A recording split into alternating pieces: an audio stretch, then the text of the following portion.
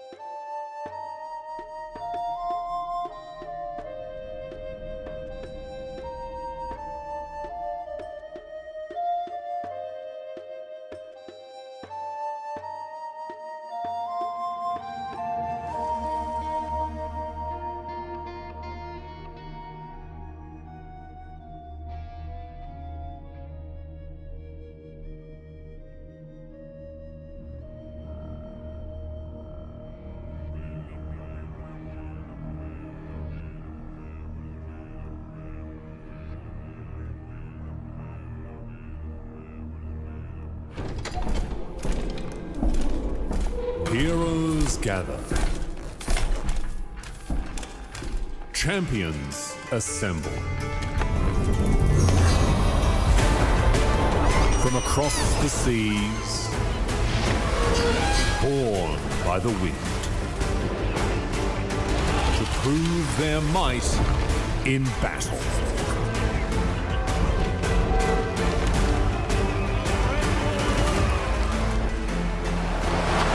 Triumph does not come easy.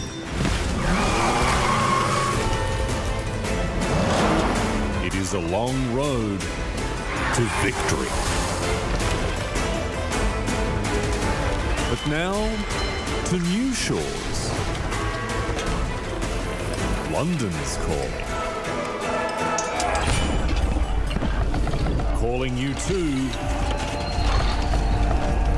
Red Bull Wololo, Londinium.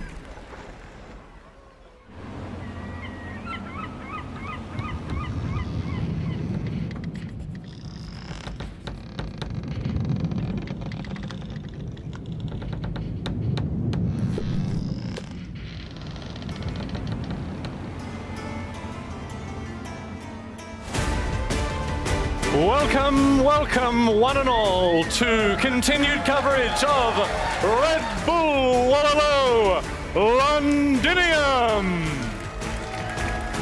What a pleasure it is to see you all here, one and all, at the Odeon at Leicester Square. Thanks so much for coming along, an audience of hundreds here, an audience of thousands all around the world, ready to get stuck in to the celebration of the games we love. Age of Empires 2, Age of Empires 4. Thank you, of course, to our sponsors making this event possible, Aegon by AOC, World's Edge, and Scan. Let's hear it for our sponsors of this fantastic event. Yes, indeed. Well, I've got some good news for not just you, but also me here, ladies and gentlemen, assembled in the hall today. I didn't have to do it alone today. I'm very, very pleased. It's my great privilege to be sharing the stage with my esteemed co-host. Put your hands together and welcome to the stage here at Red Bull Wololo Londinium. My friends, you know her, you love her. It's Zoe! Well, hello. Looking dapper, fine sir. Thank you very much. Thank you very much. I was a bit disappointed they gave me the lieutenant's outfit. Yeah, I was more disappointed because I was sure they would give me a higher rank than you. And apparently I'm just a midshipman. A midshipman, so... I don't know what that means, actually, but it doesn't sound good. No, it sucks to suck. I wouldn't know about that. Anyway, my friends, we have an action-packed schedule coming your way, of course. We can't wait to get stuck into the action. Age of Empires 4 and Age of Empires 2 on display today. Age of Empires 4 for the first time.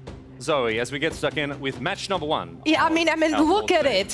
For the first match of the day, the rematch of the 2024 Wololo Grand Finals, Marine Lord is going up against Poppy Paw. So we do have a banger of a series to start us off, and then we're heading back to the Age of Empires 2 round of 6 after an intense group stage. Hart and Sebastian and TheViper will be facing off against Yo in our second match of the day. Yes, and people will have, of course, been paying careful attention all around the world to the group stage from Age of Empires 2.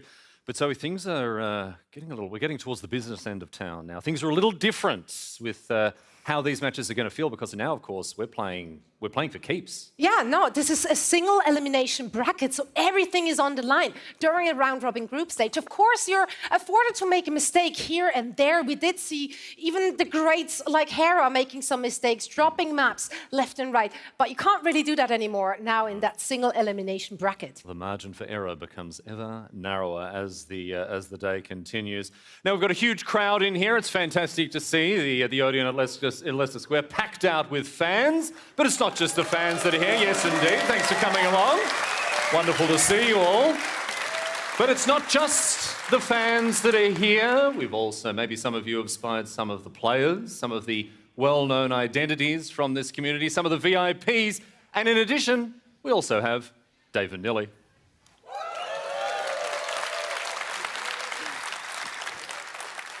And we are excited for 2 matches of AoE 2 and 1 match of AoE 4. Dave, you're comfortable? I'm comfortable. What a show they've put on here. Like, the theater is amazing. The fans are pumped. We've got our popcorn. We've got our Red Bull. We're ready for Age of Empires 4 to kick off the day. And then AoE 2, wrapping it up. Yeah, Poppy Paw against Marine Lord, the rematch. Last time it was 3-0, right?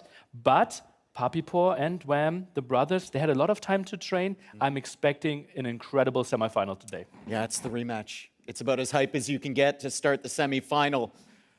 Let's take a look at our competitors in front of us. Age of Empires 4, followed by Age of Empires 2.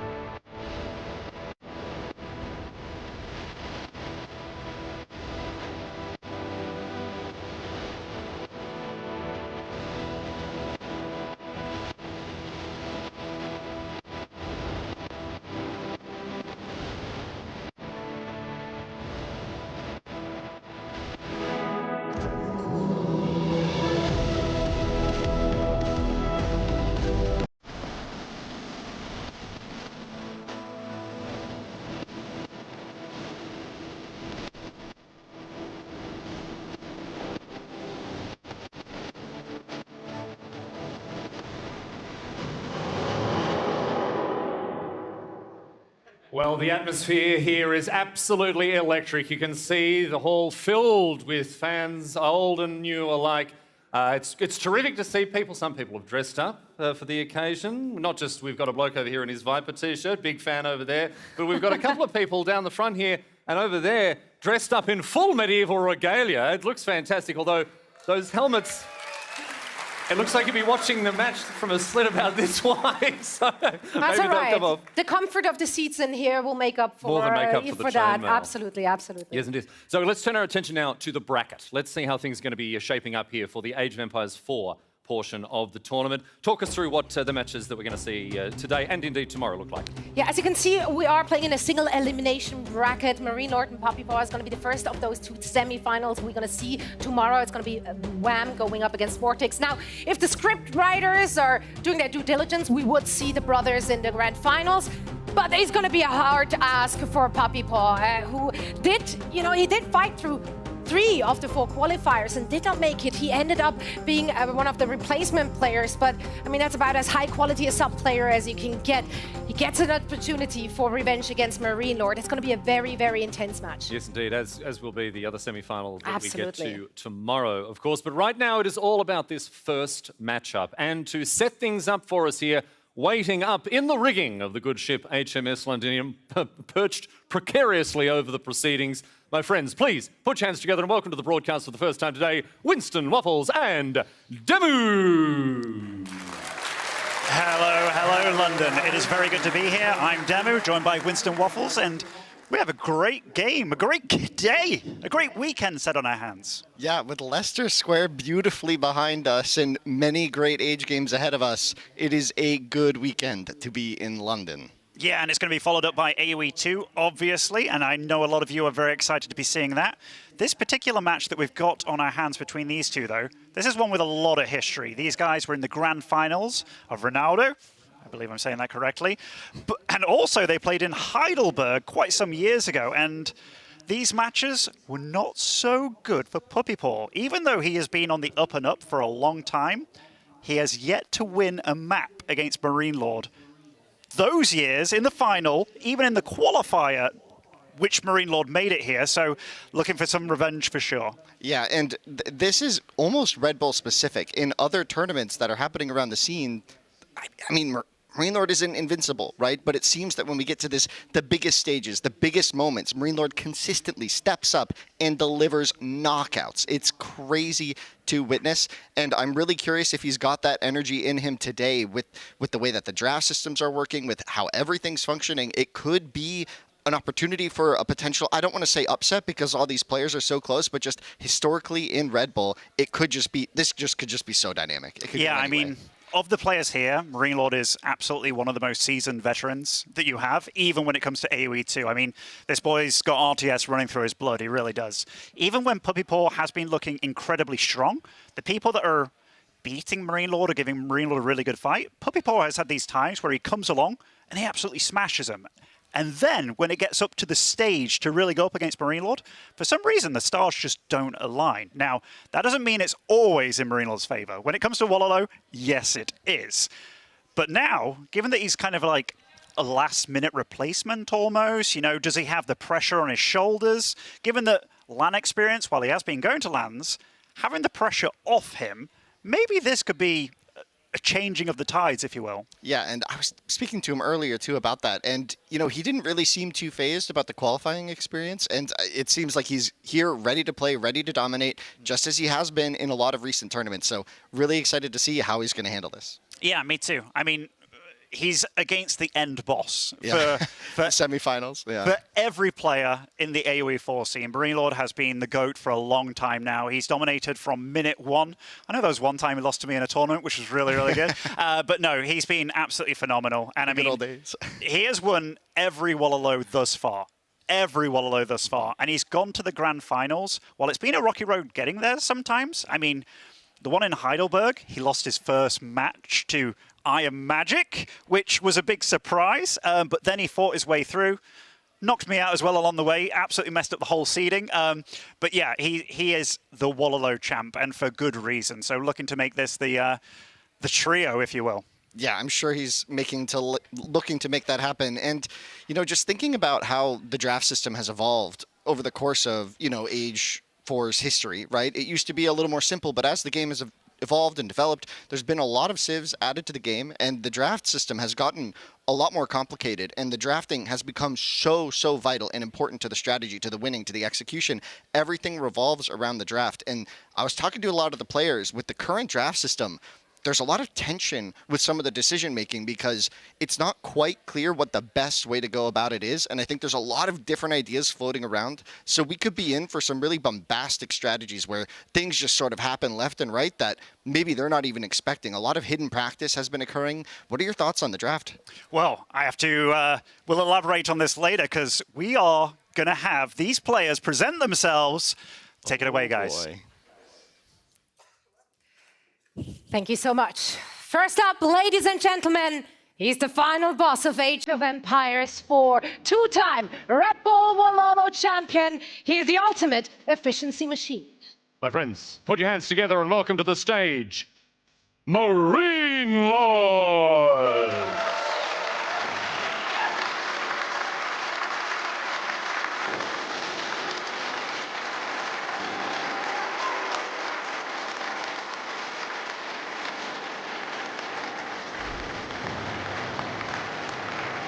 And his opponent, a Canadian master of the bow, the 2024 finalist here to take revenge.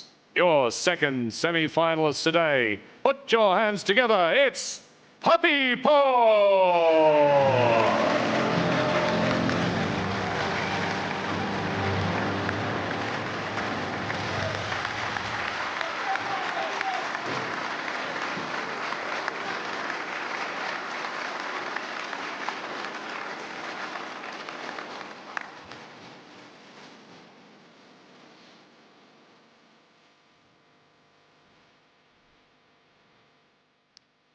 Alrighty, Marine Lord going up against Puppy Paw. Now, these two players have had very different AoE 4 experiences. Marine Lord started off real damn strong and just continued that kind of line, if you will. He just hasn't looked beatable for a long time. Now, that doesn't mean he hasn't been defeated, because even this year, I don't think he won the first tournament to start off the year. We all thought, is this it? Is this the fall?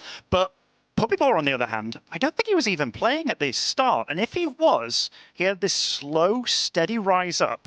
And then all of a sudden, he was competing with the big boys right from the get-go. So this is going to be a fun one. Marine Lord, definitely the man with experience. You see, though, that means a lot to him. That was a big sigh there, and brought his towel for his mouth, his nice little cup. Isn't holding it with two hands this time, so definitely been pumping in the gym a little bit too. Yeah. No, we saw, man, when Puppy Paw first was on the scene, he was coming from less of like a major league RTS background. He was more of a casual. He's a lot younger, and so he was building up that experience. And yeah, Marine Lord came from big RTS experience, right? Winning or playing and competing in big lands with large crowds, and that was initially a big advantage for Marine Lord compared to a lot of the other AoE4 players. But we've had a lot of lands now across the AoE4 tournament history, and I think that's where Puppy Paw's experience has really kicked in. It seemed like he was, top 8 for a while, and then suddenly it was like, oh no, he's a top 4 contender, and he's here to stay. He's had times where it's like, okay, who's the best player right now?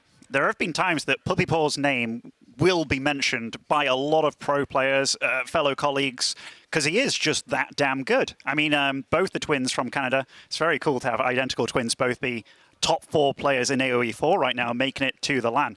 But yeah, Puppy Paw is definitely a name that you will always hear mentioned amongst the top candidates. Now, you talked a little bit about the drafting system. We do have a different system that got announced to the players, I think, a week or 2 ago. So it's been a bit of a scramble up as how you go about the drafting. We do see here Marine Lord's choices on the left, going for a global ban of Mongols, of all things. Now, the global ban means that it is banned for you and your opponent, not exclusively. And on the other side of things, Ottoman and Chinese banned. Now, Ottoman and Chinese does not surprise me. The Mongol surprises me a little bit, but they are pretty darn good when it comes to the hybrid maps, the weird maps. They can be annoying on a Frisian Marshes, annoying on a Socotra. First map will be Bold Land for both these guys. My map. Yeah, Bald Land indeed, your map. But no, I'm just thinking about it. I think I tend to prefer Puppy Paw's draft. It's got, I mean, it just feels like it has a lot of flexibility to play any of these maps. But at the end of the day, I mean, Marine Lord's on his sort of signature French. Macedonian has just been super dominant in a lot of these games. Malians, I think, and Byzantines as well is another civ that's been favored. I didn't even notice that the English was vetoed as well, but obviously there's 2 vetoes on either side. Nice that red cross in the middle, but that makes sense for a map like Socotra. Now, with the hybrid maps, picking a civ like Tuklak, given that we do have this snipe system involved here, that means that will you be able to actually play Tuklak? Now, for those at home that don't realize what the snipe system entails, basically both these players will get to choose 2 civs for each map. Your opponent will be able to veto the civ that they don't want to play against, meaning that picking the best civ for a map, well, you both got to kind of rely on the fact that, I might not be able to play it. So Tuklak, with this new draft system, not going to be as great. Talking about the players and what their strengths are, Marine Lord, people have called him a meta player, somebody that follows the trends, but very often I think they discredit him a lot. I've always known Marine Lord as, yes, a silly Billy, but an RTS mastermind. Very often he's the one that sets the meta of how games are meant to be played. He's very good with his archers. He'll very often prolong a feudal, realizing that there are certain goals that he has to achieve in feudal, and he's so good about making it happen, forcing his opponent to play his game. Puppy Paw, on the other hand, while he absolutely is no stranger to playing meta, he's also extremely good when it comes to multitasking. Not necessarily out of chaos, but he does make his opponent strive and be all over the map. And I think that's one reason that he has found Marine Lord to be a little bit tricky, because a lot of players will crumble at some point, and in RTS, if you crumble early, the whole situation gets out of control. Marine Lord can very often keep up and then kind of ride the wave, and we're going to get right on into it, Winston. Indeed, and here we have the big pan around the map to take a look. Looks like we even have a Golden Horde. And I mean, this will be Bold Land. This is a map with several deer out on the map. Some of them a bit harder to reach than others. Very often in, I want to say, slightly older metas, Pro Scout being very, very, very prolific, because there's extra deer on this map as well. So Golden Horde versus Delhi. Now, Delhi, exceptionally strong. They're good at holding the sites, getting that extra gold. They get Pro Scouts for free. They get all the upgrades for free. They even have very good cav in Age 2 with the Ghazi Riders. But one thing you have to be very careful when you go up against a civ like Golden Horde is the fact that once they get going, and this is usually you as a Delhi, once you get going, it's very hard to stop. Golden Horde's exactly the same. And their feudal-type army, given that it will consist of potentially Keshiks, definitely Torguds, they can actually go toe-to-toe with Delhi for a while. So this is not going to be easy for Puppy Paw. Yeah, I actually think that Delhi can sometimes even struggle in those moments where you're trying to find a solid counter to the Torgud and the Khan in the early game. I expect us to have a lot of really, really vital mid-maps. This could be a quick match, right? Like this could end very fast if the aggressive plays pan out in favor of one player. This could be fast, because like you said, there's a lot of resources right in the middle, and that can really dictate the pace. It really can. I mean, Puppy Paw is a guy that likes to be aggressive, likes to keep his opponent on their toes. Now, Golden Horde, what are their immediate weaknesses?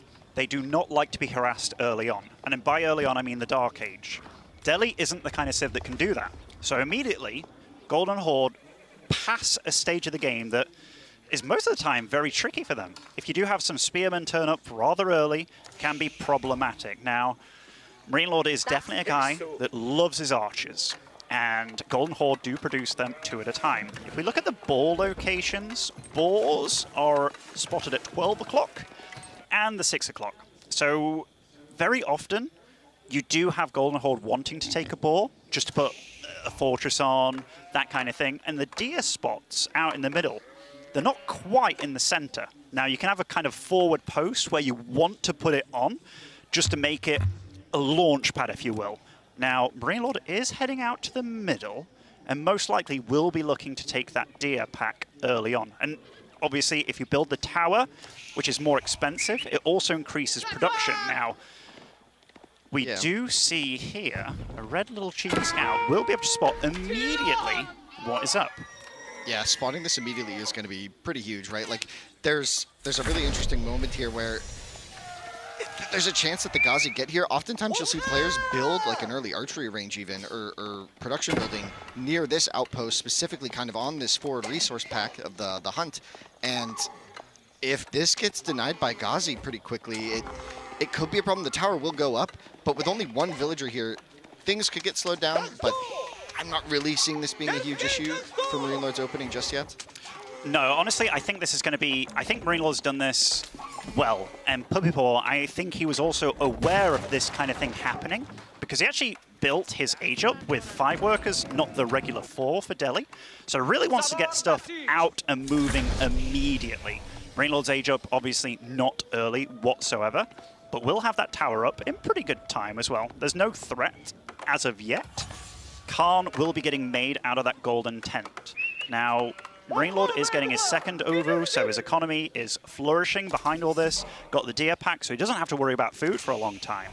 What is Puppypaw's goal this game thus far? He's going for pro scouts, getting the military flowing, and that will be Ghazi early on. Just going to try and do some pick action, make sure he can defend against that Khan early on as well. Yeah, it's sort of a slow opening from both. Nothing immediate from Marine Lord. We haven't even seen that first production building place just yet. Yeah, there it is. We have the barracks. So yeah, just the immediate counter, a couple spearmen out. That's not uncommon against the Ghazi, but yeah, we're wondering if we're even going to get a lot of forward momentum. We're going to be seeing Ghazi spearmen is the composition. No archers for Puppypaw in this early rotation. Oftentimes Delhi players kind of commit to a 2-unit composition, right? They do, but I've noticed that Puppypaw and Wham both like to go for the trio, which is, it's harder to control for sure, but if you can control it, it's very good. And thus far, Marine Lord is the one that's saying, okay, you know what, I'm going to be a bit defensive with my Khan, my Torg would take a good minute to build or so, and Puppypaw, behind this, is getting pro scouts going. He's also on a second mill, by the way, so really emphasizing getting out these upgrades nice and quick, lots of scouting being done by him, and both of them opting for this spearman comp early on. Delhi have to be careful about going for archers, just because they are on a clock. If you go for archers against Golden Horde and the game does prolong itself and they end up hitting age 3, their armored units immediately all hit +2 range armor, meaning that those archers will just be tickling those armored units of the Golden Horde. And we did see the archery range as the follow-up, so it's just going to be archer spear for now with the Torgid and the Khan to front line. And this is just a little bit of poke, a little harass, nothing major. A little damage there, but it's not the biggest deal, right? Just go back and heal it. One thing you will see from Marine Lord throughout this series and throughout the tournament as well, he's very good about paying attention to the counters of units. So if he sees you've got a lot of infantry or a lot of spears, he'll go for archers. If it's age 3 and he sees you've got a lot of infantry, he'll be thinking about springolds. He's very good about reading his opponent, scouting thoroughly. This game, though, Puppypaw is all about the aggression. Now, it isn't senseless, because he does know there's going to be points of interest out on the map, such as Uvus to harass. And he is going to be trying to get pro scouts afterwards. Pulls out a bunch of scholars here to try and heal, just making sure that he's not going to lose anything. Those Torgud and Khan do not deal a lot of damage. Their charge is somewhat substantial, though. Yeah, now we just have a little bit of harass on the Uvu in the north here. This is one of the weaknesses of Marine Lord's opening, right, is he's got these slower spearmen trying to defend like 3 open points on the map. He's got his forward resources on his base. He's got his tower on the hunt for now, but that leaves the Uvu rather exposed in the north. And yeah, just going to be running around. The spearmen going to be plenty to defend for now. The Ghazi count isn't too scary, but you can see in the queue, Puppypaw is not slowing down. He's keeping 3 fresh in the queue, so no matter what happens, there will be Ghazi. And I think that's going to be the vibe for quite some time. We could see a big battle soon. We could. We do see that Puppypaw is going for a wall. Kind of cutting off quite a good chunk of his base, so looking to secure those berries in the back. Potentially a gold as well could be a lot safer over there. in the future, is getting a nice +1 armor as well for his, well, I guess all his melee units. And he has stopped gold entirely, meaning that he's at 5 scholars and 5 scholars only. That's a lot of emphasis on units. He's got a lot of guys on wood as well. We could very well see an archer switch by him at this point, and he's also very flexible when it comes, you talked about it, going for this trio of units early on, like the 1-1-1 kind of situation, and Delhi can do some very nice switches. Yeah, and that wall going up in the south is actually massive against small raiding groups, right? Just getting that wall up to block that rotation around the back is going to make him feel so much more confident. We saw the Khan and the Torguds trying to find some damage, and Puppy Paw was able to defend it pretty comfortably, and you can see he's off the gold here, so very little weaknesses in Puppy Paw's play right now. I just want to mention, so a bit of raiding being attempted by both these players, not getting too much done. The defense is very good by both of them. Marine Lord's done a good job of scouting this gold, and seeing your opponent's not on gold when he's Delhi, normally it's going to be at least 2 or 3 works on there permanently. So the fact that he knows that those workers are elsewhere, it's got to be wood or food at this point. So he knows that he's going to be up against a lot of units. He has to be. Now, Puppy Paw was a bit late to start his Sanctity upgrade, meaning he can grab those relics and does get a little bit of a grab going on here. Both these players suffering a little bit of losses, but that does mean that he is going to be producing way more units than Adeli does at this point in time. And if you look at the Torgud count, it's 6. That's a lot of meat there. Could body block with these villagers if he wants to. Tries to body block. Yeah, so going to get 1 Torgud for the trouble. If you're wondering why that one died when the Khan was getting hit, well, if a Torgud is around that Khan, the Torgud will be taking the damage. And we see here that the armies of both these players, this is very similar to their matchup in, was it Spain? Where it was a lot of feudal. A lot of big feudal armies. These two players tend to trend towards that in these games, especially with this Civ draft right here in front of us. And I think what we're going to see soon is Puppy Paw might feel a little desperate. Sanctity's in, and he's not even on the map with the scholars yet. Sanctity allows you to capture those sacred sites early, and that's something that Puppy Paw is going to want to get going. But Marine Lord, just look at what that engine has produced of the Golden Horde. That's a formidable force here. And you have a lot of Ghazi, but yeah, they can struggle against the Khan and Torgud, right? They definitely can. I mean, even the little dudes, what are they called? The Koreshas. They add +1 armor to all your infantry units, which that is a pretty big deal as well. Now, Puppy Paw is amassing a huge amount of archers. He's now not only caught up with Marine Lord, but he's going to be overtaking him pretty soon. Ghazi count still incredibly high. Now, does get a couple of workers for his troubles as well. And I tell you what, that's a big deal. That is a really big deal. Those workers could have been carrying food, but also, do you really want to bring more workers over to that spot that is vulnerable? And this is what we talked about before the games began. Puppy Paw likes to play a style where he's attacking in not just 1 or 2 points, it can be 3 or 4 sometimes, and it's the way that he plays. Yeah, he's forcing Marine Lord right now to really make a decision. How are you going to protect your base, right? It's not so straightforward when the attack's from one location. And this sort of raid and pinpoint, we've already seen it break Marine Lord here. 2 vills down is a big deal against the Frenchman. This is not something that's super common, especially when he's playing his sharpest. So Puppy Paw bringing the heat and bringing it early here. It really is, and still no extra guys on gold. Stuck with 5 scholars. That +1 range missile is coming on pretty darn soon. Pro Scouts is online for him as well. These Ghazi running through enemy lines here, and I tell you what, that is a lot of Golden Horde surrounding, but going to march on through. He luckily can get back home and heal these guys up with those scholars, and we do see he's moved out into the center of the map as well. Yeah, he's forcing Marine Lord to make a decision, protect this sacred site, because I'm going to start capping them. I expect the scholars to be just behind this, and it's like, okay, I'm going to raid your base with my Ghazi, and you're going to have to make a decision. Are you going to defend your eco, or are you going to protect the middle of the map, which has been Marine Lord's strategy, has been to try and do both with reacting to the raids by pulling vills, but this is a lot of Ghazi. There's a lot of units circling around his base. There's 2 groups of like 8 to 10 Ghazi each, and that's a scary number where you could start tanking TC damage in order to kill a couple vills, and there's a couple vills right here exposed that could be caught out in the next engagement, but we'll see if Puppy Paw strikes. And he does know that these wood villagers have moved, and we see another squad in the north as well. If all these Ghazi do get together, he can start picking off a lot of dudes, and Marine Lord very quick to pull here. So even though Puppy Paw has been sharking around and looking for damage to be done, Only 2 villagers are dead this game so far. And again, it's the way that Puppy plays. He likes to be on the map, in his opponent's face. And again, this isn't chaotic at all by him. This is all thought out. And that is so many archers. Yep. Those spears from Marine Lord will not be alive for a long time. He's had his army sort of staging in this area in the north of the map, just waiting for the right moment when he felt he had enough. And he's not going to overcommit. He's going to maybe roll the dice on some archer exchanges, but he's got the Ghazi here to play. Are there enough spears, though, to handle the cav of the Golden Horde? Oh, I tell you what, those scholars got picked off incredibly quick. Only 3 remaining. I mean, pro scouts being done, but it just looks like there's too much Golden Horde here. I mean, a bunch of Ghazis are sitting in the back, lying in wait here. They don't want to engage against those spears. But damage is being done. Another Vil. Yeah, another Vil. Some spears at the back as well, trying to get a little charge off on these Ghazi as well.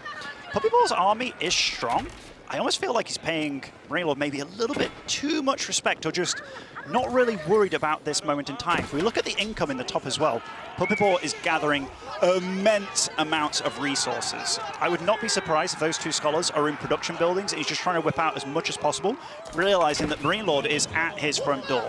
Yeah, this army is coming, and the Golden Horde, it can be really relentless. Like you said, they have these little tools that really put the pressure on you when you're defending against them, right? You need to be able to snipe the Karash with the archers. Otherwise, your archers are going to just deal a lot less damage across the course of the fight. And we saw that attempt at the raid where the split, but Marine Lord was able to just use a few spearmen almost as bait to fight Puppy Paw in the north of his own base. And yeah, this army from Marine Lord, I feel like that first engagement really went his way, but you know, Puppy Paw does have the population lead. Could he maybe swing this in a fight in defense? We see the Ghazi swooping around the north. A couple Vils might go down here, but the Ghazi are looping behind on a big reach around, but like the archers, they're left alone. Oh, that was definitely a good play by Marine Lord, picking off a good number of gold villagers over there. And these Torguds, they are tanky boys. There's even a couple of Keshiks in the mix as well. And where are all those Ghazi? They're not here. They're going to Marine Lord's base. He's looking for some sort of trade, just going to say, okay, you're going to run through my base. Maybe I can defend it, but you have nothing at home to deal with my 23 Ghazi on the field that are now about to show up on the gold of Marine Lord. At the same time, Marine Lord is diving into Puppy Paw's base. The Cav leading the charge. The archers pulling back. Demu, there's so many Vils going down. There, I mean, it's 10 to 9 apiece, as close as it gets in that regard, but the spearman count has been thoroughly thinned out, and you see still so much emphasis going on to picking off these archers. And I tell you what, or rather the spearman, and if he picks off all of those while the Ghazi are heading back home, this could be a cleanup. I mean, Marine Lord, how does he get out of this situation? He's doing a really good job of picking off the spearmen as well. Lots being produced. We have those villagers have to run away from this fight, and the Ghazi, they're going to join this fight pretty soon. Honestly, I think Puppy Paw's got this. Not the game necessarily, but the situation. So many Vils just off the back half of this. They just went down again. 14 Vil kills in this raid, though, is so much when it was basically 0 before.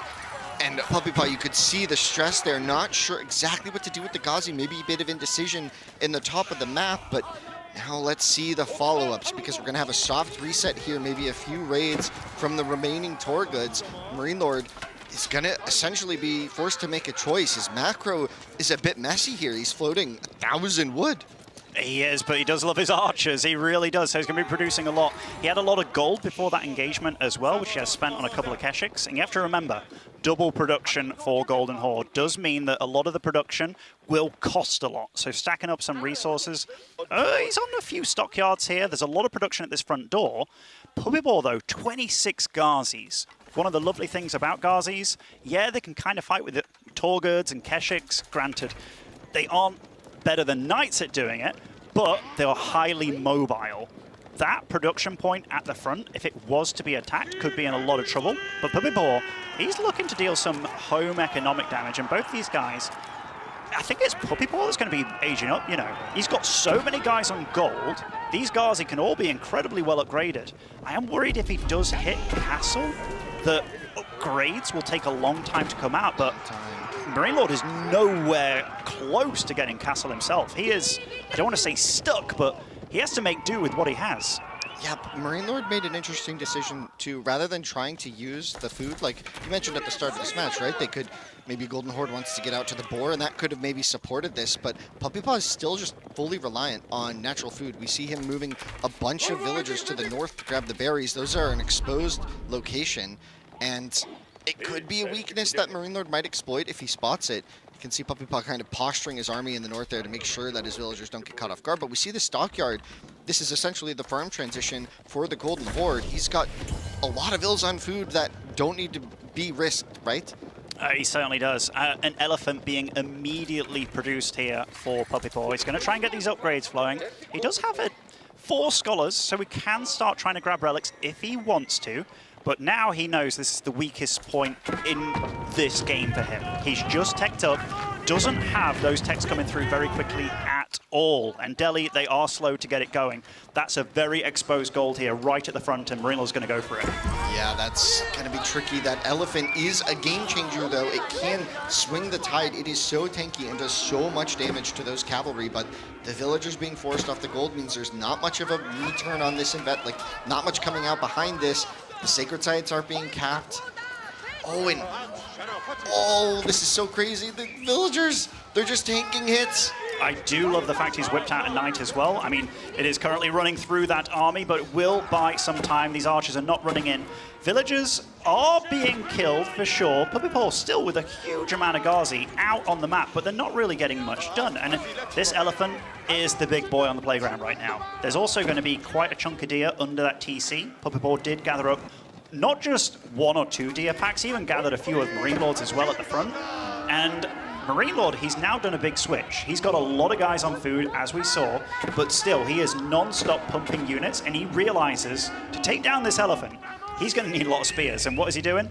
Lots and lots of spears. But look at the right side of your screen, folks. The Delhi Sultanate, they want to get their techs. They're free, but they take a long time. We see a lot of techs coming in. The Ghazi as well with the elephant. Gonna be a lot to take on the archer mass, but I mean, I feel like the elephant in the room isn't even the one we see on the screen. It's all the techs ticking in, and Marine Lord's not even close to being up to castle age. Tell you what, that was a really good fight for Port's sake. That was a lot of these archers getting thinned out, but we do know that Marine Lord does love his archers. Have any relics been claimed thus far? Not yet, but 2 are being headed back home. Now, those can definitely make a difference. We do know that Puppy Paw has been aggressive on the map, constant eco damage. Has he been able to spot whether Marine Lord is staying on this tech or not? Because we know that Marine Lord is not going to stop with this. It doesn't look like he has much intention of slowing down and getting a castle, so Puppy Paw needs to hold on. Yeah, and there's some interesting information games have been going on. There's been a scout from Marine Lord in the north of the map, and it spotted all the villagers up here, and here's the response. We do see a few units. I thought this might be some Torgoods or something with a bit more damage, but I mean, 2 spears will do. It's going to be a nuisance to deal with, and it's letting Puppy Paw know, Marine Lord saying, you are not safe there. Do not stay here, which is going to idle a lot of ills. They just made their way up there. Now they're going to leave, and even the gold mine was spotted as well, so we do see some raids on both sides. Still Marine Lord with increased villager kills, but we can see the techs are just coming in now. Things are going to start really kicking in for the Delhi. And Marine Lord, he wasn't worried about not hitting the age up real fast. He realized that that was a weak point in time for him, and he has been out on the map himself. These villagers, are they going to be able to do anything from this point in time? We do see that Marine Lord is closing in with a healthy bunch of spears, and those Ghazi, they won't be able to deal with that. Yeah, that could be a lot of trapped vills in the north there. They're going to have to make a run for it. But where to? Oh, no. Going for a tower. He's got a lot of stone banked up as well, so he was thinking about this, trying to get like a fortified going. That will be incredibly hard to kill, but Marine Lord is here.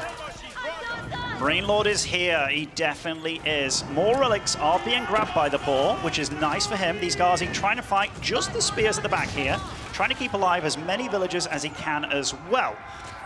Supply is still climbing for Marine Lord, and he is going for that big old tech, the Muscovy Yasak, meaning that all his heavy armor units will gain +2 range armor. So again, these archers, they won't be able to deal too much damage against the heavy armor units of his opponent, but there's only 4 tall goods on the field.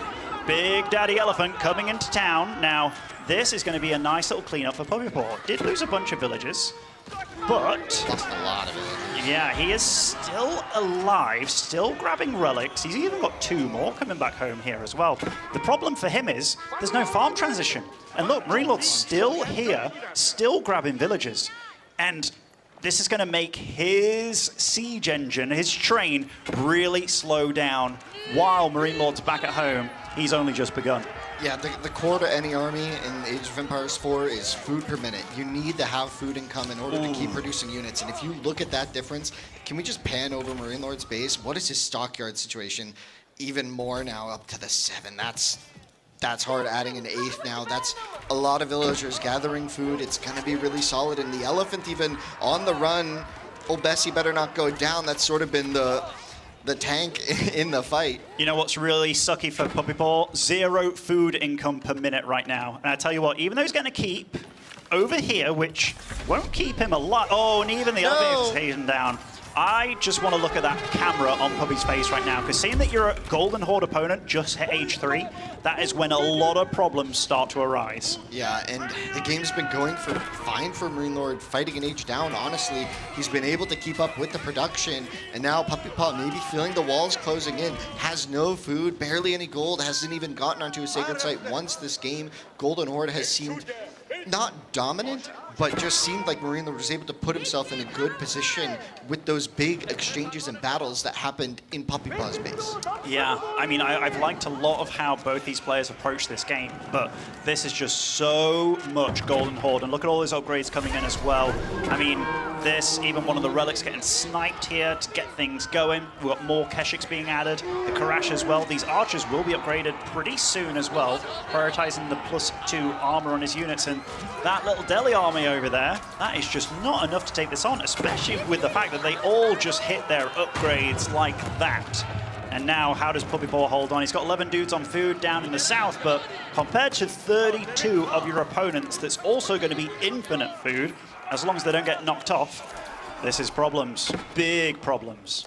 Yeah, Puppy has acquired a few relics, and his economy isn't as terrible. I think he's gathering a lot of wood to start doing a farm transition in the back of his base. We do see a big migration of villagers away, though, so things are just a bit messy, and Marine Lord's going to keep pushing, so it looks like we're going to try and see a keep defense, right? Just build a bunch of keeps, hold the line against these units, and buy time, something that Delhi can do quite well. Curious about this position, though. Really nice holding by Puppy Paw, honestly. Yeah. This Spring Old Tower can't be taken out by just that amount of infantry, although I say that, look at that big chunk behind the webcam of Marine Lord. There's a lot coming, and it won't be slowing down. The stone hasn't hit massive counts. That is the weirdest little stockyard and camp going on over here, but you know what, I like it. Even a siege workshop produced over here, so Marine Lord is looking for just advancing, and Puppy Paw just doesn't have the numbers right now. He really doesn't. Yeah, he might be looking to add some siege to either take out the main base, or he probably scouted that keep in the south of the map as well, which has a little pocket economy there. The elephant might not be enough. This is brutal. This is brutal. I mean, the scholar count has gotten higher for sure, but those techs have just taken such a long time to really get going, and most civs get bullied around by Delhi in the feudal age, and you saw this game. Puppy Paw really committed to an insanely hard feudal, but still wasn't able to really kind of close it out or get enough a lead that he could really step back and get his techs going and what have you. And that is one of the real strengths of Golden Horde. They don't get bullied in feudal. They really don't get bullied in Castle Age. And once they hit Imp, they are a scary beast entirely. So when it comes to draft, I do feel that this particular matchup, even though this map, I don't think it's bad for Delhi at all. The fact that you got most of the deers on the map, just kind of one northern pack there in the middle, didn't quite clean it up. Golden Horde's been able to weather the storm, and now they're the ones to bring it. Yeah, now we're adding in the siege, the trebuchets onto the field for Marine Lord. At least they will be shortly, and that should help deal with some of these more fortified positions with the keeps. And we'll see, the crossbows and knights are in production. It looks like Puppy Paw has somewhat sorted out his food income, but you can see Marine Lord, it just hasn't dipped. He's been just churning food, and you can see that reflected in the population. Marine Lord's pop is just so comfortable, so cozy. He's going to hit 200 pretty soon if he just pumps out another group, but he doesn't feel the pressure anymore. I think he's feeling very confident about this game state.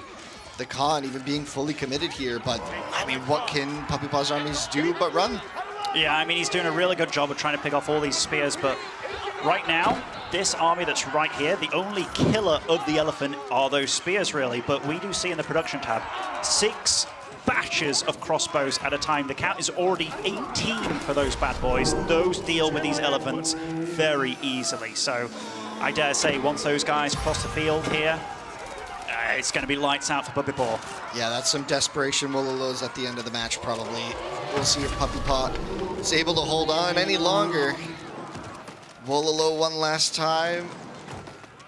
The hope and the dream, the prayer, if you will. And look at Marine Lord going for siege engineering here as well. We'll be able to start really producing out a bunch of rams, and I dare say this is it for map 1 between these two players. Last few villagers here trying to run to that TC, do get there. No gold income to speak of. Does have a bunch of gold, but 64 pop. The rams start being produced as well.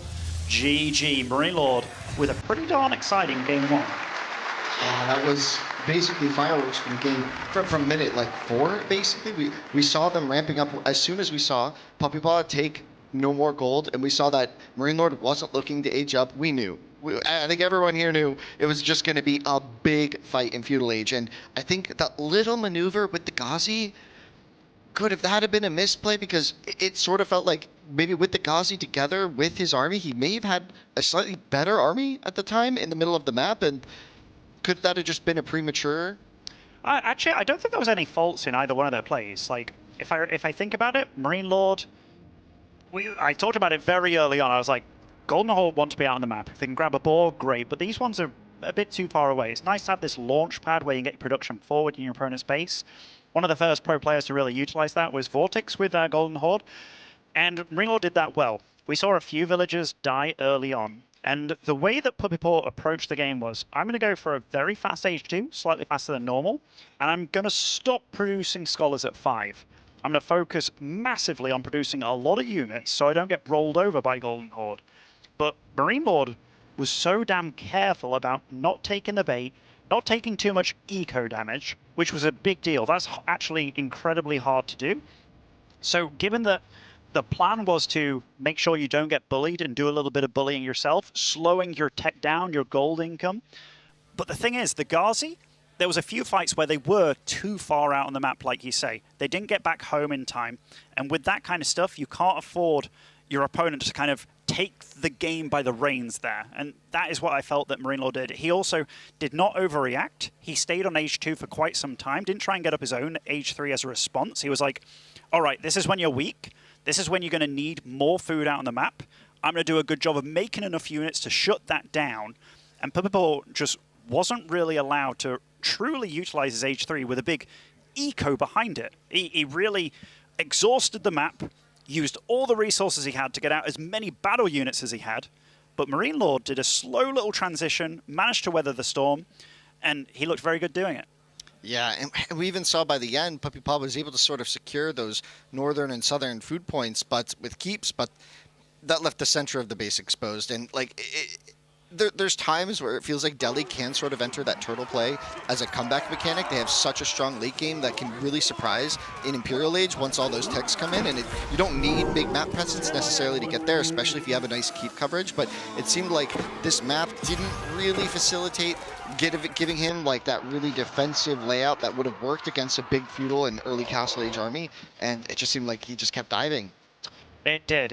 And I mean, that matchup on paper, it is one of the matchups that's actually tricky for Delhi. Yeah. If you're against big tank units such as Torguds, you need Spearmen to deal with them. Your Ghazi can somewhat, but when you're up against bigger, heavier horses, it's hard. So they both paid very good attention to what units their opponent was making, but maybe there was just a bit too much emphasis on the attack with the Ghazi being out on the map. But as I said, that kind of stuff, you can't plan for your opponent defending so well. So I don't even hate it. I actually think it was a nice little twist on regular Delhi to have a bit more oof behind it early on. But Marine Lord just responded very, very well. Yeah, look at him calming himself. Nerves of steel, it seems. Yeah. And still, one hand for that water. I think those memes about him using 2 hands for the bottle, I think that really changed his ways. That's in his head right now? Yeah, absolutely. He's thinking like, man, my friend Benny, he's casting. Every time I drink some water. I think he's definitely thinking about that. Now, I don't think I don't think Puppy, wow, they do look alike. I don't think Puppy can be too annoyed about that game. He can definitely say like, oh yeah, I could have done this better. Like the plan, he put it into action. You could see how it made sense, but it isn't the best matchup for Delhi, and I really mean that. So he can look at that and be like, all right, you know, I didn't really want to have Delhi against French. I didn't really want Delhi against Golden Horde, but you know, that kind of happened. I do wonder what the Civ choices were for both of them, because that was a bit of sniping going on. Yeah, probably. So I don't know if it was like French and Golden Horde being picked there for Marine Lord. It was like, oh, I don't really want to play against French, or Byzantine potentially. Byzantines. Both those civs are very good there. And I also don't know what the first civ choice was for Puppy Paw, because Ayabid's very playable there, Zushi very playable there, and the rest of the maps in the pool as well. I am interested in how both these players are thinking about it, because Frisian, if you're Marine Lord, that's a tricky one for this draft, actually. Like, French kind of like making docks for sure, and they like being aggressive with their knights and what have you, but what are his plans there? I mean, Malian can be played there, actually, and they almost play a game where they ignore docks entirely. Jean is a funny one to pick, because a lot of players don't rate Jean that highly. No, not at all. And we got King of the Hill, and if we're looking at it from Puppy Paw's perspective, where does he use certain civs? I mean, Socotra is actually not bad for Zushi at all. It's got some very juicy Mediguardian locations. It's very much a feudal-centric map. Ayabid, they prefer a bit of a bigger map. They don't love King of the Hill here. No, but let's have a look. See. Frisian, and we got... And you saw the French. Yeah, French against Zushi. Now, this is a funny one. And I say that because Zushi against most civs really like pro scouts. This is not a pro scout map. Puppy Paw has been utilizing a lot of Zushi on this map. And one thing that makes Zushi very good on this map in particular, and Puppy Paw was the first one to do it in the recent tournaments, is the fact that you can boost your barracks and make sure that you definitely win a feudal age, or rather a dark age game. So if you're Marine Lord and you're playing French and it's like, well, I don't really want to go head-to-head with that with French. And you see, he's already out on gold a minute into the game, 3 dudes on gold, and he's like, you know what, we're just going to go for a feudal. So I like this choice by him. He's going to be maybe economically behind early on, but I am very curious how he wants to go with it. But the thought process from him is solid, because going toe-to-toe with a civ that can be very good in Dark Age, don't do it, avoid it, and that's exactly what he's doing. Do you think Puppy Paw goes for Prof Scouts here? Because I don't think you get the timing, right? Like, it's just too slow when you have the dock. Yeah, I don't think you need it, is the big thing. Each one of these ponds, if you will, contains 1,800 food, which is a lot. Had a little buff in one of the most recent patches. He's going to get a lot of sheep out as well. And seeing this early maneuver on the gold, I think that's something that Puppy Paw most likely expected. Like, these guys are both smart. They're going to be looking at the civ's strengths, their bonuses, how to engage it, and they're both so far reacting in a way that is very solid. I'm just curious how many docks Puppy Paw will go early on, most likely stopping at 1, then working on his own age up. Are there any real juicy locations for a Mediguard on the map? I mean, I suppose like potentially Berry, Stone, Gold. Yeah, kind of right in front of his base. Yeah, not too aggressive. Doesn't want to move out too far with villagers. This looks like he is going to be going for multiple docks. And I mean, if your opponent will be most likely going for knights, you do have to think, all right, he can produce a lot of spears and he can produce them very quick as well. And how long will this villager be allowed to stay out on the map against knights? You have to be careful. So this guy, I almost want to say he has an end date to some degree, which he does. Unless he walks his way home. Unless he walks his way home. But even then... You want to keep adding the docks, yeah. You want to be the little greedy. Maybe they won't find it. Yeah, and... But they always do. Marine Lords put a lot of guys on wood, 2 guys on gold, and we do see that that number is moving around a little bit. And we do have French being able to make docks that are also a house, meaning that dock's technically worth 200 wood when it costs 150. here it comes. Also wants to go for docks. So I like his reaction that he skipped Dark Age entirely, meant that his opponent didn't do anything like that. Puppyball on his side of things, yeah, he's gone for a double dock, might even go for a third. He is on gold himself right now.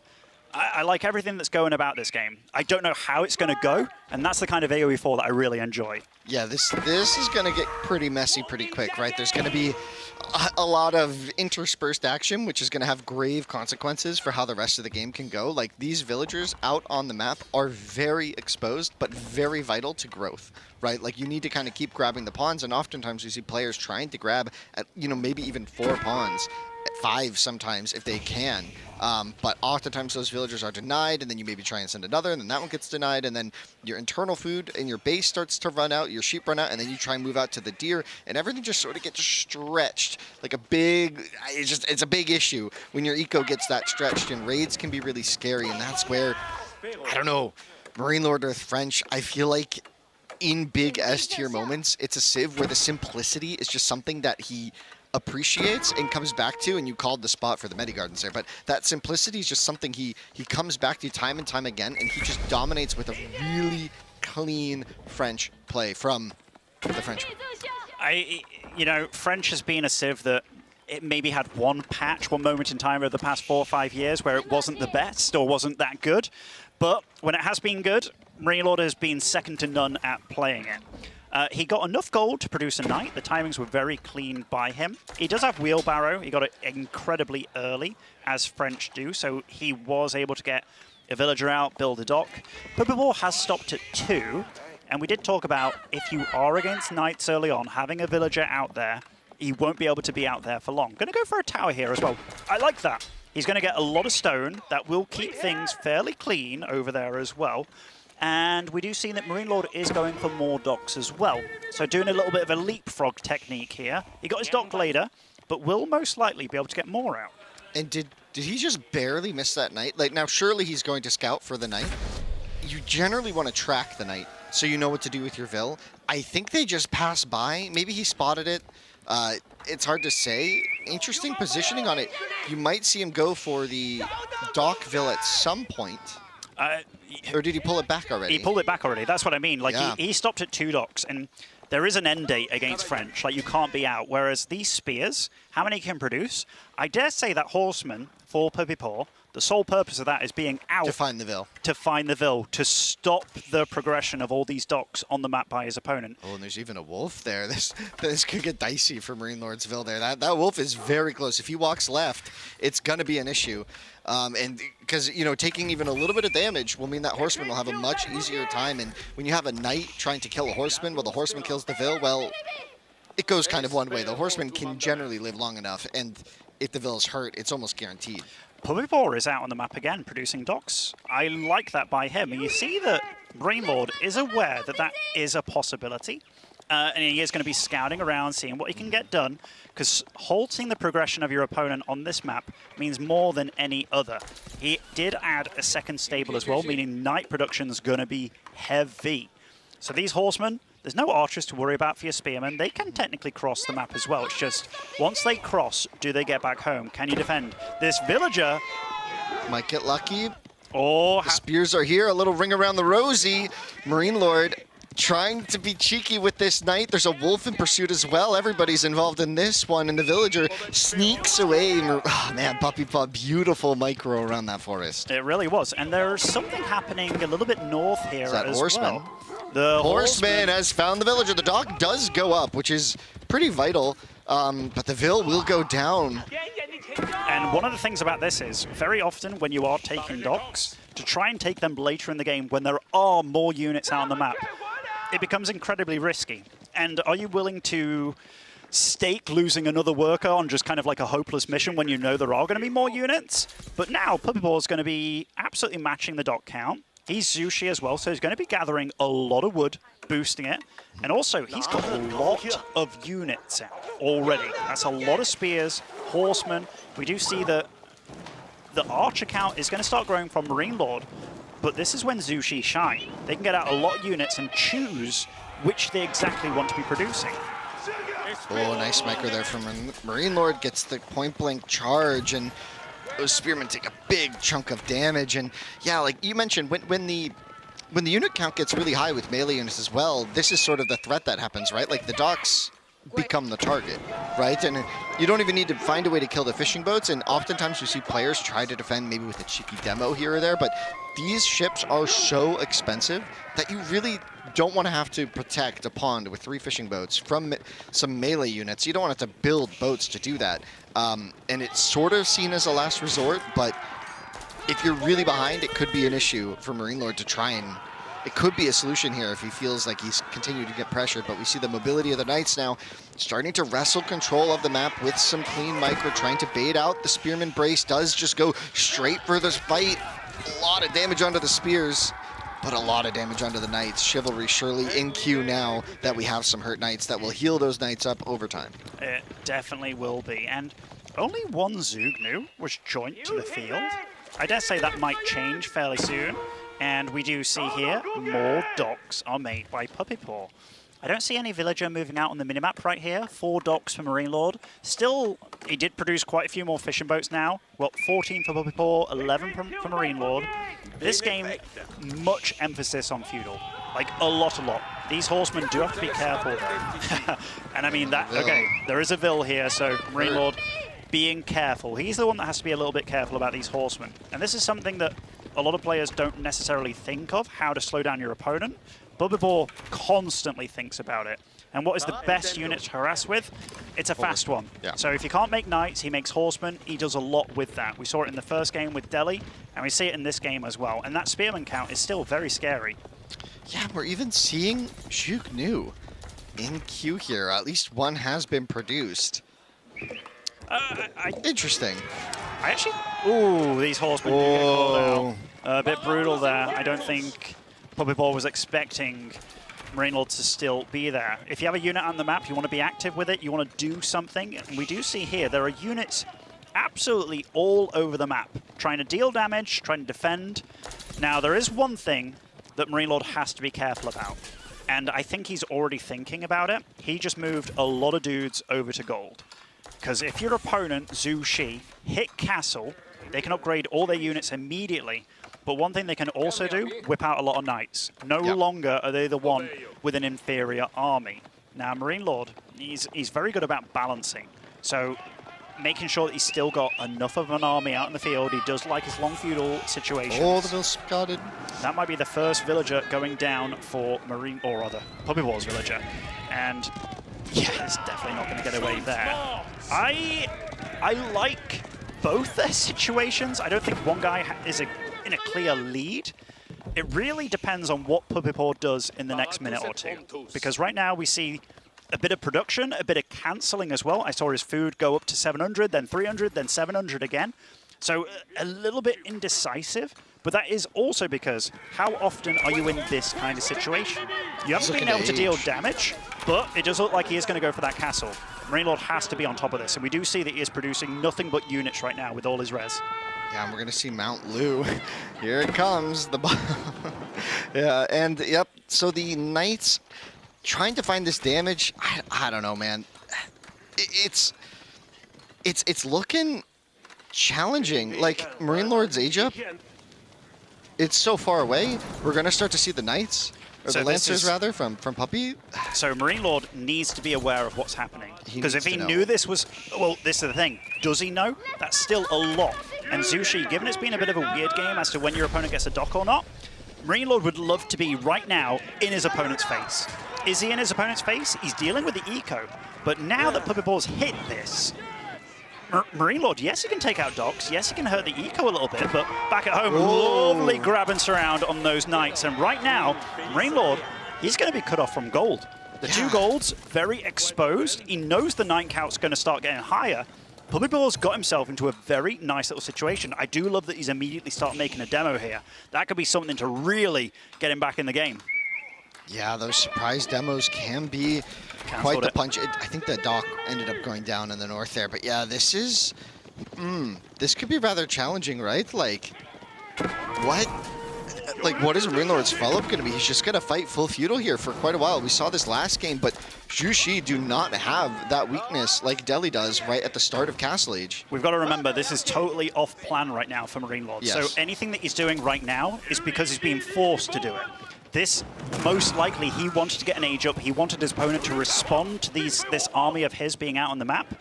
Puppy Paw didn't do that. He didn't fall for it. He knew that this was a timing that he doesn't want to be at home. There's not enough archers here to deal with that number of spearmen. We could see the engagement. The knights are there, and they are scary, but the horsemen going to trap most of the archers. Oh, this is some very tricky... I mean, being all wrapped in there, that's about the best fight that Marine Lord can hope for. Wow. Those horsemen getting picked off on the front line. These spearmen, not all of them can get in the mix, but there are 10 Lancers already out for Puppy Paw. Marine Lord will not be able to stay around here for much longer. I mean, the night count of Puppy Paw is looking to overtake Marine Lords pretty darn soon. I mean, the food count, definitely a little bit problematic, but that is so many Lancers, and remember, they're bigger, better, and stronger now. Their one weakness, they can't regenerate like the French can, but I tell you what, Puppy Paw is going to be very happy with these little engagements. Yeah, and there's just not enough archers here to even one-shot the spearmen with control. And while Marine Lord will pick up this fight, at what cost? Once again, his entire archer mass has been wiped from the middle of the map, and the reinforcements came in time to save, but I think Puppy Paw is okay with trading armies in the middle of the map here where it's not Marine Lord setting the tempo in his base. Now, Marine Lord does have a healthy population advantage right now. His military is still, frankly, much larger, but you mentioned the quality here is on Puppy Paw's side when it comes to those Lancers, and if that number starts to match, I mean, the archers are just gonna, tickle these Lancers a little bit. Look how many guys on food Marine Lord has. He wants to age. He wants to age. He needs to age. He can't keep up with this night production while also aging and fighting at a deficit as well, because even though he has the +1 upgrade, so does Puppy Paw.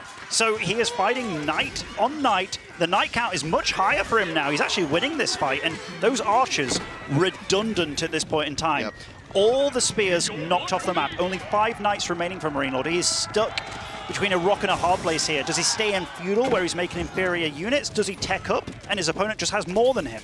It's very problematic, but it looks like he has bought himself a little bit of breathing room here. What's he going to be able to do with it? Yeah, Guildhall seems like the logical choice, but yeah, a lot of big farm eco on the back of this as well. We're even seeing a market just to help, trade resources around. He might feel like he's getting gold starved here in the near future. He doesn't have I mean, this could be attacked at any moment. We see Puppy Paw swinging over here now with the Lancers. Is this enough French Knights right now? The age up isn't in, but he has to fight to defend the gold. He really does. I like that Marine Lord actually uses archers to tank there. They are not doing anything. He needs to keep those knights alive, but I think this is too little, too late. Puppy Paw's now got 26 guys on food. The villagers himself. on the gold. And those gold, yeah, it's not going to be around for a long time. And now the villagers do start getting taken apart. This night count totally being reset for both these players. We've got 10 military units on the field apiece. Puppy Paw, seeing that age up, he's not phased. He's got quite a window here where he is still the big lad on the playground, still can bully. Marine Lord going to go for orbs as his response. I love that. He can play very defensive with them. They don't cost as much gold, which is a big deal. He's got the market, too, to help exchange some of this food, because he does have that big food eco. Look at his food per minute. It's still great. That's a lot of food income, and if that's able to maintain, he might be able to recover here, but he did take a lot of losses on that front. It really feels bad to age up as French the moment you hit Castle Age and you have, 4 knights? That feels terrible. You really want to be upgrading that mass and getting all of your crazy cool upgrades and getting everything glowing and flowing. And it's just not right now. But the Arbalist switch, you were mentioning Demu. What's the key tactic here? How can he leverage those to win? You said defense, but this map is so mobile. We've been seeing engagements everywhere. Is he just going to be trapped here in his base for a while? He is going to be trapped for a little bit. And I mean, Arbs, they're slow. They can't really move out like the other units can. What he needs to focus on right now, getting that gold online. So that's the first point of interest. Marine Lord's very good. He's going to see that the relics aren't being taken on the map. Zhu Shi, they do rely on little timings like this, and seeing how heavy his opponent has invested into this, he needs to get that gold, and he needs to get it. That's the only thing that's keeping Marine Lord in this game right now. So if he can somewhat clench that, then he's got a chance. But if is a big, big deal. And there's another mild advantage for Puppy Paw.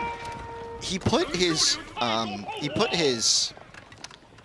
sorry, I just tripped on a chair. What do you think of Medigarden on the stone? Yeah, he put the Medigarden on the stone, sorry. And he now just has enough stone to build the town center. And it could be a way to maybe sneakily try and build an additional advantage. Could be, like, if he aims for a slightly longer game here, that could be the trick. I'm not quite sure. We do see a play for the relics now from Puppy as well. One thing that surprises me a little bit about Puppy Paw, and I think this is just the stress of the situation, adding on some palace guards, but we do see a lot of spears queued up. Because very often you can be in that heat of the moment doing all the shit. He canceled them. Yeah, okay, cool. Didn't even have the upgrade, right? So they were still feudal units. Yeah, exactly. So like making those would have been not so good against the Arbs, but Spearmen help tremendously. We do see that he's got a ton of gold. He is starting to grab relics now as well. He's got two monks on the field, so can start grabbing maybe the peripheral ones there on the map. But Marine Lord as well. We're going to have a bit of a relic battle, and we talked about that mobility. The Arbalists, are they going to be the best at contesting this relic situation? So right now for Marine Lord again, it wasn't about anything but getting that gold online. And I mean, he is going to suffer a few villager losses here. Nice, cute little raid. Cute raid. Spearmen being produced massively. That stone going to be utilized to catch the boars on the map. I really like that by Puppy Paw. And we don't see Tang Dynasty being changed by him, but later on in this game, we might see some Song coming into play for a farm transition. Might see some... Oh, nice little grab there. But here comes the reinforcements. He's like, what did you just do to my friend? The defensive Wololo just going to buy a little bit of time. These Lancers are sure to feast soon. Oh, Springwall Tower here, though. I really like that. It's Yeah. a bunch of spears now as well. And remember, the upgrades for Puppy Paw. Oh, going to lose that little villager there straight away. The ARP count is scarily high now. But it's just tanking the fight. He's just having them tank the initial charge. It is mostly spearmen in this mass. The Lancers have been sniped down to very few in this fight. I think a lot of the Lancers, though, are wrapping behind, and we're going to have a counter charge from the rear. Puppy Paw feeling blood in the air. He's going to come in from all angles and try and take out this Arbalist mass. We talked about the mobility. Is it going to be enough here? Marine Lord slowly retreating. These Arbalists have to crawl back home saying, no, not me. Get this guy instead. And the gold, once again, is exposed, Demu. It is exposed. You see he's going for the stone as well, and you do see this big square open in front of all this production that's right on the front. Sacred sites are claimed by Puppy Paw while all this is going on. He's still got a chunk of gold in the bank. He can produce anything he wants, but he is flooding spears across the map. ARP count still decent, and they don't do too bad against spears as well. I think he does have the +5 melee armor on these guys available. And the end of this fight, all things said and done, Puppy Paw needs to get out of here. Yeah, honestly, the Arbalists, a lot of them went down, but there was another mass of them in that base, and the villagers kind of tanked for a while the attention of the army, but didn't actually take all that much damage. I don't think a single worker went down there. 7 was the number that Puppy Paw had a few minutes ago, and he still does now. Now Marine Lord has enough resources for a keep, probably right on that front, just to defend, like you said with the Arbalist before. I just need this bit of gold to go my way for a few minutes so I can get Puppy Paw off my back and then maybe start to look at the other resources. We see some blue going out to the right as well as the villagers still kind of frontlining for the Arbalist here as there's nothing else, only 3 knights on the field. This is one of those situations where Puppy Paw knows his opponent's weak for gold, massively so. So would he have taken that fight in another situation with the keep right there? Probably not. But as you just pointed out to me, Puppy Paw, or rather Marine Lord, is out on a different gold. He has 36 villagers on gold right now. Yeah, and he has weathered the storm. Yeah, and with the keep up now defending the base, he's sending those slow units over to defend. Could be a bit of a foot race to get to this gold mine first, but it looks like it's going to be in time for Marine Lord. But this defense is going to feel a little bit different. Won't have the town center, won't have the villagers, won't have the keep now.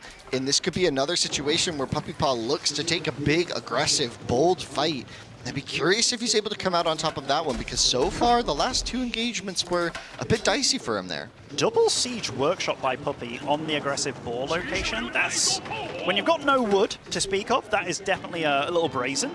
The spear count's getting incredibly high, and we do see a little bit of a horseman switch by him as well. So that is the main weakness of the Arbs. They do the obvious bonus damage to heavy, But if your whole army is going to consist very soon of spearmen, horsemen, they aren't really going to be too well liked in a lot of these future situations. Crossbows being added by Puppy Paw as well, realizing that the wood is not too great, but he needs a way to utilize that gold pretty soon because he has been so happy in the gold situation. Very different across the board. Reload about to get his 3rd relic. Puppy Paw only managed to get 1. Yeah, with the sacred sites and maybe a little bit of miss macro there from Puppy, he's just been sitting on 2,000 gold for minutes now. Does not have a way to spend this, and that's not ideal, like you said. If some of that was wood, he could have more Nesta Bees out right now, which would be rather threatening. Nesta Bee Spear would be maybe a decent way to deal with the Arbalest Knight composition of Marine Lord right now, and force Marine Lord maybe into something else. I don't know, it depends on the context, right? If the Nesta Bees are exposed or not, but oh boy, this is starting to brew again, both players in the middle of the map. You can really feel that Puppy Paw knows he's in the lead this game, and he knows that he wants to keep Marine Lord struggling. And right now, that is an incredibly aggressive keep. Will it go up, though? I don't know if this little monk over Less here... aggressive. Okay. I mean, he does know that he needs a vantage point to get things going. And the Red Palace in the north, I didn't even see that out of nowhere. The resources to imp from Marine Lord. So that's why he had so many guys on gold earlier, realizing the guild hall was on food. I mean, that will be able to be a structure if he can get it up. I mean, it's already It's looking denied. like He's got the monk with the Wololo to buy a little bit of time. The villagers are going to have to tank for it. He does get the villager block. The knights, a few of them, nope, just barely escapes as Puppy Paw, but the army from Marine Lord isn't there in time. The Red Palace should go up here. Look at that. Nesta Bee is kind of exposed, but the spears do wrap around again, and that Red Palace will be able to get up. Puppy Paw cannot stay around. Gotta run! He cannot, but look at all those orbs. They're getting really sickeningly low. Now, Puppy Paw has got him in a beautiful spot. The Red Palace does snipe off a Nesta Bee. This army, this spot that is safe near this Red Palace, is actually, like, Puppy Paw's in between the reinforcements. Yeah, and we're seeing an immediate Siege Workshop from Marine Lord immediately queuing up a cannon. So we're starting to get that Imperial Age benefit. He's like, all right, I'm imp. Give me a cannon. Let's take care of this castle. It's gonna go down fast, this keep, right? If it's allowed to hit it, but will it? And there's also that looming threat of a counterattack. Like you said, he's in between the two economies of Marine Lord. He's got the gold in the north, and all of his food and wood is in the south here. And if Puppy Paw's able to leverage it, he could just swing and attack whichever one is unprepared and less defended. And that could essentially be a game-ending punch. Well, this keep is not as vital to the entire game strategy for Puppy Paw, whereas this position right now for him is such a linchpin in Marine Lord's backside, right? The cannon was such a good choice. It's so I mean, good. That will keep the Nesta Bees at bay. But I also like Puppy Paw's retort here, getting trebuchets. Yes. They are going to be able to be out of range enough that they can still fire on his opponent, but that keep, how long is going to be able to keep it alive? And you do see these trebs have shown themselves right now. Vision is such a big, important detail. And these Nesta Bees will be able to somewhat fight back. He's hit Imp as well. What is going to be his choice to go for early on? I'm not sure. The Arbalists are taking a weird path there. Probably not what Marine Lord wanted. And there's another thing we have to think about here. Like, Marine Lord, food-wise, he's got a lot of farms now in his main base. Like, he is sort of relying on not only defending, but he does know that he's not on a clock that if this game goes on for 20, 30 minutes, that he's going to be in a bad situation food-wise. He's doing everything he can in his power to make sure that he still has a chance later on down the line as well. Well, there's a really important clock as well on Puppy Paw's side. It's Sacred a little side. cut off, but 4 minutes left. And he just got denied from that kind of cheeky denial. Marine Lord needs to win a battle in 4 minutes or the game is over, right? Because that southern sacred site, maybe he can loop around to while Puppy Paw's distracted in the north, but that Imperial Age really feels like it threw off Marine Lord's economy, right? Like the production behind it, he's added a few Arbalists and one more cannon since we last spoke about his army composition, right? This was minutes ago, whereas Puppy Paw has been comfortably adding more and more Nesta Bees, more and more Spearmen, and now elite Spearmen on the field, some elite upgrades also coming in for him. The speed upgrade as well for these Nesta Bees so they can come in and poke these cannons a bit. Really nice cannon usage, by the way. He Yes. picked off 3 siege units there from Puppy Paw while keeping these 2 cannons alive. We'll be able to start working on that keep again.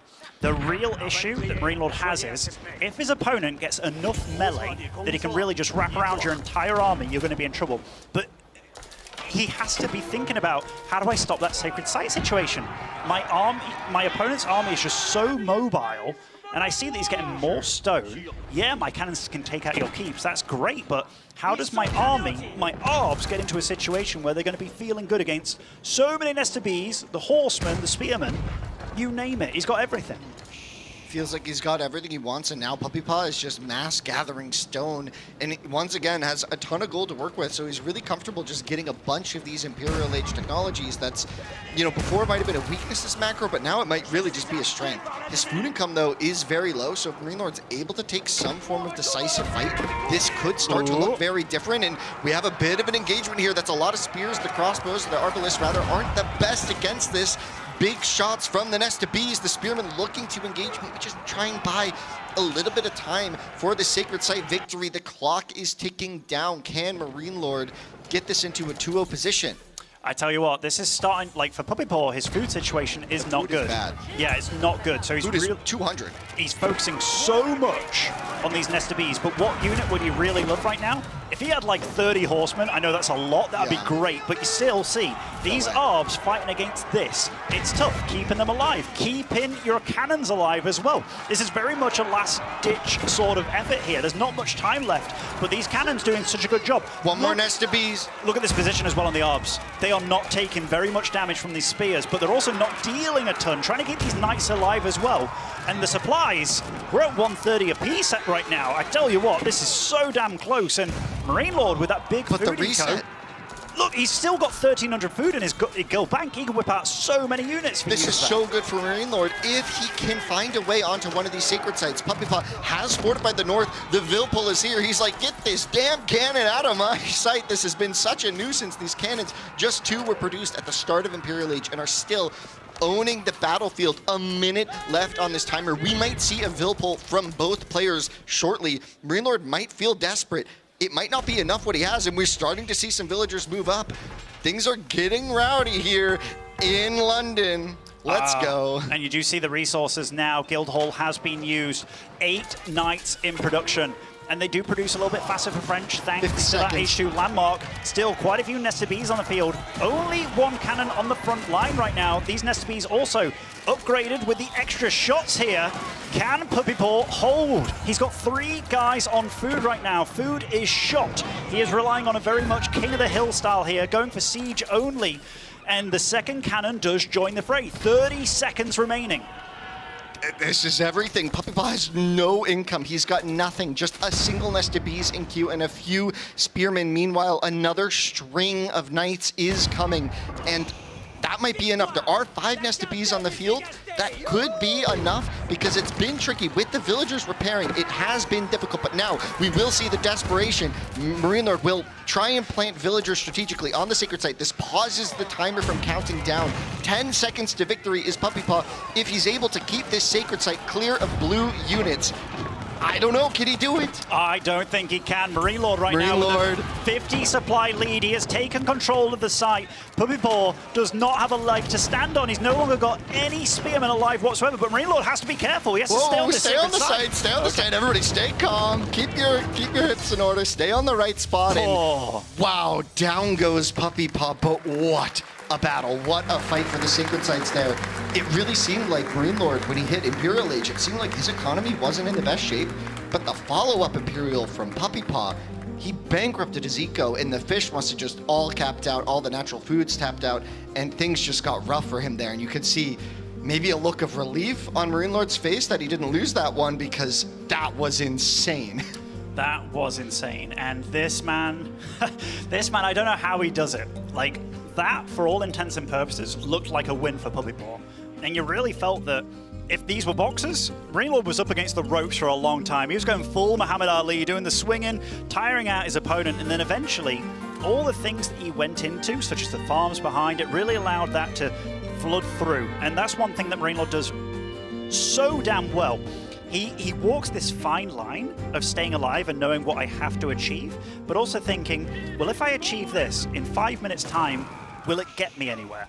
So he's constantly thinking about what to do in the next situation. Puppy Paw, I think a lot of the game was very much in his hands. He got himself out of a lot of terrible situations and really planted himself in a lot of great situations. It was just that cannon choice by Marine Lord, and I think this is something that I mentioned at the start. He's very good about saying, okay, what do I need right here, right now? And that cannon, like, in his situation, I might have been thinking about ARB upgrades since I got like 20 odd ARBs on the field, but no, his first thing was, okay, a cannon.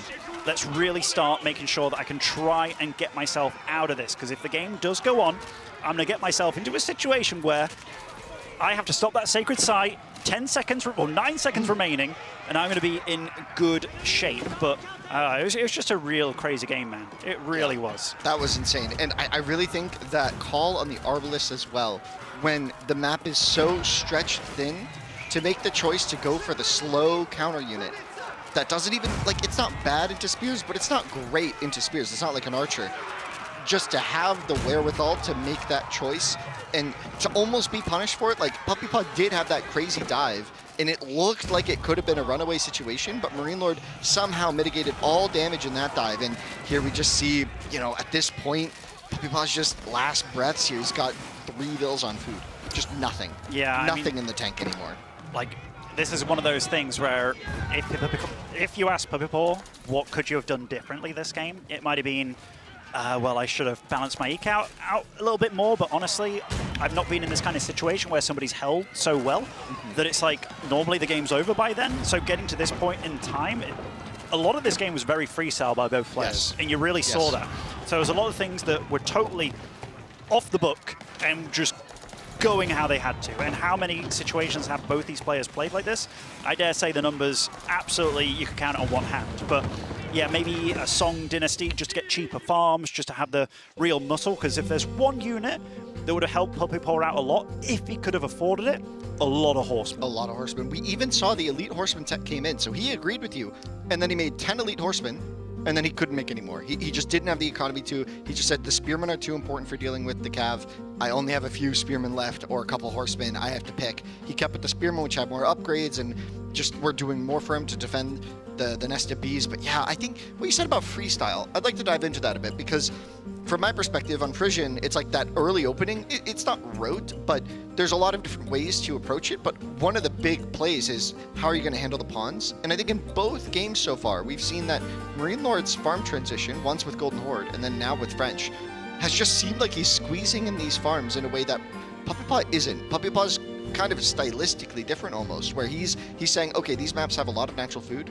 I will take control of the natural food and I will try and win, right? And we've seen that food transition from Marine Lord into the permanent sustainable food sources. What's your take on, like, the playstyle difference there? So the playstyle difference here, like, we've definitely seen that Puppy Paw wants to be active, wants to be very much in the face. If you are doing a farm transition at any point, be it like you add a few farms here and there, 3 at a time kind of thing, yes, it will prolong your food on the map, but also you have to realize every farm that you put down is potentially like 1 less spearman, right? So the fact that Marine Lord has been very careful about being the defender, your opponent takes a longer time to get across the map than you, that you can still eke out a few of extra units, even if you are at a deficit. So using that time just to be the guy on the ropes, taking the hits, going for these little eco swings where, yes, we saw at the end there, a lot of farms did get plonked at once, but there were also farms way earlier on, while he was on the docks and stuff. So I think it's just, right now, the way that both of them are engaging, that Puppy Paw right from the get-go, he's being aggressive, and it's not senseless aggression at all. You see that he's doing a good job of maintaining his eco, balancing it all out. It's just, Marine Lord is so far in this series very content with being the guy that takes a hit or two, with the idea of what he's going to do 5 minutes, 10 minutes down the line. It's like the chess players. I remember when I was younger and it was like, yeah, chess players think 20 moves ahead. And I remember thinking at the time, like, whoa, that's so many. How do they do that? Then when I started playing RTS, I was like, actually, that's nothing. RTS players think about 20 moves ahead and 20 different situations where they have to think ahead with a whole array of things going on. And I think Marine Lord has just done a good job of thinking about that and being very realistic about it. Puppy Paw also been thinking ahead and thinking, where's the moment that my opponent will probably die? And then it doesn't happen. And then you have to rethink it all over again. So I do think they've both been playing incredibly well. I don't think either one is playing badly by any means. I think they're both playing really damn well. There aren't many players on this planet that can do what Marine Lord just did, and I think the only ones that can do it are here right now. Indeed, and we've seen that recently, and I think we'll see it throughout the rest of this tournament here. And yeah, look at Marine Lord's face though right now. He looks like at the start of the set, he looked a little more nervous. I think he looks a lot more calm here. Looks a lot more collected and ready to just execute on this. And Puppy Paw, I don't know. Does he look a little? I don't know. He looks. I think he looks pretty focused. I think he looks focused. I think he looks very focused. And you know, these games, I said it. I don't think he's played bad. I've really liked a lot of his ideas going into it. Realizing when he can't do things. Realizing that Marine Lord needed gold so badly, and putting so much emphasis on making it awkward. Because for a lot of that game, it really did look like it was his to take away. Just maybe a little transition here and there that could have gone a different way. From the map and the look, it does look like this will be front range, and that does look like it will be a Byzantine on it as well. Indeed. Macedonian dynasty Macedonia against the Japanese. Yeah, I mean, Macedonia, they have the same kind of buildings. And look at that very early on from... that wall. Yeah, from Marine Lord. So I'm not sure if he went across the map to scout initially, or just kind of being like, whoa, Japan's obviously going to open up with the barracks, right? And that is something that you have to kind of decide very early on. That gold as well can't have that many villagers on it right now with the way the wall's set up, but it's also a very tiny gold. Yeah. So it's something that, you know, only 1,600 gold. It's gone before you blink. It feels like most of the time with these maps with the small golds. One of the issues on this maps is you don't want to pick civs that are too gold reliant, right? It can be sort of a problem early on if you're like, say, French and you're trying to make all these knights and then suddenly you have to move out to another gold. This could be a big issue. But here we see Japanese versus the Macedonians. What do you think about the matchup here? Who do you think came out ahead? I'll be super honest. I would always give Japanese a small edge, given that they are one of the few civs in the game that have a cav unit in Age 3 that can actually contend with a Riddery. But I am so perplexed by this one guy on stone early on. Granted, it is a super forge between a stone and a gold. Pretty lovely.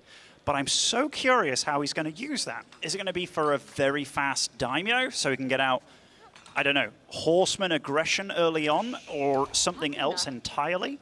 But I'm already looking at this, because Marine Lord anticipated something, which both these players, you have to. You have to think about what your civ's good against and what it's bad against. Making sure that you don't get harassed early on, he did that.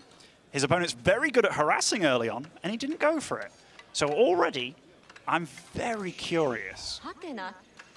Yeah, we do see something new on this map. If you haven't tuned into AoE4 since the last Red Bull, we now have points of interest on the map. They're these small, little capture points here. We have a lot of abandoned outposts, which just give vision.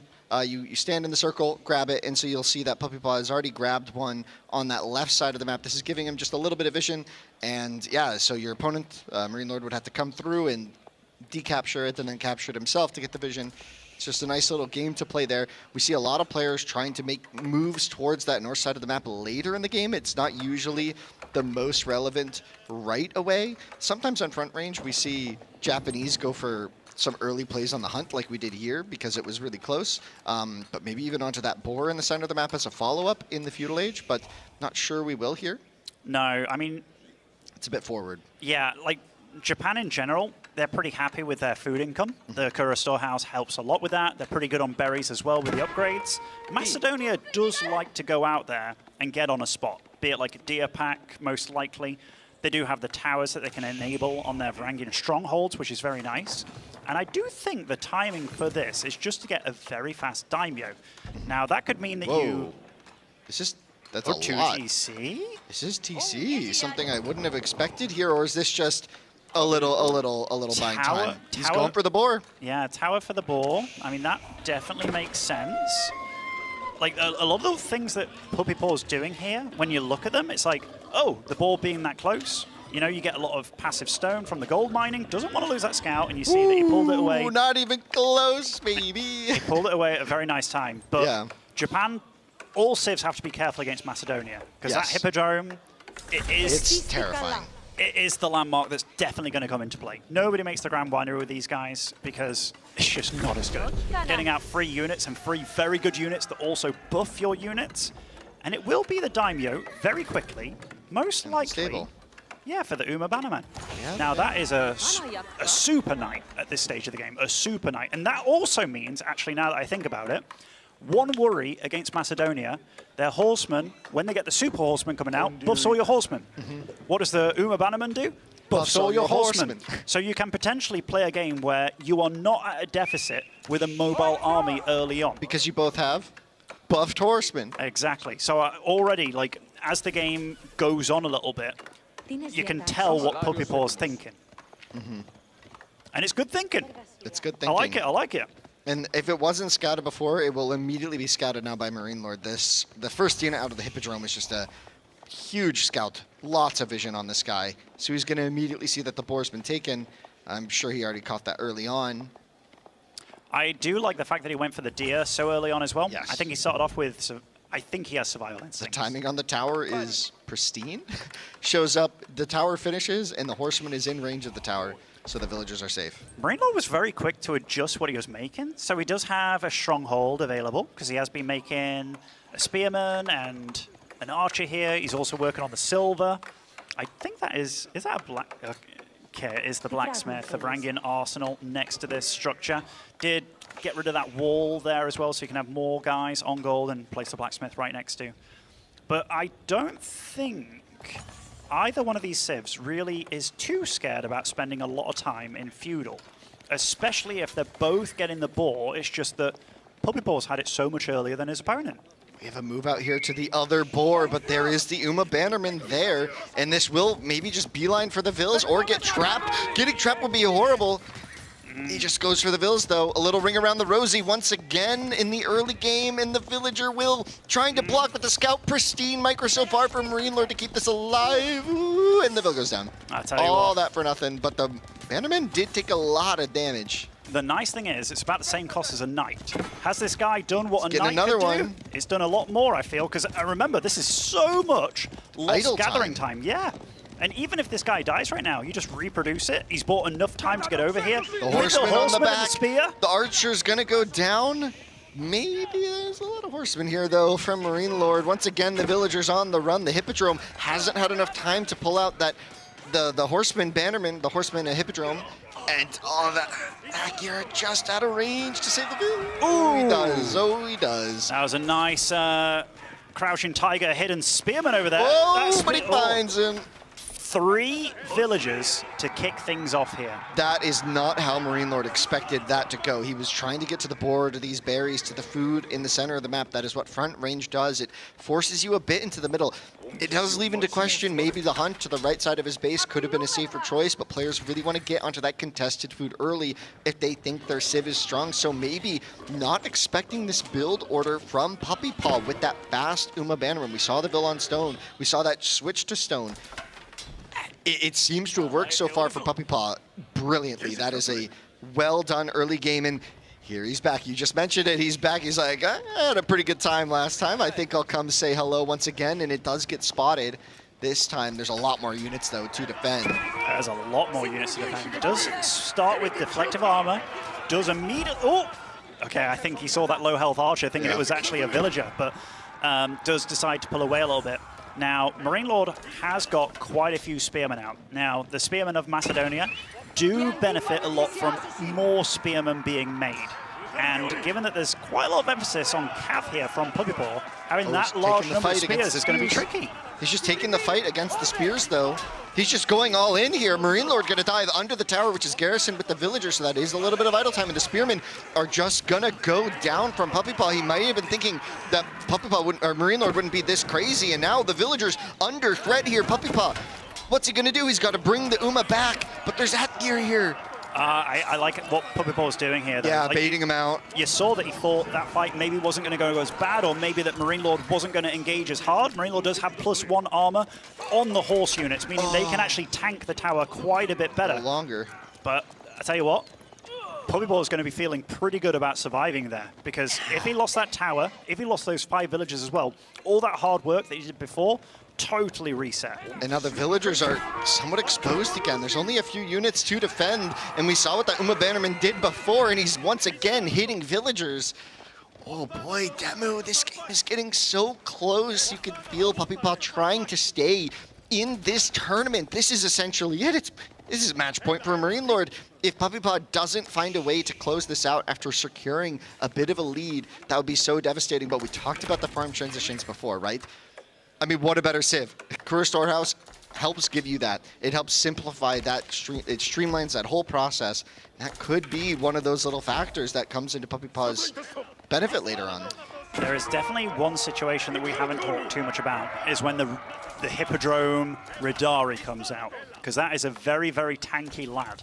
And having basically a castle age unit in age 2 that will also make it so all your infantry move faster, it's a big deal. And that's something that Puppy Ball has to be aware of. So even though his enemy's horseman count isn't crazy, does have to keep on producing those spears. And he is the guy that's actually going for 3 different types of units here: the horsemen, spearmen, the archers, and he's not going to let up.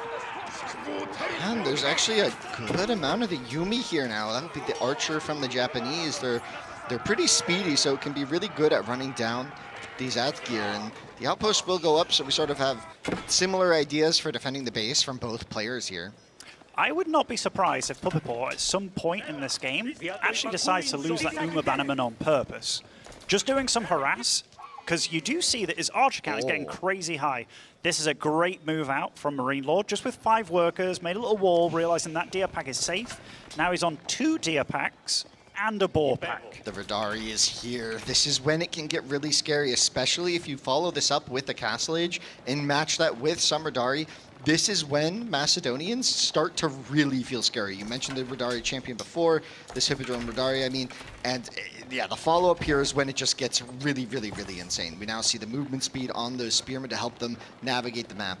It looks like Puppy Ball was maybe thinking about aging up. He's got a lot of food, not too many units queued up. He has been supply blocked for a little bit of time, focusing on that gold as well, quite a bit, and he's out on the map again. So this feels a bit same old for Puppy Ball, where he wants to make sure his opponent stays at home. And what better way to do that? Horseman. And you do see that the Uma Bannerman is very low. He's going to look for weak units wherever he can find them. He's going for the archer upgrades behind this. He's also got the armor upgrade online. Now, will he be able to get home with this bunch of boys? Maybe most of them, probably not the Bannerman. Well, Bannerman goes down. Is that the archer Bannerman that he's got queued up here? Oh, if I get this right, Winston, I am clean. I believe that is. Oh, I'm clean, Winston, I'm clean. So this was a lot about... He's clean. This is so much about buying time here. So much about buying time. And here, with this army, he's got, like, decent map vision. I don't know if he saw those villagers move out, because I don't know if he had that watchtower outside his opponent's base. But the way that Puppy Ball is kind of handling this game, I like it a lot. Now, what's his army actually weak against here? Right now, not much, actually. Marine Lord also potentially thinking about what he's going to do. He will have to change to gold soon if he does want to get an age up, but so far it's nothing but horsemen, which is a bit unusual for Macedonia, because you do need to make a stable, not the Varangian stronghold, but that is a perfect unit to go up against this army. Floating gate. Yeah, it's not often you see this position where Puppy Paw is in right now, where he's got more units. Not necessarily the better army, considering the effect of the Hippodrome champ, the Radari, but this, I mean, he's got a big army, and he's aging up, and I mean, Marine Lord is not too far behind if Puppy Paw doesn't push and force more units, but... I'm so worried for Marine Lord. If Puppy Paw does something that's a little bit weird, if he puts the relic on an archer range, goes for the upgrade immediately, but I guess, like, Samurai are so big. Mounted Samurai, one of the best units in the game. We do see that he's got nothing on wood, basically. I mean, it just went up to 7 from 2. Boar has been mined out. That is a lot on food, a lot on gold. it's going to be Mounted Samurai here. And what better unit to have and assist you in this situation? The archers fire their volleys across, the horsemen charging through the field, front range delivering a large battle in the middle of the map once again, as is tradition, one might say. It's almost in the name. And we do see the little relic there being plopped down by Marine Lord, giving the Macedonians extra buffs for all their units that are Viking-esque. And boom, Samurai start up immediately. Archer upgrade. Oh, he's going to get housed. All the Samurai not coming out right now. Do we have a house in queue for Papa right away? He's got 25 wood. Yeah, I think he's got a house being built. Power built with a lot of villagers. Certainly is. A little awkward. He's fortunate that this Kurosawa house actually ticked out a little chunk of wood there. But won't be able to afford too many upgrades. He actually is getting the +1 arrows and the archer upgrade here. But that Samurai count, where is it being produced? Is it very far forward? I think it's very far forward in the center. In the center, no? Yeah. Oh, the Golden Horn, right, for Macedonian. It does act as like a mini French palace. Marine Lord was talking about this just the other day. He said he thinks this is a crazy landmark, and it's going to give him a lot of crossbows. And these crossbows are going to be able to help deal with the Mounted Samurai. Now, it's not great, like you said, the Samurai is like insane. It's absolutely insane. But, I mean, having a few free crossbows is certainly going to be a good feeling for Marine Lord here.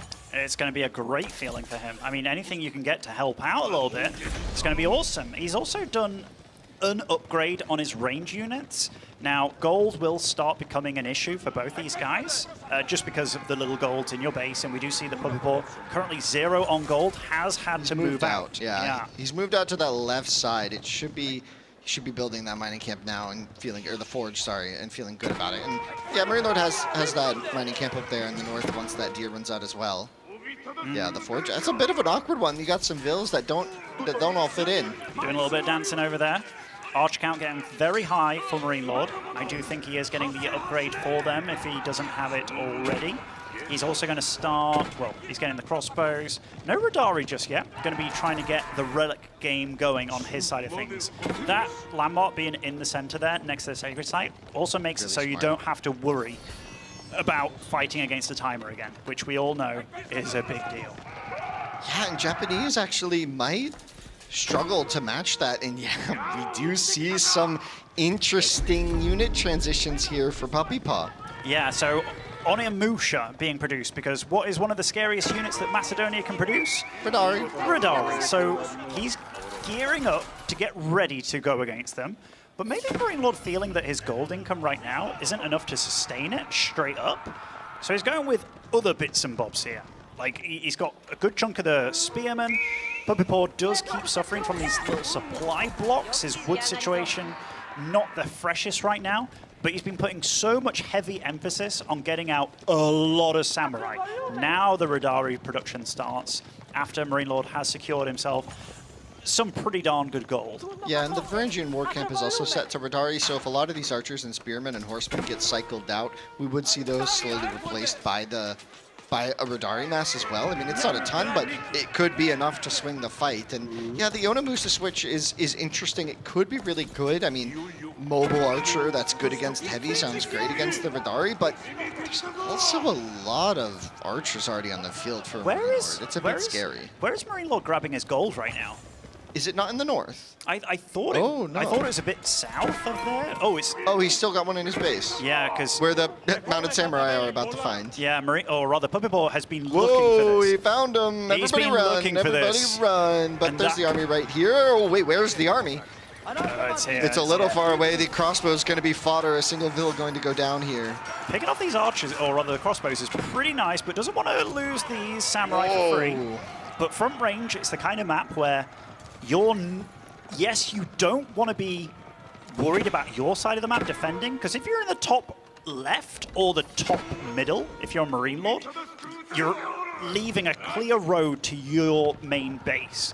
So this is a map where you really want to be aggressive, you really want to be the one that's making your life easier. Yeah, and that's why I love the placement of that Golden Horn Tower. It's like essentially a mini keep, right? And that position just being a little more fortified in the center, it gives him some relief, knowing that there isn't just a threat of an army coming right, a group of horsemen just running straight down mid and finding his wood line. lets him feel a bit more comfortable playing in the north side of this map here, which he's doing pretty well right here. Finding a lot of the mounted samurai that Puppy Paw has produced. They haven't found that much value, probably not as much as he would have liked at this stage, but we'll see how that transitions if they ever hit another large battle here where, oh, the mounted samurai are finding this around, but the spearmen are here. The spearmen are here, and I tell you what, Puppy Paw doesn't want to stick around here. Whoa, I mean, trapped units! Losing quite a few, and Marine Lord's doing a good job of battling with very little, but the right amount of units. And these spearmen do move faster because of that super riddery over there. Walls being produced by Marine Lord on his side of things as well. He's got a huge swathe of, I think, villagers over there moving on to the next gold. But again, he is surviving a pretty crazy time. And you see, he's trying to make the map smaller. Those poor villies, man. They'll figure it out. You think? Maybe. Eventually, I mean... You give them enough time. How many do you think is on that little blip in the top there? They got to get the dances in. It's got to be at least 20. They're filming a TikTok. 10, 15. Okay, I mean, No? 23 on the goal, but lots of them can't mine. I'll tell you what, yeah, they'll figure it out. I'm sure they will. Marine Lord's food, very healthy. Gold could be healthier for sure. Golden Horn Tower will be under fire. So again, Puppy Paw has made himself the aggressor, and Marine Lord being the guy that's, I'm not going to say he's comfortable in this game, but he is the guy that's feeling sitting back a little bit. But that Radari count, he's done a good job of just thinning out these samurai, and he's actually up to +2 armor on his stables. Wait, the wall wasn't finished. I wonder if Marine Lord knew that wall wasn't built. He had units defending up there and never actually built that wall that we saw on the minimap. And now this Yumi mask, man, he is so lucky that he's not spotted that north spot, because just a few Yumi going up there would be devastating. You mean to the gold? To the northern hunt patch. Ah, to the some like Yumis. the fact that that wasn't spotted is still massive. I mean, there's only a few vills left there, but raids from the mounted samurai continue. The vill kills remains at 5 though. So Marine Lord, you just see the excellence there. There were units all throughout his base last few minutes. Not losing vills, can I just say that's dang impressive. It's really impressive. Again, like, if you are a player like Puppy Paw that thrives on multitasking, you can see that Marine Lord has just been making the map smaller for himself. Be it the Golden Horn Tower, the walls here and there, just having units in the right places at the right times. And a lot of the damage that he's hoped to get done hasn't been done.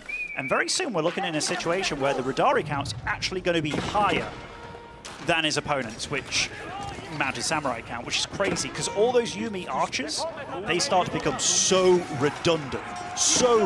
But Marine Lord does have to be careful. Does he really want to be taking a fight here? I mean, he's got a lot of units coming back there. He's going to try and nestle himself through this little, the little mountain pass.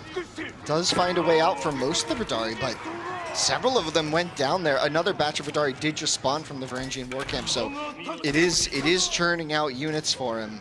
This is a bit scary, by the way. I do hope that Puppy Paw realizes that those samurai died really fast, because those Macedonian archers do have an ability that negates armor a little bit. And he used it. But he's missing one of his armor upgrades here, so +2 armor.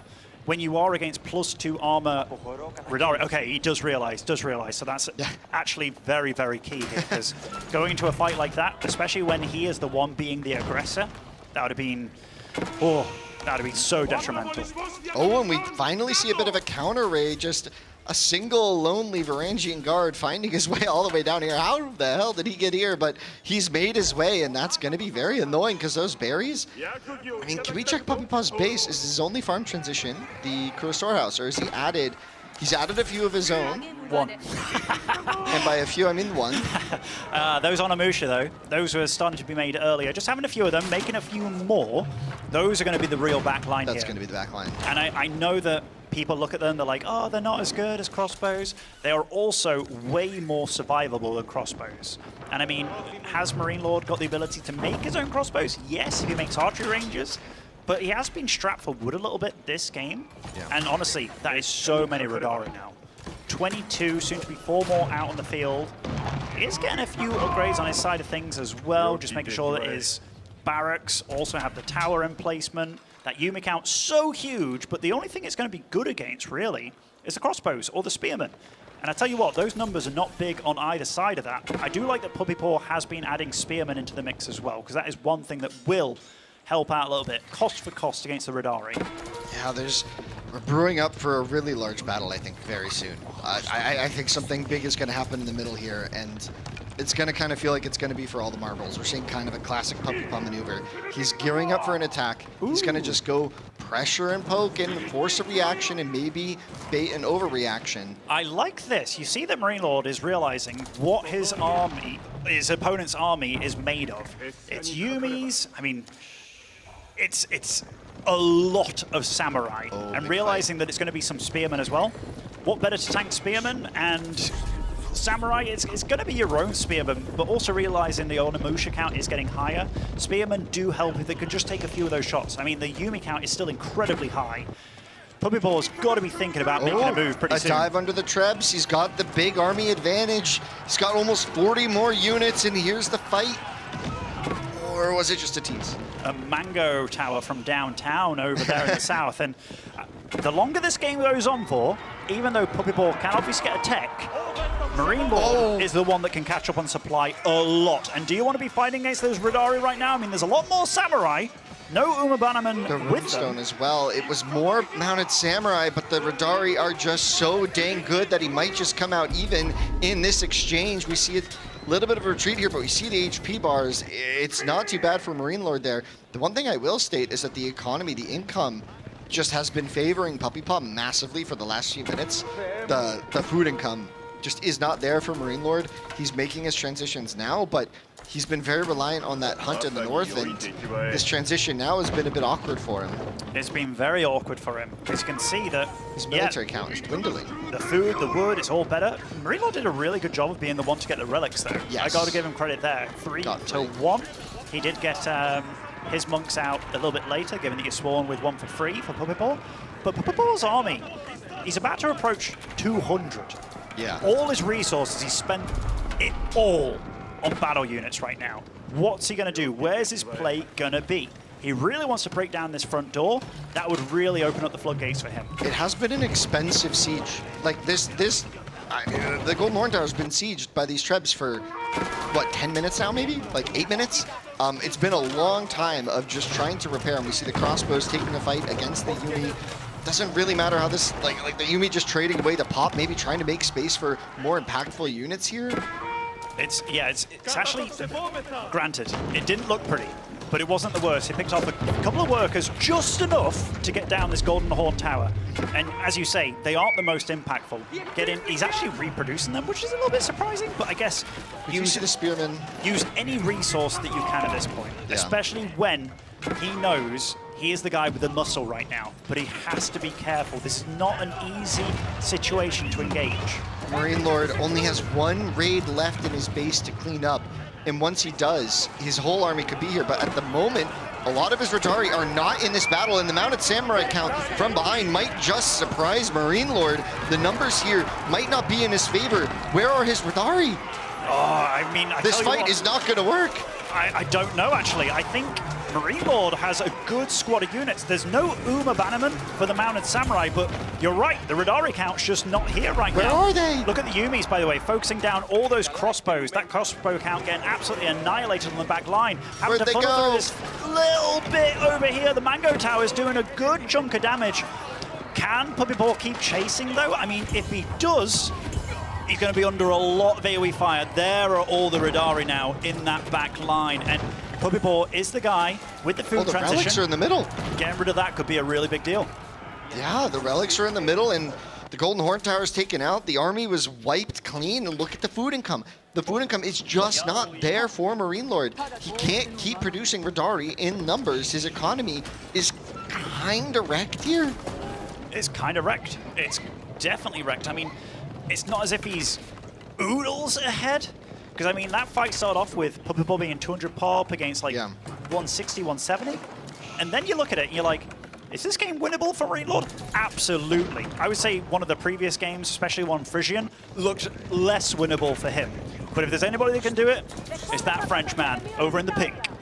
I don't know, it just feels like Puppy Papa has such a clean understanding of how to win this game. He's distracting up in this north where that precious economy is saved, and the stone walls are going up. That is going to be a big game changer, but it's not the full stone wall. So all these villas, the farm transition is up here as well. Puppy Papa does not want to be knocked out of this tournament right now. He is going to run in with the Mounted Samurai and find so many villagers up here. The whole army of Marine Lord is coming up to defend that, leaving the center completely exposed. Now there's going to be a run in from the Yumi in the middle as well.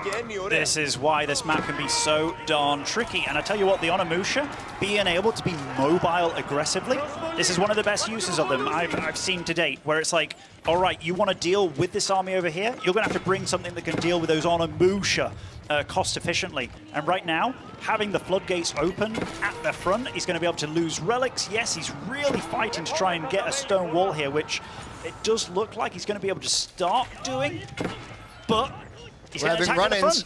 Run-ins on the front. Front range is delivering. Puppy Pot, could he make this happen? I tell you what, if he does actually win this game, that is such a sigh of relief for him, because he has yet to win a single map against Marine Lord when it comes to Wololo competitions. And Marine Lord, hands off the keyboard, taking a big swig with that one hand. Puppy Paw, for the first time in many years in Wololo history, takes a map off Marine Lord on land. That's a huge deal, and tell you what, that can be a massive swing of momentum.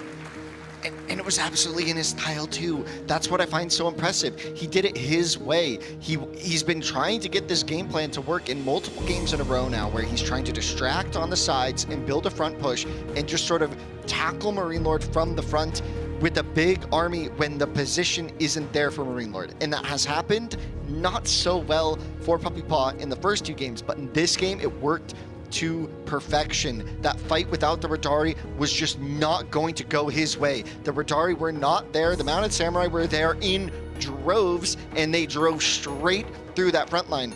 And man, that's crazy. It's so crazy. Yeah, and I've got to give credit to Puppy Paw as well, because I don't know if this was like a choice that he thought about before the game happened, whether like gold and stone spawning close together, but utilizing that forge, the equivalent of the blacksmith, the equivalent of the mining camp for Japanese, he was able to get up a very fast daimyo. This first Uma Bannerman over here delayed this. This was so beautiful. So much. Like getting one kill, running away, then coming back, getting 2 or 3 villages overall, I believe. I think it was 3.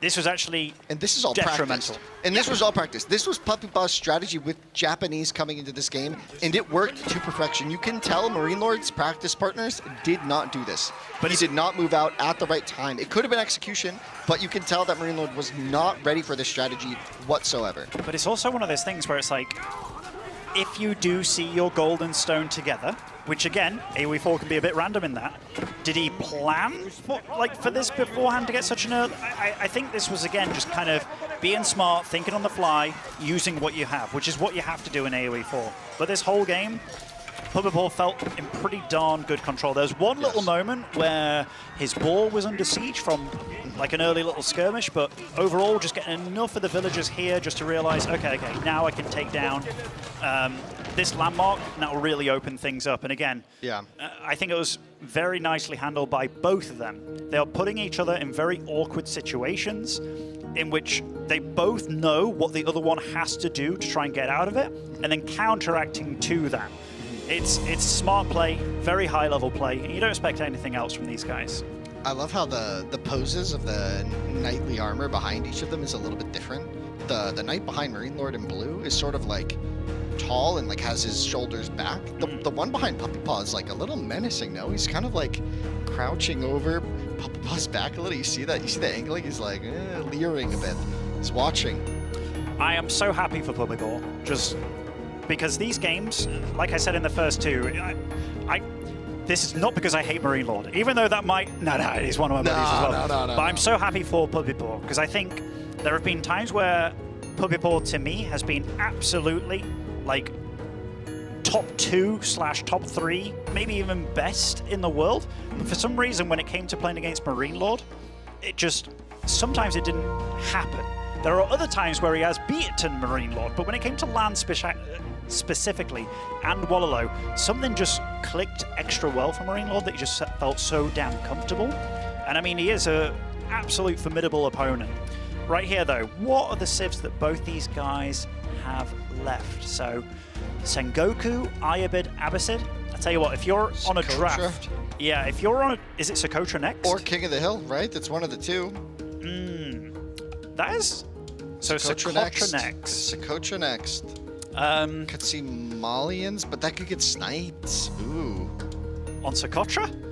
Yeah. I mean, what do you play? What do you play as Marine Lord on Socotra? I mean, there's a lot of berries, to be fair, on one side, but that is really tough. I dare say you have to throw Jeanne d'Arc in there. Because the snipe is going to force your hand. Like, it's going to be your second pick. It's like, I don't know. But this is one of the troubles when you only pick 6 civs. This is also one of the things that changed. This changed with the draft. So one of Marine Lord's vetoes, global vetoes, was English. English is so good on this map because they can get the ball very quickly. Can these civs get the ball super damn quickly? It's tricky. 2 of Puppy Ball civs, which are Ayabid and Abbasid, can't even take the ball. They can't even gather from it. So that's also something that's potentially going to come into play. Sengoku? It's a small map.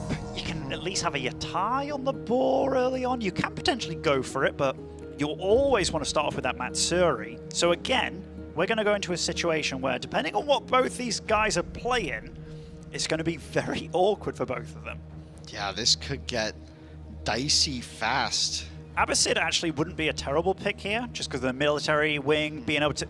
It's a very feudal-centric map. You also have the cheap dock, which just makes it easy if you want to. If you do see like a gold mine on the coast, you just send out one little ship, say, hey, what's up? Oh, hello? He did go for Abbasid here. By the looks of it. Or it got sniped. So what would have been the other choice? I mean, Sengoku, are you? Abbasid for a while has been looked at as one of the weaker civs.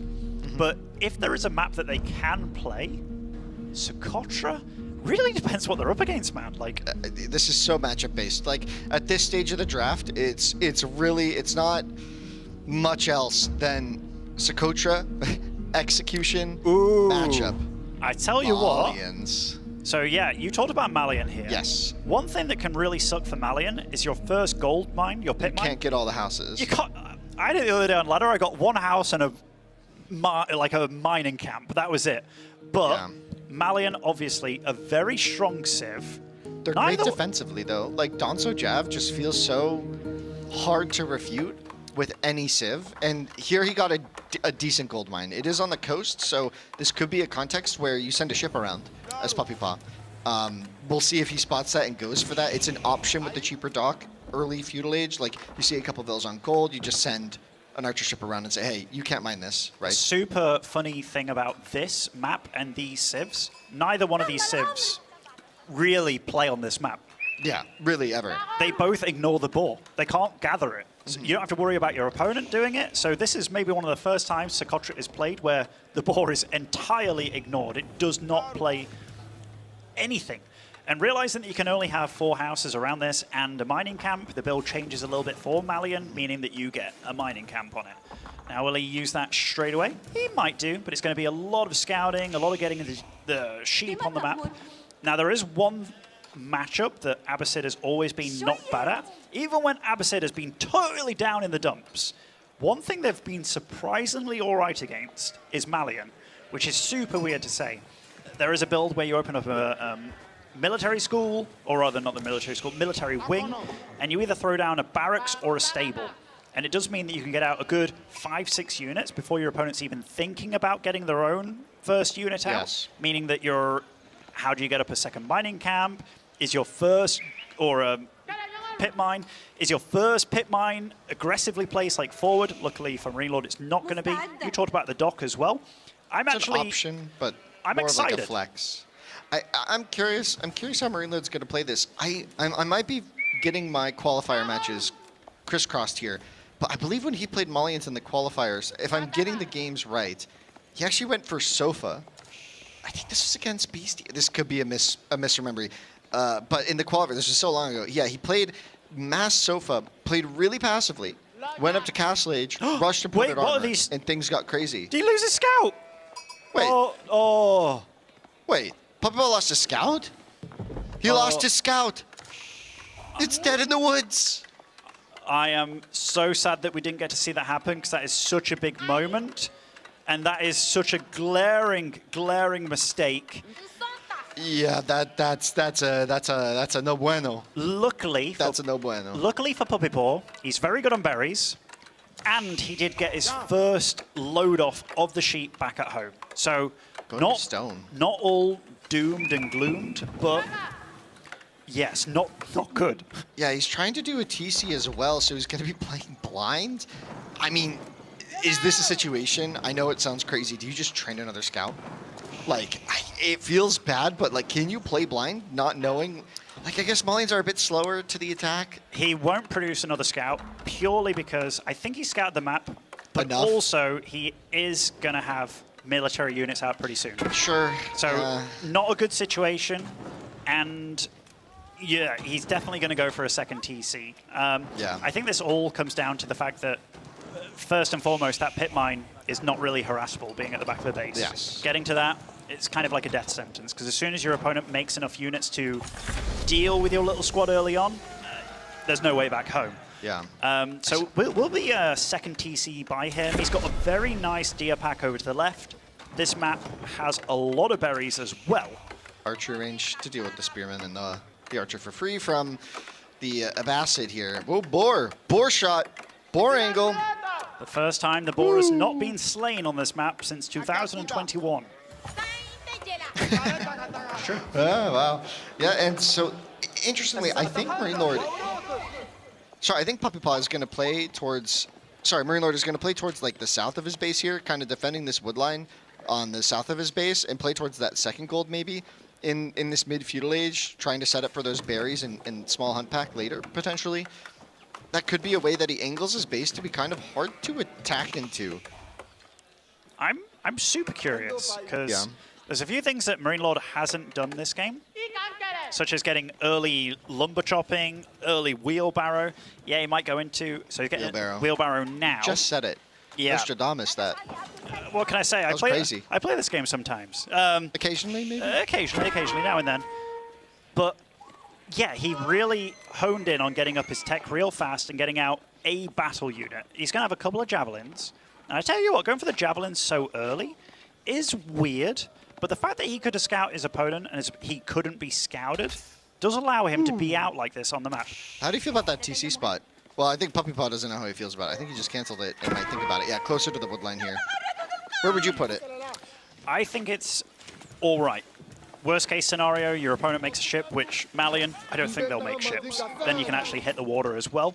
But it is nice if it's a little bit safer, because the wood line, you only start off with one big one on this map, so you will eventually have to move out and what have you. So being able to make sure that he's got wood, he will be able to get those berries as well. But these javelin throwers... It's a lot of value. It's already a lot of value. Could this be an impact of the scouting? Because 100%. Because yeah, like the archery range from Puppy Paw is kind of questionable when there's already a range up from the Malians, but Puppy Paw didn't see the range. 100%. He didn't see the jabs coming. He maybe assumed Sofa. Yeah, because... Which has been sort of meta, right? Yeah. Sofa opening. Sofa is very meta. Javelins early on. I mean, obviously really good against the archers, but these guys, they're pretty tanky. I don't think he'll stay on Javelin forever. Probably going to start thinking about, okay, how does he deal with his opponent showing a second TC? And there's a dock on that right side as well. And so he's thinking about harassing and just getting a little bit of vision here. I like it. I like it a lot. I mean, the cheaper dock, it's 75 wood with the Basset just to build that dock. And I mean, yeah, it's a big cost to build that first ship. We'll see if he goes for... Scouting it's hard, though. Scouting it. I mean, for Marine Lord to scout it, and both the pit mines that he's made so far, they are on the peripherals of the island. And the javelins don't do well. I am so curious with Marine Lord. We haven't seen any battle units made by him. He's already well more than halfway to castle.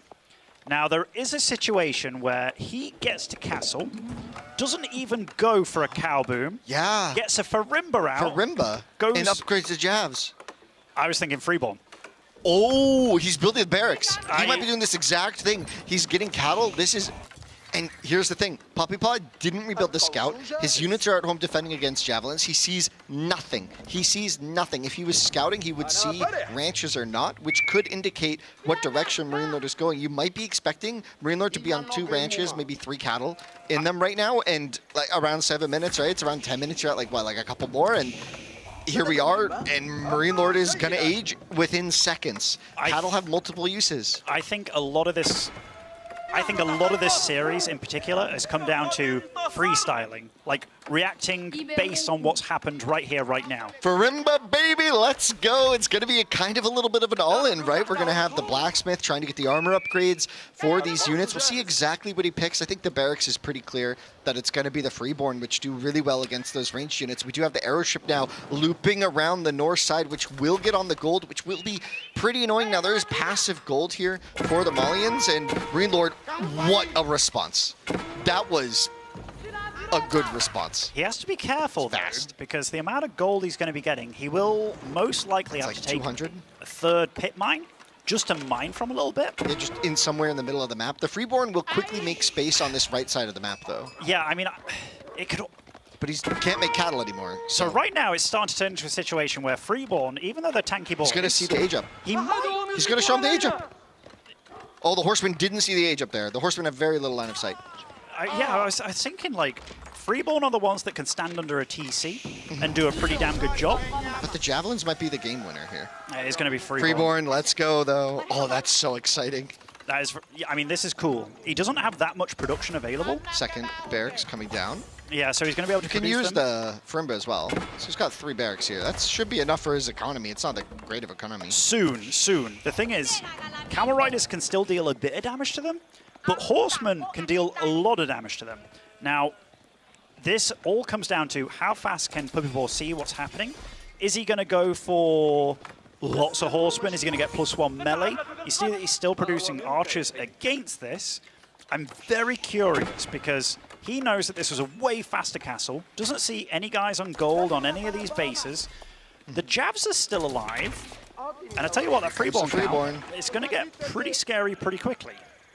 He has the first ranged armor upgrade, and there's 2 Freeborn now. It's chilling there. They might be visual. And you were saying, like, going out, like, just needed to secure this north side of the map with the units first, secure the gold. But here's the Horsemen. Like you said, that's a lot of units. And the Freeborn aren't going to be great against that. They counter the ranged units. The Javs are going to go down instantly. And the Freeborn, it's been a big transition here, but is it going to be enough? The archers are merely going to tickle. This is about the Horsemen against the Freeborn, and it looks like the Freeborn are going down. But there's a lot of them streaming in. Yeah, the new gold. The big thing for Puppy Paw here is that he has to overwhelm and catch these Freeborn before they hit a number like 20 or so. Yes. If they hit 20, and they also get these armor or melee upgrades, because 0 on gold.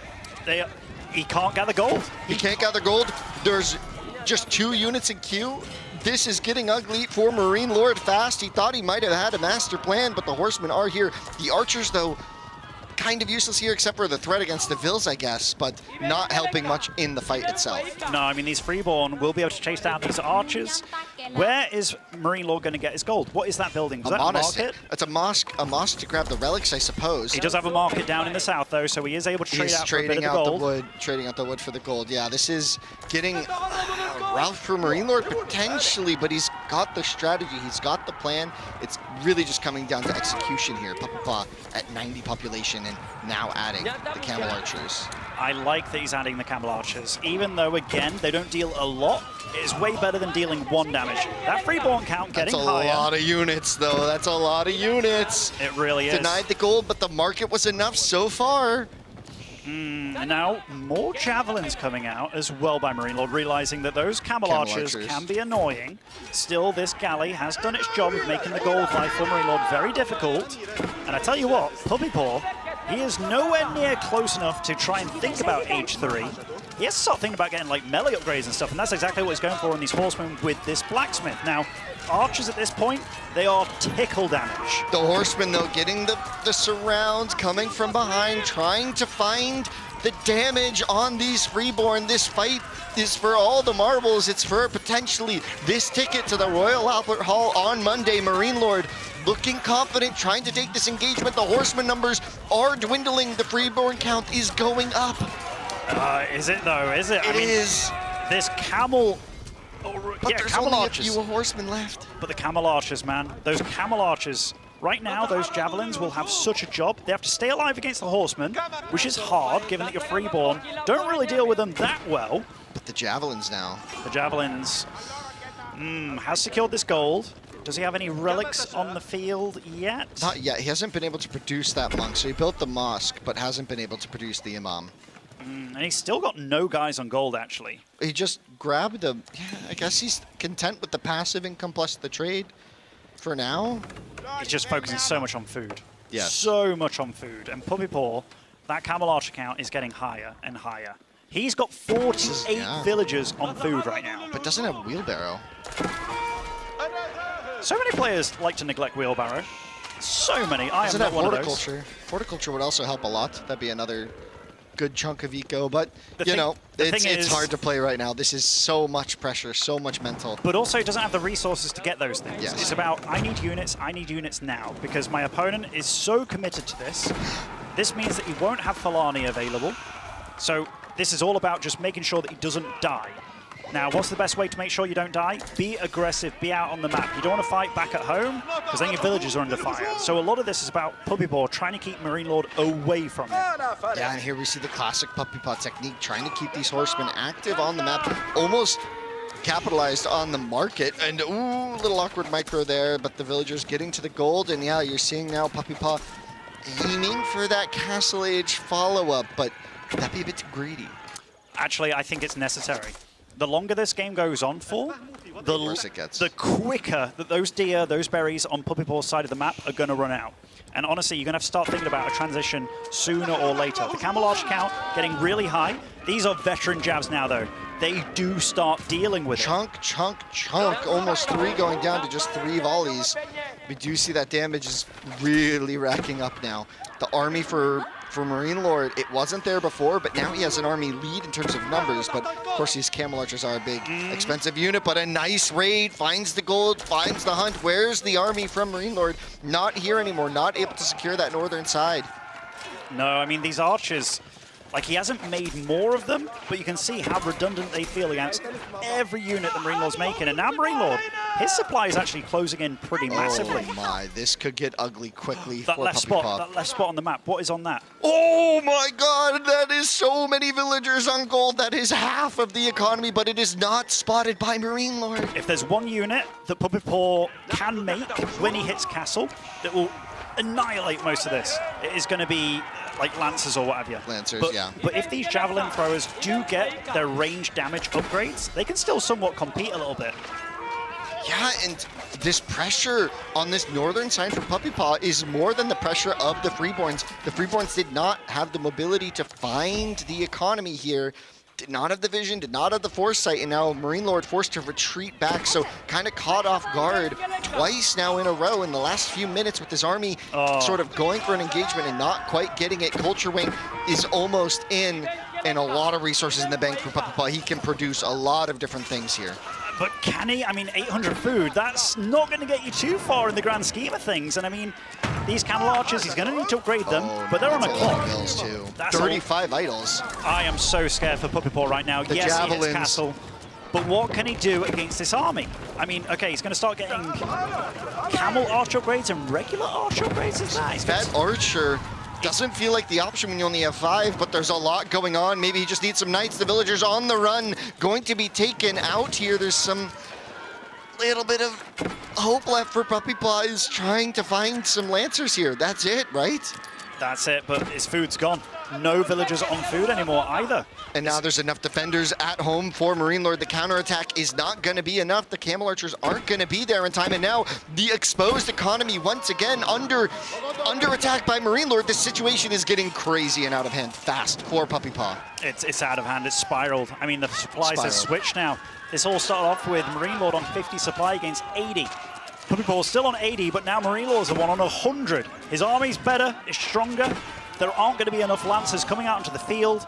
I'm not sure if there's pressure is there. I'm not sure if there's a market. I think there is a market for Puppy Paw because he has been mining so much gold, swapping out, trying to get some Lancers on the field. But the thing is, these Javelins can somewhat still deal with those Lancers. You're going to see it now. Now, they don't have any plus damage upgrades, but still, they're going to do the job. There's just not enough that Puppy Paw can do. And the only working villagers right now for Puppy Paw are the 33 on that gold mine. They just spent the last bit of what they have to build a market so that that gold income can do whatever. That is not a sustainable economy when Marine Lord is just pumping units into his base. But Marine Lord also 0 food. He's got 6 guys on food with 0 food on per minute. But this is how crucial it was that he made this happen right now. He had to make it happen right now, and he has made it happen. And here come the Javelins. They're going to find all of these villagers, and oh, you can see a big sigh there from Puppy Paw. He is not pleased with this situation. The villagers on the run, they don't even have wheelbarrows still, so they are just slowly trying to escape. It's not going to be enough. They are on the walk home, trying to get somewhere, but Marine Lord smells blood. The Javelins crashing down upon the economy. He wants to attend the grand finals in Royal Albert Hall on Monday.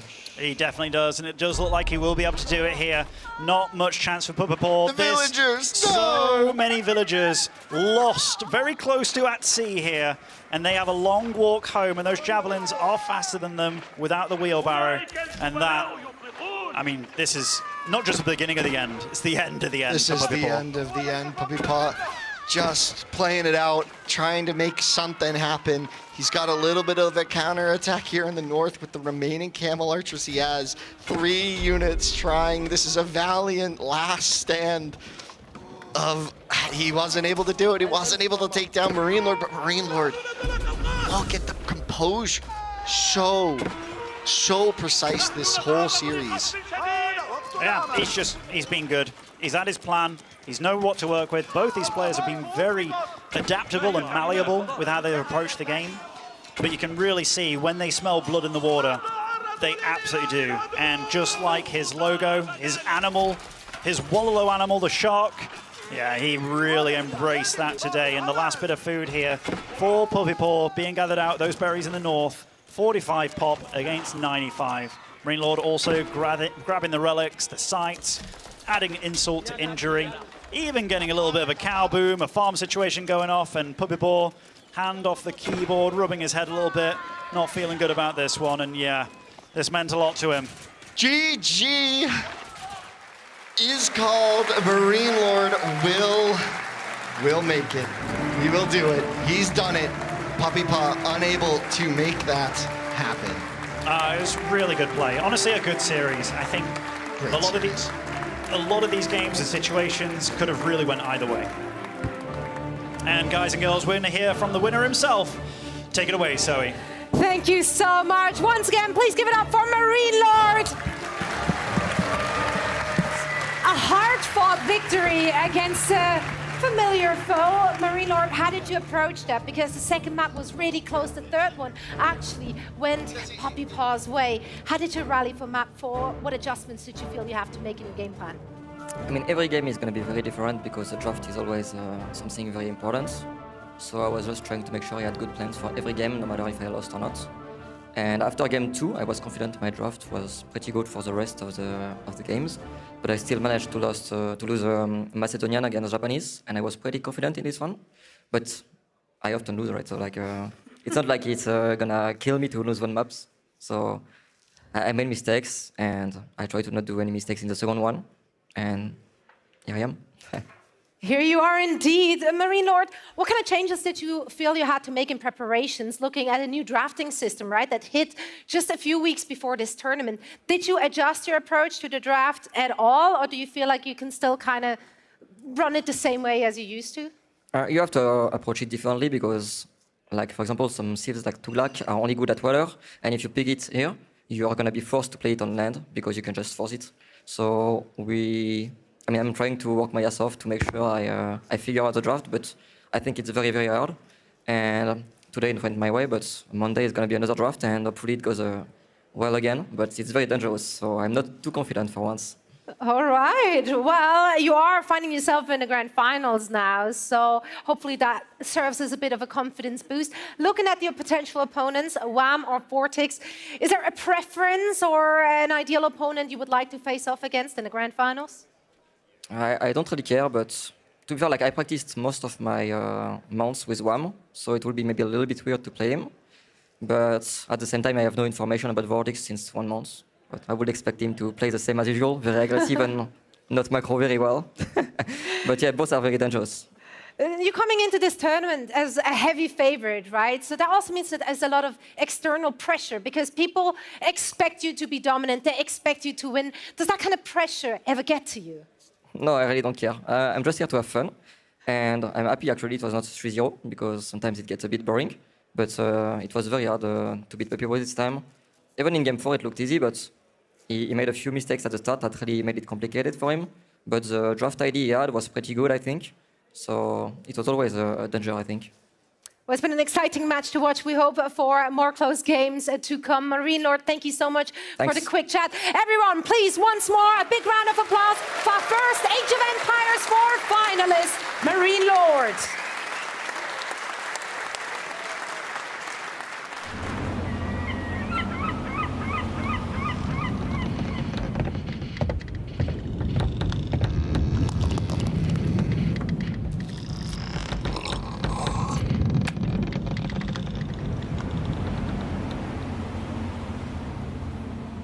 An intriguing story, this, of Yu Fei, the great hero of the Song dynasty. Yu Fei's career unfolded during the later years of the Song dynasty, when the empire was prosperous, cultured, and under considerable pressure from its warlike neighbours. Rising from modest origins, Yu Fei proved himself a capable and disciplined commander in the wars against the Jin dynasty to the north. He distinguished himself as a general of great discipline and persistence, winning a series of campaigns aimed at recovering the Song's lost lands.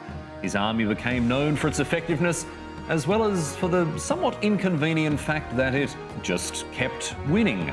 This unfortunately placed him at odds with a court faction more interested in negotiating peace than continued success on the battlefield. Consequently, Yu Fei was recalled, arrested, and executed on charges that were, even at the time, widely regarded as a little dubious. The subsequent peace secured short-term stability, yes, but in the long term, it was Yu Fei's historical legacy that truly flourished. Even today, he remains a symbol of loyalty, patriotism, and an enduring reminder that doing your job too well can have unintended consequences. The story of the Song dynasty ended long ago, but the story of Yu Fei is with us still. Generals, swiftly march your armies to Lushu. Heaven has granted us this opportunity. Do not waste it.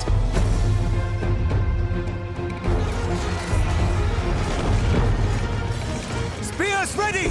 Now, we fight back! The great Wuchu is above a worthless truce. When Wuchu's armies plunged into our lands once more, we would be the shield that guarded Song China.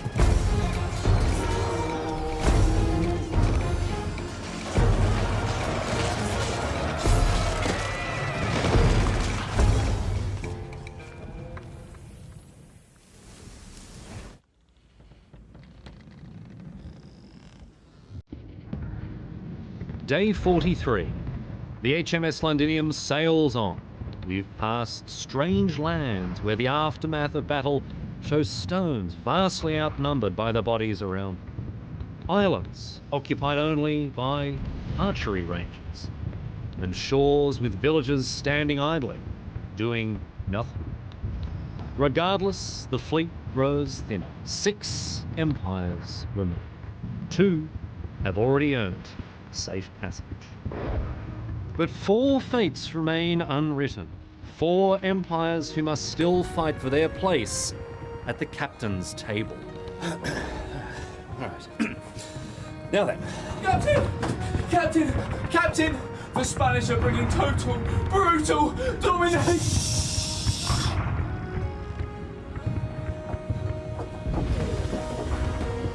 The next trial awaits. May Wololo have mercy on us all.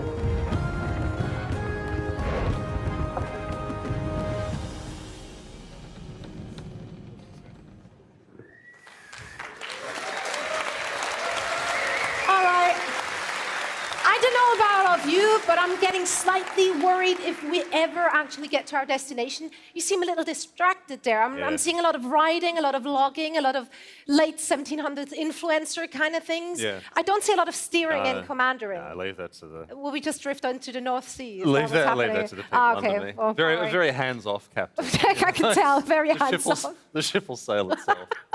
Yes, indeed. That's why you hired the likes of me. That's right. That's right. I'll get it done. You go Don't off worry and do all about the it. chores and that sort of stuff. Anyway, thank you so much, by the way, for laughing about that archery range joke. I was very worried it wouldn't land. I appreciated the polite chuckle that went through the room for that. I wrote that joke myself. Thank you very much. He's very anyway. proud. Yeah, very proud, Captain. Yeah, thank you. Thank you.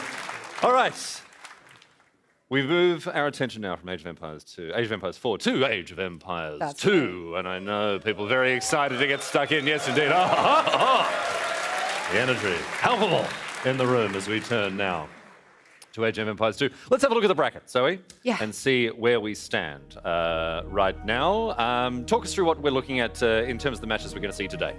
Yeah, right. So we're heading into the round of 6. Of course, Hera and Lyri, they're already qualified for the semifinals, and they're waiting, sitting there prettily to see who they will be facing off against. TheViper and Yo will be our first round of 6 game, and then Hart and Sebastian. Actually, we're starting with Hart and Sebastian.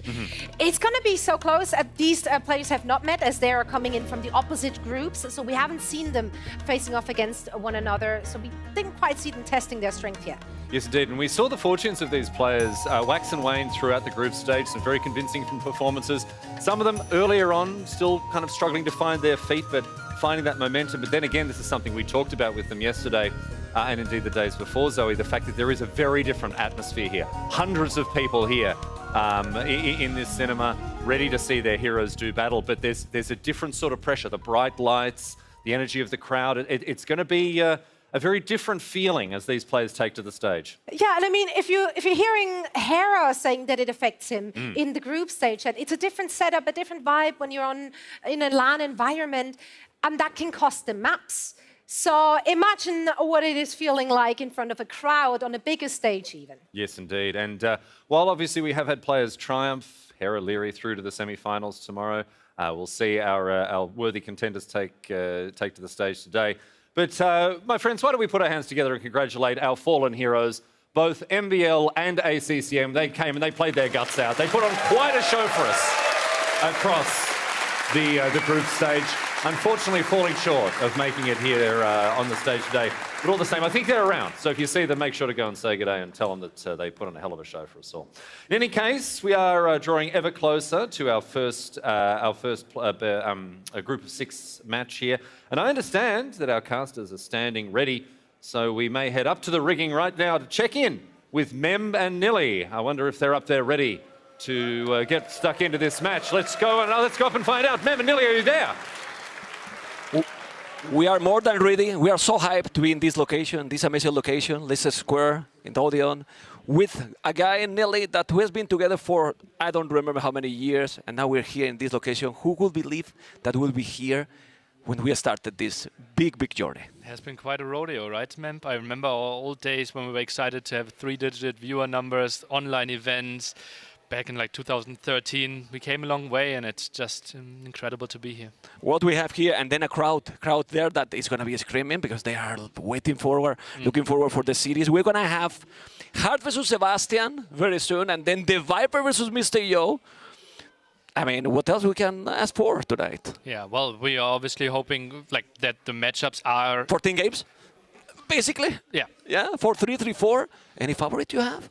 I would think TheViper is my favorite for the second set, but I also see it being close. 4-2, 4-3 feels likely. And in a hard Sebastian match, I really liked how Sebastian played, actually. He played really well against ACM, and even in his losses against TheViper and Lyri, he looked like he put up a great fight. My advantage, my favorite there is Sebastian.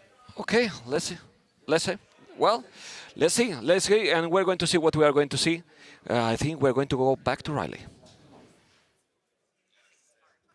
We are indeed. So, it is time to meet our players. He is on a constant upward trajectory, having improved his game every single day. He's arriving today looking to repeat and exceed his previous Red Bull Wololo run. My friends, Please welcome to the stage our first Age of Empires 2 competitor. Put your hands together and welcome Hearts!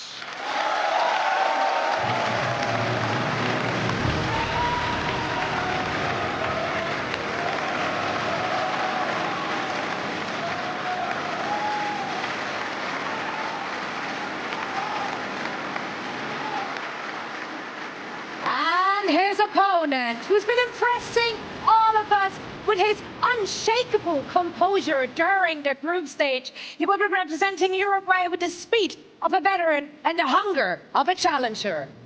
Here is our second valiant competitor. Welcome to the stage, Sebastian!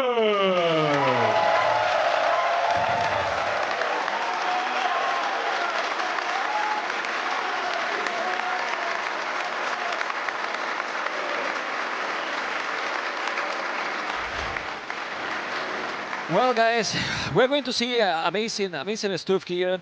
Hart and Sebastian. Sebastian, that is, well, the youngest player now. Completely the youngest player that is competing.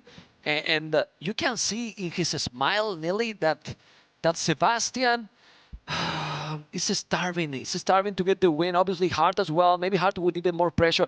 And Sebastian, that got actually defeated, let's say, in the previous Red Bull by Hart.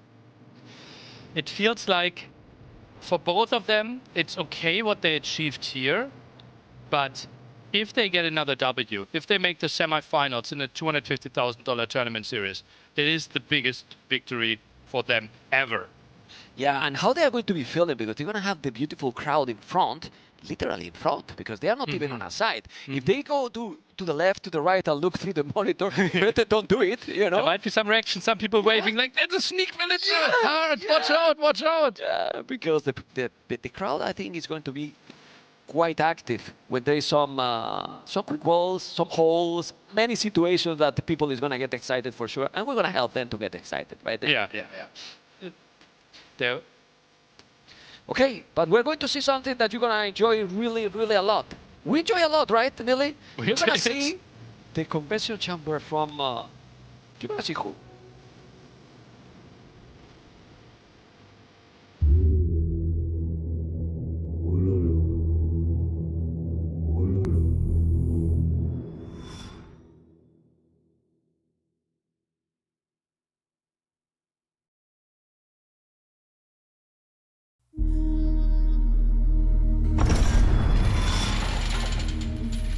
You stand before the conversion chamber. Conversion chamber.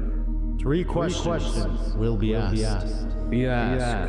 You will receive no indication of success or failure. Only at the end will your fate be revealed.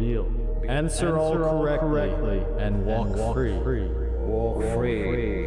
Fail and be converted. Be converted. Question 1. What age comes after you? Castle Age. Question 2. Which civilization has portals? Persians.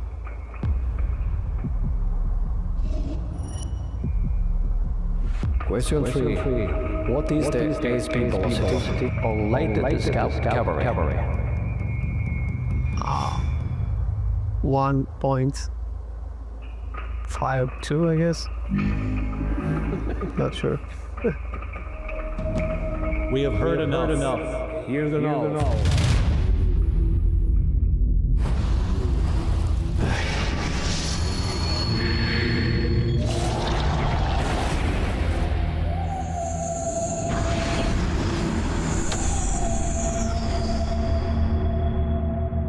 We welcome the converted into our order. Our order.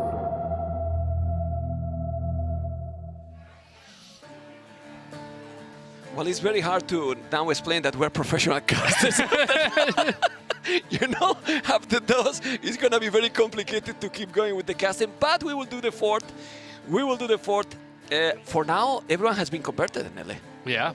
So far. 3 out of 3. 3 out of 3, 100%. Let's see how we continue, man. Let's see how it's going to be. We're going to see the draft soon from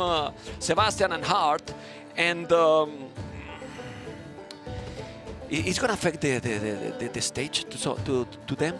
Do you think it can be a factor? This is the youngest player. I mean, if it looks so serious and so on, it has to be, right? Both players might struggle with nerves here, especially Hart, who was on the verge of having some really great performances, some semi-finals performances in the big S-tier tournaments, and he didn't really have the breakthrough. Being on the stage has to affect him. Okay, we have the draft. Remember, guys, that we have today the first time in the tournament is a best of 7. We're basically going to see so many maps: Dorothy Aquaria, Lochinets, Bullpine, Crownwood, Stormfront, Kingholthen, Blue Wells. And the civilizations, well, we can see. Civilizations picked by Hart: Saracens, Byzantines, Tatars, the Vikings, Georgians, Romans, Hindustanis, and Japanese. Franks, Italians, Dravidians, Huns, Malians, Ethiopians, Tupi, and Khitans. And you can see that when I say now Dravidians, I say in a different tone. You know, I'm starting to appreciate this civilization. Interesting to see that Vikings are being picked, although we don't have Stone Drift. So far, when Vikings were picked, it was mainly to play some water. On Loch Ness, they should perform a bit weaker because the water distance is so much shorter and you can't really play the longboats as easily. So that will be a big question mark for me where he wants to play them. I still think that in that map we have seen it, and it might be played there because they have good economy with wheelbarrow, but low handcart transition, so you can go also good army on the land. It's more limited in terms of cavalry and so on, but I don't know. Let's see. Anyway, Crownwood is going to be the first map, and as first map, Crownwood, I'm checking now. It's going to be, if it's complicated always to analyze with 7 maps and 8 civilizations, 1 extra, it's going to be a tough work for us today. But I love that we're opening with Crownwood, right? It is the map that feels closest to Arabia, our gold standard for Age of Empires maps. So this is a great field into how those two players are going to feel today. Plus, it is not the hyper-aggressive map, right? It feels like walling is an option. Players should be walled. Latest early Castle Age, and then we have a stable game. Both players should get into this one quite nicely. Typically we see something like Vietnamese here, but that one is banned. Yeah, yesterday we saw here Hindustanis versus Magyars with Sebastian and What a great ACCM. game. What a great game. For sure. Might be maybe now Hindustanis for Hart, and then if that's the case, what is Sebastian going to pick here? Is Hans a possibility here? Hans? I think Hans might have a different plan. I don't think you need... Like, the thing is, balancing is typically designed around Arabia. And if Crownwood is the closest to Arabia, most of the time we see actually the late picks being picked for Crownwood. So I wouldn't be surprised to see something like Hindustanis, maybe against Malians. Big question mark is also Tupi, a civilization that we have not really learned a lot about. Yeah, where is he going to pick that one? It might be like he used it yesterday, the Aztecs in Bullpine. Maybe Bullpine could indeed be an option, right? We have seen some eager play there. Champy Warrior might be a similar option. We can remember that we're starting with a bit more resources and also getting some resources back once you lose a unit. So he can spam out those champions quite nicely. That face looked like a gamer face already. We are getting there. He's locked in. Getting there. We're really getting there. I mean, I have been talking quite a bit with this Sebastian, you know, also a Spanish speaker like me, and been learning quite a bit, you know. Cannot spoil many, you know, because then he's not going to talk to me anymore. So let's see what is going to be game number 1. What are they starting? 14? You're nervous, 14? right? I'm standing next to Memp and he's jumping and giggling the whole time. Quote from Hart: being in Vitality means that there's more pressure to perform well. I think it would boost my self-confidence a lot if he had a great win here, right? We were talking. But it's not contradictory a bit, like it's adding more pressure, but it's going to boost my self-confidence a lot. But you need results for that as well if you're getting that pressure, right? Yeah. So it's complicated. Obviously, they just announced 4 months ago that Hera, Hart, and Leary all joined Team Vitality, massive organization. Big step for Age of Empires. We will have some Vitality royalty even coming up in our next days. So glad to see that they are picking up Age of Empires. They even had a bootcamp. Several days spent in Paris there. And they should be well prepared. Can be that an advantage? Well, Sebastian has been practicing a lot. A lot. I saw also Sebastian practicing a lot with the Viper, with the Snake. After they face it, they've been playing a lot together as well. Not a bad teammate to practice. That is true. Also, then ACCM might be a good option, right? ACCM is practicing with everyone, probably the one that played most games. Sadly, couldn't really put the performance out there. But Sebastian is having, for a long time ago, the mechanics. When we check the games, we see almost always 100 APM, always. He was needed due to the experience. And now, that's been practicing and being in this stage for several times already, is what is going to bring him into the next level? Hopefully, right? It is some form of a learning experience. Yeah, obviously he has to perform today as well, but no matter how he performs today, I'm pretty sure next time he will show up even better, simply because he can also soak it in. Oh, guys, there we go. Game number 1, and you got the answer about 2P. Georgia for heart, 2P for Sebastian as a blue heart, Sebastian as a red, archery range open for Sebastian, and a scout for heart. Nelly, what do you prefer in this situation? Oh, interesting. 2P and the archer range opening will be Spearman Archer. That is quite a thing. We're starting with 25 extra per resource, as mentioned earlier. Some people might not know too much about the civilization. Also, those building there is a settlement that replaces basically the mining camp, lumber camp, and mills. And you can garrison your villagers in there. So raiding will be tougher, and the first aggression is around the corner. It can be so fun if they can go for the castle and we see unique units. People is going to be impressed how many units you can do with this civilization. I call it like the Karambit archers. You know? Karambit archers. So cheap. Also, it's double in the unit, but he lost both units there. Not the start you wanted. Within range of the town center there, Archer already losing quite some HP as well. Scares those 2 scouts away hard. Obviously, with those healing scouts, loves to have a great aggression here. Played extremely well against MBL with his Georgian opening yesterday. Fletcher not ready. This is what you need, obviously. More scouts coming, 3 scouts, 2 more on the queue. You really need to save those units. It's not the best start here. Is that a second archery range, or was that is a settlement next to the chicken, most likely? Need to get used to the size. Yeah. That is bigger. 3x3, typically not our building size there. Next to chicken is getting his walls up quite nicely. So I would be surprised if we see too many more losses. 2 spearmen around. Could maybe intercept this. Do we need a quick wall? Not That's needed. a good one. He's going away. He's doing the tower. He's going to be absolutely safe with that one. He's going to lose the first villager. There you go. 1 is down, and now he needs to go away.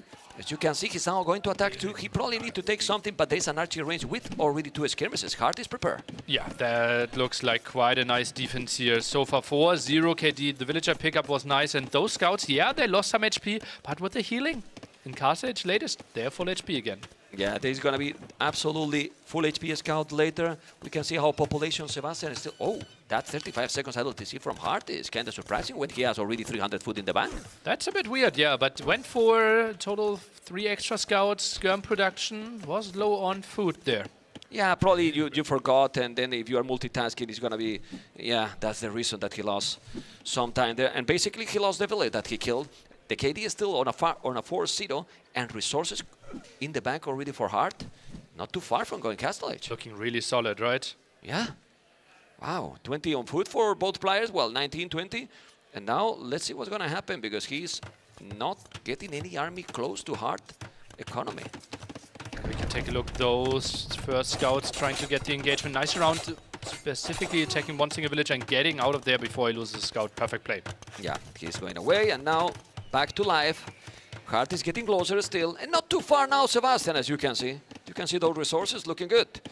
Looking good, those resources for Sebastian. And then in Castle Age, are we going to see Hart maybe with Cav Archers? It feels like the likely option, right? Against 2P, are you expecting that many skirmishers? Yeah, they can go for it, but Sebastian didn't tech into anything there. And CA, you absolutely love them, right? Also healing for Georgians. And you can just poke here, poke there, and if you get some hits, healing them up. Just sweet. With mobility, also you feel that with the charge, you're going to have a protection.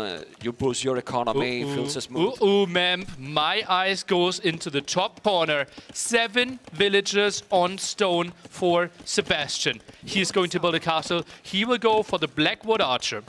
Well, I don't know why they call Blackwood Archers, because this will be, I mean, it's going to be spamming archers all the time. Remember, guys, that when you make 1 unit, you're going to have 2. It's true that they are very low HP, so they are not super strong, but you can spam like forever and not so expensive. Yeah, they're really cheap there. They spawn in pairs. Only 20 HP per archer though, right? So once we get a hit in, Magnals, for example, are incredibly good against them. I'm hype already thinking about the Badaboom. I can see it, you know. I can see it on my mind. Anyway, let's see what's going to happen. He's now palisading. He's going to try to palisade the whole thing. He's there. Gold mine in upgrade. He's going to have the stone as well. What is very clear is that Sebastian has a plan, and he's going to execute it, because it's definitely what he's doing right now. All in all, he's mining the stone. He wanted to do this with Tupi, and probably Hart know what is coming. The question is Cavarch, as we were talking, or is Skirmish is going to be an oath against this spamming army? He only has 5 on gold, so it actually won't be the Cav Archer play, right? Or if so, he can't afford too much. Might be 2, maybe 3 TC approach, some CA, bit of map control, maybe thinks about a lot of relics that could be picked up as well. Okay, so maybe it's all these Skims, but Ballistic will be needed. They are so fast also. We didn't mention about the speed, but they have good...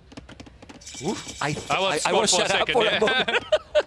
Okay, I thought it was going to be in. The castle is fantastic. Why? Well, because that goal is going to be completely protected. And if we think about it, there's another goal exposed on the left, another goal at the back but far, and this is Siege Workshop. Siege Workshop together with the Blackwood Archer. That is interesting. That comes up really quickly. Hart for now only goes for cavalry, so Blackwood Archer needs to gain the ground first, and then... Did he delete a Vil? Yeah, he deleted a Vil here. Sebastian deleted a Vil by accident. Yeah, that's a misclick. I think he will also cancel that Siege Workshop. He's rolling that one. He wants to make another Siege Workshop at the back. Then I don't like too much the option, because Hart, as you mentioned, is doing Knights. Knights are great for sure, and at least that you get so many unique units, the Siege and the Blackwood Archers are not going to achieve too much. Let's take a look. Some pressure here. Elite Skirmisher is now finishing, so those Blackwood Archer would die quickly anyway. Siege Workshop will finish. I like that Sebastian actually is adding the extra town center. I was a bit scared that he tries to play 1 TC from home. Okay, he's doing the second town center. He has the second TC already hard. I don't know if he has some charge at home. I don't see any monks, so I believe he didn't. Honestly, most of the people... Yeah, he deleted, right? Oh, man. Well, this is the pressure. This is the pressure we were talking. This is the pressure we were talking. He wanted to delete the palisade or the stone, and then he deleted the villager. Wheelbarrow now. Wheelbarrow with 4 villages on foot. Not the greatest thing. Not the greatest thing. Obviously, a lot of them are walling right now. Typically, farm villagers, the ones benefiting from the upgrade the most. He has now, well, quite a lot of army. That's what you expect with the civilization. For now, not a lot of aggression, because both players nearly are completely walled. Yeah. You can still shoot a bit over wall to rest the woodlines a bit, but Hart should not lose a single villager there. Now with Vodkin, 1 villager down, he's gonna take more. This is the problem with this civilization. I don't know if now maybe Ballistic will be too much. I am not sure if he's like taking the heads-up engagements, right? Could have maybe gotten 1 extra villager for now. I think 30C over Ballistics should be the reasonable approach. Yeah, 30C also for Hart. He has to be careful. He didn't overchop. He's going around with those Blackwood Archers. And, well, he's not taking villages, but at least he's forcing some... yes. Oh, he took 1, so already 2 villages down. Resources collected, though. He has more Hart than Sebastian. And putting some pressure. Population is still ahead for Hart. But... he can't take an engagement here. Skirmishers would completely clear this up. Has to run, tries to go into the left-hand side corner. Can still squeeze behind the wood line, but... I don't know if that's close, actually. Oh, he might not know, and Hart might not know either. I think... This could be walled off with 2 stragglers. I'm not sure if that... Tries to squeeze through. I mean, seriously? Okay, there's 1 tile there. He needs to go back now, but the Knights are coming. And that army is going to be... dead in a moment. I mean, he's trying to get as much as he can with them, but with the Skims and the Knights, those units are going to go down. And still, he has so many. 33 on total, 24. Village number... Ooh, got another? Oh, he takes 3 more. Look at the Echo KD. Solid 5 stuff. village kill, and now he's taking so many Knights. Whoa, those units are are working a lot better than I expected. Killing so many knights, doing an amazing micro, nearly. No armor upgrade. No armor upgrade on those knights, right? Yeah. Was backward archer doing reasonable damage. Mangonel out here as well. And Sebastian able to put out some pressure. I mean, I take that trade. I mean, that trade was fantastic. He's coming now with the mangle. He has to be careful. Now the micro is going to be so important. Let's see if we're going to see now some dancing. Ballistic is there. They move so fast. And if you are really, really sharp like now, he's looking, he's going to be able to deny that and avoid any shot, Nelly. Let's take a look. One Mangonel only. So I don't think he can stay for too much longer because Skirmishers and Mangonel can potentially clear this one up. Behind the Sebastian went for the third town center and ballistics. Scout should be running away. Mangonel shots. Let's see how well they're connecting. With micro, he's sending more and more units. He got so many. Look at the numbers. 31. They are so cheap, like really, really cheap. Ballistic. He got also all the Echo Abris except Handcard's second castle. Interesting spot. Right there, more forward. Yeah, a little bit more forward. Taking that goal. Risky with the Mangonels, right? Trades off 1-for-1. He needs to go back even further with the castle, man. Sorry. Yeah, he wanted, but he saw the Mangonels there now. He said, no, Neil is right. I go back. And you can see he's going back. He's going to make the second castle. Well, he's taking map control here for Sebastian. This game is going for Imperial. It looks like he's going to go for Imperial, Nelly. I don't know what you think, because this is, you can see so many Bloodwood Archers. Mangonel here, and now Heavy Blow. Well, doing all the upgrades. They are working on the late game. It looks indeed like that. Nice ground attack against by Heart. He's trading off quite nicely, and Sebastian, yeah, sitting behind two castles. Should not take too much damage, but can't really push either. So therefore, I agree with you. This one is shaping up to be an Imperial Age game. All right, as you can see, guys, only 2 villages different. Sebastian has 50 army. 50 army. 47 unique units. Oh, wow. They are not great HP, but there's still so many units. He took one Mangonel. He didn't expect that castle take another 2 Mangonels down. He's going to take the 3rd Mangonel. This is so many units killed. If he's taking another, it's going to be 4 Mangonels down. Super expensive here. He's taking great bada-boom here by Heart, but he's still taking the Mangonel. I still take that trade. Yeah, totally fine. Those backward archers are cheap enough, and you keep the aggression running. Put more threat into the head of your opponent. Heart needs to build a relatively defensive castle now to protect this area. And meanwhile, Sebastian is using the market, thinking about him. I mean, this unit seems like Blue Marches in asteroids. Seriously? Just look how it's on the way to Imperial. On the other side, we have 100 food. Heart will be so far behind when it comes to him. He keeps building more skirmishes here, more Mangonels.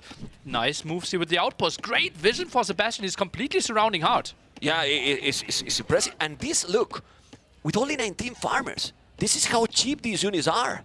You know, he's not spending any food at all, only that the village number, which is 80 villages. It's not like, I mean, it's 8 villages behind. But you go up to Imperial with 2 castles. I love his position, really. Blackwood Archers, actually, the imp upgrade is not really giving you that much, only 5 more HP, but the main thing is that you can get yourself to chemistry and Bracer, more range, more damage output. And also Trebuchet, that you can go forward, make a third castle. You need to be careful with those. Still killing so many, still killing all the skirmishes. He's now moving away. There's another Mangonel that is going to be down. He's trying to make as much damage as he can, and he's raiding everywhere. It's raiding everywhere, killing more villages. He's still but that's what we said, right? Okay. They have fragile as well. I mean, you make a whistle with them and they die, you know? It's a bit windy here. I'm checking, you know? Maybe the wind is affecting them as well. Okay, Mangonel, so many blue... I don't even remember the name of these units. Bloodwood Archers. Okay, and going now away. Look at the amount of archers. He just lost now 20 and they still have 55. Madness, absolute madness. Crazy. More in the queue, still keeps some villagers on stone. So much aggression that people could only pick up 3 of the relics so far. And Sebastian, he's buying himself stone. He's building forward castle. Would you make even more forward? Trap his opponent. I think now he could do even more forward. Maybe a bit, right? He has so much control. Villagers move forward. No, he will finish it there. Yeah, okay. I mean, don't want to take any risk, but a castle here now forward will be definitive, in my opinion.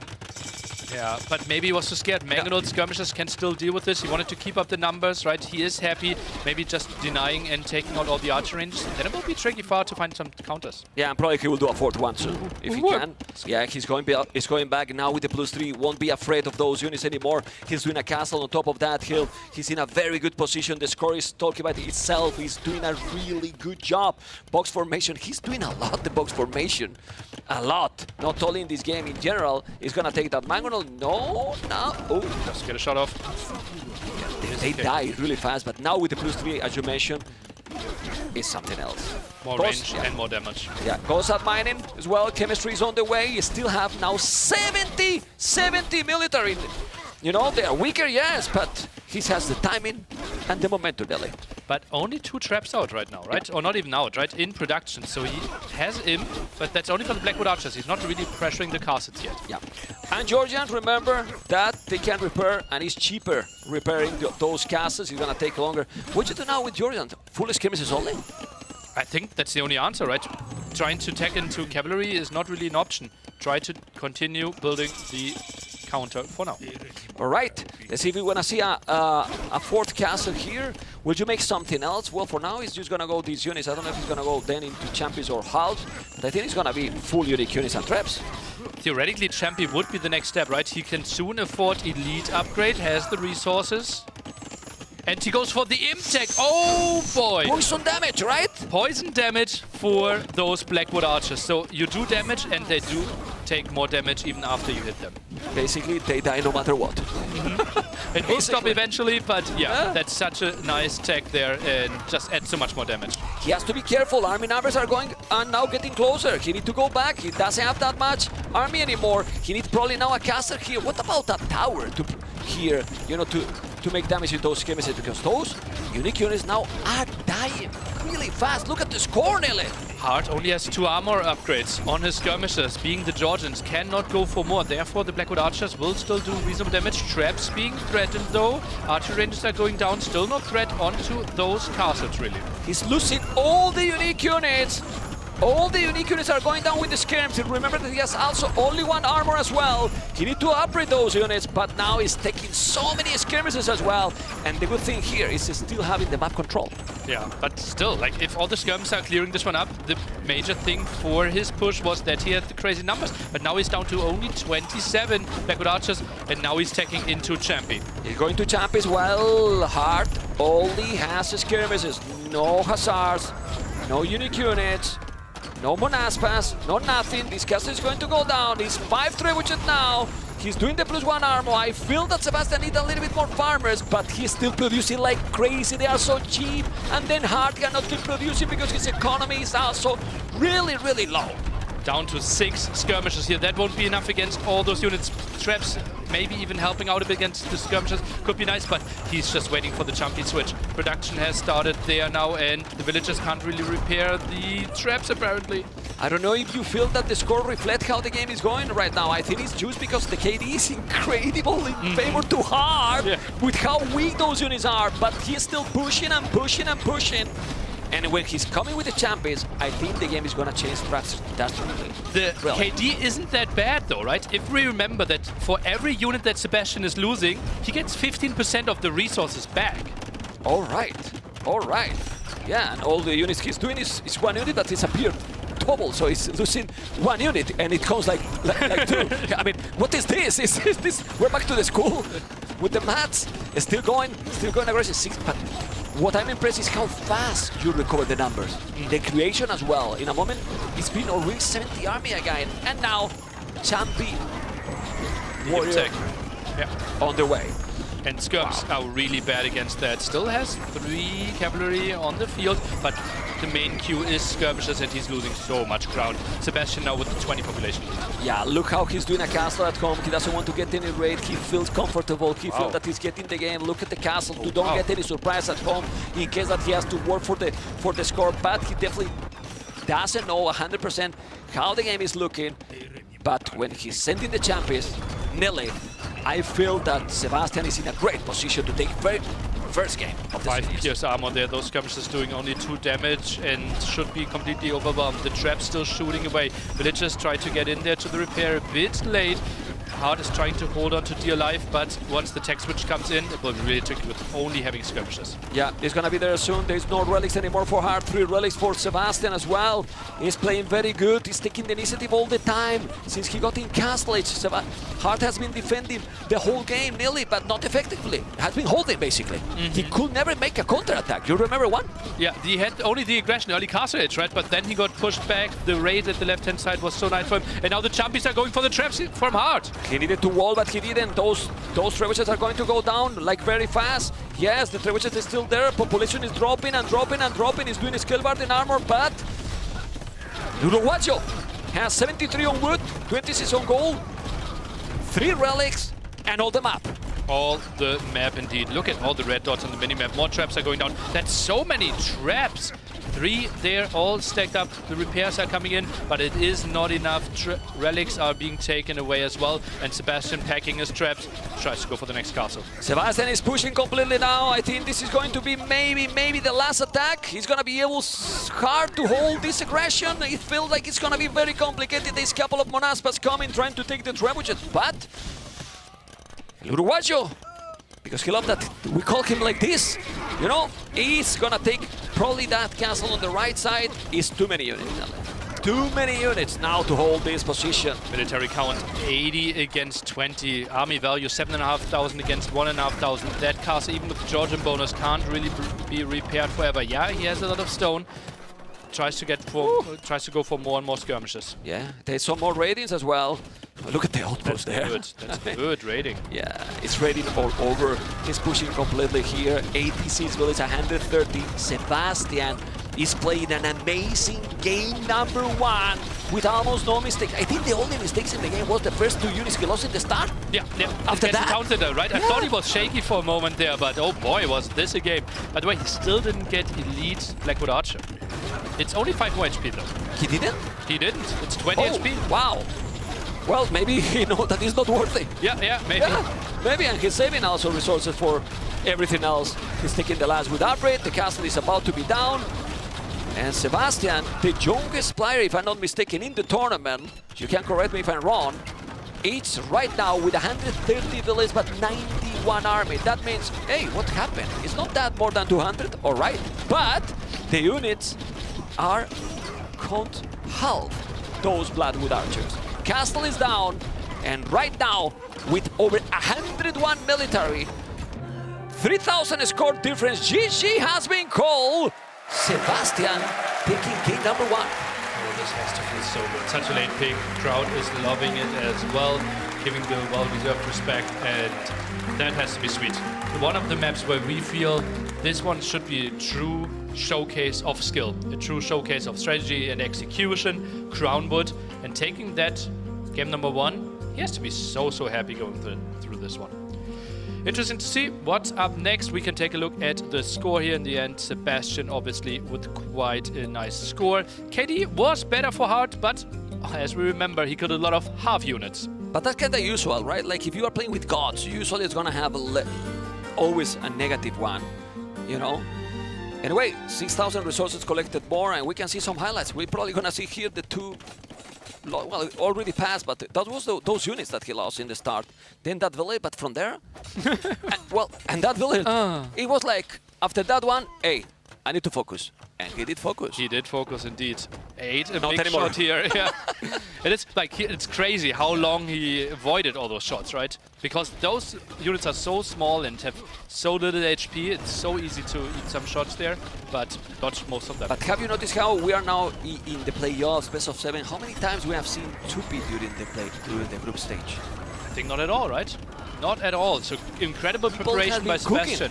Like holding some specific civilizations and then use it now in the first game of this series. Sebastian quote, maybe you get nervous or you are on back foot, so you start making more mistakes. But that's my idea, to get an advantage and maintain it. Or keep it the aggression always, that as well. I love that. It's what he did. Indeed, that's what he did, right?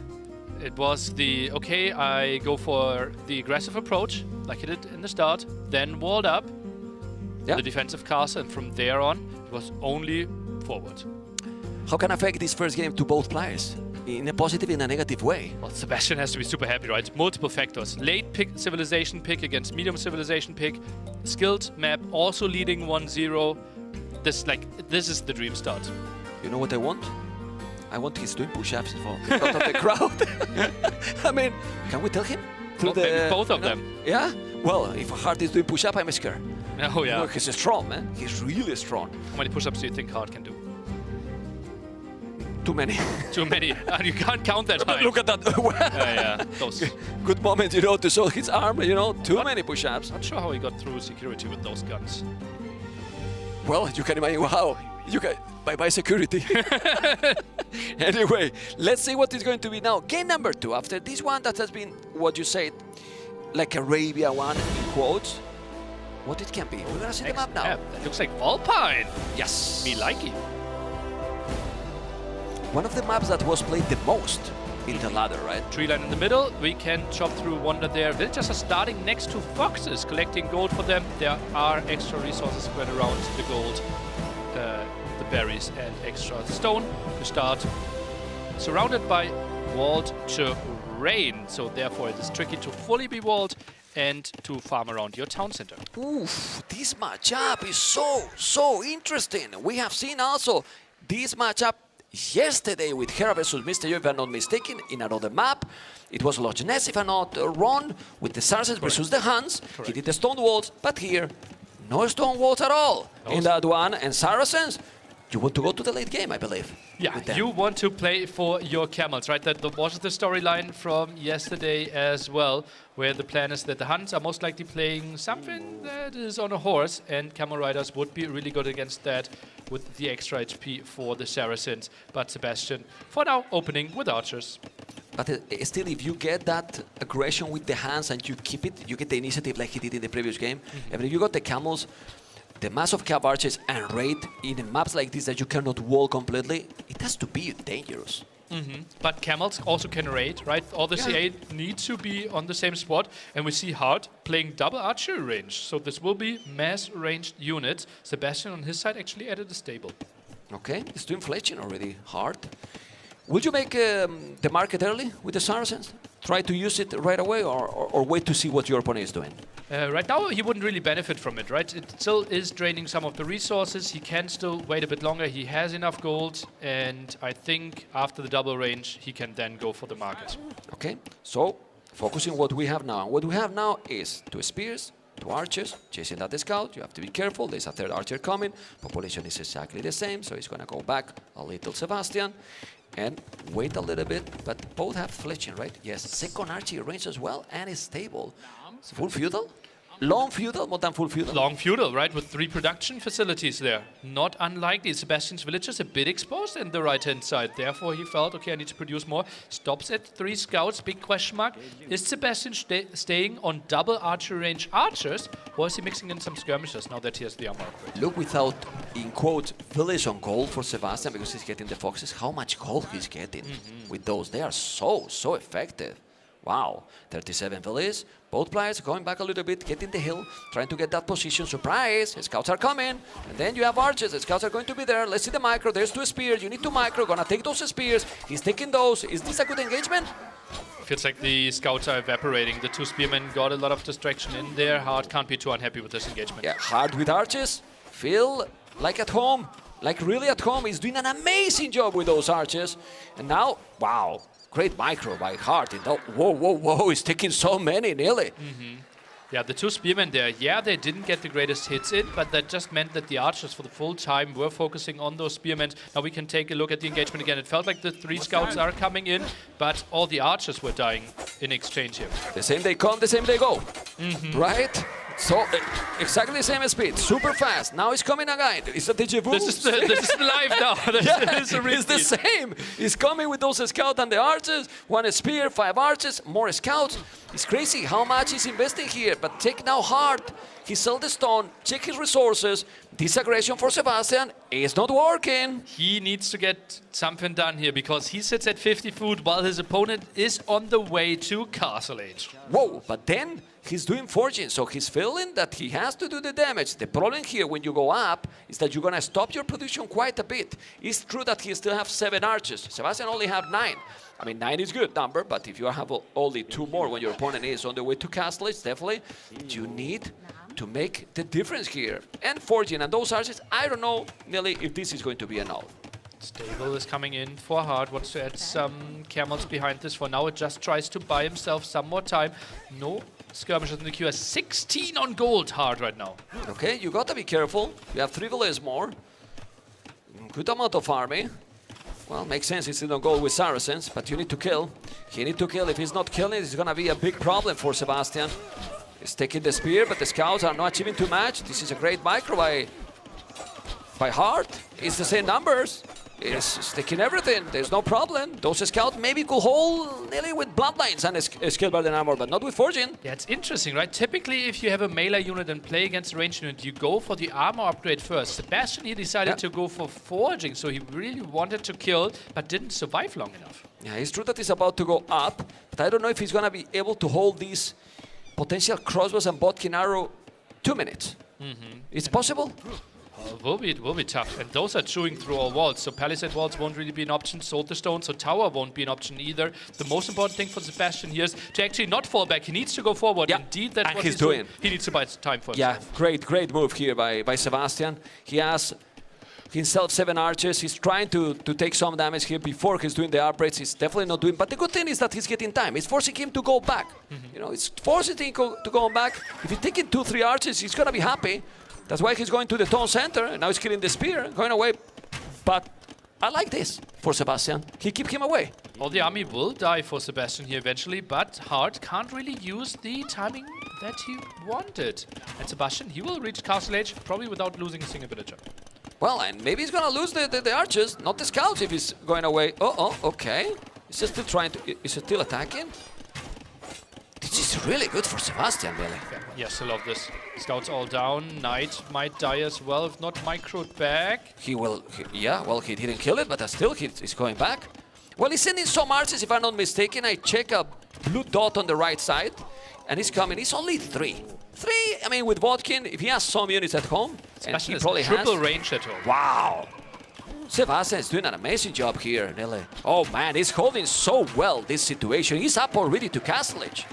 Needs to speed wall this one though, and as we said, those 3 crossbows can do quite a lot against those walls. Villager, can it be saved? He's going back, the archers are there. He's gonna take a villager. No, he didn't take anything. He has only 3 archers. The archers are now going to defend. He's gonna be able, Sebastian, to hold the position one more time. He will. He's gonna lose a villager. Yes, 1 villager down. All these taken in consideration. 1 villager down with this uptime. I'm happy. He should be fine with that, yeah. It looked a bit scary. There's obviously some disadvantage there that the scouts did not do the damage that he wanted, but after that, the recovery, really nice.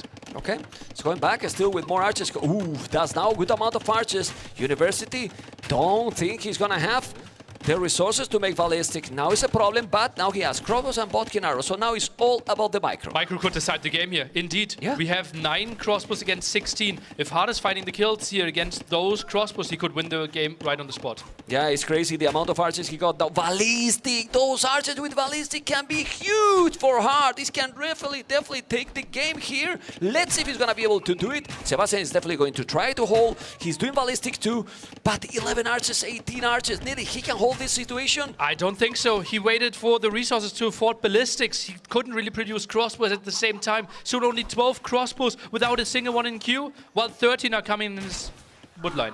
Yeah, and now those villages are taking a holidays, as you can see. They're going away. They can't do anything. Going now for that lumber camp. He's deleting that one. Ballistic is still not there. When you need ballistic in those situations, it takes so long. Look that it takes so long. He's still dancing with those archers, and now ballistic will kick in. Let's see if Sebastian can do a crazy micro here. He's gonna be able. He's dancing with the archers, but he's too many. It is tricky, right? Wow. There is the dance in the front. Some crossbows are shooting from the back. This looks still okay for Sebastian. Needs to get the clear up though, and now he's eating the hits. Well. Great micro here by Sebastian. Is he holding the situation or not? Hart is also doing an amazing job here, but Sebastian... This is an even trade. Hart has another army coming. Yeah, but Sebastian survived. Somehow, 2 villages difference only, but they're still coming with more and more and more. It's gonna come through the south. You can see already how he's coming. Yeah, there you go. Wow. That's where the production is. Brutal aggression. Brutal aggression here. Gets another Triple villager archery kill. range. But it's 9-14. All that considered, Sebastian's still alive. Yeah, but it's also the second armor upgrade, right? All the crossbows of Sebastian should be low HP. Although, no, he's chasing this down. No. He's gonna take now. He's taking it. Look at the microphone both. You remember the old times Lear was doing this? Lear is back. No, Lear is now with more than one player. Lear, Sebastian, Hart, everyone is microing like crazy. And as you can see, Sebastian is cleaning absolutely everything. And check now the army numbers, Nelly. It's even. How is possible? I think it shouldn't be. I think there are maybe 3-4 players in the world that can make a hold like Sebastian just did. This should not have worked. He was outnumbered, outpositioned, outproduced, and he's still not dead. And he's 3 villages behind only. 3 villages behind only, and the second TC is up faster by El Uruguayo. But he's not producing villages. His economy is still in shambles, so now he needs to attack. But Sebastian, that's a risky move. Moving out with the crossbows without a lot of vision on the right-hand side will be tricky there, but should be able to deny that monk. We still have 3 relics already picked up, though. He will. He will take it. Doesn't want to take it. Yeah, but look at how. Oh, healing! Yeah, but he's really. 4 HP, he tries to killing the other. He's killing the. Oh my God! What a move! What a move! Great move there by Hart. But now he's here. That's what you were talking. Yeah, he's moving, but then at home he's gonna be in danger. He has the second TC, but he's killing villages here. Still 7 villages behind. 18 army to 22. These lose like a bad battle. This can snowball the game so badly for both. Cross villagers in the wrong direction there as well. Hard now with the 10 villager lead. The dance continues. Yeah, 18-21. 18-21, but now he has a lot more army here, Hart, with 9 villages more as well. Both with almost the same economy balance. 7-6 villages on foot for one, the other with 8. Coming again is full crossbow. Full crossbow, no other units for now. And he's still coming, trying to attack again. Now the difference increased a little bit. 10 villages, but if we go to the red side, I think those archers, if he find that town center and he will find it, he's gonna now take all the numbers back. It's only 2 villages, but he's gonna deny the 3rd TC. 1 villager down, 2 villages down. There you go, and it's open also. Oh man, he denied that TC. He could attack if he wanted. How is it possible that they're still the same numbers, Nile? I don't know. This is absolutely impossible how Sebastian is making this hold happen. Is dancing this one, and well, let's see how much damage he can find here. All of a sudden, Sebastian, the one with the crossbow advantage. Thumping though. It's incredible. Yeah, but they're still. Oh my God! Now with those archers, he's gonna take how many? 3, 4, 5. How many villages? He's taking so many. He'd leave that one alive. No, he's sending 1 archer and moving to the left. He's doing an amazing job. It's incredible, this game. Full aggression with archers all over. Now take the monk. He converted while he was dying. Okay. And they're dancing at the same time, right? In the picture-in-picture there, in the base. And this is just incredible. How many hands do they have, man? More than you and me, that's for sure. Oh my God. Okay. Let's see what it's going to be. Okay, let's see the crossbows. He's going to take it. You have to be careful. Uh-oh. Uh-oh, he's dancing. He's dancing. Yeah, well, the Scorpions are there, but now 13 villages differ. The Scorpions benefiting from ballistics there is really helping out. Crossbows now trying to chase this away. 4 TC play is the plan here for Hart. This will be nice for him if he can stabilize. Is there a chance, ma'am, to switch into skirmishers? From who? For either player, right? We're playing so full crossbows. Yep. Well, they should. I mean, look at their cooperate. What I need to check is how many archery ranges has been hard all the time. Eco upgrades is only at 1 right now for Sebastian. Hart at least has 3, gets the second wood upgrade. Triple range at home. Tries to find another aggression there at the right-hand side. And cross production continuing for both players. 9 on food only for Sebastian, though 22 for Hart. Okay, he keep going. Now with more and more archers, the eco difference is getting there. It's really, really getting there with 26 on wood. 25 on foot, 14 on goal, 4 relics. It's looking good for Hart and Nille. And now he's sending a villager forward here, just try to get an outpost. Mangonel could be defending this area, might be trapping this Mangonel from the right, but he also gets one Mangonel to the front himself. He need to be careful. Are they mining a stone? Not a lot. Well, 7 villas on stone. He's still trying to make the pressure. He need to definitely make some damage. The village difference now is really too big, and it's almost triple the village on foot.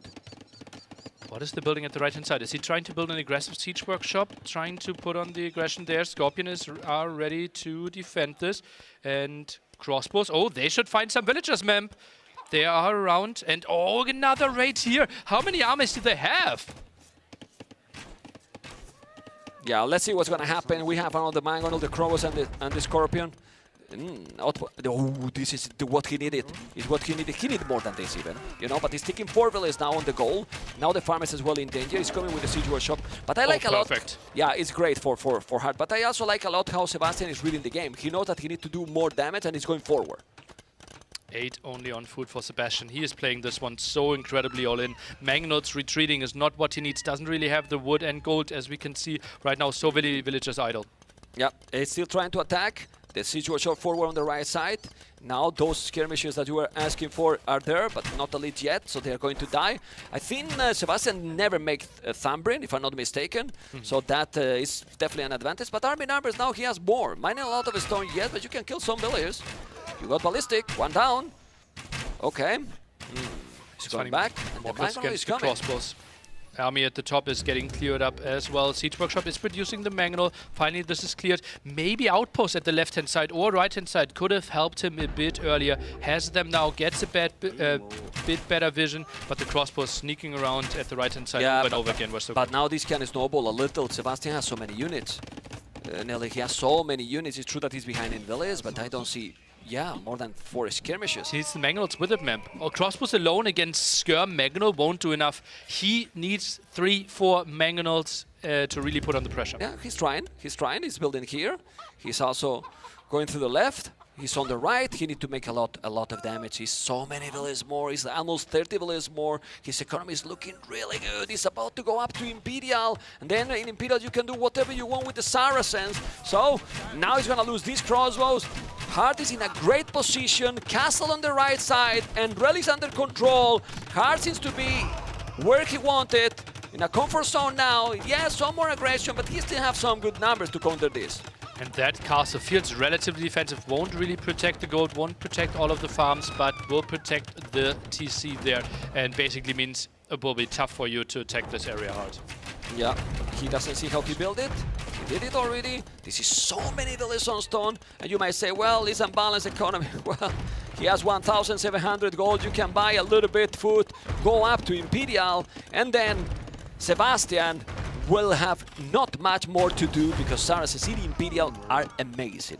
Yeah, just the brace upgrade on those elite skirms should be dealing with everything that Sebastian has right now. Mangonel dance needs to be impeccable for Sebastian to keep up this aggression, but it feels like Hart is watching very closely and should be able to defend this. If he's able to close this game, very important after losing the first one to get that 1-1, maybe those nerfs going away, and then we might have a crazy strong series in front of us with a 1-1 from the Peruvian player and the Uruguayan player there also playing very good. What was the key? Why it was the advantage that big? Like those scouts he did in the start and forging probably? I think so.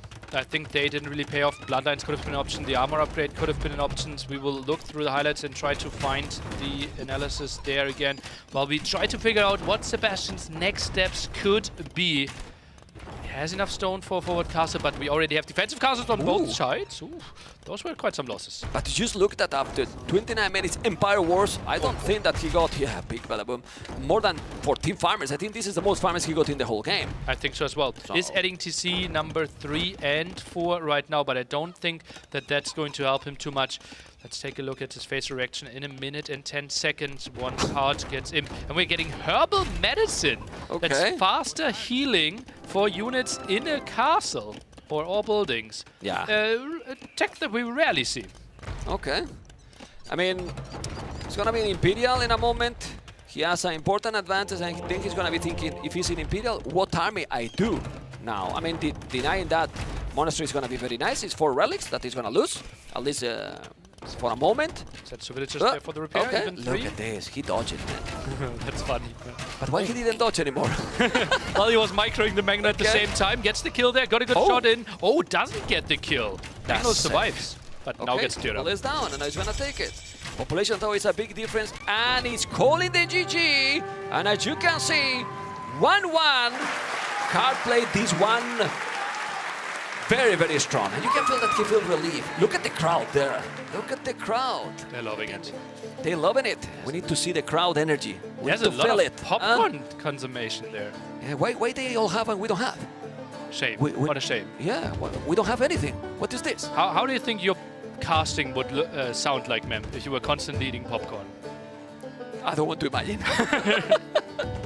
Okay, and what is this now? Well, the KD seems similar, but it's not important how much, in what moments, right? He did it earlier, he got the advantage from there, and this is 7,000 resources collected more, which is very nice, because when you are with the Saracens, you think, oh, maybe he's going to be market abused, but no, it's not.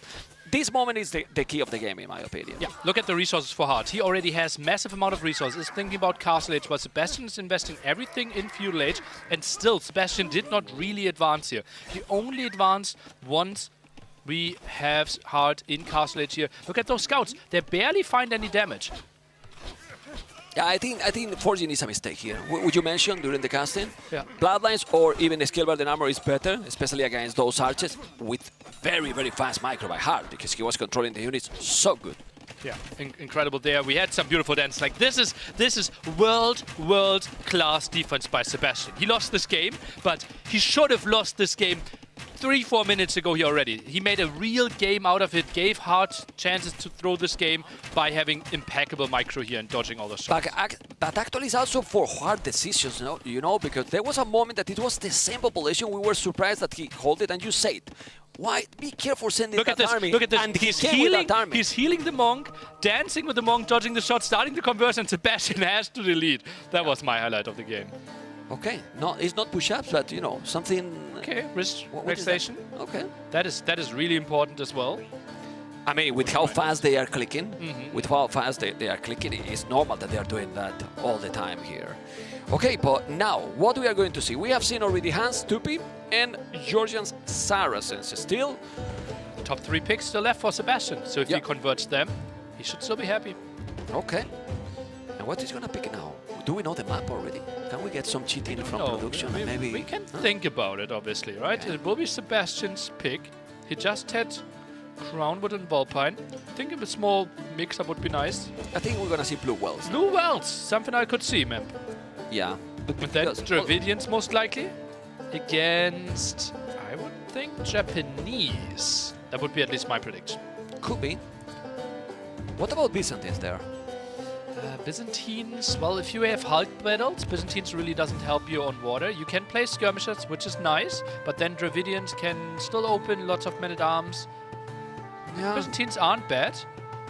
Let me think, where else could we see them? Loch Ness, I think on Henschel, Stonefront, they could be better. Okay. Okay. Like fishing ship bonus is just so incredibly good for Japanese. Yeah, it makes sense to get there. It's reasonable. And that fishing ship bonus worked for gold also, right? Yeah. And it will be Loch Ness. Oh. So it will be the switch up. We wanted to see a bit of water. So he's picking whole map from Hart. Indeed, indeed. Okay. So this is a semi-water, semi-land map. We have only a small shallow in the middle, trying to get to the other side. Relics at the sides where we can still cross to the opponent. We have seen different approaches here. Very aggressive play. Dravidians, for example, can open either double archery range, can open men-at-arms archery range, or can open docks and try to wall and secure the center. So that will be really interesting how Sebastian's approach is going to be. On the other side, Vikings, we will think they are going to play something with water. Yeah, it has to be. So maybe he's going to make the stone walls himself today. Well, that's risky. Directly stonewalling? Well, not directly, but if the a bit of delayed is coming. Oh, game number 3. And Sebastian is sending the scout right away because he wants to go very, very aggressive. He's doing dog and archery range. No double archery range yet. Let's see what it's going to be. You know what I love the most about this map? or basically the only thing I like the most about this map. You can imagine, right? The Loch Ness Monster. Exactly. Roaming somewhere. Love it. Where it is? We're sending our best cameraman to find it. Vamos, vodka. Find it. The dock there kind of implies that Sebastian also wants to go for a wall later on. Goes for the galley now, is trying to block all this area. And Spearman is trying to get a bit of vision there. Both players going for the wood upgrade. Wheelbarrow for free. 4 Vikings should have a good economy. And a dock for Hard to respond Sebastian's dock. Hard with fletching already, which is great. I think Sebastian did it as quick as he can. Archer out of position, but no, scout around. Okay. Oh, a galley already there. Response to the galley and hello! I need to focus. Goodbye. Bye-bye. Uh-oh, careful. The Spirit is doing the job. He's trying to deny it and he's denying, but don't lose the galley. You need to go back out of the range. That scout is going to be down, but now you need to attack the scout. That was a misplay by Sebastian. He could kill that scout. He was so focused on that valley and he lost a lot, but he killed the villager. At least got the villager, indeed. That was an okay straight-off. Scout was already low HP. It is the double dog approach here by Sebastian. Whoa. After building the archer range as well, 3 archers, is adding some more villagers on goal to keep up the production on the other side. Adding some more farms for Hart here, is thinking about Castle Age eventually. And the dance should be really bad for Hart. Oh, I think he overstepped. He didn't expect the double dog. He didn't expect the double dog by Sebastian. And those galleys are going to eat that army. The scout is going to be bye-bye. The fire galleys are there, but then you need to go back, and those galleys will kill the army, killing the archers. Wow, did you expect this opening by Sebastian with Dravidians? I did not, right? But he has the extra resources, so he can spend them somewhere, right? Hart just built the dock and the archer range himself. So where did Sebastian invest them? He went for the second dock. Interesting approach, and Vikings playing with the fire galleys here against the galleys as the counter. So far, only 2 farms from Sebastian. His transition won't be as smooth towards Castle Age. But he's doing the market already. He's gonna sell stone? Maybe trying to go for the timing. Okay. Trying to win the water. I mean, selling the stone is give you a lot. And if you check that he has already 500 food in the bank, he's gonna be basically up to Castle Age in a moment. Repairs coming in, but the galleys should be fine enough. Are you focusing the villager? Yes, he is. Yeah, that galley is going to be down. I like the opening. I didn't expect this opening, and it's feels smooth for Sebastian. Send it to archers. 2 archers at home, but he has archers at home too. He's reading the game properly. He's doing another dog now, very, very far from the position that Sebastian has his dogs, as you can see. And he is clicking up to Castle Age faster than the Vikings, nearly. Sold all his stone. But as I said, like, the food transition will be tricky, right? Once the chicken run out, he only has 2 farmers. While on the other side, we are counting 7 farmers here for Hart, and still on his chicken as well. So I don't think he can produce too many villagers behind it. Still he has so many. Yeah, still have the berries there, and then he will have a lot of wood. He has to be careful. Don't lose villages here. He noticed, and now he need to go back. He could wall, make some gate. He didn't make it. We need quick walls, Nelly. We need quick walls in our life. That's like this, for example. Okay. Water, and Hart is actually luring the galleys to his second dock. A bit of an interesting choice here, so this is known. And enough galleys for the defense. I think this looks really good for Sebastian. He's Sebastian really has winning an amazing position, Nelly. Sebastian has an amazing position. Only 2 buildings behind, and he's up quicker. He has so many units, like so many units. 4 fire galleys, 4 galleys, skirmishes, archers, 12 on food, 10 on gold, 15 on wood. Looks like a balanced economy, and taking the water control. We have seen how third dock strong can be. Third dock already. That is interesting as well. You scare me with the third dock. But we have seen how important the water it can be in this map. What are those 2 galleys up to? Get it. Like, go up, go down, attacking. go up. Okay, now we are attacking, and yeah, another redock approach there, but might lose 1 or maybe even both of his docks before that. And the ideal composition for Hart is mass longbows and trying to do something, but not sure if he can even get there without any proper production. Yeah, and when he kills this dog, he's gonna go to the left. He's gonna make now medium work alley. There you go. Oh, more dogs on the left, but still he has to invest a lot. Yeah. To keep the numbers. He's going to go to the left, gonna take the next dog, and still is only 2 dogs, while Sebastian is already with a second town center on the way. Bought 100 stone back for himself, so losing a lot of resources in exchange for a bit of a timing. That dog is likely going to go down, then double fire galley. It's not that many farms, nearly. for Hart, right? The berries should last a bit longer for him. Yeah. Medium warship upgrade finishes. Dock likely to go down, and then longboat production did not start instantly, ma'am. Yeah, he's going for a TC first. I think he didn't finish the second dock that he was building on the left. He canceled it. Oh. He canceled it. Look. That is going to be a long game. Yeah. Full water control for Sebastian. Should also add some fishing ships next. Hart won't contest water for quite some time. Is playing triple TC. This will be interesting how Hart envisions himself reclaiming either water or making a push on land happen. So you think that the Vikings here, without the water, having all the eco upgrades, because it's now upgrading bows and heavy blow, including handcart for free, can compete with the 2 TCs and having water control?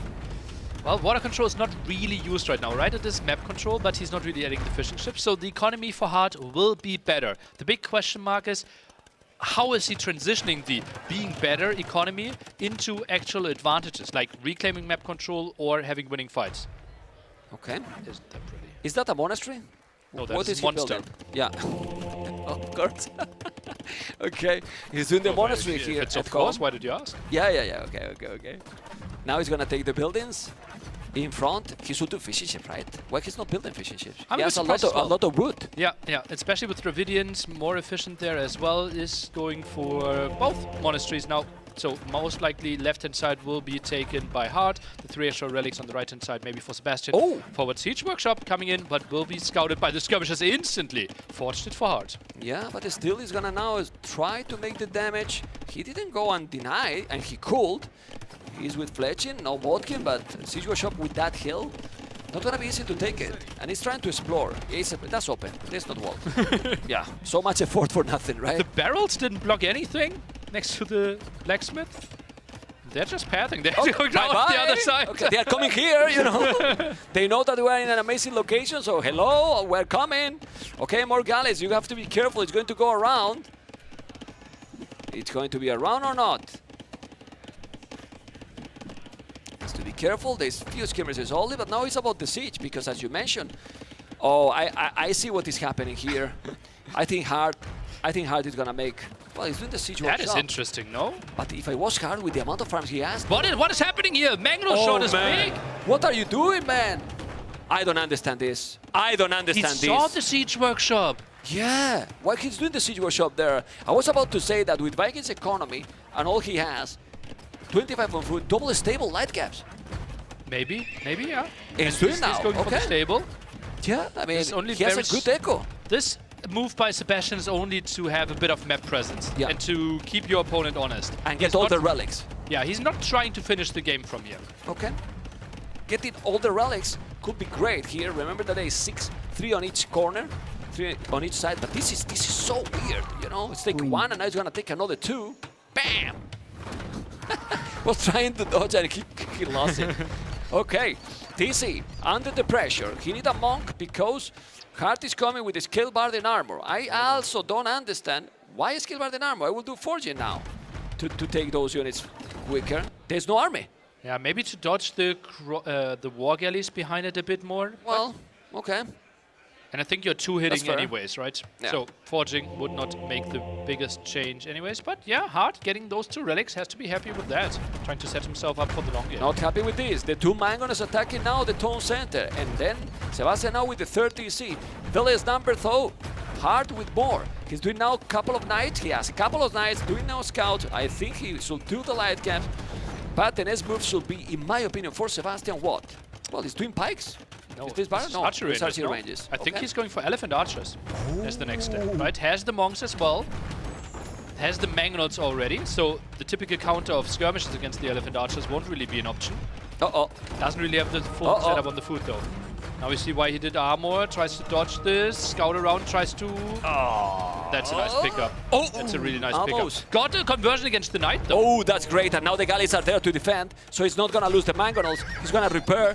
Now he's maybe gonna lose 1, but well, losing 1, he's gonna feel fine. He can make another mangonel, but hard resources. Looking crazy. Looking crazy. really good. Vikings economy, right? It's amazing. Wheelbarrow and handcart for free. Your villagers are walking faster, carrying more resources. Just so sweet when it comes to By the way, collecting resources. Did he? Oh no, okay, the relics are there because I was checking and the relics were not yet there, and now he just got the relics. I thought that he maybe lost the monks on the way to drop the relics, but no, they're the relics. Okay. Elephant archers are arriving. First one's there. Oh, he actually pulled them back a bit. I don't think he wants to show them yet. Yeah. So the question here is, Nelly, the score say that Sebastian is really ahead, but now we see he's gonna take that one. While we Trying see to go for the conversion, and now he switches onto the knight, and massive long distance instant conversion. Super nice. He's on the way to Imperial, but he's going to Imperial with no army at all, no presence in the map. Is this good transition to Imperial for you, Nelly? Also, the thing is, he doesn't really have a unit that clearly counters the elephant archers there, right? It has to be Even in skirmisher bracer, right? Yeah. That's the only option. Okay. The monks are not great. You have to be careful, and he's going back, using time to don't lose that one. He's gonna take it. Oh, that's really big because he keeps the pressure. He can now stay taking that tone center, and the elephant archers keep coming with Vodkin, no ballistic, doing more and more villages now. It's still the Imperial, maybe not the best here because you don't have any map. Elephant archers, and this should be really tough for Hart. Now the knights are going in, not really sure what the approach is there. Could eat some conversion, eats one. Monks are trying to return the favor, jumps to the town center. Really nice micro by Hart. Yeah, it's really good done by both. Devotion now here, he has to be careful, don't go in, don't lose the monk, he's healing now. Now he's dodging though, not anymore. Okay, but it's so many elephants, 35 army. 35 army, that is gonna be converted, not anymore. Vodkin arrow, just Vodkin arrow all in out, and it still have 1,000 food. How does Hart have no production? He only has 3 skirmishes. He's seeing this for quite some time. Now the elephant archers are moving in. Wow, he's going in with all the elephant archers. He has to be careful. He's gonna take some villages. So many elephant archers will take now the mangoes. He's still gonna raid a lot. I mean, he's gonna be in Imperial, but what population he has? It's true that what you mentioned, with those resources, he could do more archery ranges, right? He added archery ranges, but he's not really producing out of them, right? He should have 20 skirmishes now, soon upgraded to elite skirmishes, makes the production faster. If we then think, okay, Bracer will finish in 1.5 minutes, he has a shot of holding this, but not with 6 skirms out. Yeah, no ballistic thought for Sebastian, no handcart either. 1,600 food, give food to Sebastian. He's gonna be happy that if you give some food. He's in Imperial now, but the score is incredibly big difference for Sebastian. Echo KD is crazy, but then Hart has 2,000 resources more. This is such a weird game. Right, now we're getting to the skirmisher count, right? And chemistry might be the next step as well. That town center is in danger. Monks healing there, the high HP elephants. Love that. Yeah, but even with the skirms, Sebastian behind this is still creating villages and villages and villages. Look at his population. Eventually, he's gonna go up to Imperial. 42 farmers, 13 on gold, 4 relics, all the map control. Dravidians. Best civilization in the world. You've always said it, man. You've always said it. But now I'm telling for real, you know? And not being sarcastic. Is there one scenario where Sebastian actually is making a tech switch? I feel like this is the moment to tech into champions once he clicks up to him. Okay. Champions would kill everything. Yeah, everything. Absolutely everything. Oh, well, the Mangonist as well. You have to be careful. Don't lose those units. Don't lose those units. He's doing a great job. 1 for 1, 1 for 2 now. He's coming with more elephants. Those elephants are so fatty but beautiful. And they are impossible to get killed. They don't die. And it's Imperial units against those elephant archers. The 2 monks behind. Amazing. Getting so much healing. So much healing there. Absolutely lovely. I'm still curious what his army tech is going, like what his transition is going to be. He actually adds war galleys. He thinks, okay, I'm giving up this area. Oh, good Mangono shot. He thinks he's giving up this area and just wants to make sure that Hart doesn't get to his side. He's healing all the time. Look at another Mangono shot. He couldn't. Both great micro, but it's what you are talking. You just push him back a little bit, but you cannot kill the galleys. Why is he taking into onages behind this? Might be an option as well. Well, Vikings, the monks are amazing. So onages can be great, absolutely. No bombard cannons. Yeah, no bombard cannons. No redemption to potentially convert the onages. Yeah, he has 2,000 wood.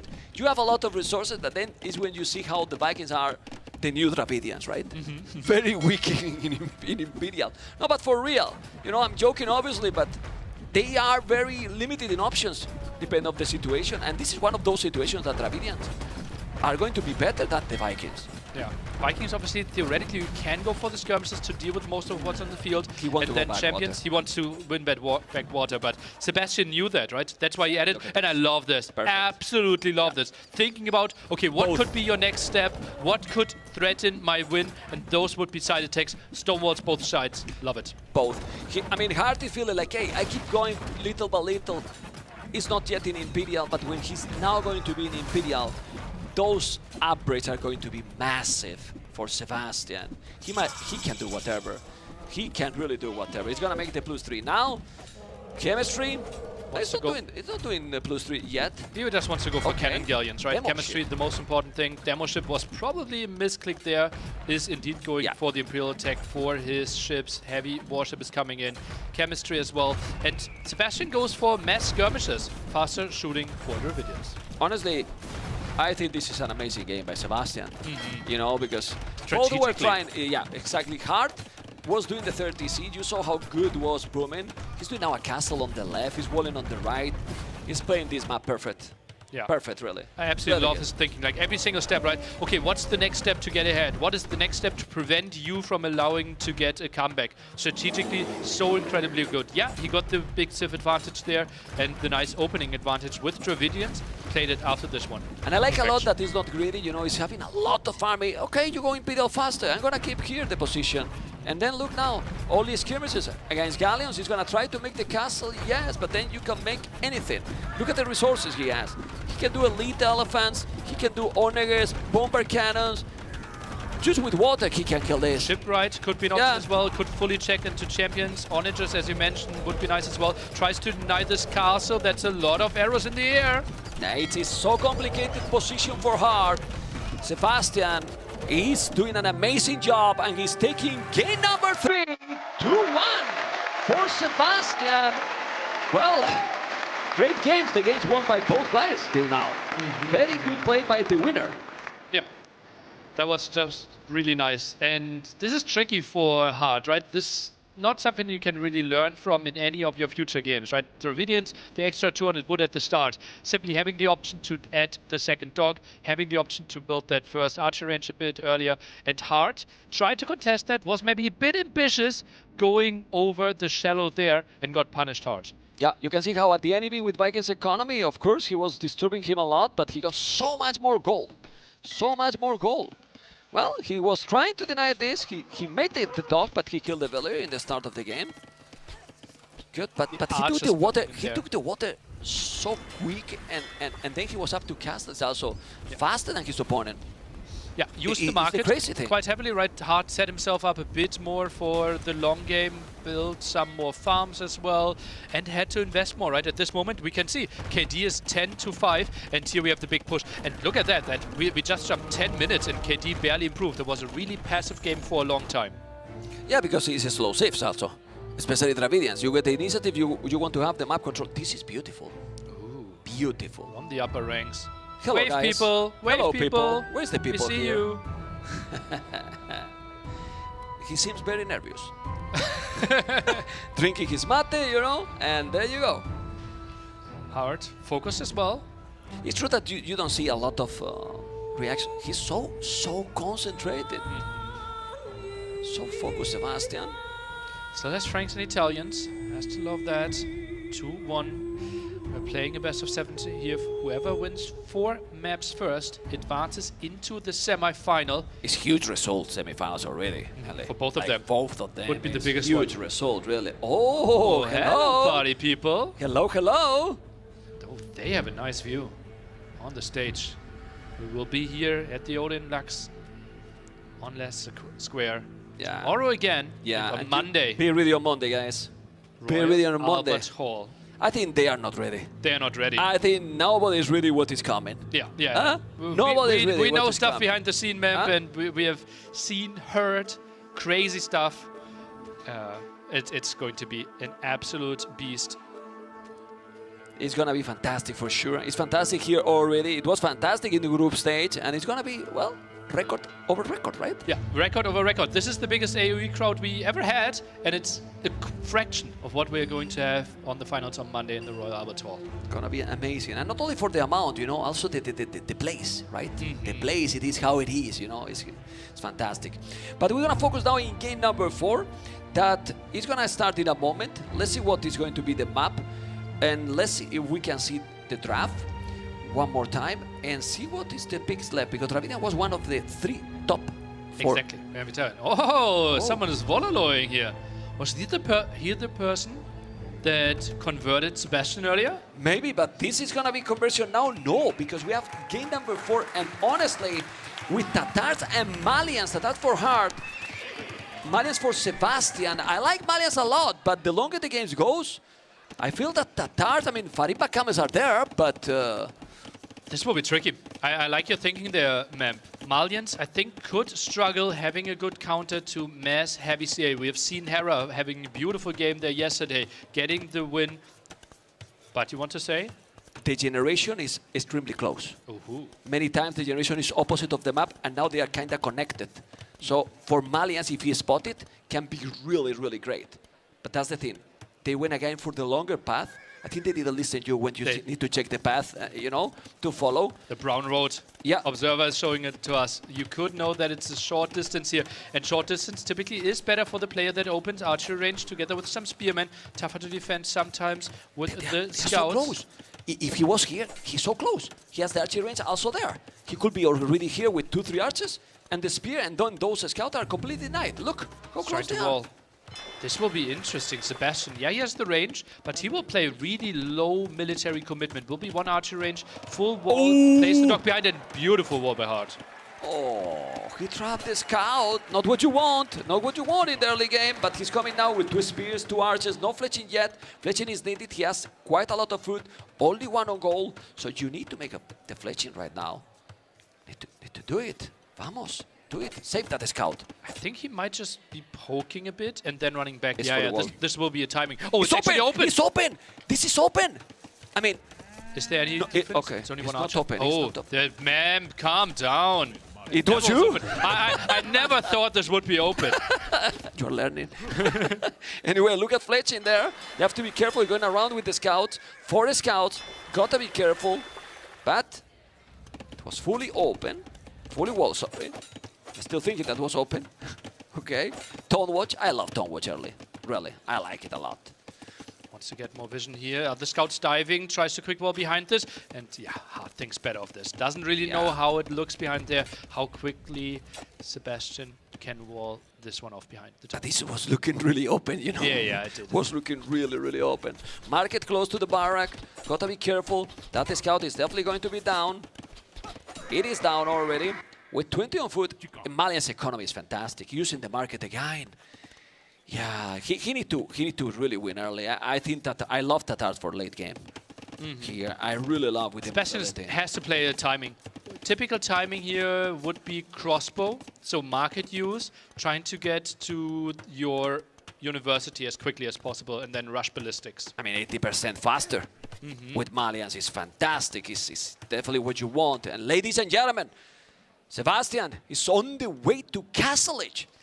In a moment, but Hart is going to go up too. It's going to be 10 seconds difference. They sell their soul, they sell everything. They are naked both, no economy for them. And Hart saw that Stone was already sold, right? Yes. The prices are changing for both players, so he should be aware, you used the market, your Castle Edge timing will be ahead of mine most likely.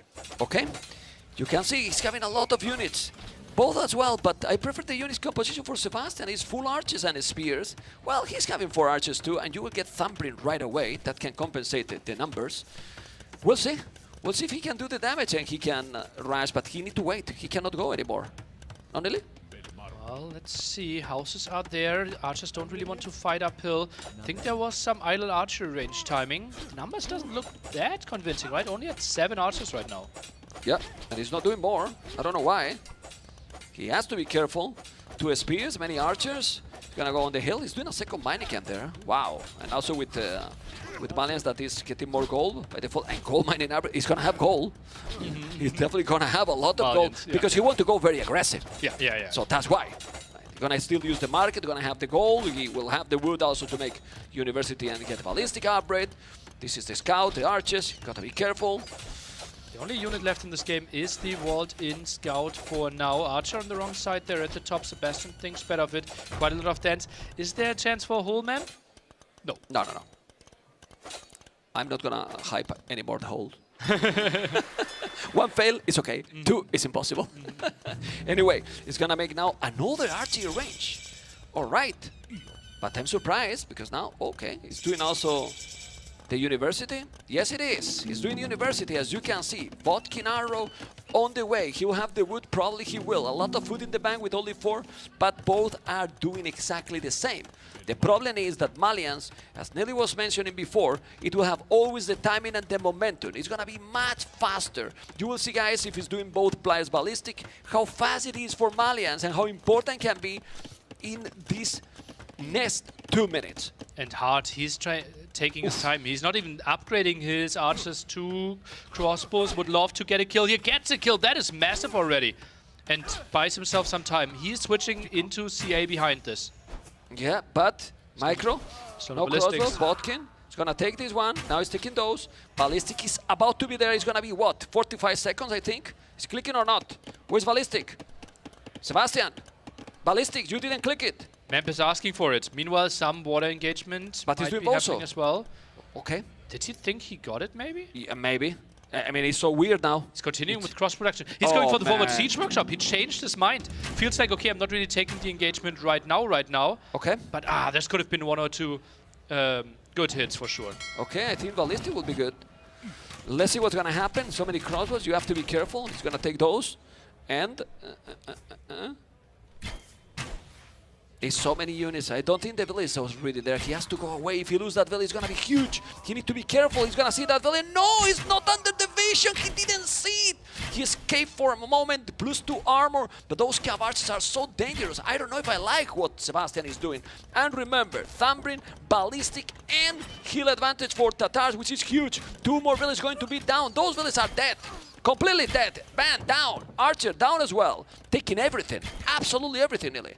Oh man, didn't really find the timing there. Ballistics delayed, felt such an odd change of like the strategy, right? Everything shaped up, double range, crossbow timing with ballistics, and then the CA getting through the other side. That's something Sebastian really didn't want to happen. He has to be careful with the fish. He can save them. There's Hulk also coming. Yeah, he's taking now everything down. The KD is amazing for Hart, who is having a very, very good game, and he needs this game. 3-1 will be very dangerous here. Then you have 3 match points against you, against a player that is playing incredibly well. Would be quite an uphill battle. And those crossbows, they're not really finding anything anymore. Yeah.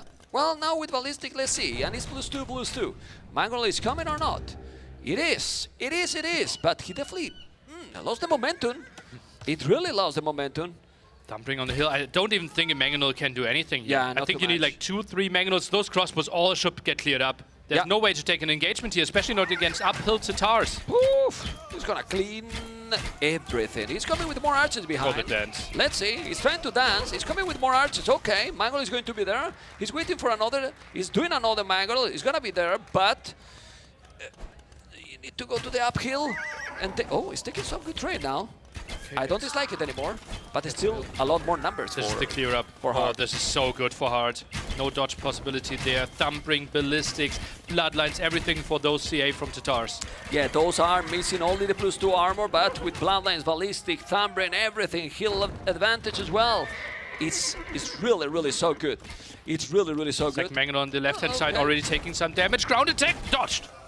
Dodged again!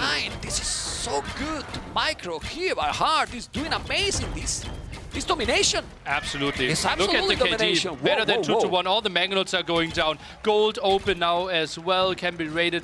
Gets the food upgrade because he only had 3 on food. 6 lousy crossbows. Yeah, sounds sad because he's sad. I got it right. Yeah, I mean, and all this with more resources collected. That's a big... And he's in! He's into the gold! That should be the game, maybe! That should be the game, maybe! It's the game! It's a total and brutal domination by Hart! He put the 2-2 in the score! That was smooth! That was really smooth! So well when it comes to understanding what Sebastian wanted to do. And how much time he bought. He only had 4 archers left. lured him up the hill, delayed the ballistics timing, got even some kills, and we thought, okay, this will be like 2 minutes where Hart is really struggling. There wasn't a single second where he struggled. Yeah, he lost some farms. That's the biggest loss against a civilization that only wants to play one single timing. Didn't Sebastian want to do too many things at the same time? He did university, he did the second archery range, but also then didn't make ballistic, then go forward. You don't finish in time the siege workshop. Too many things in a row. I think the second range makes a lot of sense, right? Because that is your timing.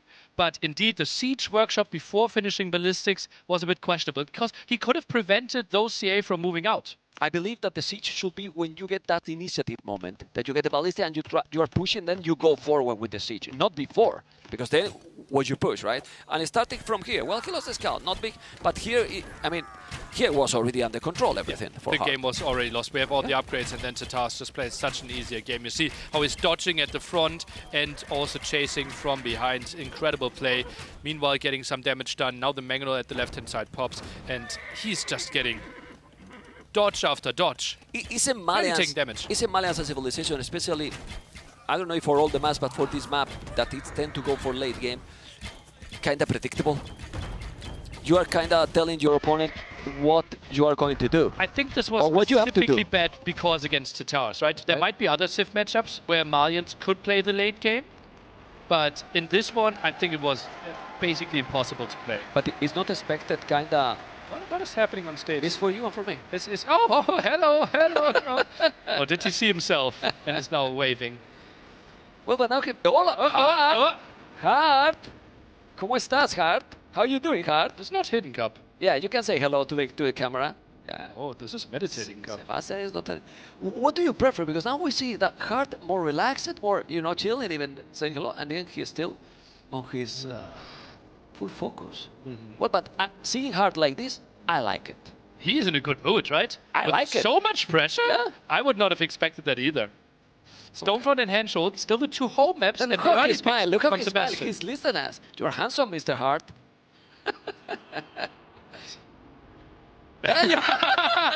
You see? He's not surprised that you're saying that, ma'am. Okay. Like, what you spent, ma'am? It's obvious, man. It's obvious. You don't have to remind.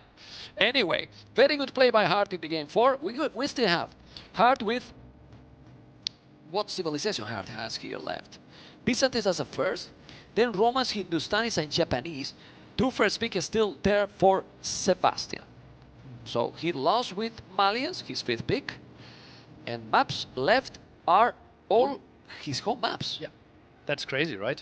Yep. Byzantines. Let's try to distribute civilizations a bit. Byzantines for Stonefront, Japanese for Big Wells, then for Blue Wells, Handhold, probably Romans. Yeah. Or Franks. Franks then on the other side. Handhold, Franks. We're missing Italians then. Italians. That is a very high pick. Blue Wells and Ethiopian Stonefront. Or maybe Kitans. And Kittens to the damn hell. Yeah. Basically. It is pick number 8 in the best For of a 7. reason. For a reason. Yeah. It's more of a backup. And Japanese was a really late pick for Hart.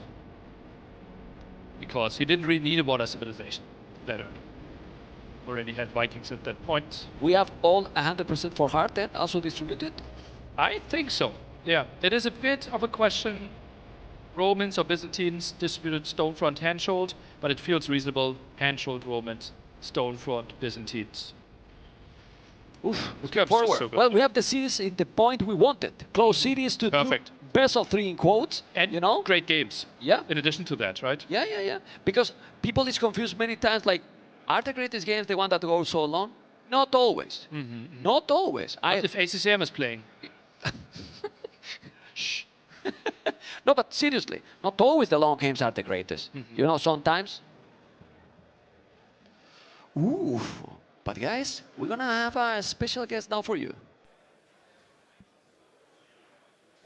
I'm here with Leary, who of course already has made it through to the semi-finals. Leary, I imagine you'll be watching this this match with great interest. What are your impressions so far? So far so good, you know, that's all you can ask for. In the cinema, 800 people watching, food, drinks, all served, comfy seats, like 2-2 so far. What else can you ask for? Well, in terms of the people we're watching, Hart and Sebastian, is there someone you'd prefer to play, maybe based on how the match is going so far? I think either one will be a good match. They both have similar playstyles, but obviously I'm rooting for my teammate and friend Hart. And what sort of preparation is going into today, other than relaxing at a very, very luxurious cinema? Well, watching the match, and apart from that, just play some games, get used to the atmosphere, and just enjoy the moment. All right, mate. Well, enjoy. Thanks very much for joining us, Larry.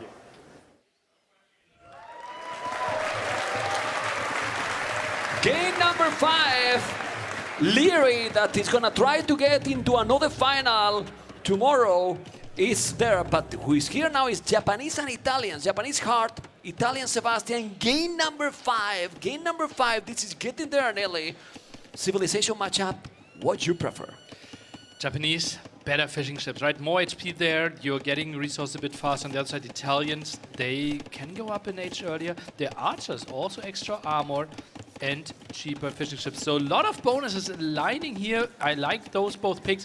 I'm personally liking Japanese a tiny bit more. Yeah, and also the good thing here with Japanese is that you have the fishing ships already from the start. You have already from the start, so you get the big bonus going right away. Fletching early on for Sebastian. He wants to go for the aggression. So far, skirmisher opening here by Hart. Interesting. He might be floating quite a bit of gold behind this. Oh, he hit already that one. He's a stable that. So he's gonna go again aggressive. Archer Scout. Sebastian. Italians and Hart. He's not typically the spearman skirm player, right? That's the MBL approach. Typically, we see it the other way around. Hart playing the mobility game. Yeah, but he's not doing right now. Let's see what's gonna happen. He's still doing skirmishes, full skirmishes. Maybe he's afraid about the Italians' armor. So he's going for the skirmishes because of that. He has now the +2 armor, let's say, because you have one more for Italians. 2 farmers only, but there's a lot of fishing ships. Those fishing ships are getting what, the wells to get in the goal?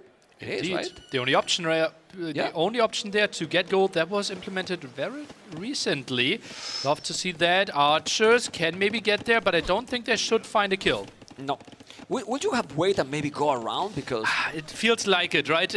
With us seeing everything, I would have loved for him to do that, but he didn't really have the vision. He's not expecting the scout, Nelly. He's not expecting the scout this early. He can go now with the scout. You need to take the spear. You need to go. It's only one spear. Now it's the second one. Now. But he's taking it. The scout are going to take the skirms. If he's taking that spear, and he's taking it, now he's going to kill all the skirmishes. This is really bad. Really bad for Hart. But one scout was on stand ground, not really participating. The fight could have been more hits, more damage there against the villagers. They're trying to fight, but with the archer fire behind, it's questionable. Oh, this is a snowballing. This is so snowballing. He could take even more village there, but he's not. He's taking all the skills. Where's the spears? I don't see the spears, Nelly. Only one single spear that's already getting focused down as well. One low HP villager still survives. Oh, this is incredible aggression by Sebastian, who did not build the dock on the outside compared to Hart. The economy from Hart amazingly balanced. 0 wood, 0 food, 600 gold. What is this? 700 gold for Hart. He need to make a market right now. Well, yeah, he's going for spearman skirmisher, right? Well, every single fishing ship he added on that pond is collecting gold. He needs the market. He's rushing it now. And now both players with the dock on the outside as well. He has 19 on gold. Yeah, that's all the fish, right? All the fishing ships yes, there. 9 fishing ships. And then 10 villages more as well on gold. It's crazy. Well, is with the market an oath? Let's take a look at that engagement again. And look at how beautifully he's sniping down those spearmen. One down, and now the second one. He blocks with the scouts to get the kill against the second spear. Beautiful. Yeah, let's see what he's going to be able to do it now. How the game continues. He's still coming with more army. And heyo! Hello, they were attacking too. But castle it for Sebastian. Remember, cheaper to go up. It's incredible, the market. Look how he's his economy now. But no army, no army, no army, no army. And there's no way there as well. The schemes are in the other side. He got 2 engagement here that I think Sebastian could have done a lot more damage. Well, it's low HP scouts as well, right? And the archers couldn't really get to the scouts. Tries to go for the block here. Oh, that is a nice trap.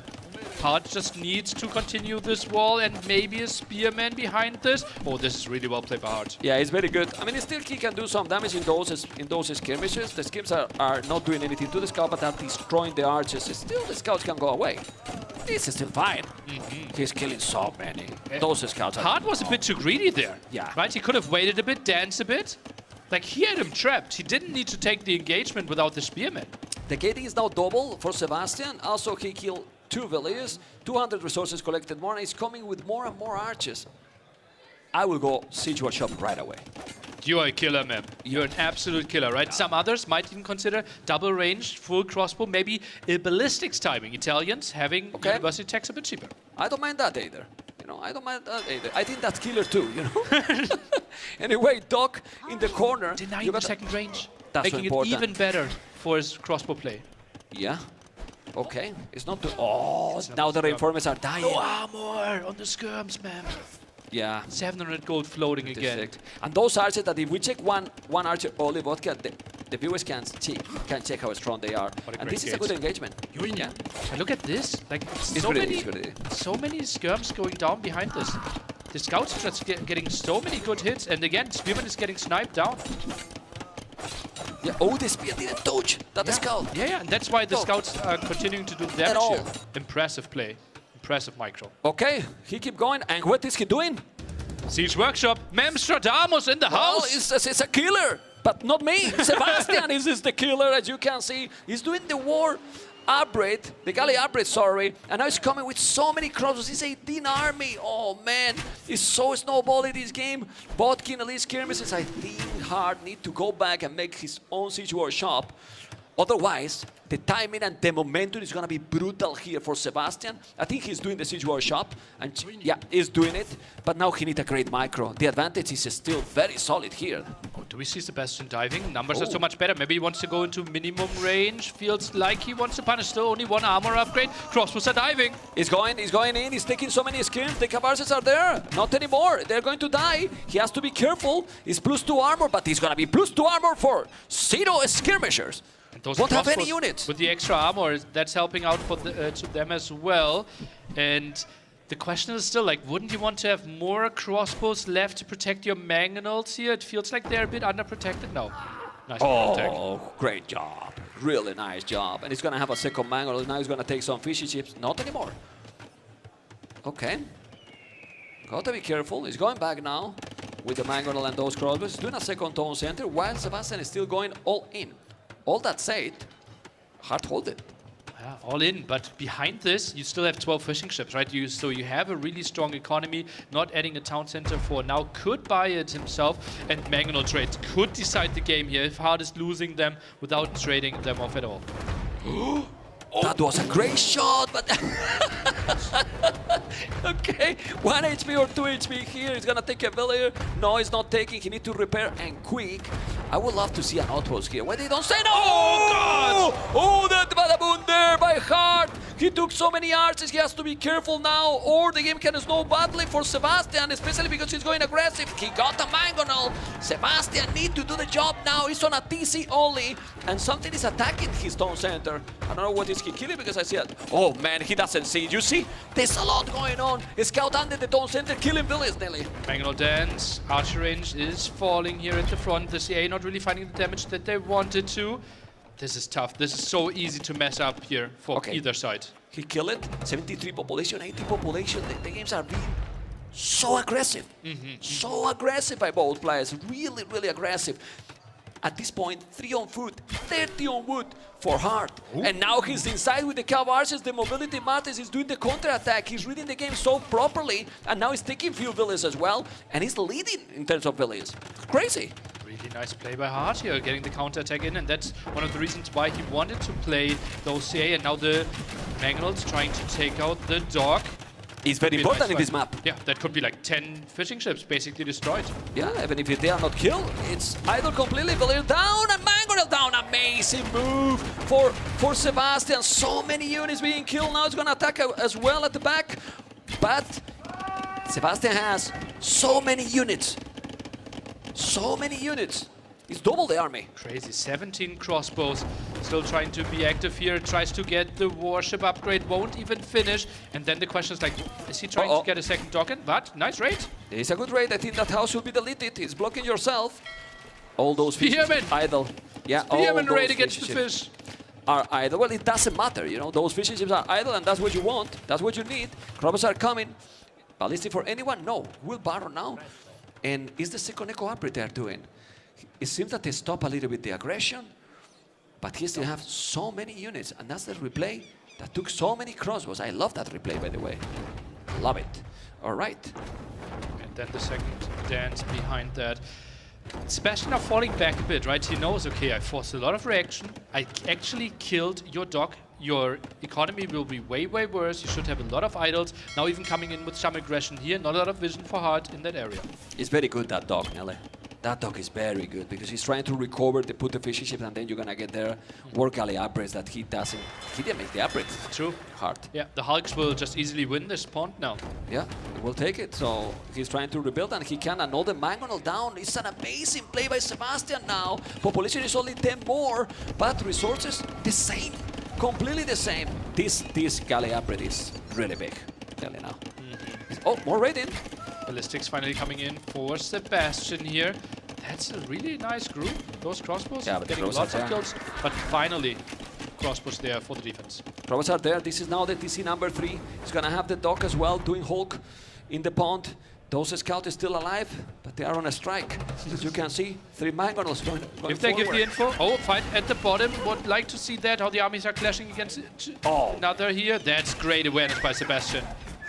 And no bloodlines in those cav archers. That matters a lot. No bloodlines is huge here. With ballistic now, those cav archers are going to die so quick. 40% more HP there. Yeah. The swing with bloodlines. And if he's doing now Hulk, these units. Oh, the fishing ship could die there quite quickly. Could be gone. Could be gone. Not a lot of on foot for Sebastian. That's something that he should fix, especially with 3 tone centers. We're gonna have a lot of idle TC. For now, Hard. 5 minutes, 35 seconds idle tone centers. Sebastian is now getting more, but he has 3 tone centers, so it makes sense. And still he has the map control. And those galleys in the middle. Love that as well. Like with ballistics, he gets so much control. And that basically takes all the control away. Hulk's now being added here at the pond on the left-hand side, and it feels like Sebastian gaining more and more advantages for himself. Yeah, he's gonna go and take this one. He's taking that. Those fishes, he's doing the upgrade now, but he's being always one step behind in all the moves Hard in this game.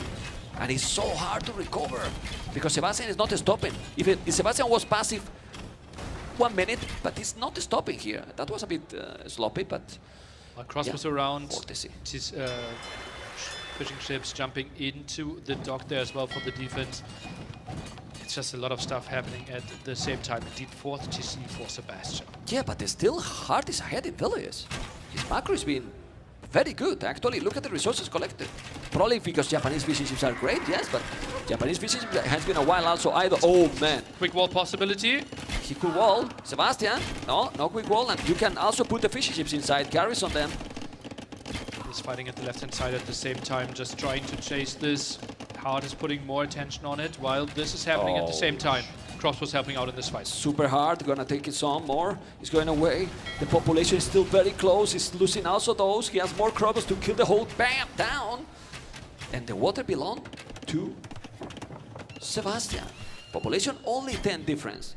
And resources collected. Oh, winning all the fights. But those CA, they're finding so many kills over and over again. It feels like that CA group alone killed 10 villagers and could be up to 12 now any second. But finally should be getting cleared up. But there's one problem that can happen very soon to Hard.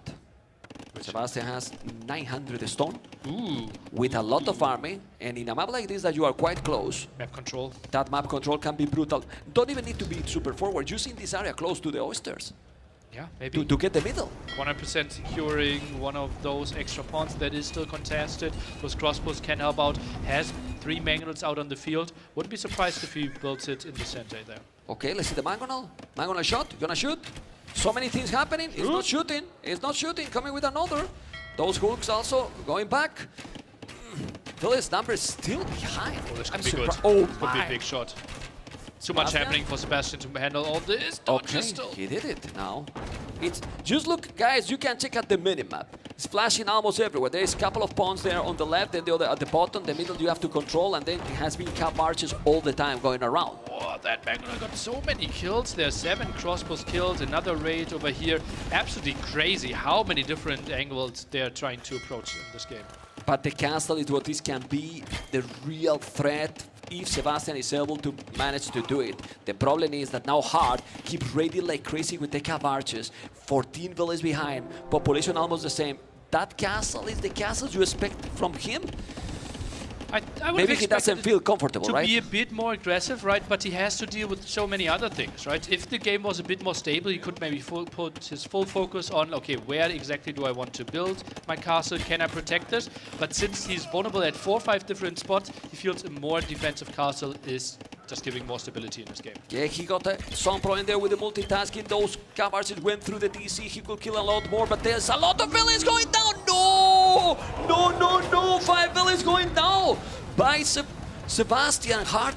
Now 6 villains ahead only. I'm gonna kill so many. This is a massacre, Nelly. It's a massacre. So many archers killing now so many villains now. There is a Mangonel, but he didn't use it against the crossbows as well. That was a massive swing. That was like 10 villagers gone within 10 seconds. Yeah, he's killing some crossbows, yes, but at this point of the game, I think that was a much better move there by Sebastian. Not that he did on purpose, you know, it was happened because it's happened, right? And now? Morgelli helping out so much there, doing the damage against the Mangonel. Tries to dodge this. How many Badabooms we have seen in this game? So many, and great Mangonel trades as well on both sides. Yeah, those are now with the bloodline, so those cavalries are very tanky. That's why he's moving into these skirmishes. Mangonel down, not for hard. He has to be careful. Population is still the same. How the population is still the same, I don't know. Absolute madness. No idea how Hard is this well positioned in this game. More villagers being pulled to the center. Tries to go for another tower, but there's another Mangonel around. This time better protected though, and Hard is winning the Mangonel trade. Yes, this is a great job. For the first time, Hard got more army here. He's gonna take now the galley. No! And now the Mangonel is down. Cavarts is going forward. Look at the Mangonel. Remember that if he's doing a castle, Jasama towers from Japanese can be insane in this situation. So the castle is great here for Sebastian. But if Hart keep going with a better economy, he has to be really careful. This is a great move here. Genoese and Skirmishers both really good against the CA. When it comes to everything except mobility. Now tries to go for the dock there. They want to fight for this center area. Do you want to see a defensive castle or an aggressive castle, ma'am, from Hart next? No, forward. Defensive, nothing. I mean well, defensive chicken? Okay. No chicken, man. Okay, ma'am. Okay, what do you think would be better? A forward castle? No, castle at the back now. Anyway, like, I think he needs to do it because he has killed a lot. For the first time, he has the map control. He has the army numbers. Look at the army now for Sebastian. Well, what army has Sebastian now? He lost a lot, and he's still losing so many. Check the KD. The KD now is 124.99, and now he's gonna take even more. He's taking so many units, and Hart is taking the score lead. This is an insane aggression by the Peruvian. Crazy how deep we are in this game, and both players are putting all the resources on the map. Combined feels like less than 2,000 resources in the bank. Absolute crazy macro by both of them. If Hart builds the castle, every resource kind of put on it. Love to see this kind of level when it comes to macro. I honestly think that Sebastian was having a huge 20 advantage kills in this game. again! Yeah, not anymore. It's crazy. Like, Sebastian has 1 village on gold, and he's still losing so many. He's behind 3 villages. Army numbers is almost the same, but I insist. If he's coming forward now with a castle, he's coming with 4 villages only, so it's not going to be a castle. No, he's also taking the oyster there. He's not going anywhere. Oof. I don't know. Who's winning this? It just feels like the last 10 minutes were so much better for Hart. It feels like he's playing this one sharper. There was such a great opening for Sebastian. Some slip-ups here in the center because there's so much happening at the same time. I think it feels like Hart is making all the right steps right now. The castle is very, very aggressive, as you can see, Nearly, you are right. It's going super aggressive with the castle just at home in this area. But why here? I think he knows, okay, this will be tricky in the center. If he goes into a trapdoor, he's facing potentially cannon galleons, he's facing potentially bombard cannons. So he feels, okay, I need to stabilize the game, make sure to get Jesama. He's selling everything.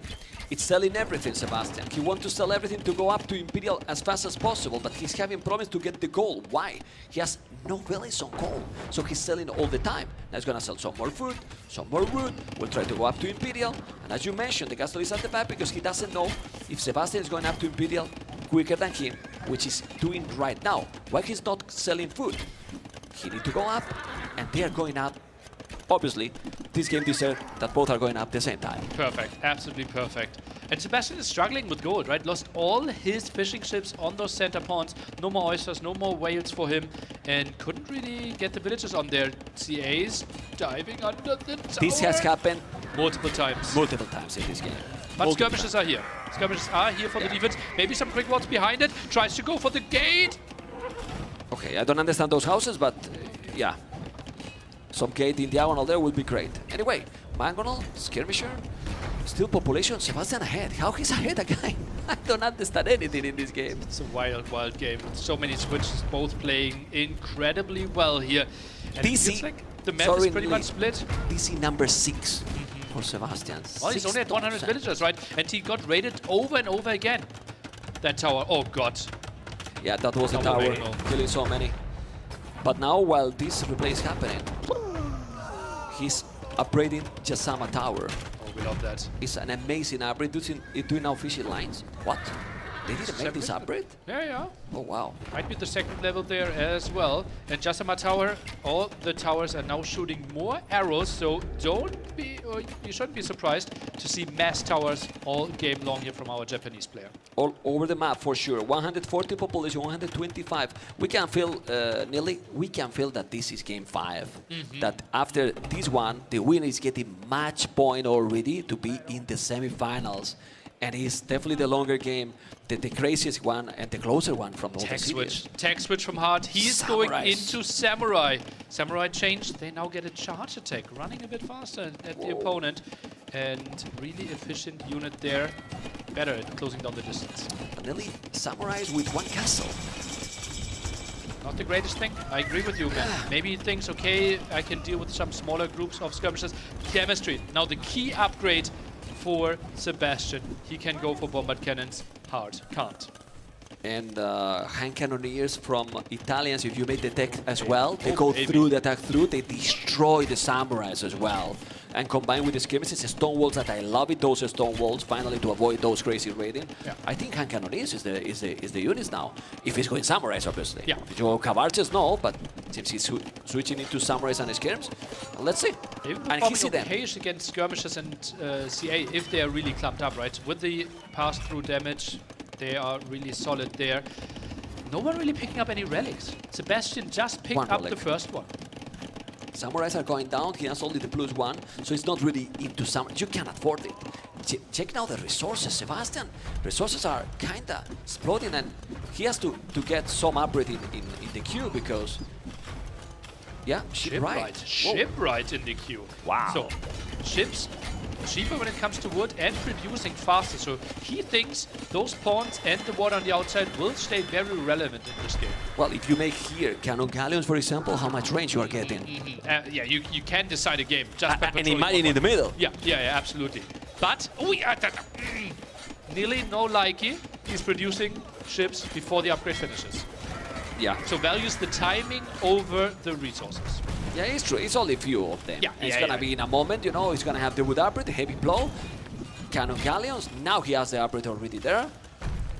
And the siege war shot, but bombard cannons, well, and hand cannoneers. I like the tech now for Italians here, but population both almost the same. Oh man, super intense. Yeah, I think he's pulling the villagers there in the back. Can he get them? Can he save those cannon galleons? Feels like both are going down instantly. He's not repairing. He's there, but he's not repairing.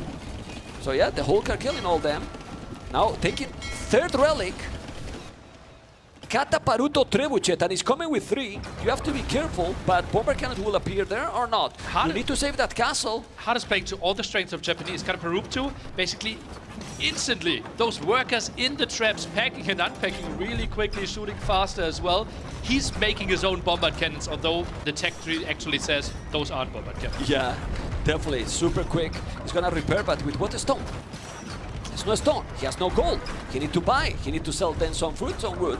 Now he's doing guard tower. Japanese can be very dangerous, but you need to repair this castle. Cannon galleon can actually hit it. Tries to go for the big repair. He's repairing now, you have 100 stone, he's moving. Those traps are so fast as you can see. Conscription now is, the castle is down. And now he's housed forever. You need to make this castle, he's gonna make it, it's gonna be not housed anymore. And well, we are again in a position that we don't know who is winning this game. A brutal imperial battle on the way. Japanese versus Italians.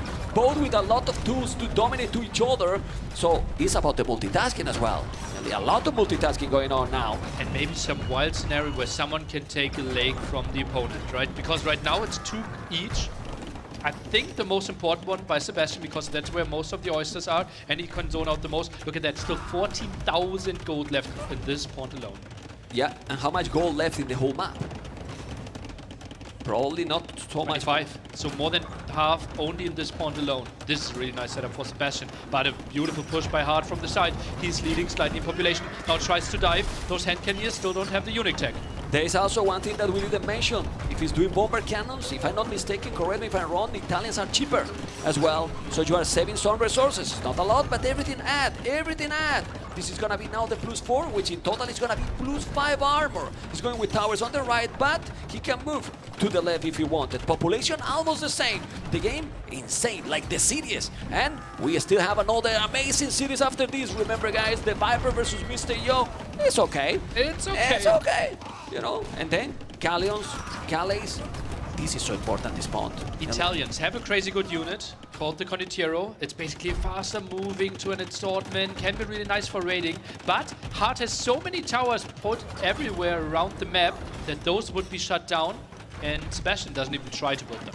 Yeah, well, he's gonna have traps. He has 2 traps on the way. A lot of his schemes are coming too. Bomber cannons already there. These towers are so annoying. He need to kill them. Keep towers already upgrade, and he's still stable. Stables with Japanese. Interesting. Light caps. Missing the last armor upgrade there. They won't be too great. Cannon galleon as well. Oh, baby. Yeah, but he needs to stop. But he needs to stop the towers. It's starting to be a point that I'm afraid for Sebastian, because those towers are getting the whole map, and not gonna be good forever. Yeah. We looked at how much gold was still left, how much stone is still left, because we saw at least at the bottom 1.8 almost. Okay. Still good stone there. 12 towers. Uh-oh. Bomber cannons, gotta be careful. Skirmishes are so powerful now, fully upgraded. Still not the second armor, the last armor, but he's gonna make it. He has to be careful. Population is still almost the same. A bit of an overbook maybe, but well, you can always delete Valiz.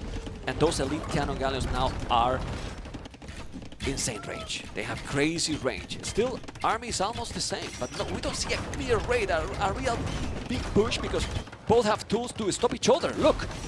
I would love to see cannon galleons on the outside. Like 2 cannon galleons aided by like 2-3 hulks. I think that would be a really nice group, and he could try to clear up the towers from the outside. He can take everything. He's not doing that. Oh, the bomber cannons are so great. The skims are still there. He's trying to dodge those. You need to save those bomber cannons. He's gonna go back, but the skims are so powerful. Need to repair.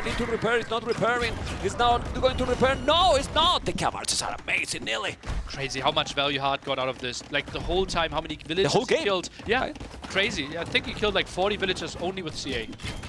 You were talking about going outside, but maybe he doesn't need it. Those elite cannon galleons got 15 range, crazy range. He's attacking now the trebuchet, but you shouldn't. He's gonna make the mill. Population the same still now. Skillbard and armor. Remember that cavalry is better for Italians, at least the hussars. You got hussars, but the heavy cav archers are on the field. Oh, crazy that he's adding those, that he can afford this. And he will add the light cap, right? Will be good against these skirmishes. Not incredible, but, well, in those numbers of the skirmishes, this will be good enough. Sebastian, he's crumbling here. Yeah, the towers are being really annoying. The towers are very annoying. He's getting more and more map. Just check blue in the map and now red. He has the middle, yes, but what is he doing hard? And I love it, he's ignoring the middle. I'm going from the side and I read you everywhere. Well, the only option that he has, right? And finally, the skirmishers and hand cannons from the middle are arriving here at this spot as well. The CA are diving, trying to go for the bombard cannon, but nice mic through there. Dodged all the shots, and that was costly for the CA. Oof, Sebastian now is doing a great job. You need to send it back, all those cav archers. How many cav archers left? Not that many. While skirmishers from Sebastian, a lot of them. If he's able to do hussars fully upgraded, he's gonna help a lot, and he still have trebuchet here helping. This is insane game, really. Absolutely love this. Bombard cannons are moving in together with the trap. The scouts or light cav are trying to go for the trap, but probably won't be able to finish the job. Yeah, but those light cavs, as you mentioned, don't have the +4 armor. They are not that great. Still, he's doing a great job. Taking one bomber cannon is great. He's gonna take the second. The second is down because the cav archers are there. Those towers are killing a lot. The trebuchet is going to be down. He's coming now with the Catabaruto trebuchet. And ladies and gentlemen, Hart, I don't know how, he's coming back from the hell and he's gonna take probably game number 5 because he's doing an amazing job. plays this civilization to perfection. Heavy CA, light cap behind the so many towers, even adds more production. All the traps. He doesn't care about the middle. This should be a winning condition. Hard ignores this and just wins anyway. So what's happening here? I don't know. It's true that if you check now Sebastian, he has 55 on food, 30 on gold, 2.4k gold in the bank. You could even buy some food at this point and try to make more army, because he's really in problems. He has 4 relics that are going to drop now from that monastery, and more towers. Those towers are absolutely epic.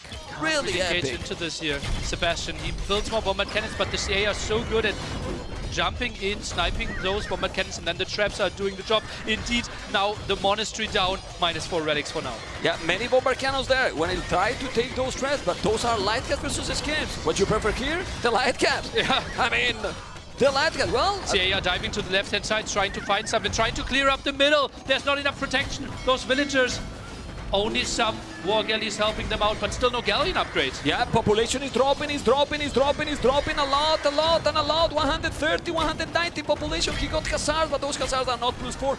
He's going to die with 3,000 gold in the bank. It is possible that can happen. Yeah, and it's happening. It seems like it, man, indeed. And so many villages are lost there, so that makes it tricky to ever get proper economy there. It drops down to 90 villager, and more towers are coming in. I wouldn't be surprised if Hard soon starts buying stone to build even more towers. This is an absolutely brutal game by Hard. Game number 5, 3-2 for the Peruvian. What the hell was that game?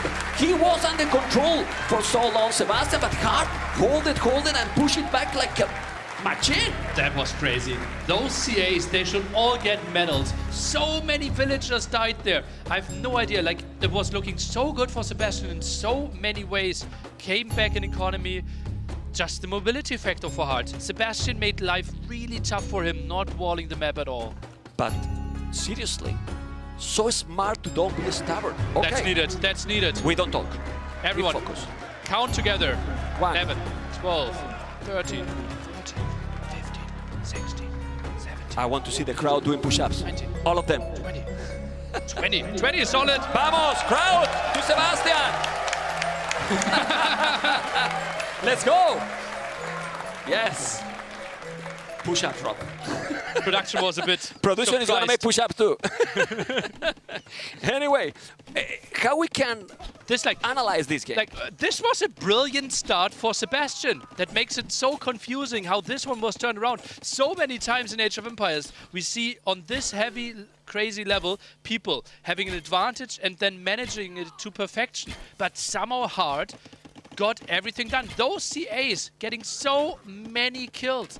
Sebastian not finishing the walls on the right-hand side and left-hand side just made it so hard for him. If you think about it, what the castle for Sebastian achieved there at the end? In the middle, well, he protected the gold, right? Allowed, yeah, basically. But if he made that hole at the end, it was probably better. Yeah, but then I know. the contest is a bit more in the middle, right? And the castle went down there as well, so had a bit of focus in that area. It was crazy. I don't know. I don't know. I think Hard just hold it like a beast, and then wasn't stubborn and move around. Ignore the middle. That was the key. If he tried to focus completely in the middle, probably he lose. And that's the wild thing, right? Because Japanese, we are saying they are the civilization that should have the towers, should have the traps, right? So typically they are lacking a bit in mobility. But he just created his own side base and came with the perfect duration from there. I mean, they missed the +4, but in the light caps. But cap archers are amazing. You know, the skirmishes, those towers were also brutal. And he did on the left and on the right. He was doing all over. Yeah, at the end he was blocking this as well. Absolutely true. At the end, it was like 30% of the map for Sebastian. Yeah, well, it is obviously at the end of the game, you rarely look great, right? No, but it was for a while. For a while, it was 65%, something like this. Yeah, we saw it even in the production queue that Hard was the one adding cannon galleons in now. So he even tried to expand on other areas. Still 2 more maps to go and the first 2 home maps for Sebastian. So if you're a Sebastian fan, there is still absolutely hope. Some chances for sure. Handhold should be Franks. Handhold should be Franks. Stonefront Ethiopians, maybe slight chance for Khitans on the other side. It feels like Stonefront, Byzantines, and Hand-Shouldered Romans.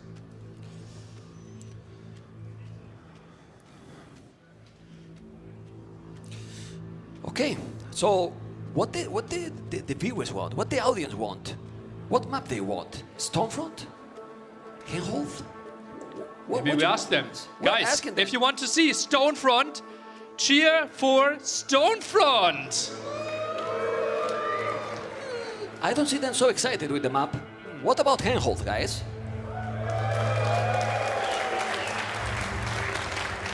Okay, and Franks for that map?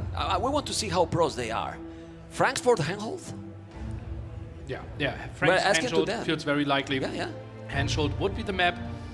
We have the two boars in the middle trying to fight for lots of map control for the hills on the outside and lots of berries.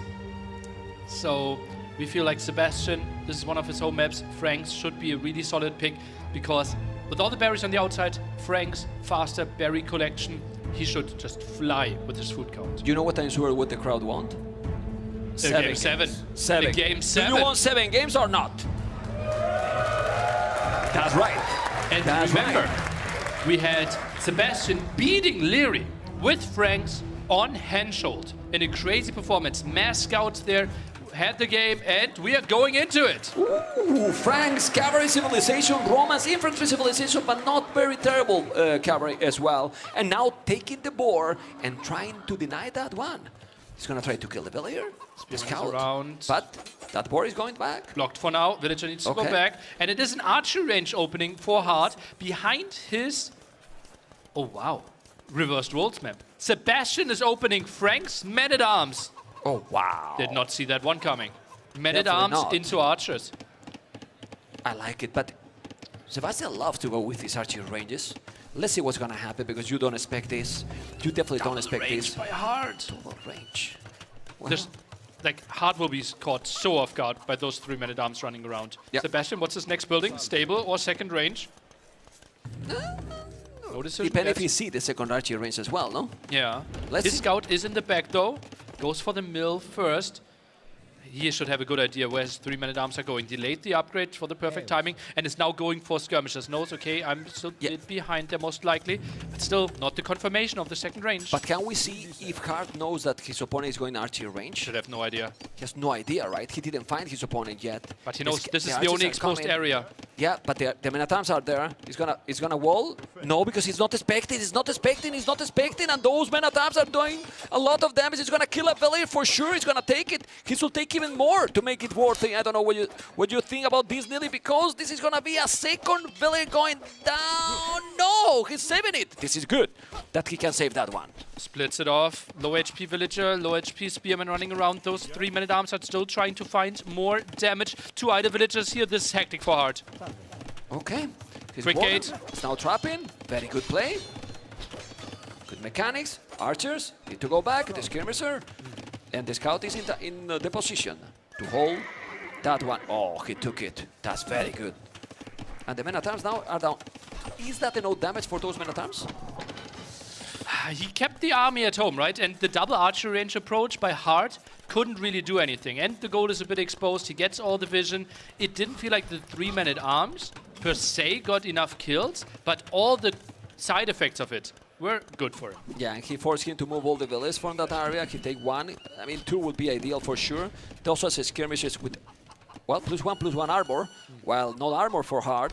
Has to be careful. Micro's gonna be so important here. Heal advantage now for Sebastian.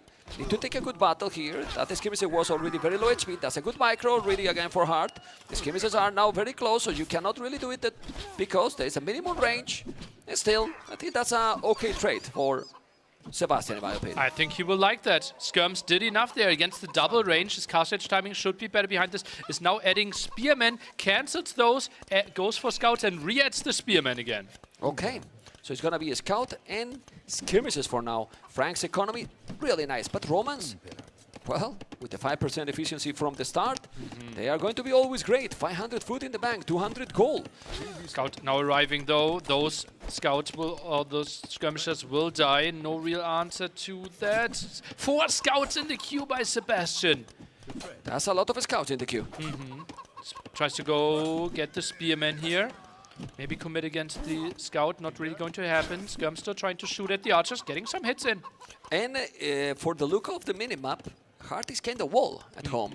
He's about to go up to Castle Age. Roman's economy didn't even sell the stone. He's on the way to Castle Age. Sebastian is in trouble if he's not doing damage nearly. He has right now no food in the bag. He's doing forging. Those scout more HP. But this is an old army to make real damage. And this is a second stable, I believe. He will deny the gold. Right, That's there's true. only one single scout for Hart. He's cutting some corners. Did not expect the amount of scouts coming out here. He will go into knights, but that's tricky. Those archers didn't really go through, and that's quite some losses. He's losing many of those archers, and now 25 on foot that basically are all on the berries. He's gonna have very good economy. Still, he has goal at the back, even if he's denied this. But Sebastian has to do more. I think he needs to cancel all the scouts. I don't think that there's a difference between 4 scouts and 8 scouts here. Yeah, and a Scalebard in armor, don't watch all the upgrades. Oh man. Well, he's killing something. It's not killing really. anything. He didn't kill a single. Oh, he canceled all. He listened. He canceled everything. The scouts, Scalebard in armor, all, and now he's up to Catalyst.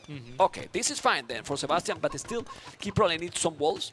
Or you think that with 1 minute, 20 seconds is okay? He doesn't know where the army is really, right? I'm surprised that he gives up that gold area. Doesn't force the archers to go, or like maybe he tried to intercept the archers. Yeah, he's back at it. He's coming again, but he should do some more damage. He's not attacking. Why not? I don't know. He still didn't find his opponent base. He's going now. Yeah, he looked in the wrong spot. Okay. There. Scouts at least confirming that the archers are still at home. It will be the double crossbow play from Hart. Tries to go to the other side. Intercepted there. Scout won't really do too much.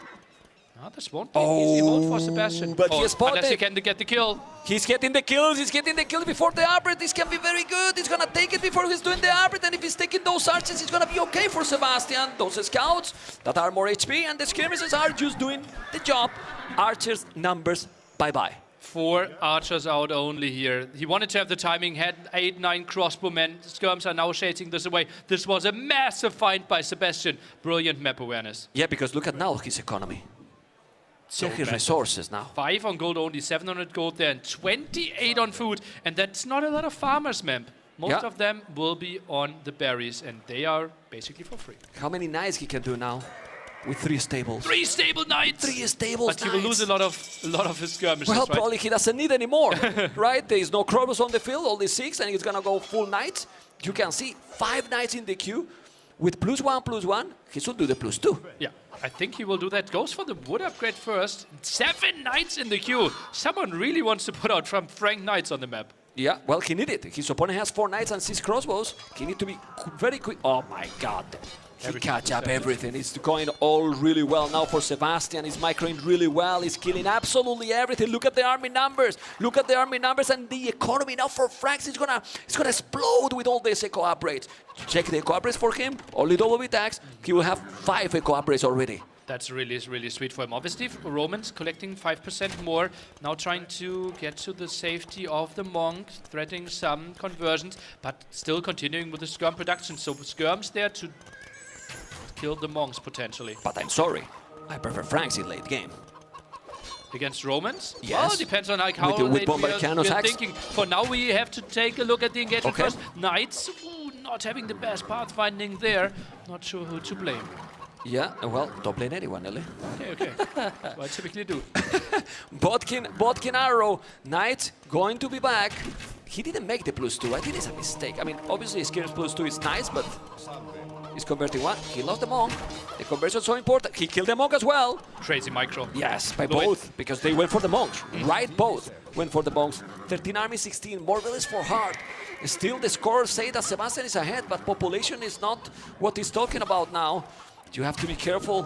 Hart and Sebastian, one conversion can be a lot when the game is that close, right, Nelly? Yeah, could completely swing this. 9 knights against 4 knights, 4 more in the queue for hard right now. Some more monks for the healing on both sides could be nice. There are a lot of relics here in the center. That's why we're so heavily contesting this. Oh, Crossbow a bit out of position. It's so many knights. So many knights for Sebastian. He's keep producing all the time with 3 stables. Only 1 tone center. He need to make a second TC. I think 1 TC all in is the play here. It's just like both players aren't fully walled, right? So it feels Chamber and armor. Whoa. He gets it. This could be a 1 TC play from both players. No, That they can do he has 2 already. The 2 TC play, okay. Well, I wouldn't be surprised if Sebastian tries to finish this in 1, though. Yeah, I mean, he's going to have really good army now. His economy is still going to be fine with all the cooperators, so even if he's 1 tone center, he still have a better economy in theory, you know. Even if Roman has the 5%. Now doing the Bloodlands, Chamber and Armor, he's waiting for that. Also, the monks are healing both knights, so they are going to be full. It can be a very snowbally battle in the next minute. Crossbows a bit to the front, love that. The knights there to jump. Monks trying to get more relics for himself. Maybe a bit greedy for heart. Skirms are diving for the monks, but won't find the kills. He has to be careful. There's a couple of monks as well. He's going to go with so many knights. +2, 23 army, 25. He's going to convert. The skirms are coming. You don't want to get any conversion. Look how they're microing all the time, Nelly. They're microing every single unit. Looks absolutely beautiful. Now tries to lock in some conversions. Crossbows a bit too far to the front. Maybe does Sebastian consider engaging here? Doesn't look like it. No, because also he's in the downhill. He needs to go back. It's not the best moment here to do it. He lost a knight, but he's going to convert now. He gets to switch the target, but 1 conversion, 2 conversions! This is 8 conversions, and now he's gonna dive in, because those monks are not with the faith, and he's gonna take the battle. He is taking the battle. He has 1, 2 upgrades on all his knights. On the other side, we only have 1 single armor upgrade. This should be better for the Franks player. Crossbow numbers are going down. Knight fight will be won by the Frank as well. He's taking so many units now. The knights are going down. Look at the army numbers. He's gonna snowball so badly. And if you kill everything here and then, now you can go and raid. And he is keep producing monks, knights, and skirmishes. The timing, the momentum is for Sebastian. He's trying to push into a game 7. He tries to give us the perfect show. Gold exposed at the front. There are only 2 gold tiles protected in the back. And that's a whole map. Oh, he's inside. He needs to send now everything. Don't lose the skirmishes. The knights are going to be around. He's now losing some units that you don't want to lose. But he's still open. No, it's open all the time. He's now taking more villages. And the army numbers are dropping and dropping and dropping. Uruguayo is forcing game number 7. He needs to do damage here. This is not okay. I won 1 fight. This is fine, and I can just go back. It is still 2 TC against 1 TC. Some of those knights are low.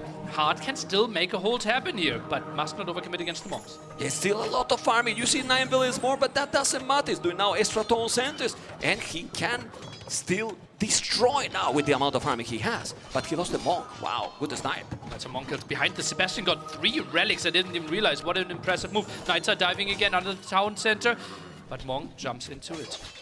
I like how you relax. Okay, because the army relaxed, right? Is he still going? He's going to go back. Sebastian dives. Yeah. He has to. There is no army. There's no army for hard. There's no army. He's going in. Then he's going to make all the units to be idle. These farmers are going to die. There's nothing here to defend. Full aggression by Sebastian. He's going to take those knights first. He will do it. Taking villages. But you need to focus in the army. Don't you think? Well, if you focus against the army, the monks have more time to maybe get some conversions in. Knights are running away. Now you feel like you are guaranteed to do damage against those villagers. Check the mini-map. He's spamming. He's still spamming army. Constantly monks, skirms, and knights. Full production. Full production. Absolutely love to see it. Behind this, he's adding TC number 2 and 3. More commits to more berries. Monks are getting some conversions in, but might be exchanged. Yeah, it's not an order right now. It's still 5 knights. He's still raiding. How many monks he got now? 6 monks. Has Franks? 6 monks with Franks here. It's just absolutely brutal. TC number 4 by Sebastian. TC 4 tone center. And check now economy against Romans. Look at this engagement. Gets the conversion super long. The last second, basically. It was going to be out of range. And now, well, a big battle here. Takes the fight there. Monks are trying to heal this one up. Crossbows are microing quite well behind the skirmishes. Not really getting the kills against them, but the upgrades are so much better for the Franks. He has 1 more armor upgrade and 1 more attack upgrade on them. Well, you can see all the knights is still going and is still attacking that spot, but in that spot now there is only buildings. Well, the monastery as well, but one relic only. He could do a lot more damage now. There's nothing here. Yeah, 4 against 1 relic, he can chill, right? Goes for the stone. As you mentioned earlier, you like to see X-Men, think that that will be tough for Romans to deal with. Some counterattacks by Hart. I would be surprised if they find too much. Yeah, it's Suden, but he has no army there at the back, so he has to be careful, Sebastian. Need to pay attention, because there's not a lot of units. Well, there's not a lot of units. No, there's nothing here to defend. Send some knights back. But they are far. They are really far, and there is nothing now also. Well, he's coming now with some knight. Might lose 1 or 2 villages, maybe more. Maybe a bit more, right? Yeah. 3 knights without forging those, so they need 5 hits compared to 4 hits the moment they had. Still forging. killing villages, and now more villages for Hart. He needs to attack. He has so many units. He needs to dive in, really. But he's catching up in economy, right? Plus he's controlling all the gold. There should be a lot of gold control for Hart. And all the cooperatives still, well, Oli Dolovitas and Horse Kona are still ready now. A super complicated position for Hart. He is still ready. You can see more villages going down. He is all over. And he could send also for the other side. He got 13 knights fully upgraded. Only missing the plus to attack. Some nice kills here. So much map control for Sebastian. Gets more villager kills, and what can Hart really do is trying to still rely on his economy. Is now going for some light casts, hoping for some snipes against all those monks. Still 8 monks out on the field. Yeah, but how many knights got now, Sebastian? 16 knights, doing 2 more. He's not going greedy at all. He's just going aggressive all the time. And how many villages is now moving just hard that are not working, right? Echo KD 23-4. And the column bottom right, worker efficiency below 60%. There's something you really don't want to see, so not a lot of resources are actually being collected. Those knights are trying to intercept against the villagers, getting some kills. Yeah, it's very crazy that Hart is still ahead in villages, to be honest. You know, it's very crazy. Impressive. Yeah, really crazy. But Sebastian has been all in. Ladies and gentlemen, game number 7 will happen. Sebastian with the 3-3, and now the tension is gonna be in the air. Oh, God. Oh, man. I don't want to change spots for them. This is so much sure? on the line. $5,000 more for the next spot. A spot in semifinals. The biggest achievement for either of those players is 1 single game away. Oof. KD, so much better for Sebastian. Got the better economy there in the end because of worker efficiency and all the faster working villagers on the berries. I'm not surprised to see again number 7 in this series. I couldn't decide who I was cheering for or who I was thinking. Those But 3-minute arms. Only getting 1 single villager kill. That was actually well done by Hart. Nice reaction there. Got the archers in. Maybe some other commitment. He could have maybe gone and tried to really commit and get this villager, but that would have been the end of the aggression, and then Hart could have counterattacked with way more archers. he never attacked at home, actually, except that last attack with the 2 knights was the only time in the whole game. Because the men-at-arms, right? That's the opening. And this was obviously rough. Was walled between those 2 houses and lost basically most of the momentum with his archers. This could have been, without this happening and without this happening, this could have been 12, 13 crossbows before Sebastian even reached Castle Age. Well, but Sebastian was well aware. He was trying to find them. He was trying to find them. Great, great awareness. But the key was when you mentioned cancel those scouts and scale Barden armor. Immediately did it, and when he did that, he went up to custody. In mind that he doesn't cancel, he loses the game. Yeah, for sure, right? Because the Castle Age will be even 1 minute later, then the night production won't be there, because there was a lot of aggression, right? Even with the 2 great moves by Sebastian, catching Hart's crossbows off guard, this was still a tight timing. Was still more or less even, yes. It was nice. What a series, Nelly.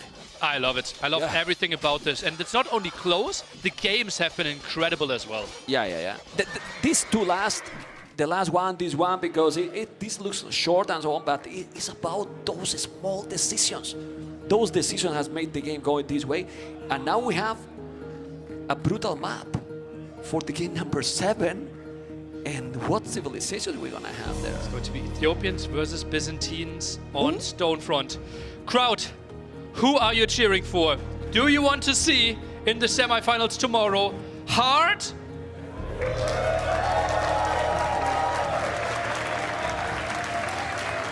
or do you guys want to see in the semifinals tomorrow El Uruguayo Sebastian?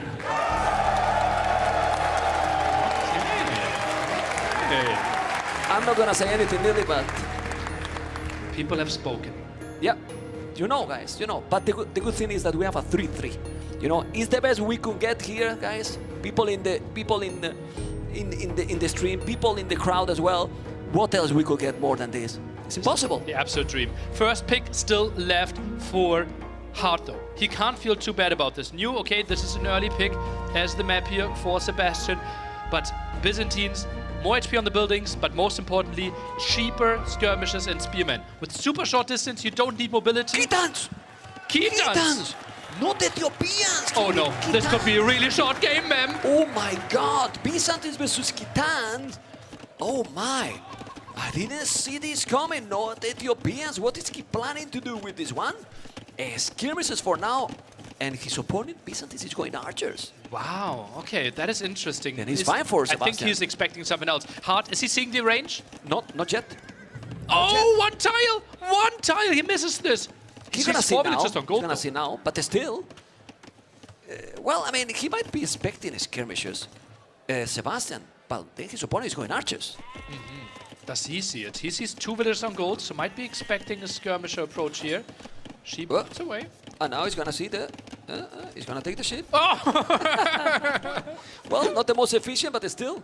He gets a hit. That's a nice thing for Sebastian. Even moves closer. That micro. And he's huge now. Micro. He's huge now because he's going to skirmishers. You need that scout. You need that scout. Khitan skirmishes produce faster. Gets the upgrade for his pastures. Pastures for Khitans replace farms basically.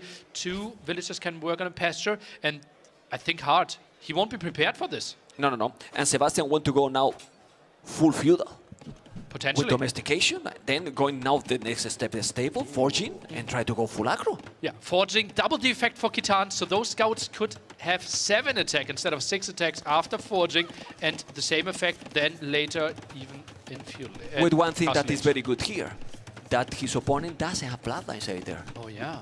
So this is very good for Khitans. True, we have seen some counters against that, right? Hera played mass scouts there with, I think, Portuguese or something. But with bloodlines. And with bloodlines. Yeah, but not without bloodlines, it's not an option. So full feudal will be so good for Sebastian. It's very good. It is very good. And that's probably now why Hart is going to go in defensive mode activated and will try to go up as quick as possible. Oh, is he trying to make something sneaky at the side? No, thinks better of it. Has to house wall this again. Yeah. He needed it, and he see both archery ranges. This is a repeat of the game before. Nervous now? I'm so nervous, man. Right? You have no idea. 400 gold, though, flowing for Sebastian. I'm very close to you, you know. Anyway, scouts are going. Stable is coming, is what we expected.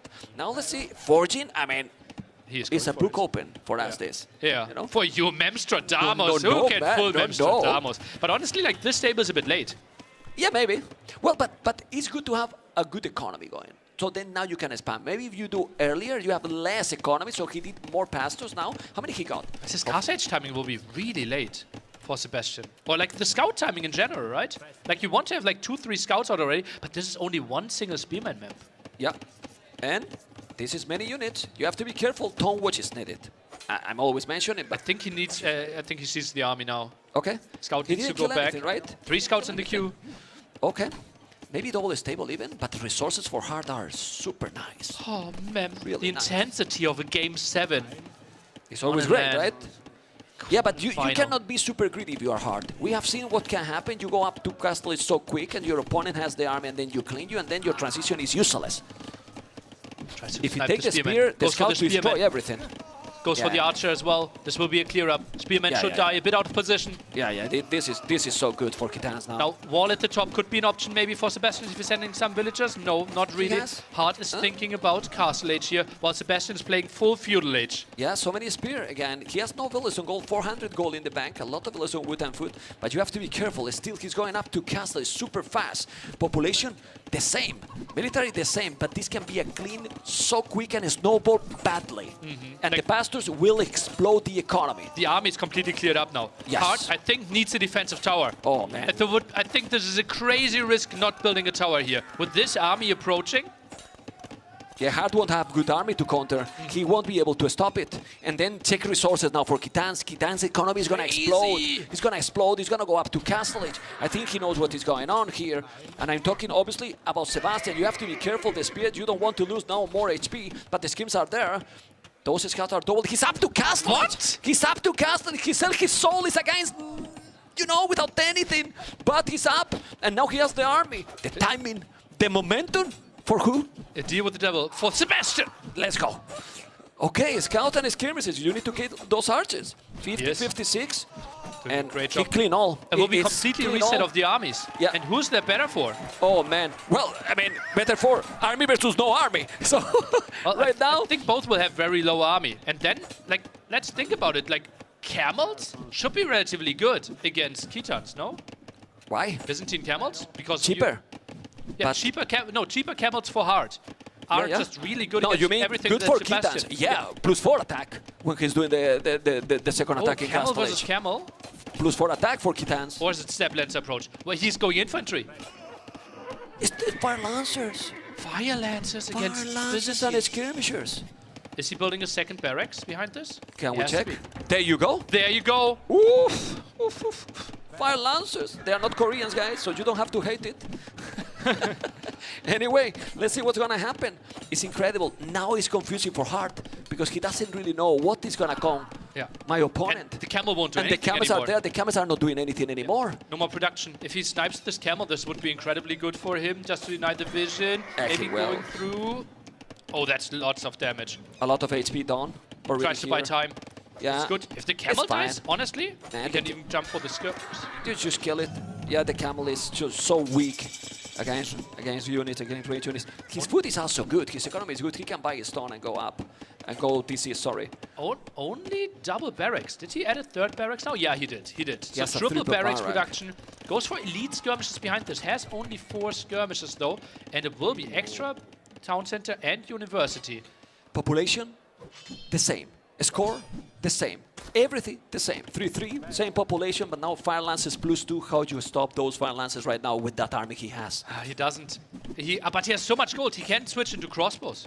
But then skirms are already prepared for Sebastian. And he can produce Would you them make some faster. monks if you were Byzantines here? Doesn't hurt, doesn't hurt. But then again, if you're playing against mass skirmishes, not really an option. He is going for some... He's going for the monks. He's doing the monastery right now. Save. You can see he has squares, second toll center. Byzantines is still very strong civilization. You can go up to Imperial also with a lot less resources, 33% less.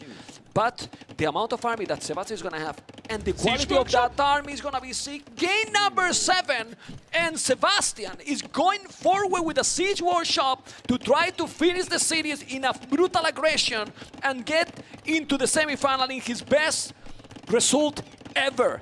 I don't know if he's gonna make it, but oh boy, the personality of this guy is insane. Yeah, absolutely great mindset here. Knows how much is on the line, knows how strong Fire Lances are. Is going for a monastery himself as well. Tries to go for some raid here. Monks is scaring this army away. Maybe skirmishers are diving for the monk.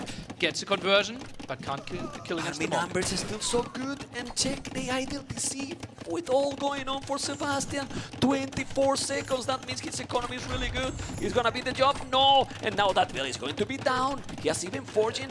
This is an absolutely amazing approach, in my opinion, for Sebastian. Crazy how long we did not see elite skirmisher upgrade here for Hart. Army on the left hand side, army on the right hand side. Siege through the center is being prepared. It is Rams, not Mangonels. He wants to get the kill. Oh my god, that is not doing only one ram. He's doing a second ram. He's killing villains. He's going all in. Look at those units. They are going to go back now, or is they still taking the battle? He doesn't care. He's still going. He got so many units. Is maybe too aggressive now? It feels like those could have maybe been safe, but there's so much going on at the same time. He has to care about the economy at home What at are you the doing? same time. Kill it! That was a double click. I think he's just moving to the other side. Defensive siege workshop is needed by Hart. He will need to go for the Mangonel defense. Well, but if you take the archery range, and the stable is already big. He's taking 2. Military production, still the same village number for both Goldmine and Albert, and I don't see yet a second town center for Sebastian, second monastery for Hart. Byzantines more HP on those buildings, really helping out. Goes for the monastery now, that's why he has to rebuild the second one. So far not a single relic being picked up. Now goes for some conversions. He's even doing campstones now. Garrisons. Yeah. More armor there for against the skirmishers. Fire Lancers. Yeah, basically he's gonna take it I think he needs to take the monastery. Rocket card is coming out. Oh, the rocket card is so important here. Maybe micro. the houses.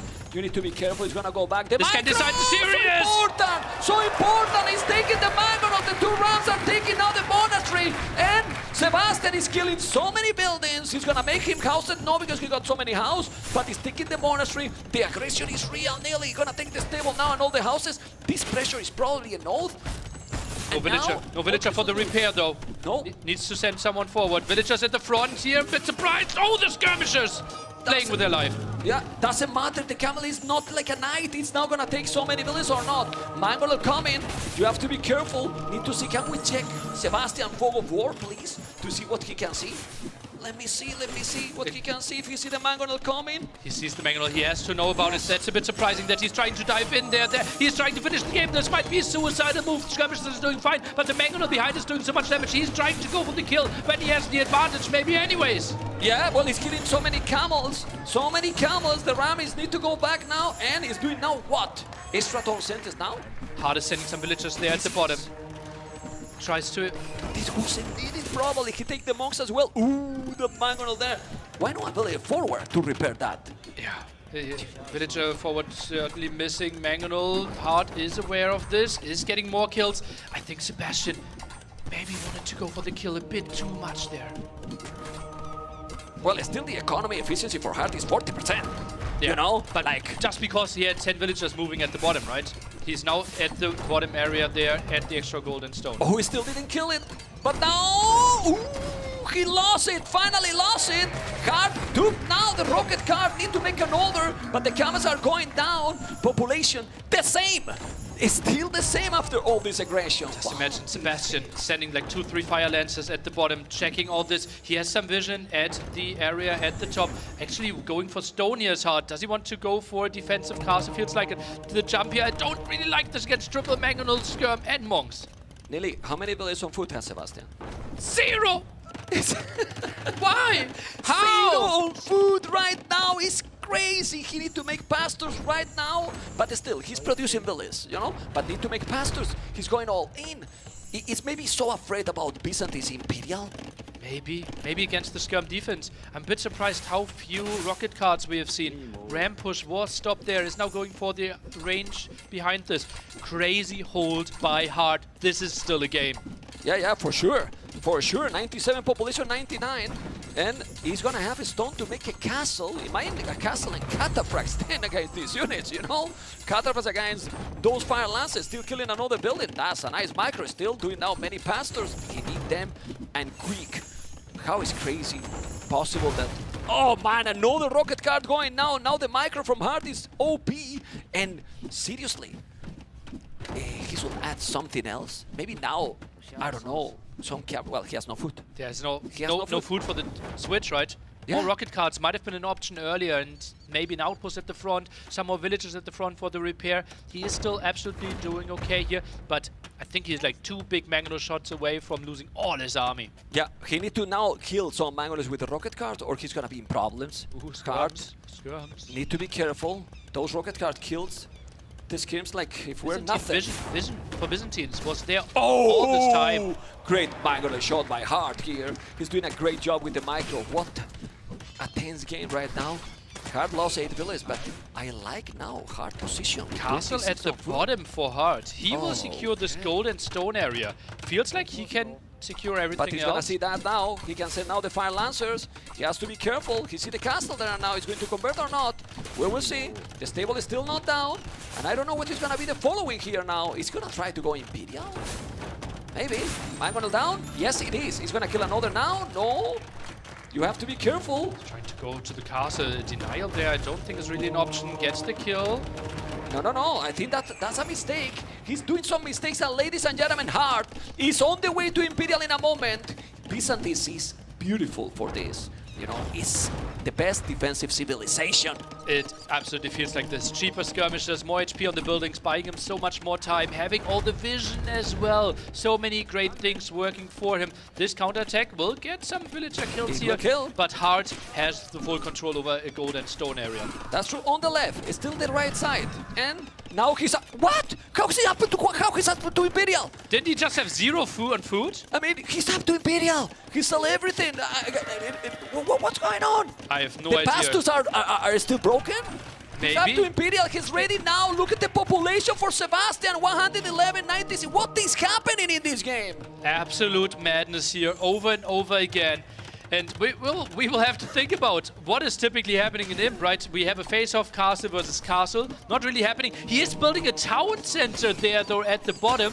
And most likely wants to go for his mounted traps. Basically, the bombard cannon replacement here for the Khitans. You gotta be careful, but this is the thing. What is happening in this game, that Sebastian has 21-0 Echo KD. 21-0 Echo KD. Check the village number now for hard. It's true, Byzantines need not so much economy, right? But 72 villages is still not enough.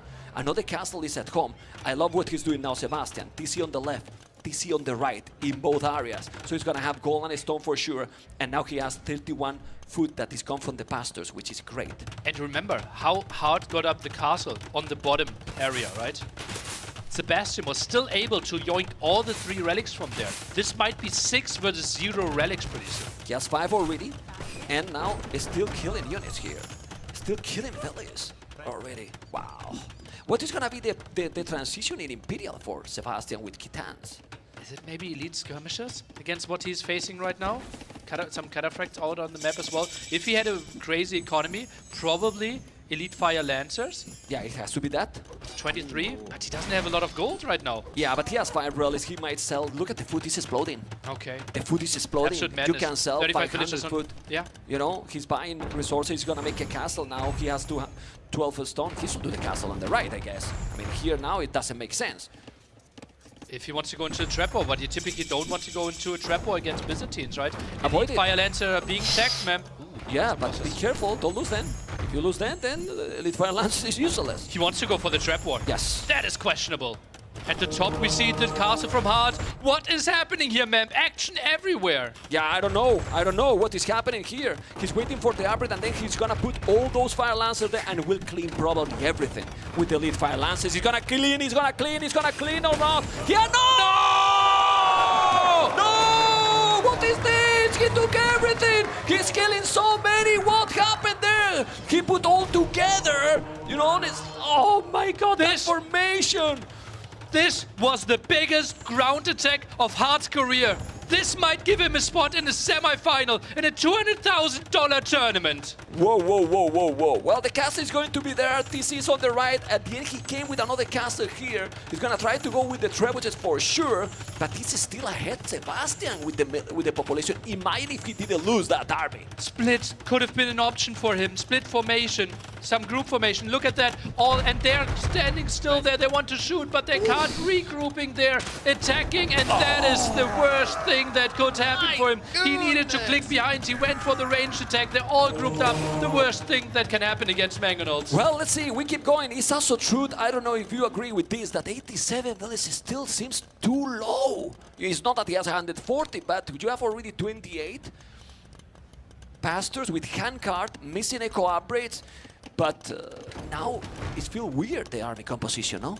Yeah. Against what Hart is going to do. The score is still very, very ahead for Sebastian. So many ranged units, right? And you're committing into more and more infantry. Resources selected for Sebastian. So much better with the pastures. Goes into the trap. I don't think this should be going too well. Byzantine's castle just so much more HP. But it feels like Fire Lancers are coming in over and over again. Over 26 kills soon. It's raiding so many. It's raiding so many. And I think now Hart is being very, very cautious and defensive because he's afraid. He's really afraid of this. Oh man. He's waiting for hand cannoneers. At home he's raiding.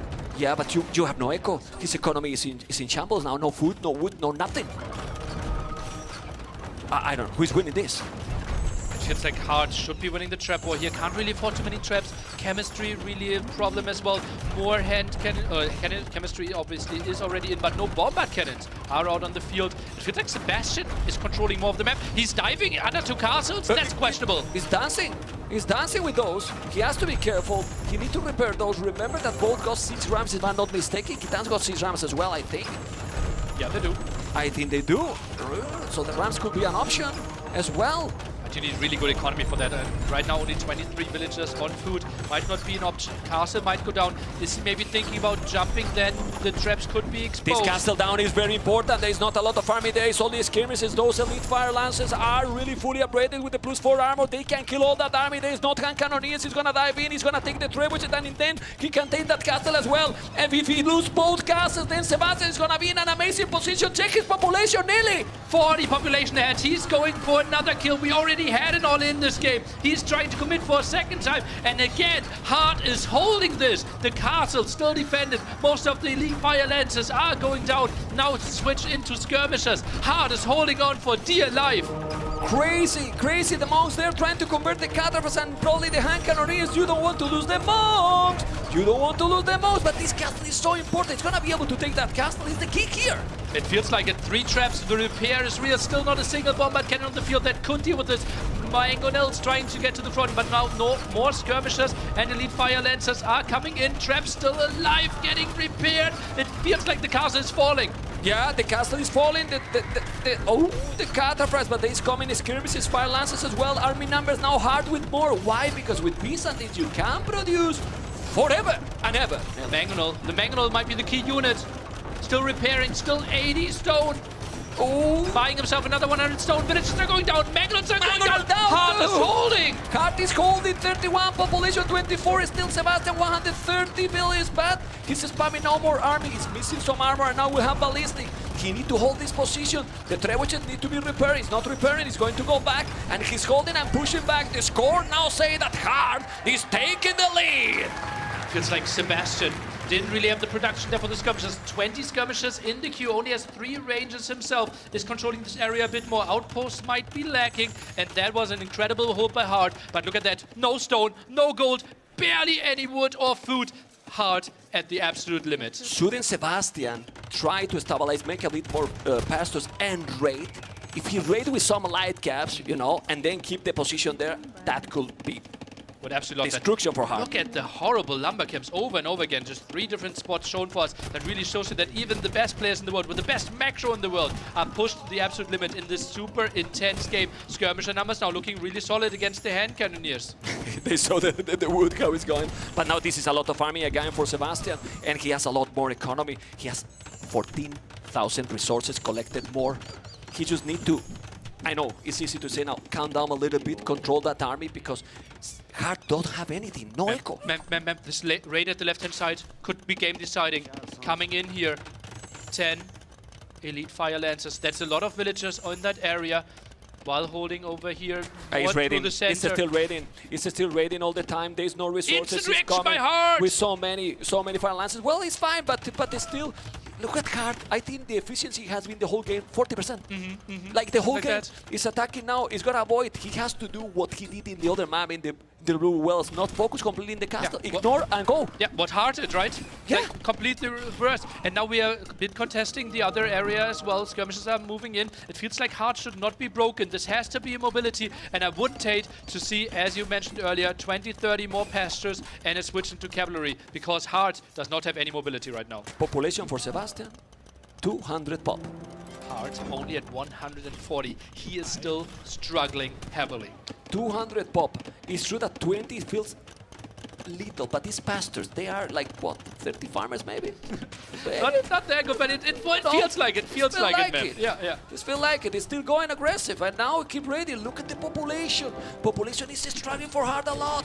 He's gonna be able to kill here. Look how he's surrounding his army with so many skirmishers. The hand cannoneer is going down, and they're still ignoring. He's doing great ignoring. He's ignoring, and he's going for the economy. He's going for the economy. I don't know if Hart can stop this.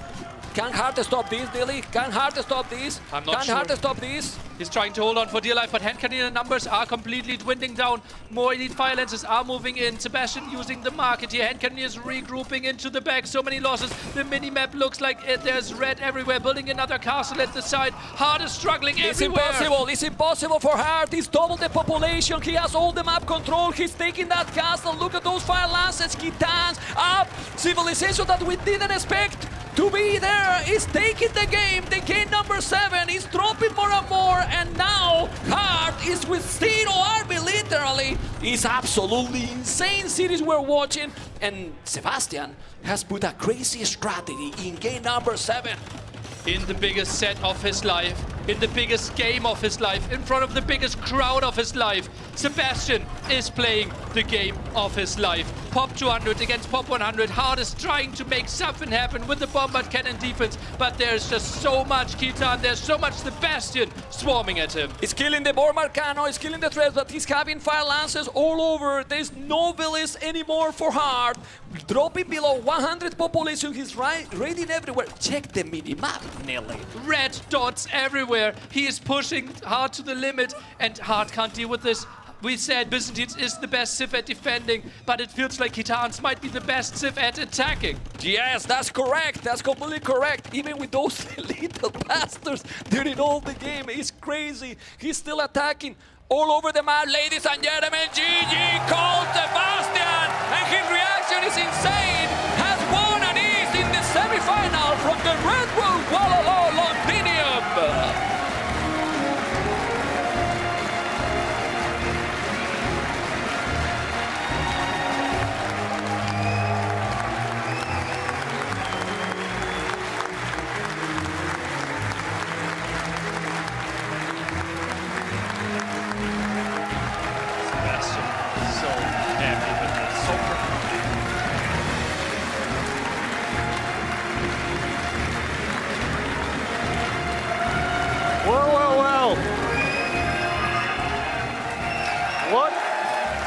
What a performance from you, Sebastian.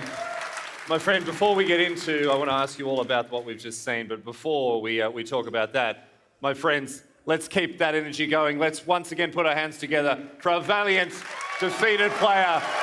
Well done indeed to Hart. What a performance he put on for us all here today.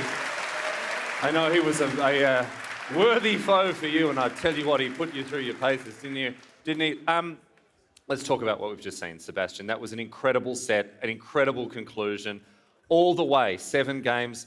What's going on with you right now? How are you feeling? The exhaustion, the excitement. Talk to us about all this. Yeah, insane set, insane energy like from the crowd. Thank you very much. Really well played to Hart. Insane set, really well played to him. It was super close. Could have gone either way. Yeah, it was super fun, super close. You had a lot of fun, even though it was probably one of the most stressful times of your life, I imagine. Yeah, it was fun, I guess. Yeah. I'm glad to hear it, mate. Let's go back to game number 1. I want to talk about the 2P pick on Crownwood. Was this something that you'd prepared, or talk to us about this Civ pick and the role that it can play potentially in a map like this? Yeah, it's not my idea. I think it was ACCM or Viper's idea, so I didn't have much practice. But at the end of the day, that game was super key. So I'm glad that worked because it was kind of risky as well. Mm-hmm. It was like a defensive play on Groundwood, which can go really wrong. But they had a great map, so I think that was what made me win the game. And you're doing it. There was some incredible micro in both that game and indeed game 2. Was the micro really necessary, or was it maybe for the benefit of the crowd? What was going on with that? There was a lot of dancing going on in game number 2. Tell us about that. Game number 2. Which was it? Game number 2, the like insane, you had like 2 different groups of people dancing, like microing at the same time. Yeah. Was that just showing off for people or what? No, it was me trying to get like any win condition, but yeah, there was none. Yeah, okay. Well, look, there seems to be another thing that you rely on pretty earnestly when things maybe aren't going your way. Dropping down to the floor, a couple of push-ups. Does that get you back in the game? Talk to us about this. Is that a little ritual that helps to recenter you or what? Yeah. Like I think it's a good idea to do some physical activity, at least some push-ups.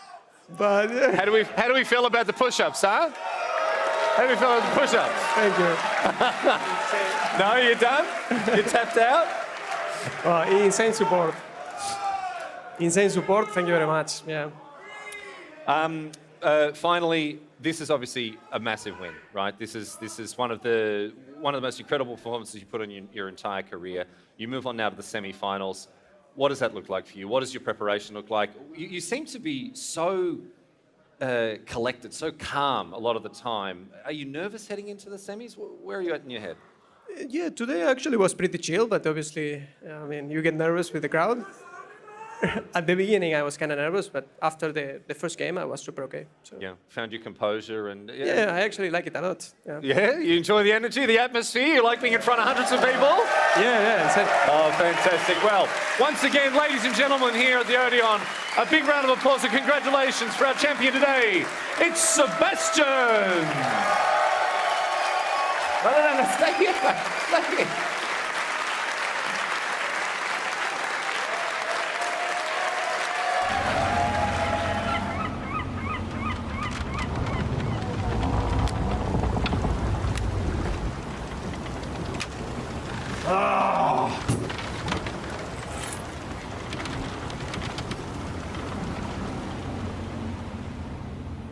There are precious few today who have not heard tell of the conquests of Alexander the Great. Alexander was born as the son of a mighty king, inheriting not just a throne but also a vast army and an unfinished plan to take the fight to the Persian Achaemenid Empire. Young Alexander, king of Macedon by the age of 20, put his inheritance to good use. These days you might spend your 20s travelling, seeing the world, but Alexander instead spent his 20s conquering it, building one of the greatest empires the world had ever seen by the time he was 30. Alexander enthusiastically dismantled the Achaemenid Empire piece by piece, winning a series of battles that were decisive, efficient, and, as time went on, increasingly expected. He conquered Egypt, where he was declared a god, a status he seemingly expected with minimal hesitation, before pushing further and further east into Central Asia and even India, where he divided his time between conquest and his favourite hobby, establishing cities, which he then named after himself.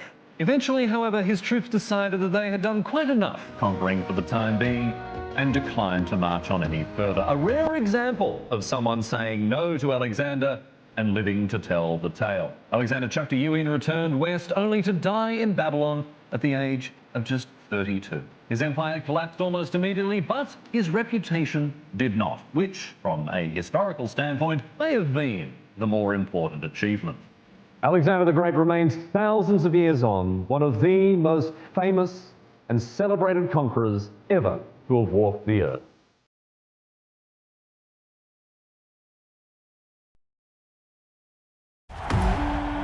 Macedonians!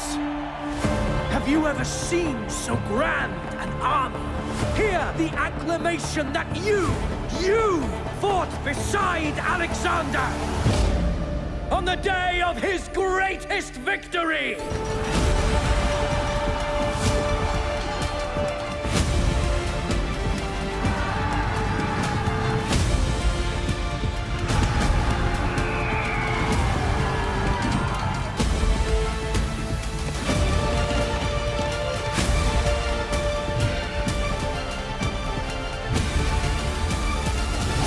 Let undying glory be the victor's prize.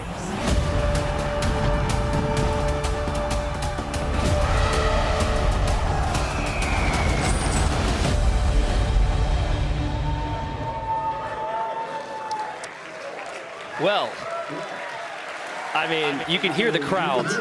Everyone is still not over what just happened and what we just witnessed. I'm not over what just happened. No, dude. Typically, the chills come in when casting the epic set. We were in the back room there screaming. And, I mean, congratulations to Sebastian. An incredible series, a long time coming for a short time coming for him, maybe, because he's so new to the scene compared to the rest of the talents here. But that's what competitive Age of Empires is all about, right? Like digging deep, coming back. And I felt at least, one of those games he could have had earlier. I thought, I've seen it all before. He let a game slip away in Game 5. He's going to regret that for the rest of the trip. What a turnaround. It was sick. It all started in that Game 6, right? He took one great engagement. He absolutely snowballed the military. Then Hart was on damage control the whole time. And then Game 7, I mean, like, there was, what, 10 of us around a tiny little TV in the back. Yeah, all eating over. Screaming. There was about 5 people who were part of the support staff, and they'd never really watched the game before, but they were locked. And the whole entire time, because we're trying to get on cue to get in our spots here in this amazing facility. Is it going to end yet? Is it going to end and yet? We're like, I don't know. And we'd be like, oh yeah, Hart's got this. And then they're like, all right, Hart's got this. And then we were like, what's the status, guys? We're like, no, Sebastian's got this. They might have been very confused. But unbelievable. Anyways, it sets the stage for the next best of 7. Yes. And the next best of 7 also should be incredibly competitive. I was just looking back because Viper and Yo have played each other so many times. They've been around our pro scene 10+ years. Both players have met each other in finals, semifinals, quarterfinals, whatever. And usually the closest sets between them are best of 7s. The last couple times we've had best of 7s, it was 4-2, 4-3, 4-3 between these two players. And some of them very recently. So I'm pumped for this one, dude. Well, with one notable exception, which happened in the first Red Bull Wololo final. Yeah. That was a 4-0, and that saw the end of Viper's era of dominance. He still had success after that, but maybe there's still a feeling there for Viper. Maybe he just wants really good results against Yo, because that was a pretty definitive moment in Viper's career. Absolutely. And I think at that time, there wasn't anything to really look to as far as confidence, right? And we see it from, in Hera's reign currently. It feels like every time he falls behind, you just think, how is he going to come back and win this? But for Viper, things change then. And I think a lot of that is once the floodgates open, once a player's broken once, people start to realize, like, okay, this person is human, right? Yep. And I think for Mr. Yo, he very much feels like he likes playing up against Viper's style. I remember an interview like 2 years ago. Yo's like, playing with Viper, he's like, it's actually less micro or focused than some of the other players out there. It's a lot more like macro and strategy, and that's where Yo really shines. Well, we know Viper, we know Yo. We're ready for this quarterfinal best of 7. Let's meet the players.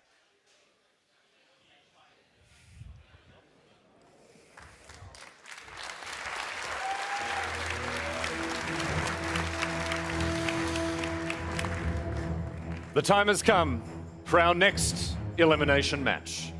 2 players stand ready. Only one will prevail. Our first player took the long road to qualify, but very quickly during the group stage proved to us that he will always rise to the occasion. He's not just here to compete, he's here to create another masterpiece. My friends, put your hands together and welcome to the Red Bull Wololo Londinium stage. It's TheViper!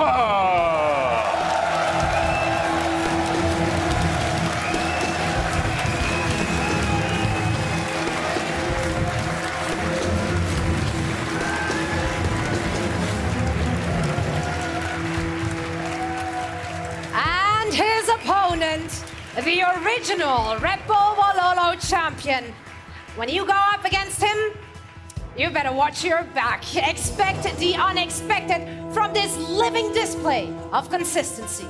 Once again, please welcome to the stage our valiant competitor, a former Red Bull Wololo champion, Mr. Yo!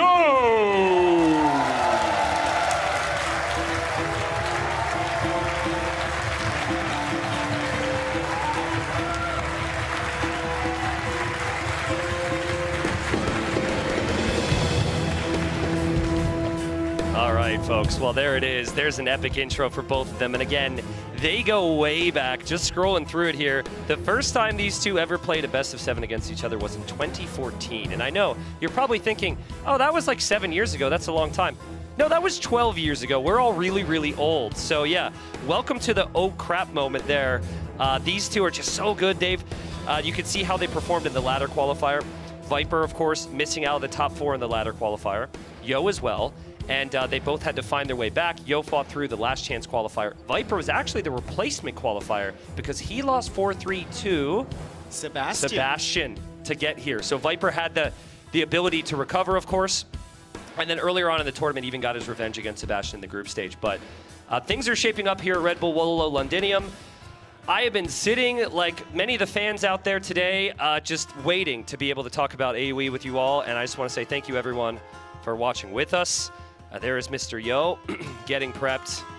But what are you thinking here, Dave? Any big things, any big call-outs that pop into your mind here as we get settled here? When I look at a tournament bracket and I see Viper and Yo on the same side, I'm always anticipating that semifinal or that quarterfinal where they meet. I really look forward to the best of 7s. We've had some of our best sets between these two. Viper, calculated, he's precise, right? He's always winning the fights head-to-head, but that's the key to Yo. He doesn't want to take the fights head-to-head. He's going to sneak an army around the backside of your base, he's going to defend at home, and while you're distracted, that's when he's going to strike. So the Snake has to be careful. for Mr. Yo waiting in the grass. I agree. No, and I think Viper's got to just really take the fights to him today. I think Viper needs to delay his town centers, delay his eco, send the pressure against Yo. Yo will know that's coming. And another thing with Mr. Yo, there's a lot to be said about Viper, but Mr. Yo loves to get a castle down, man. Yes. Usually it's to play unique units. We've kind of questioned that a little bit this week. Like, why are we trying the Konas, Kona right? Mapuche. I mean, yeah. But there's a whole lot of things that aren't quite as questionable. So as we get a peek there, Viper's Spotify playlist, if we would keep loading up some music there potentially. I think that was his razor. Oh, was it? Oh, whatever. That probably makes more sense. But yeah, I think Viper should probably have banned out some really key civs. I'd love to see the draft here. Before we get into it, just some call-outs there. Spanish. Probably banned. Yeah, I mean, look at Viper's draft. He got Spanish out of there. He banned Mapuche, even though we weren't even convinced. As well. We saw an banned excellent Tupi. display of why Tupi shouldn't be allowed on certain maps here. Sebastian putting on a show for us there. And he also banned Saracens as well, which is a very dangerous civ on some of these maps. So this is an interesting draft for sure. Now, whenever Yo drafts, there's this feeling from other players. They watch it and they go, what? Yeah, like what is happening? Why that pick? Yeah.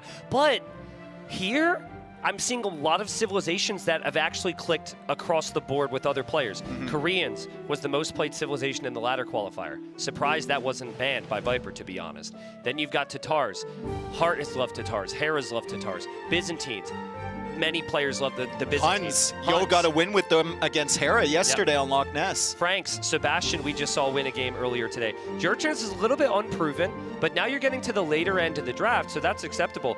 Berbers is very good for Yo's style of Camel Archer and maybe cheap Knights and Camels, and then Bohemians.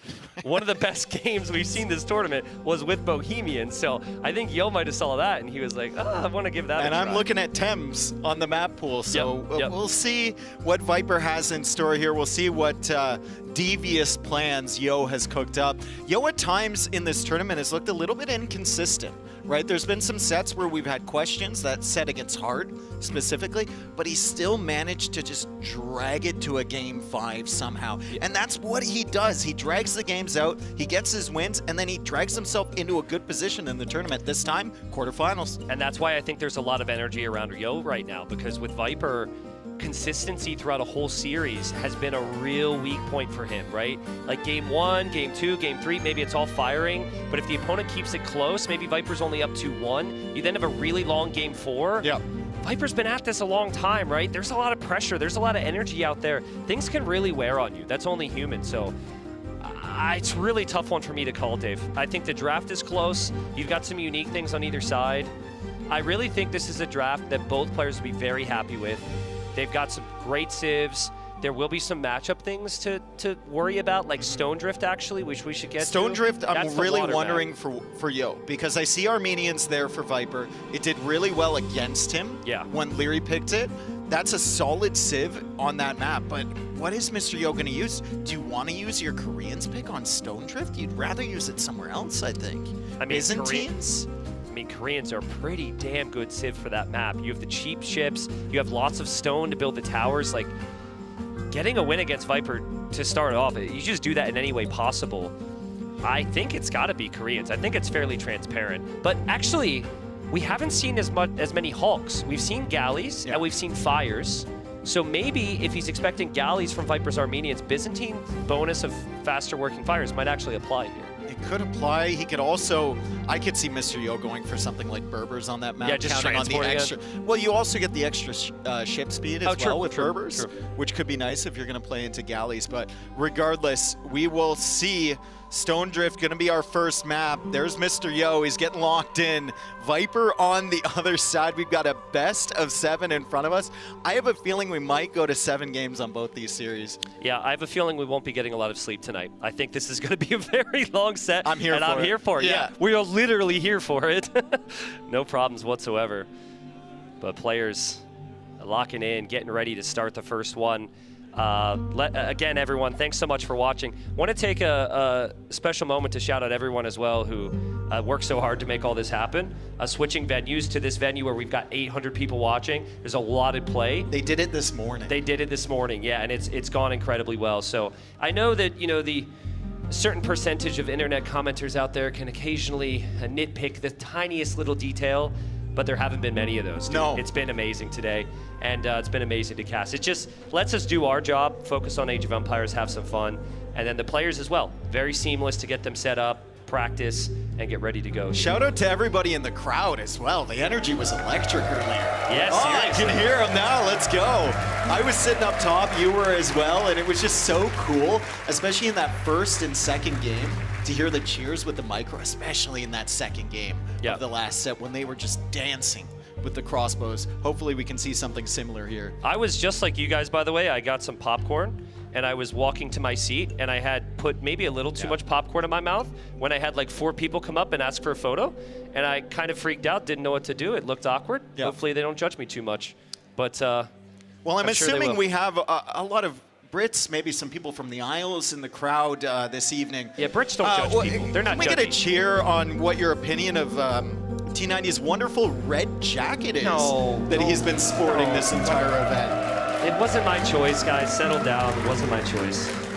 Any Americans in the crowd not in favor of the red jacket? There's quite a few Americans, actually, and that was the thing they opened with.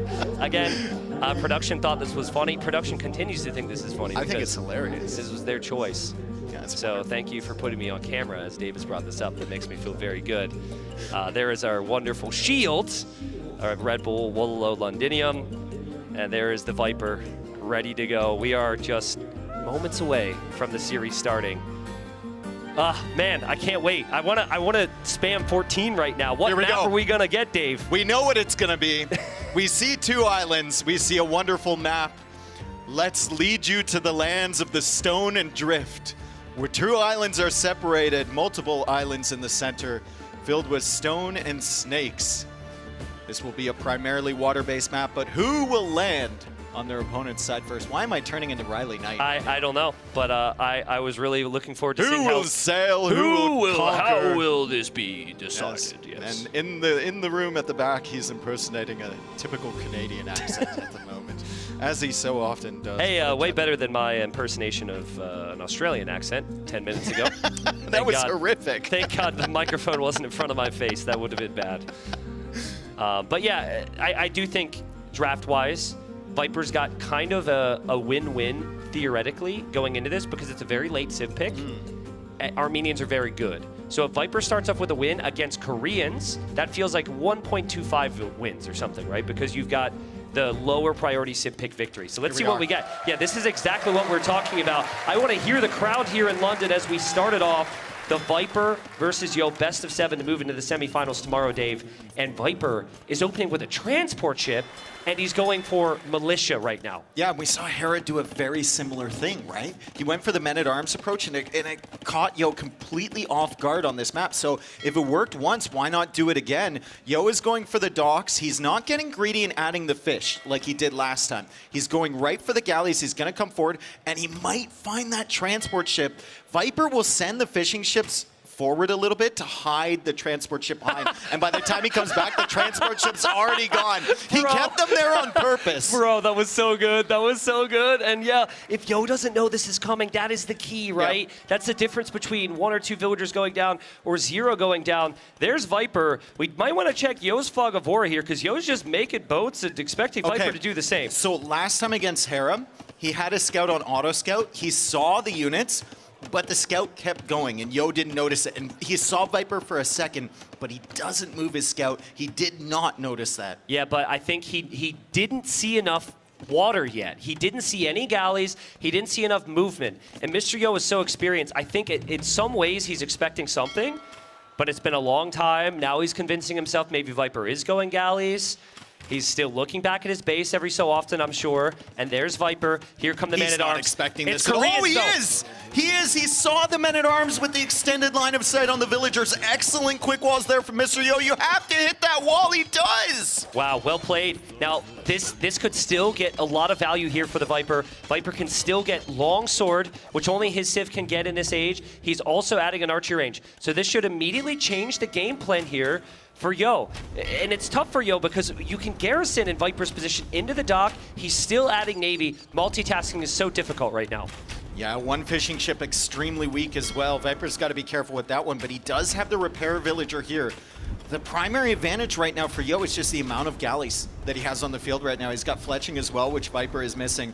Viper not doing damage against that gold or killing a villager is a huge deal. This is where it gets crazy, though. This is where we need maybe a double box incoming, because now the archer shows up. Now Yo's got to work a little bit harder, which should mean it's tougher for him to micro here. Now Viper as well, he also has to micro both sides, and he still doesn't have the numbers next to the dock. He's pulling back. Yo's going to fight. Yo's going to try and trap Viper, which is extremely ambitious, and he blocks his own villagers. What is this from Mr. Yo? He tried to trap the archer as if the men-at-arms didn't exist. Oh, man. And now just being off of gold could mean he can't produce on water, but he has been able to still pressure Viper. But I like the theme of the game so far for Viper. If you just spam boats here against Mr. Yo, I think Koreans are maybe the better civilization with all the savings. He's really testing Yo's multitasking to start the series. Yeah, and if Yo senses that Viper's not really going to invest on water, he can just go up to Castle Age. Look at his resources right now. They're actually looking pretty good as soon as he locks down that gold, but still some concerns at the back as we see the men-at-arms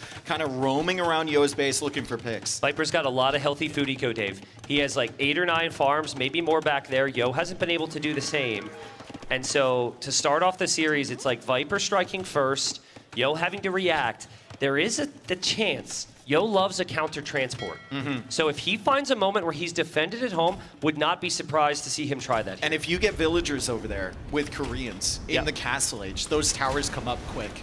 And they're really tough to take out. But in a very similar situation as Viper, he already has a villager over there. If he gets to Castle Age, he can make the fortified churches. Yeah. And those are really, really tough to take out. There's a lot you can make, but this is what we're talking about. The garrison on the dock has really helped Viper out there, even though he hasn't had the numbers. There's a tower for Viper as well, and Yo doesn't see it.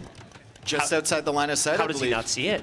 I thought Koreans... Oh, he can. Oh, he just hasn't reacted to it. He hasn't reacted to it. I mean, he used the stone on the tower before, right? He doesn't know how many archers are over there. That's an ambitious tower from Viper, and Viper, meanwhile, over here with the scout killing a villager. He's in with the men-at-arms. Yo is busy with the tower. Oh, that's so Viper's good. gonna get kills. That's so good. Yo had to go deal with the tower. Viper doesn't even care about that tower now, to be honest. And the key here, Dave, and this is a masterpiece from Viper, is the water is going to be his as well. Viper is still producing on water. He has not lost any fishing ships. Viper's about to move out and take Yo off water. And Yo still hasn't clicked up to Castle Age, despite having such a huge food lead earlier. Viper's probably going to be the first one up. I think Yo's going to be extremely busy here. He uncues the villager and he's up to the Castle Age. Never mind. Nice job from Yo. Viper, did he not have the second building? He did. Okay. Yeah, he did. He had the archer range, had the and blacksmith. Yeah. Just lacked a little bit of gold. But think about what your typical ask is on a water map. You want to win the water. Boom. Right? Well, Viper's just done that in a very different way here, right? Like, to be able to completely destabilize the Koreans is amazing, and then he still has the potential, as long as that villager's alive. I really want Viper to keep that villager alive on that tower. Yeah, I mean, it's the only villager he has over there, right? You have to keep that alive in the Castle Age so you can get a fortified church. Yo's not killing that. Viper might even complete the tower, which would be brutal because it starts ranging the gold. And now Viper has a lot of control on water. And what's in the queue for Mr. Yo? 1 fire galley. Look at the amount on food right now. He's got 1 on food. Viper's got 22 on food. I want to see Viper go for a stable, to be honest. Because I'm very anti-gifting your opponent a relic. Yep. So there's a little bit of a risk Quick to maybe walls there build a from Viper. fortified church. But Still has either his way, terms. I mean, Yo is in a really rough spot economically right now, Dave. The only thing he'll be able to spend is wood and gold. It looked like a really nice start for Mr. Yo, right? He was good on the water. He had good damage control. If he kills this villager, it's huge, though. Viper hops in. Can he run away? This looks like a Viper quick wall opportunity. He's on the move. He's on the way to Castle Age. He's 26 seconds away from building that first fortified church. To be honest, I think Viper has extreme confidence. He never even builds that tower. He's just 3 TC booming and making ships now. Curious to see how long his town centers are delayed and what he chooses to do with that Vil. Because that Vil does not benefit him right now. No siege workshop. Okay, there's the church. No stable or anything. But the church is still really in a really good position. Yo needs to hunt down that villager, and I think he is. And that villager is extremely weak. So is the skirm. Oh. But if he can kill this Bill, it's a huge deal. It's a massive deal. Transport ship is on the other side. Fortified church will not complete. Viper needs to send more units over, and Yo is making turtle ships. Well, big moment for Mr. Yo right there. Huge, because if Viper could continue to pressure him there, this game would just be an even bigger nightmare than it's already been. Turtle ships are incredibly tanky, and after recent changes, I'm not really even sure what you're supposed to make against them. They've recently made it so the ores move. I think Hulks are good. Okay. I think Hulks might be good against turtle ships. You need to outnumber them, though. Let's see. It's a perfect testing ground right here. The Hulks are doing okay damage. That's not it. You can't go 3v2. It's got to be like 7v2 or something. Turtles can definitely turn this game around for Mr. Yo. I want to see Viper on town centers right now. You see Yo's on town centers. You have all these resources floating at the moment. Sometimes you get really hyper fixated on the micro. I think and he you needs don't to bring focus on Vills the over. eco. Yeah, I think he needs to bring Vills over. He's going to go for an extra TC, but he needs to get the fortified church push going on Yo's island. If for no other reason than denying the resources over there. Yep. Taking half of the island and then you just contest water is really, really solid. There's not a ton of resources on the map, so if you can deny them from the right side of Yo's base, that's fantastic. That is a massive fleet of turtles. Turtles are not cheap, and Yo queuing up the transport Fire ship. Lancers as well. Wow, so Yo, as he takes some damage here, I think is starting to think that he's got the water locked down. This could be a ridiculous game, dude. Yeah, I want to see what Viper's solution to the turtles is. Right now he's got 2 war galleys, 2 hulks, and 2 fires. Yeah, I mean, I'm okay with just a lot of hulks or a lot of fires. I wish I could come in here and tell you with certainty which one was better. I don't think anyone really knows. It's really difficult because they're so cheap now, and they've changed the attack a couple times. Viper's coming in with some new vills though, so he'll still have the land attack. But I'm still curious on Yo's transport ship. Yeah, where is it? Yeah, because if that gets spotted, that could go. Oh, now it's his turn to be sneaky. Did Viper see that for a second? I don't think he did. I don't think he did. Yo's going to be incredibly sneaky, and this is one of the things that we pointed out at the beginning of the set. This is, never mind! Viper saw it right in front of the turtle ships. Did he see it, though? Did he see it? He could be looking 100%. elsewhere. Because if he doesn't know about it, that's everything. Did the turtles block that for a long enough amount of time where Viper just didn't notice? Well, the other aspect is like, well, what on earth do you actually do? Yeah. What are you supposed to do? You have no army here. Your army's on the front. So, like, yeah, we've seen tower rushes from Koreans really snowball. And we've seen Mr. Yo hang on a lot of situations where the start was brutal. Yeah. This is the perfect setup for the series. This is precisely what we said. Viper with the aggression. Yo holds on, and Yo tries to take very different types of fights. That transport ship was visible for a very long period of time as we see a pause here. Viper and Yo trying to figure out an issue. Maybe it's keyboard related. Maybe they just had a cramp or something, but we should be going shortly. There we go. It's a barracks and a tower. Viper goes for the outpost over here, although we should be able to see this already. All right, so Yo has been spotted by Viper. It's tough for Viper to deal with this. Now Yo's finding out Viper's been here and has rebuilt the church. There's a lot of surprises going on right now. Viper does move in pretty early, though, and he doesn't have any repairs for the ram, but maybe more villagers can come in, and Yo will be pushed off the gold. I mean, one thing that has to be considered is these skirms have gotten a ton of value for Viper throughout the game.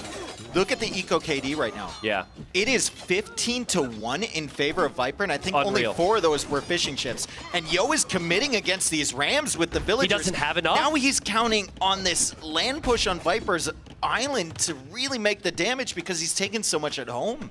Also, like, Viper's fishing ships haven't gone down, Dave, so he still has the fishing eco. And the turtle ships are just not exactly where they need to be for Yo. Yo is still tower rushing. Yo might go for a push himself, but he kind of needs gold for this. If this is a base trade situation, and if that's the win condition for Mr. Yo, he's just too late. Like, Viper has already done so much damage at his home island. I don't know, though. I don't know, though. I don't know. I think there's death on Viper's side. There's a lot of going on over there. I'm pretty sure Viper doesn't actually have an answer to this right now. Yo has another gold in the south, below that wood line. If he shifts over there and he takes down this ram, I think he's actually kind of okay. Look at the Eco KD and tell me he's okay. Well, he's okay considering the Eco KD, all right?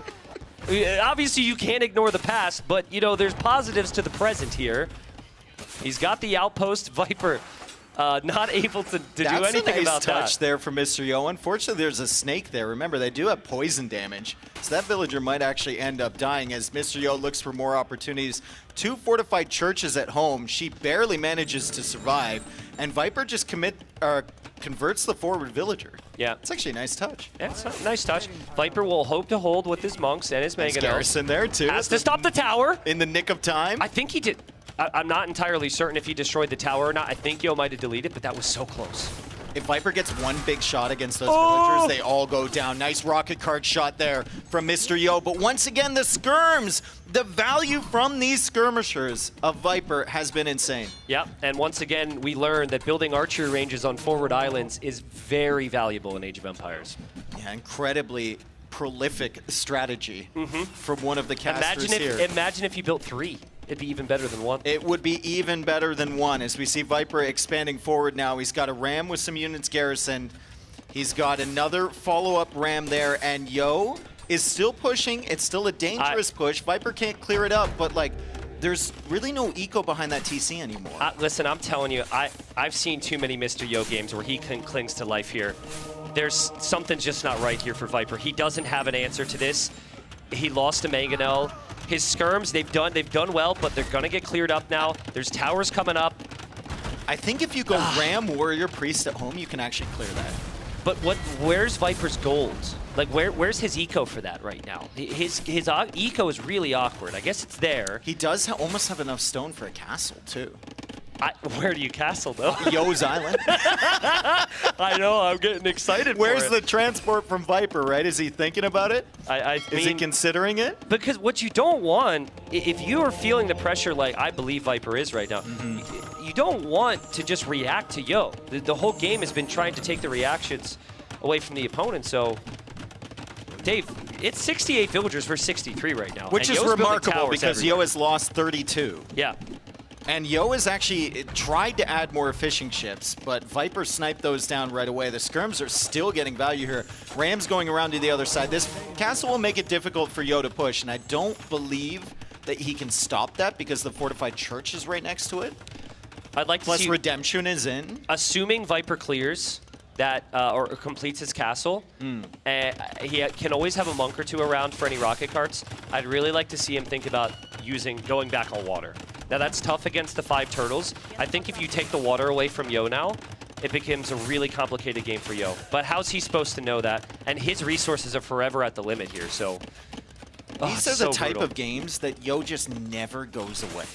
Like, he's This is just way better for always Yo. clinging on. Yeah, the fact that he got that transfer ship going across to Viper's Island, the fact he got that first tower up after revealing the ship, really, really solid from him. Viper is still pushing, and credit to Viper for constantly applying pressure on Yo's Island. These ballistic skirms have gotten an incredible amount of value, and now there's a mangonel added in. So Yo's going to have to go for defensive towers against this. I know what's going to happen here. Yo can't stop this. Yo's still got the turtles. Yo still has the transport ship. Yo is banking up enough stone. He's going to put them all in the ship. I know.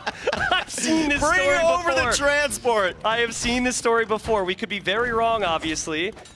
It's very easy for us to simplify what someone should do. I think Viper got a big conversion there. No, he converted. he killed all the forward villagers. Oh my god. What a swing. That's huge for Viper. Oh man, and the town center's almost down as well. That was horrible for Mr. Yo. For the first time in a long time, Yo's taking damage at home, and he hasn't applied any damage to Viper. And this might just be an unsustainable amount of damage. Like, the villagers are trying to repair the TC. Wood. He doesn't have wood, and the TC goes down. Oh man, losing the town center is so painful. Viper's castle ended up defending himself. And he buys another one. No, that's one expensive town center, dude. 300 wood, 100 stone bought to place that TC in the exact location it just existed a moment ago. We've seen that happen before in real life. Third town center as well for Mr. Yo, so he thinks he can just boom his way out of this. Well, I think he has no choice at this point because you can no longer pressure Viper, and now you need to hope that you can rat it out with towers. He also does have a foothold on the island on the center, so he's got a ton of stone available, right? Well, that was my next statement. I think start towering those Viper's up. next play is going to be to reclaim water. Yes. So get some towers up there in the future. I do like the fact that Viper is focusing a little bit more on eco upgrades now. Maybe another town center could be in the cards, although he's at 99 stone, which is incredibly frustrating for him. Maybe going out to secure those middle islands, or at least just get access to a stone mine could be useful as well. Yeah, and Viper's just gotta cling to life with everything he can right now. Yeah. Just try and hold. Now this is going to be funny because Viper's got units in a transport ship. Viper's transport ship, is he? Where's he going? No, he's perfectly fine. He's going to the other side. I mean, composite bowmen are pretty good here. They're better than the skirmishers were, and now the turtles have found the redock. But that's a lot of docks from the Viper. Yo has found the redock. Yo knows exactly what Viper is up to. Viper's getting the ship techs in the university. He's roaming around with these composite bowmen. He's going to snipe some vills, but Yo still somehow at 66 villagers. He's lost 52 eco units this game as Viper tries to clear up that last tower. I feel like Yo kind of forgot about the turtles, which is quite sad, you know? Those turtles were patrolling in no man's land in the middle there. I think he really could have been patrolling on the forward shoreline to deny those docks. He'll notice it now, but this gives Viper a lot of time, and again, Viper's not going away on land anytime soon, now that he's got the Siege Workshop pumping out rams and the composite bowman. Nice dodge from Viper. The step back micro. Mr. Yo plans on him doing it again. Viper just continues forward, and he gets more value with these composite bowmen. Range is now going up on the right side there from Viper, but the Fire Lancers are here. And the rocket cart is still patrolling around as we see Viper trying to take out the turtles. I think he has enough now. I think he has enough to clear this. That was the only positive that Yo has had is the turtle ships. Or does he? Yeah, true. Hello? They're incredible. But they're so weak and they're so clunky and it's so tough to get away with them. And yeah, Viper's got the numbers, Dave. If Viper just full spends his resources right now, he'll be in the Imperial Age soon on a map where Navy can dominate. Beautiful Look at Yo's job. res. How does he keep surviving here? Surviving and not really thriving. Yeah, but to be fair, no one has thrived, except for the viewers. So this is the who's winning? The viewers type of game. He's got 500 food in the bank, 900 gold in the bank, Mr. Yo. He's got a lot of stone. Rocket cart got converted. Redemption came in earlier, a lot earlier. Viper hasn't been able to take advantage of it. Viper trying to get back on water. I think Yo needs to do the same thing, but like it's just such a smoother transition for Viper because Yo still needs to defend on land. Viper cleared everything. And I say this as a compliment, but Viper is just being so annoying. That is not a good position for Mr. Yo. The timing was horrific. He cancels it right away. All right, well, I mean, Yo, that's actually good for Yo that it found it right away, but bad for Yo. He has to tap out because Viper was able to use the chaos there and take game number one. And I'm not sure exactly, they have the noise-canceling headphones. You take it off after the game, you probably get to hear the crowd. I would be doing that if I'm Viper. Yeah. I want the energy from the live crowd here. Yeah, that's a game that, like, statistically we were looking at. We were thinking, okay, Viper has this, Viper has this, Viper has this.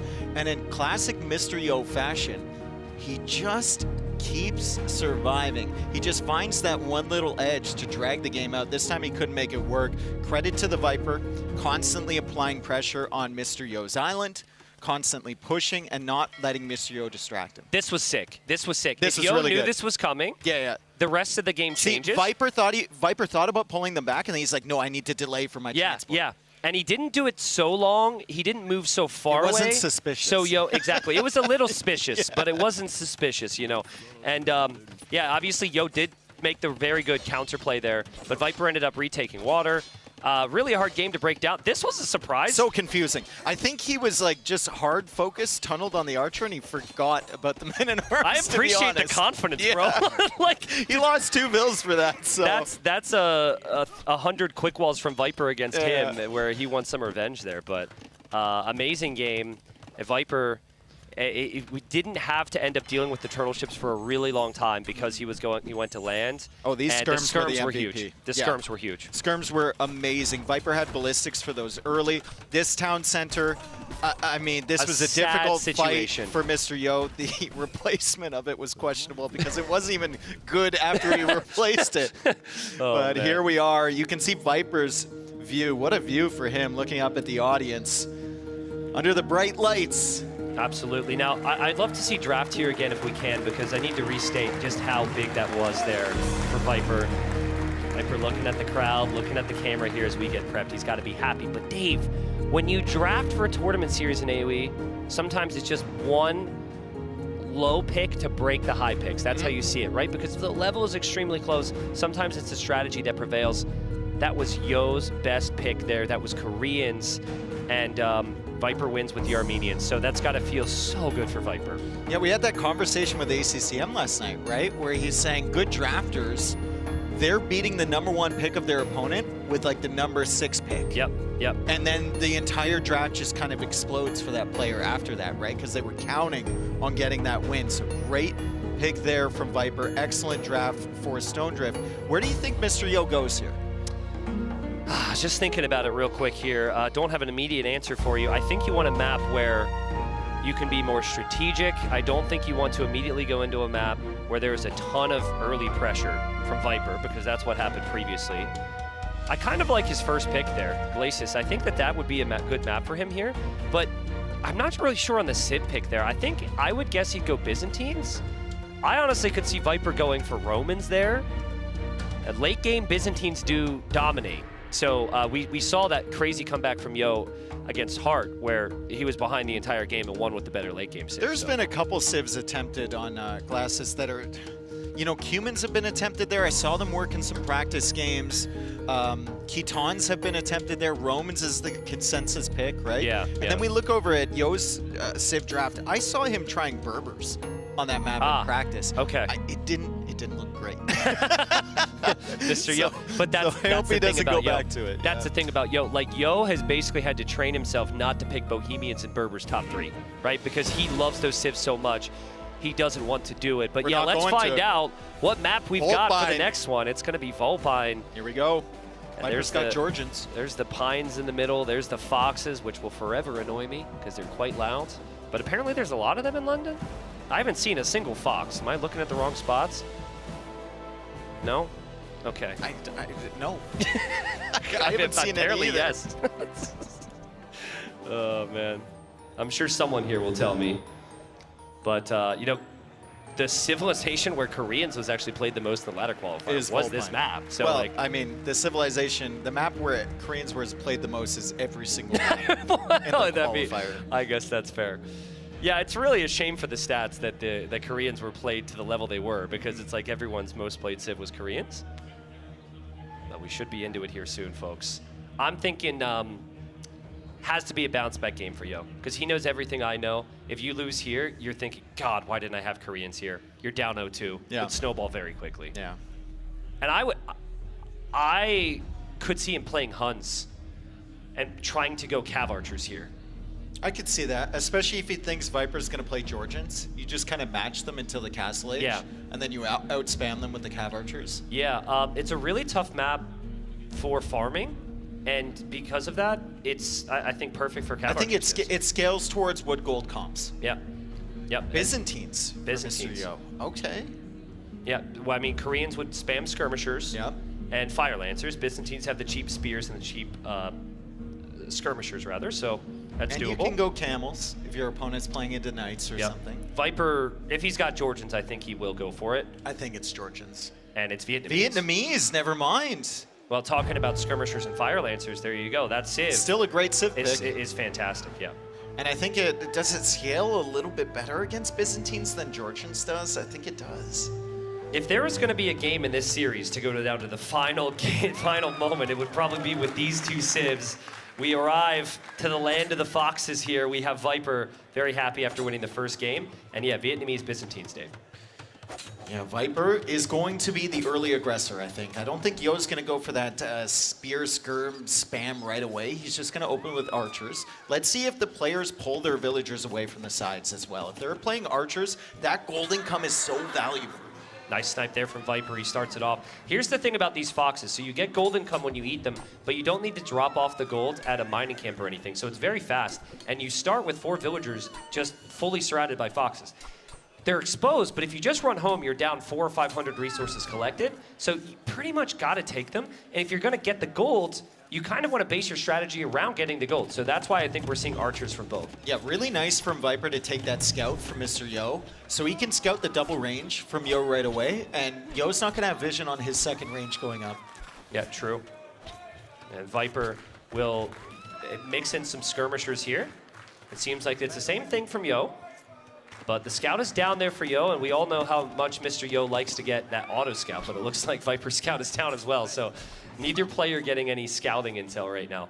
Viper also with the 4 villagers still out on the right side. And Yo can't find that if he doesn't have a scout. He's going to have to send a spearman or an archer over there. Viper has kind of wandered the wrong way. Typically, you take the foxes on the way back home. Yeah, but if he goes that way, Yo might not find him. If you go to the corner with them, sometimes it's a good plan. Yeah, we'll see if Viper could find the way. Maybe he just ran out of foxes, but resources collected is very close. Vietnamese, of course, benefit from the cheaper and faster research and eco upgrades. I think he's just looking for foxes, honestly. Well, he's found them. Yeah. Unlike you. No, I can find them because I can hear them. But I guess you mean realistic. Yeah, we've been in the city a couple days. I've never seen a situation where I've been like, I think there's going to be a fox. Look at how much the foxes are helping them, right? Yo's got 500 gold in the bank. Yeah, it changes your whole build. Viper's got 400 gold in the bank right now. It's actually a big reason why I think we see Saracens picked here at times, because you get so much gold and you just buy food at a cheap price. Other reasons for the Saracens, of course, but Viper needs that market as well. I think he's going to arrive to the same conclusion, but he'll arrive to the conclusion later than Yo. Yeah, he doesn't have the wood right away. He has it now. Yo's already gone for that market. Yo should be able to hit that market first, and with the amount of gold he has on the bank, he might be able to go up. What do you think about Wheelbarrow here? It's faster, but it's not a farming map. So you're researching it because you know if your opponent researches it, you'll be ahead. Well, could delay the castle time maybe. With Vietnamese, it comes in pretty quick, right? Wheelbarrow is coming in for Viper right now. When I was watching this map on the ladder, Wheelbarrow, if people got it early, really helped them because you're going to need to expand to these wood lines and these golds and these stones, and raids are coming in like fast and furious, and Wheelbarrow lets you save a lot of villagers that you might not otherwise save. It's more so for saving villagers I think so, than the carry capacity, yeah. Well, I like this from Yo. He knows it's going to be a skirm war, so he just uses his leftover archers to move around, but Viper is seemingly waiting for him there, and Viper, I think, realized the archers were no longer in the group. Amazing game sense from Viper and tracking, and he should be able to use the market and click up, and depending on micro here, we'll see what happens. It's so funny. The Sebastian Hart game 2 on this map was like ridiculous micro. Yo's not typically known for to be the dancing type here, so let's see how that goes. Yeah, Viper has snuck 2 archers around here too.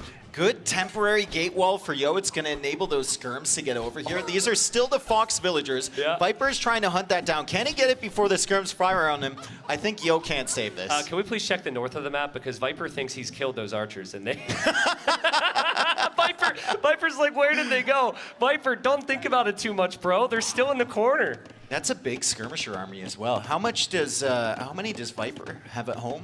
How many does he have waiting for him? Similar size. Yeah, similar size, but he could be later to upgrades.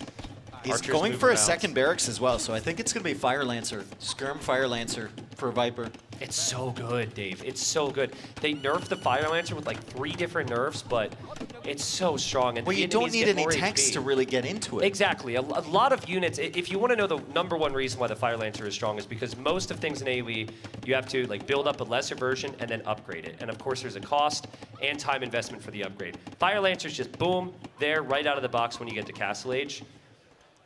There's other reasons, of course, but what is she doing out there? Yeah, she was sent out for foxes, and just passing from Mr. Yo. She's perfectly fine. Mr. Yo. She's gonna have a crazy story to tell her friends when she gets back home. Skirmishers extending from both. Castle Age is already in for Yo. Viper, when he sees that timing, I think he needs to go back. He's trying to get some value before Bodcanero comes in, and he does get a couple snipes, but it's time to go home right now, Viper, because Bodcanero is about to click. Yeah, Viper really trusts his micro against Yo, but that timing difference can be everything here. And I think that Yo is in a beautiful position here, Dave. Like, how often are you going to get basically a full minute to pressure Viper before he has the army to match you? Viper can't go for the town centers very easily. Yo still has the stone. Now we're going to see Wheelbarrow, for the sake of saving villagers, come in clutch. And it's just going to scale well over time, right? We see the res collected a little bit more for Viper here. He's getting a lead skirm. He's getting Bodcanero. He's on the back foot, but he's still okay. Byzantines playing into Knights isn't the worst thing. Yeah, I'm very surprised to see that Yo's actually going for the Knights, to be honest with you. There's the archers were finally found on that side. Yo saw the flags on the barracks too, so he sees double barracks. He knows it's going to be Fire Lancer Skirm. Well, I think he might have just found out that it's double barracks, and maybe he will take his foot off the gas with the Knights. Beautiful micro from Viper here, though. And Viper, oh, he gets hit by a Knight there, so he has to be careful. And there's a couple more villagers exposed as well. Very awkward back area of Viper's eco. That Knight's finding value, and I don't think Viper knew those villagers were over there. Yeah, and the Fire Lancers have to go all the way around to try and counter that Knight, so Viper's got a couple villagers walking around. I think just bad pathing around, trying to get to that gold, and Yo takes advantage of it. 3 exposed villagers sniped. Yo's chilling, man. Yo's absolutely chilling. I don't know if it's quite living the dream, but it's getting close to it. He'll drop the second TC. He's still always posing that threat to run into Viper's base, which is exposed. And there's the third town center. And Byzantines, they have cheap counter units to last throughout the entire game. As long as you are able to do a bit more damage to your opponent Monks that has at the home. eco, you should be able to chill here. Monks at home for Mr. Yo. You can see that unit targeted with a conversion. He's got excellent line of sight from Byzantine's building, so he can see this coming from a mile Well done as away. well from Yo. Well done with the quick Walls it walls. up. The TC's going to go up fine. He is losing the head-to-head fights against Viper, but that's no surprise to Mr. Yo. That's happened his entire career. Yeah.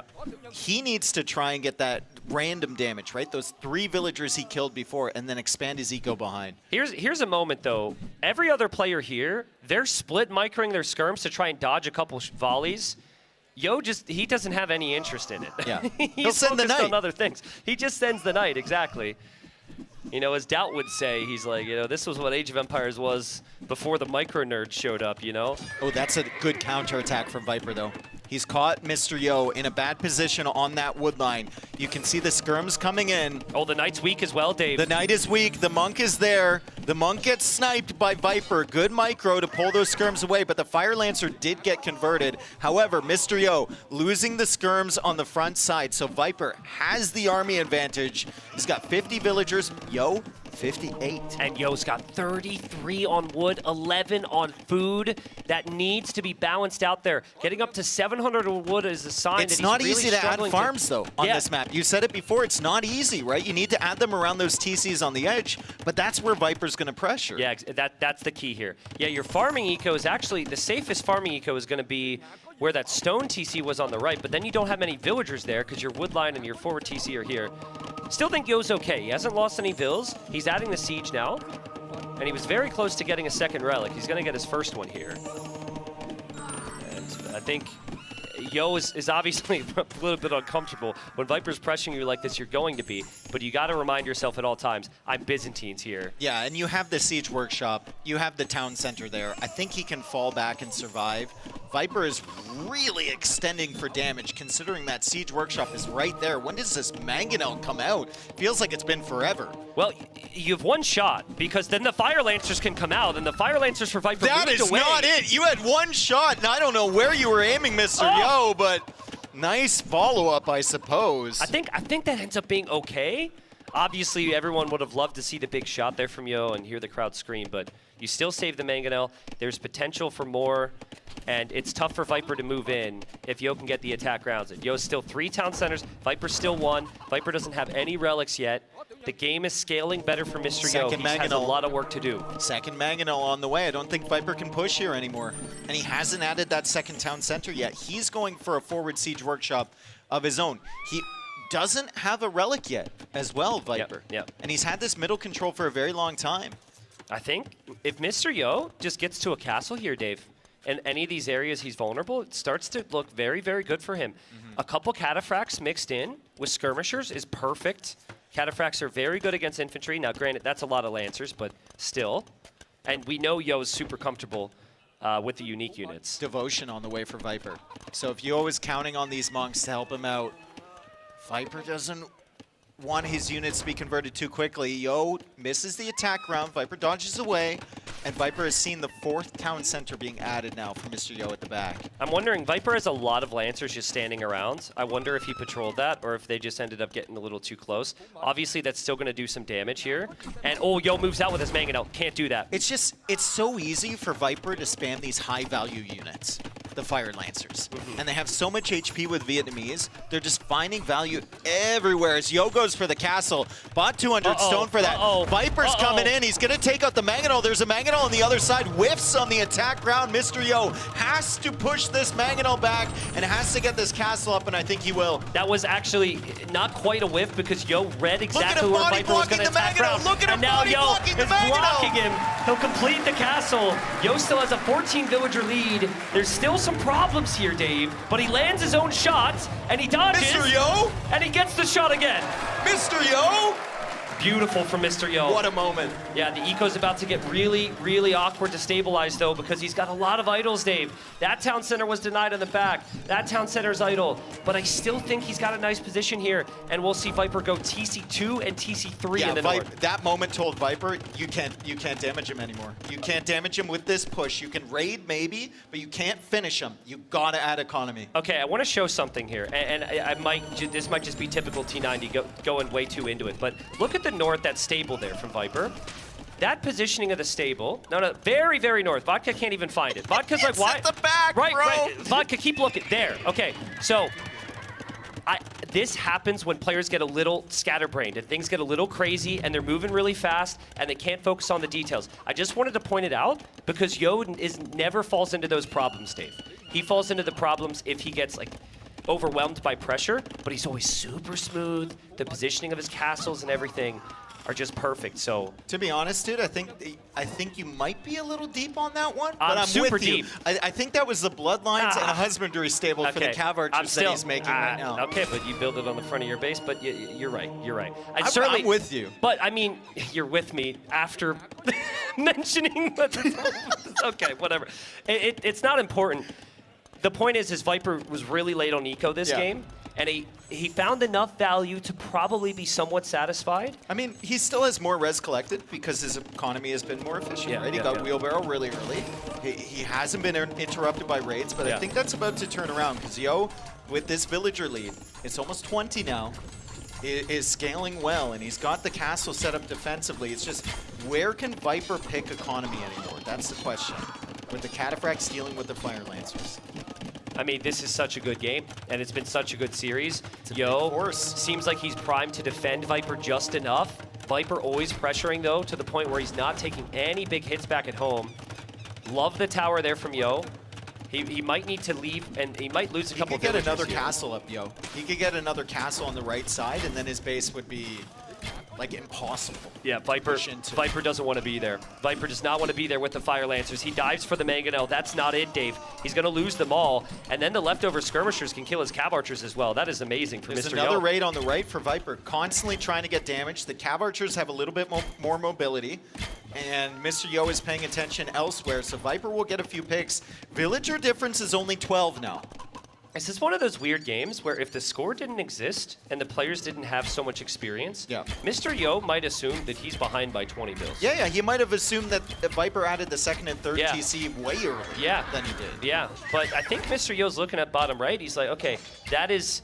I mean, there's a lot of things that play into the score, but generally speaking, you've got a better situation if you've got the score lead there. And Mr. Yo's like, all right, not bad. And he managed to grab 3 relics, too. Yeah. With Viper having the middle map control for so long. Yeah. But never any significant damage. Never any game-ending damage.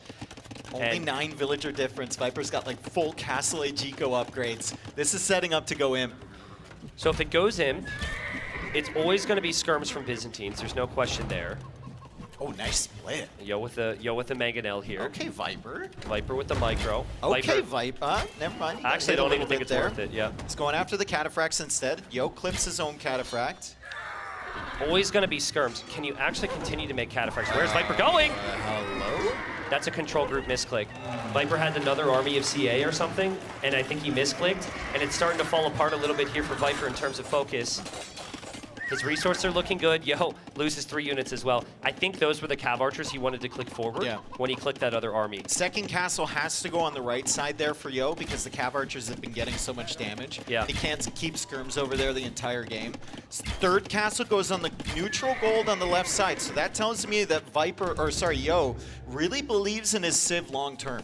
Yeah. He's going to set up defensively, he's going to get to Imp first, and he's going to make a slow, methodical push across the map towards Viper. We might actually see them cut through for the Tower of London. Viper might have started that already, and Viper goes for typical Viper castles, one on each side in a defensive position. Yeah, I have my questions on over the hills. I have my questions over what Viper's army comp is going to be, but I really like the Cav Archers right now. I think I'll find the castle foundation on the left. The skirms are a little bit behind there.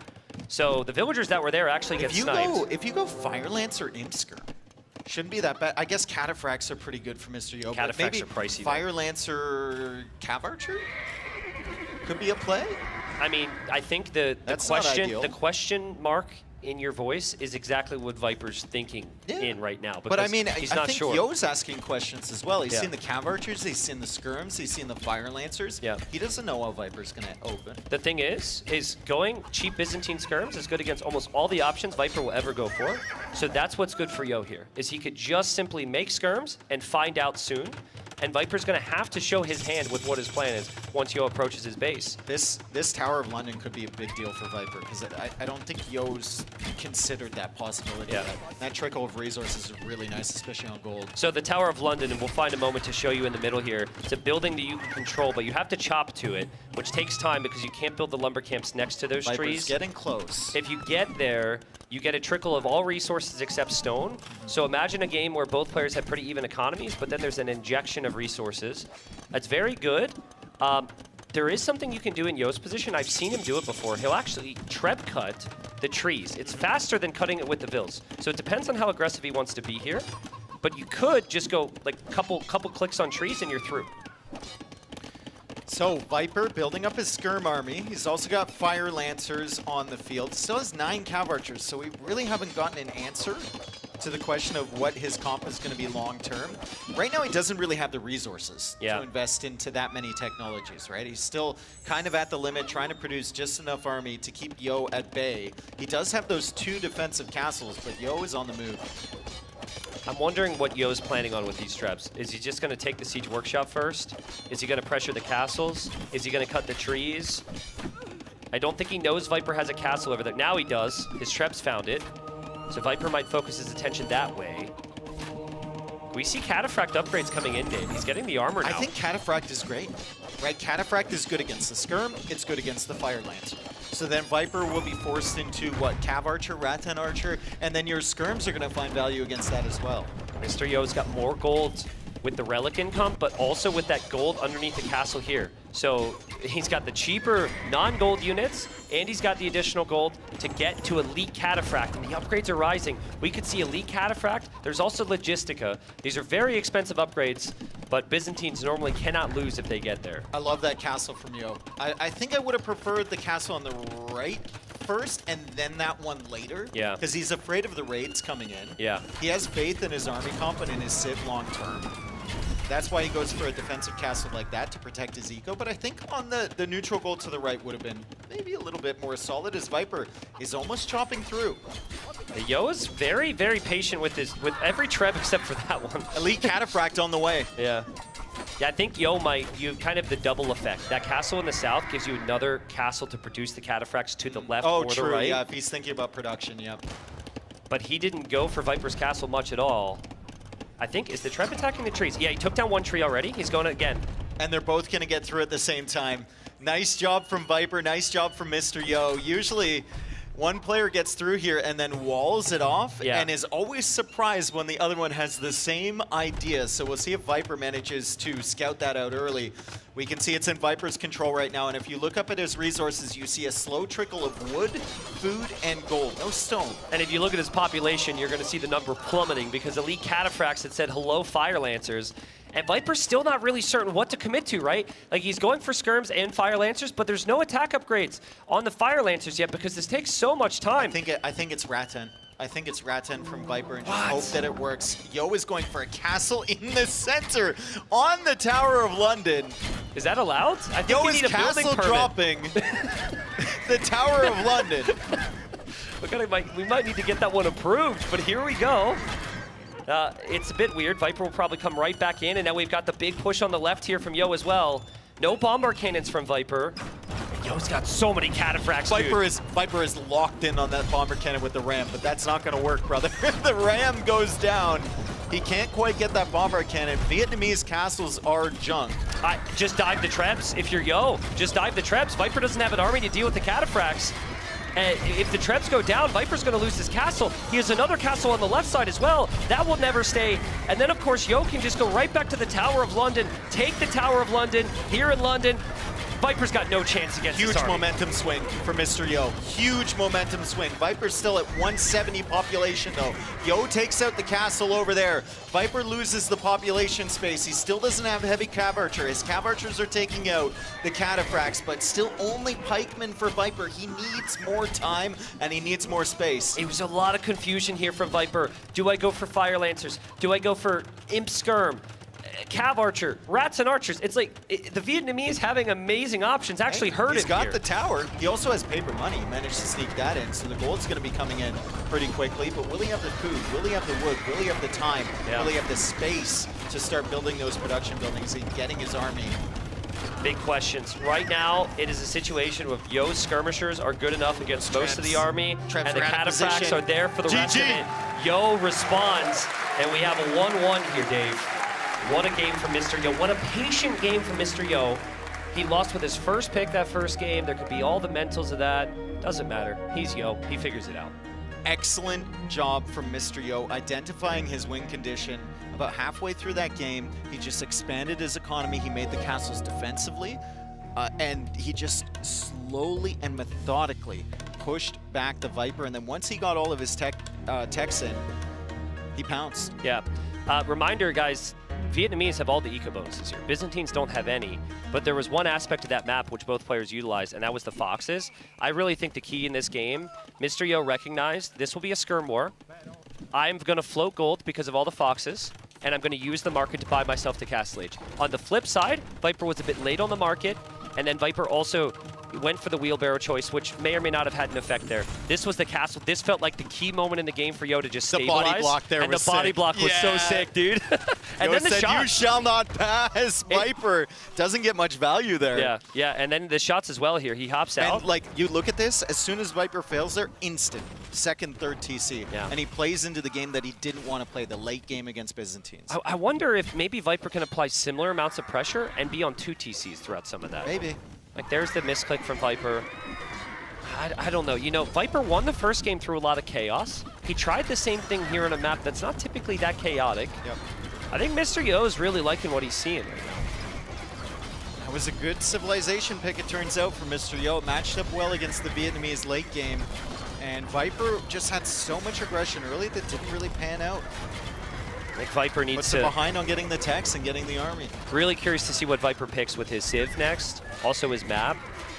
Will he want the open aggressive maps? Will he go for, I think, humans on a Civ draft, which allows the early aggression with the double archery range?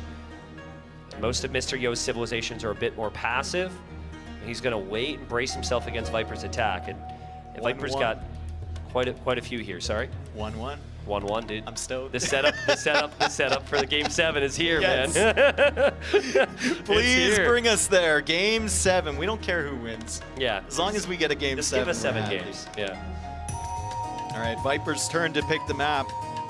We've got Crownwood, we've got Hengehold, and Thames for Viper. You know what I think would be really good for Viper here? With his style of play right now, I like to see him go for Georgians or Persians and go to Dorothy Quarry. I think that's great for how Viper's playing. Lots of army, lots of scouts and archers. It is Yo's home map. But I look at Yo's side, I think I know exactly what Yo's going to do. He's going to go Georgians or Tatars. We've seen these matchups before. They're pretty close. I don't know. That'd be pretty sick. I'm getting ahead of myself here a lot because I'm excited. But we'll find out what game number 3 is here soon with the map reveal. I think I want to see Viper go to Magyar's Crownwood. Okay. Just simplified approach with the Simplify it. walls? Get your walls up. Okay. Play that late game. Get the confidence back of winning in the late game because there's not much that can beat Magyars there, and I don't see the Hindustanis in this draft. What about Berbers for Yo on Crownwood? I mean, Berbers can be good. With camel archers, with camels, maybe I mean, it's that's the always a same Cav archer. idea. It's always a Cav archer map, bro. True. I didn't even think about that. Yeah. Might be an excellent counter pick there from Yo.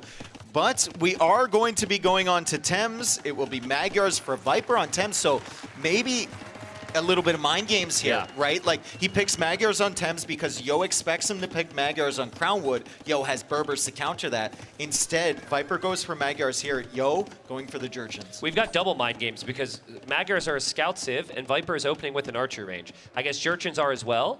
And we've seen a lot of that on this map, but it's usually with civilizations that trend a little bit better with the crossbowmen, like maybe Ethiopians or Britons or something like that. But this is an amazing map, and because we're going to be there on Monday, I think we should probably show the viewers where we'll be in-game. We've got the Royal Albert Hall there in the north.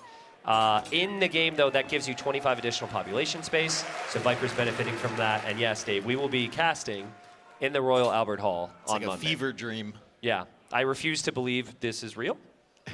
And, we'll find out. We'll find out on Monday. Yes, indeed. But until then, we have 2 more days. We got to finish this one off, and then another one tomorrow with our semifinals as Viper adds the stable. He also got a good amount of damage down on that first starting scout from Mr. Yo.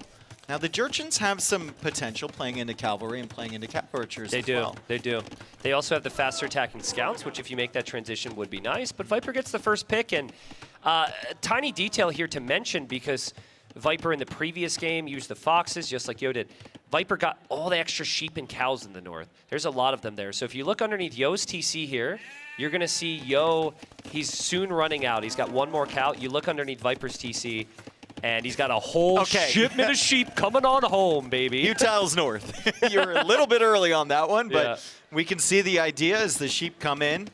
Jurchens, their food doesn't decay, though, which means that Yo's will last a little bit longer. Usually gives them a nice eco bonus. You can see it reflected in the resources collected here from Mr. Yo. Just a little bit of an advantage. Oh, that's so big from Viper. That's so crazy. I think there's still a gap there, though. He needs more damage control. Buys him a little bit of time. Yeah, it does buy him enough time. That can be completely fine for Viper. Meanwhile, the archers are still coming in. Mr. Yo doesn't see that, I think. He has the house there, but I don't know if he had the line of sight on the archers. I think he's got scouts, though. We might see both players turn around and clear this up. Viper sees the villager. Viper will go for the spear on the left. He'll attack the villager. He's going to wall this in. And he's also going for a wall, but does he realize where the hole was? It doesn't matter. He's going to kill those archers. I think Viper he was also a a little bit busy forward, right? He killed the villager from Mr. Yo. Yeah. Mr. Yo now chasing this down. He has to allocate army over here to take care of the archers. Eco KD is 1-0 in favor of the Viper as Mr. Yo tries to complete this wall with a market and a few houses. To be honest, I'm not really sure with current upgrades exactly how this would play out with even numbers. But Viper's got armor and forging against Jurchen scouts, which have no upgrades. There's more sheep from Viper. Is he using a spearman in the north to collect them?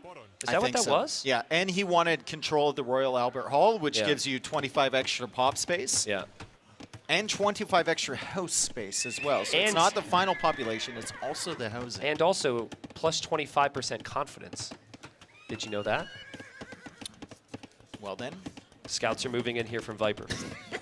You're going to need to go capture that hall then. We will refuse to address that moment there as the scouts move forward from both. It's a lot to wall, Dave. That's a lot to wall, and that's Magyar scouts. Yeah, he doesn't do it. Oh, he doesn't do dangerous. it in time. Yo, just a split second too late. He's going to get a villager sniped. He gets another villager sniped here. Good damage from the Viper. Yo, however, on the way to the castle age. How much damage does he take? He doesn't even wall the woodline. Yo, hello? Yeah, I mean, he's going to steal some of Viper's sheep here, but you kind of need to keep your villagers alive as well, Mr. Yo. This is so good for Viper, and he's defending very nicely as well, Dave. I think he can have enough army, but Yo is through. Yo is through. There's some archers. There's some scouts there to defend. The spearmen do come out in time for Mr. Yo. Oh, man. I think he loses like 3 villagers here, though, and he's pushing the archers away. Eco KD 6-0 in favor of Viper. Can he get a decent castle age time off of this, however, because Yo, a minute and a half away. Yeah, I think you have to lean towards extremes right now if you're Yo. You lost Vils. You'll know that Viper spent a lot more resources than you to stay in Oh, I feudal. love this. Viper got punished multiple times for not walling that off, and he remembers. Yeah. I mean, but what a start from Viper, Dave. I really like the movement forwards. I like the tracking with the sheep in the north, getting the haul. Like every aspect of the map, we have seen him go for. He's gonna get these sheep back somehow.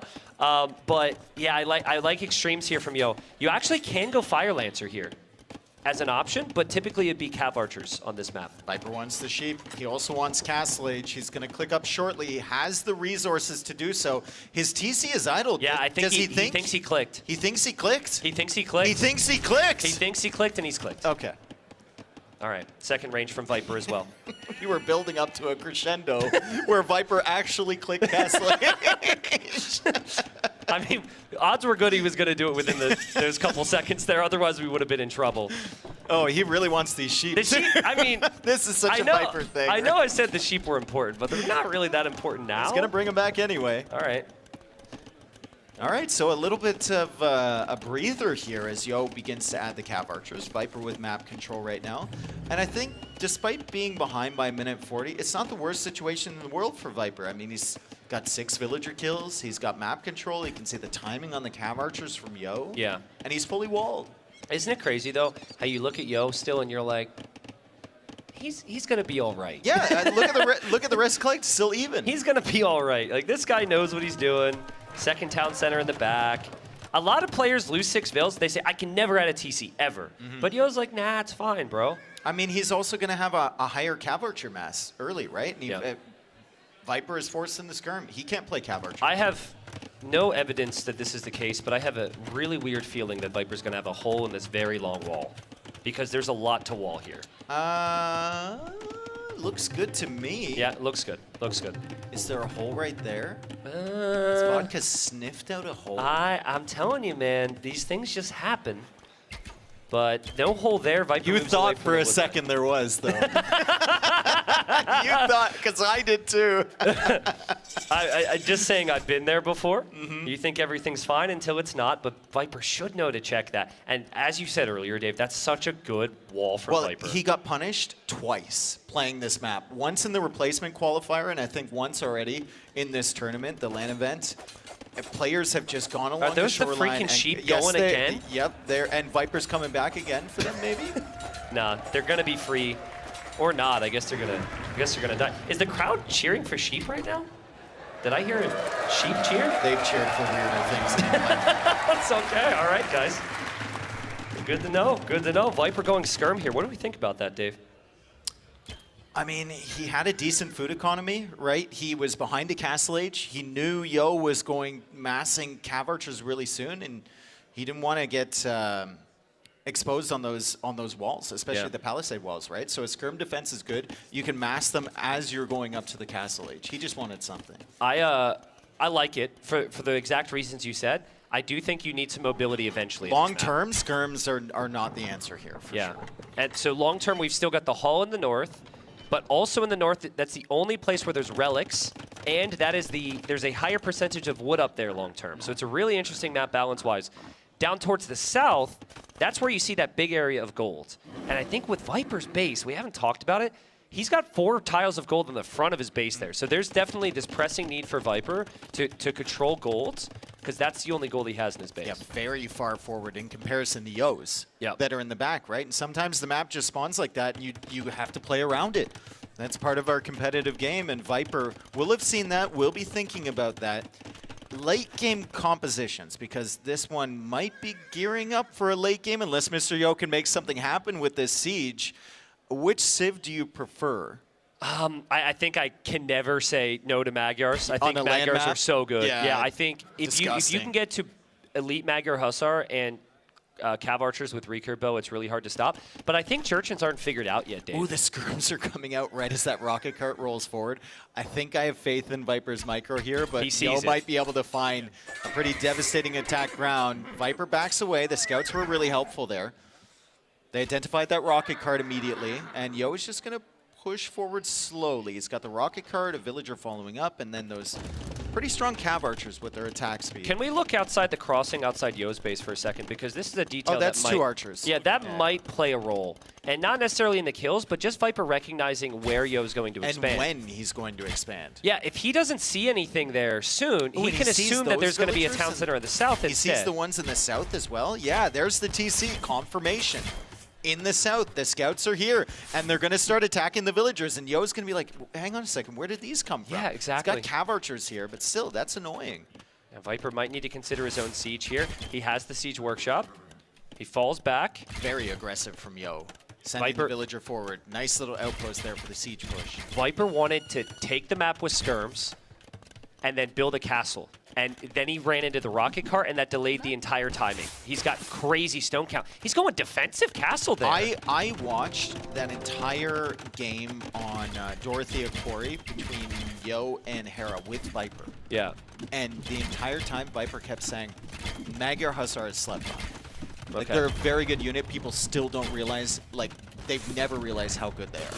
I think he really, really believes in that. Well, they nerfed him. Well, see, Viper will likely get the unique tech then, which means they don't cost gold. Yep. The unit had an increase in base attack.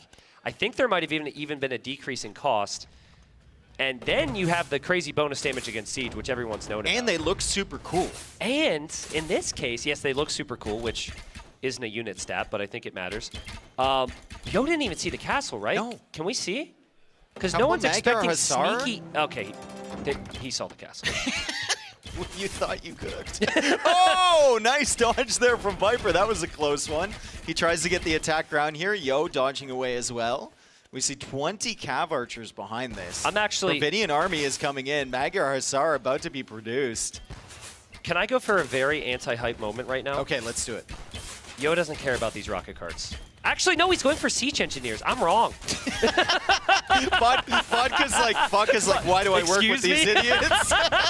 Well, okay, so from my perspective, Yo saw the castle. Yo's not backing up. He's just expecting to lose him, right? Like, forgive me for thinking otherwise. I thought he would want Viper to go for a big investment, That's but massive. bro, Siege Engineers Siege immediately pays off Wow. for Mr. Yo. He gets the Damn. extended range, the only Civ that can get it in Castle Yeah. Age, and it's so rare, it feels like, from Jurchens, but this is an excellent opportunity for Mr. Yo to expand his control here on the front of Viper's base. The more Viper invests in the Magyar Hussars, the longer he delays Imperial Age, which this is inevitably going to go to. And the longer that Yo can secure Beautiful these stones castle. and golds, Yeah. and if he can hold these stones and golds, Viper has massive problems. Yo knew the castle's up so long ago. Viper still has not moved out to attack here, and after that big siege engineer shot, I think Viper's a little worried right now.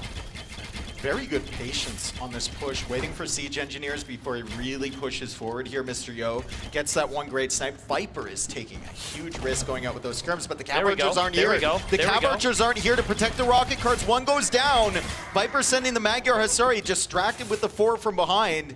Mr. Yo with that extended range, maybe able to snipe the skirms. Here come the Magyar Hussar. Viper baiting him into a shot, and he snipes it right away. Great play from Viper. Yeah, that's what Viper wanted. That's what Viper wanted. It took a very long time. He wanted to clear up the siege with the He's Magyar going to the Hussar. south, though, Viper. He's extending to the south with something. Is it villagers forward? I think he saw that castle. I certainly saw an outpost foundation there from Yo. Yo is going to add into Iron Pagodas. Iron Pagodas. Yo saw the a bills. very tanky melee unit, which you never see really in competitive AoE because the Jurchens are picked for other reasons. I think the unit slept on Dave. Where is Viper running right now? Viper doesn't know what he's about to run into. I think he might have seen that castle before. He had the house over there. He's trying to get a castle of his own. Maybe not. He's sending more villagers. Yo got a bunch of good picks there. He has to make the castle in the center, but that's not really securing a gold. It might kind of be protecting his secondary, and that's what he's going towards. Yeah. But still, Yo with a very good position in the south, and Viper unable to push forward towards his base. Yo was a little wasteful with those Cav archers. I think if he expected to lose those rocket carts, maybe he still has like 25 or 30 of them. The Iron Pagodas are always going to make the difference there, though. They're way better than the Magyar Cav archer Hussar. numbers falling. They're way better than the skirmishers too, but Viper's castle is still on the way up. Yo is running around with his Cav archers. Can he stop this castle? No siege for Viper. The skirms are getting attacked. It seems like there's a lot of action. Still here. The Iron Pagoda's absolutely shredded that army. How much is left on that castle? Viper is hard committing to this. Yo is 102 villagers, Viper 87, but Viper is on the way to Imperial Age. I like it. I like a Cav Archer switch now from Viper, which he's already planning on. The Iron Pagodas were costly for the same reason we said about Viper making the Magyar Hussar. The Iron Pagodas were also awkward here for Yo. Yo does have 2 town centers, not 1, 2 town centers in the Golden Stone in the south, and has so far just completely ignored Albert Hall in the north. And Viper still has 32 on food. So the eco, despite losing quite a few villagers there, still looking quite steady. I don't know what his wood gold is going to look like long term if he wants to go into Cav Archers, but he can still keep producing those Magyar Hussar, maybe buying himself some more time. Defensive castle now for Mr. Yo as he stretches forward with a few more units, just trying to buy himself some time to get up to Imperial Age himself. Can we see a stat on just one of the Iron Pagodas here, just to talk it through? Because I think it's the first time we've seen it. Yeah. So you've got decent armor there. The thing about while their units don't have great melee armor, at least from what we're seeing there, you ignore the first melee attack with that unit. And then the unique techs for the Civ as well. Very good late game techs. I think one as regeneration on your fortifications. I forget the name of it. Forgive me. That's I believe the Castle Age unique tech. And then you have the fortified bastions, and that's cheap. And then the other one, Thunderclap Bombs, sounds really cool, super expensive.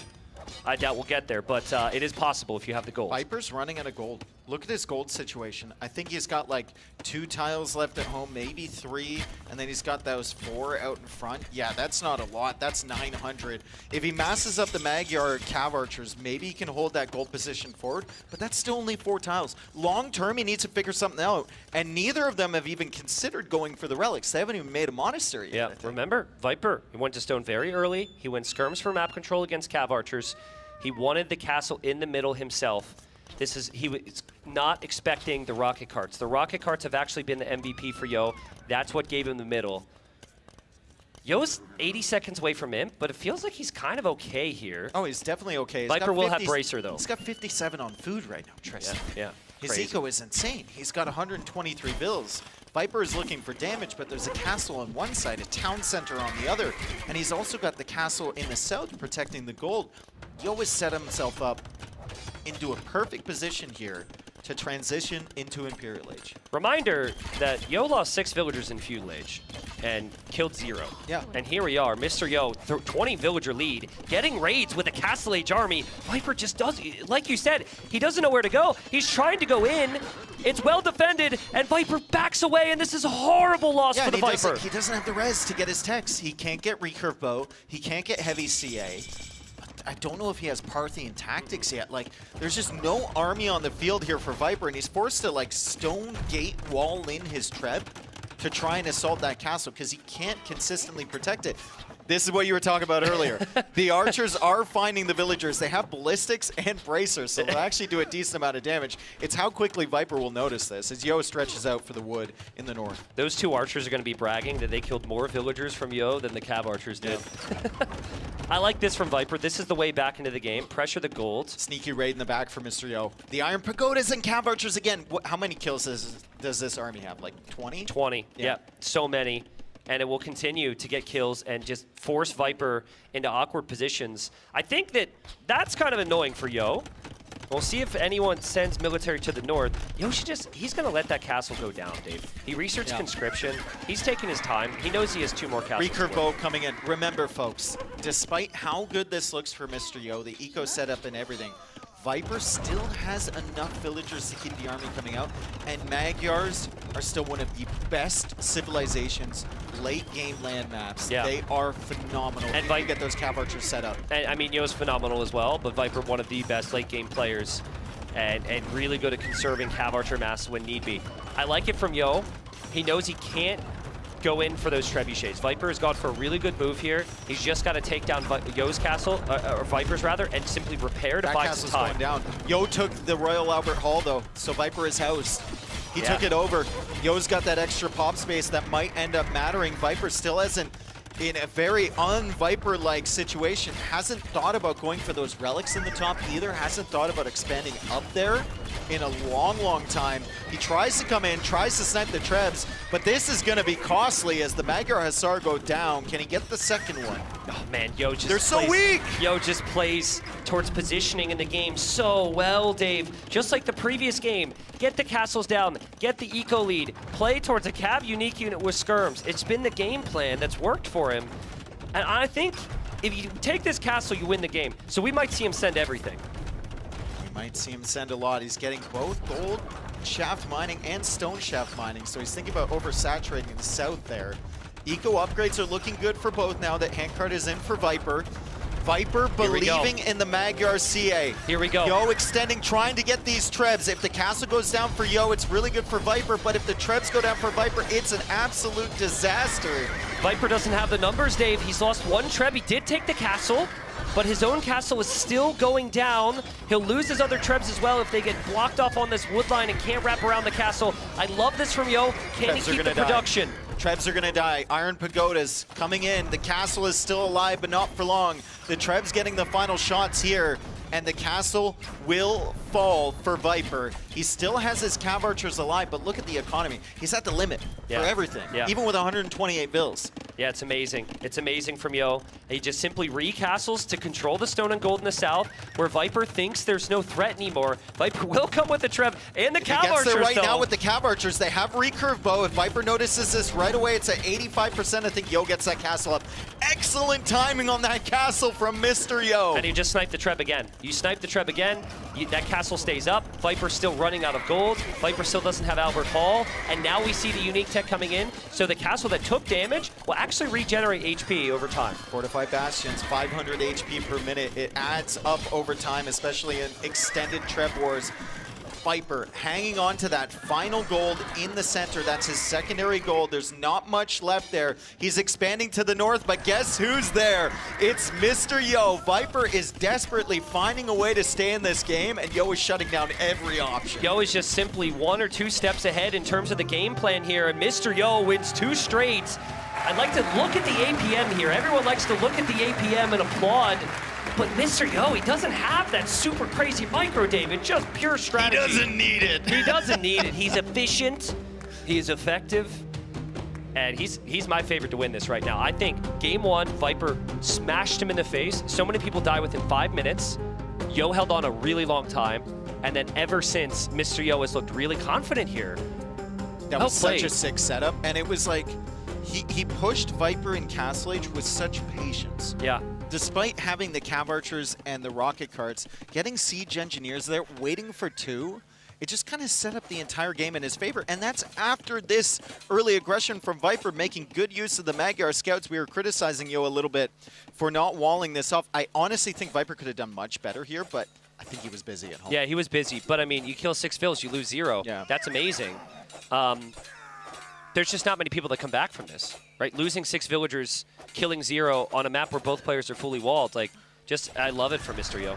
And these Iron Pagodas, they're really good. Such a problem. They're really good for Viper to deal with. Yeah, and you need the gold for it, right? And I think for Viper, it was kind of an oh shit moment when he saw his 4 tiles of gold were on the front. But realistically, I think he got a game plan towards a little bit more map control there. And he just didn't expect the siege, Dave. The rocket carts came in. I know Magyar Hussar look amazing, but that castle Viper placed in the back of his base was never the game plan. Mr. Yo quote, I don't think I get any extra nervous playing at an event anymore. I think the ability to adjust yourself is important. Like, be prepared and do not lose any sleep before the final day. That's the words of a stone cold killer right there. Get your Look sleep, at his ladies face, and gentlemen. man. Just get your sleep. I don't get nervous, just get sleep. This is the man who walked into the building holding a Red Bull in his hands. He chugged one yesterday after that win against Hera. Yeah. Nah, I mean, he's so good. Yeah. He's so good. He's experienced. And honestly, when Yo loses, it's because the opponent is able to have this ever-present feelings of smothering him, right? And he then knows, okay, this is how it's going to be. Then he doubts himself. Hasn't really happened today. He's been able to find the counterattacks against Viper. He's been able to out-macro Viper.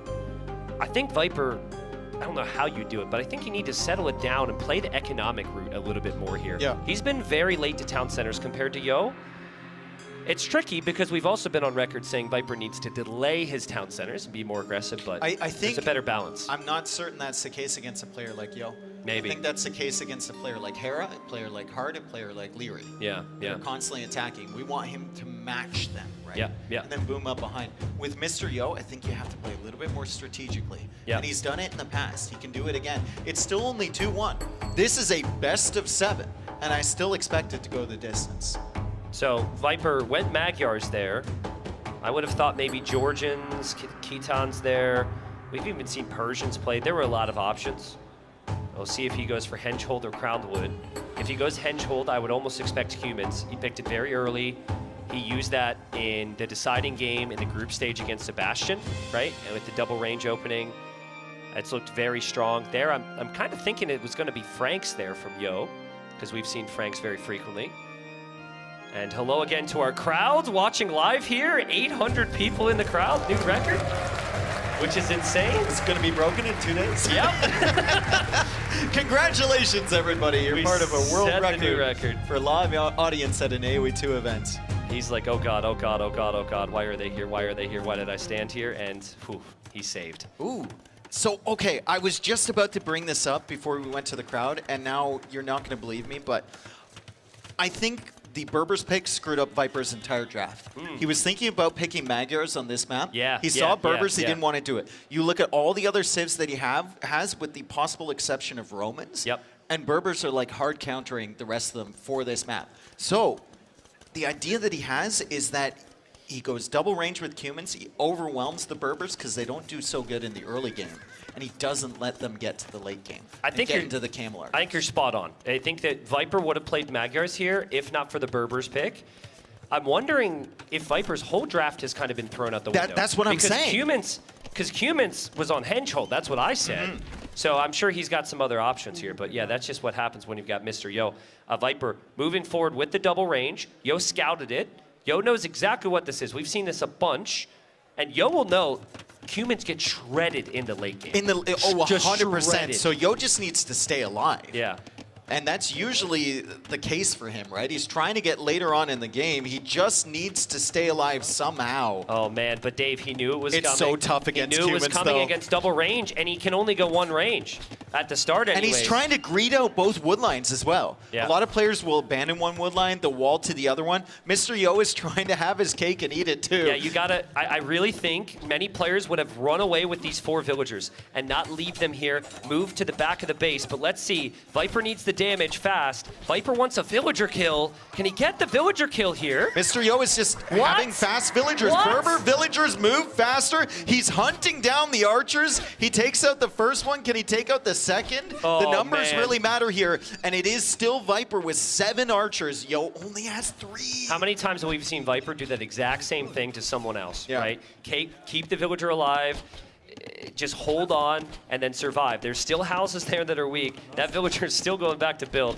And that villager's dead. He's dead. Yeah. So which makes the whole thing a whole lot less exciting. And the scouts are here for Viper. And hold on a second. Viper's not done.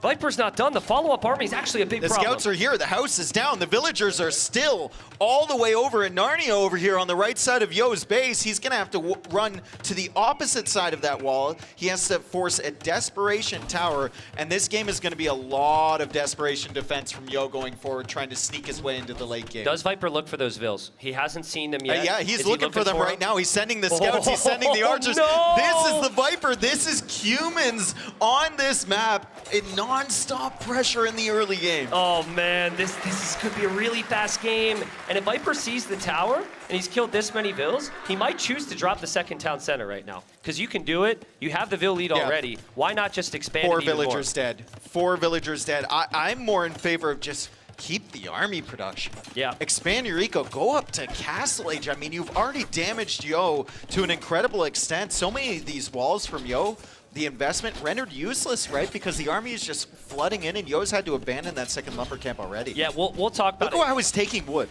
Like, look at how long distance that is. It's so rough. It's so brutal. I mean, if Yo loses this game as that skirm ejects out of the range, what a disaster for him. We'll talk about it a little bit.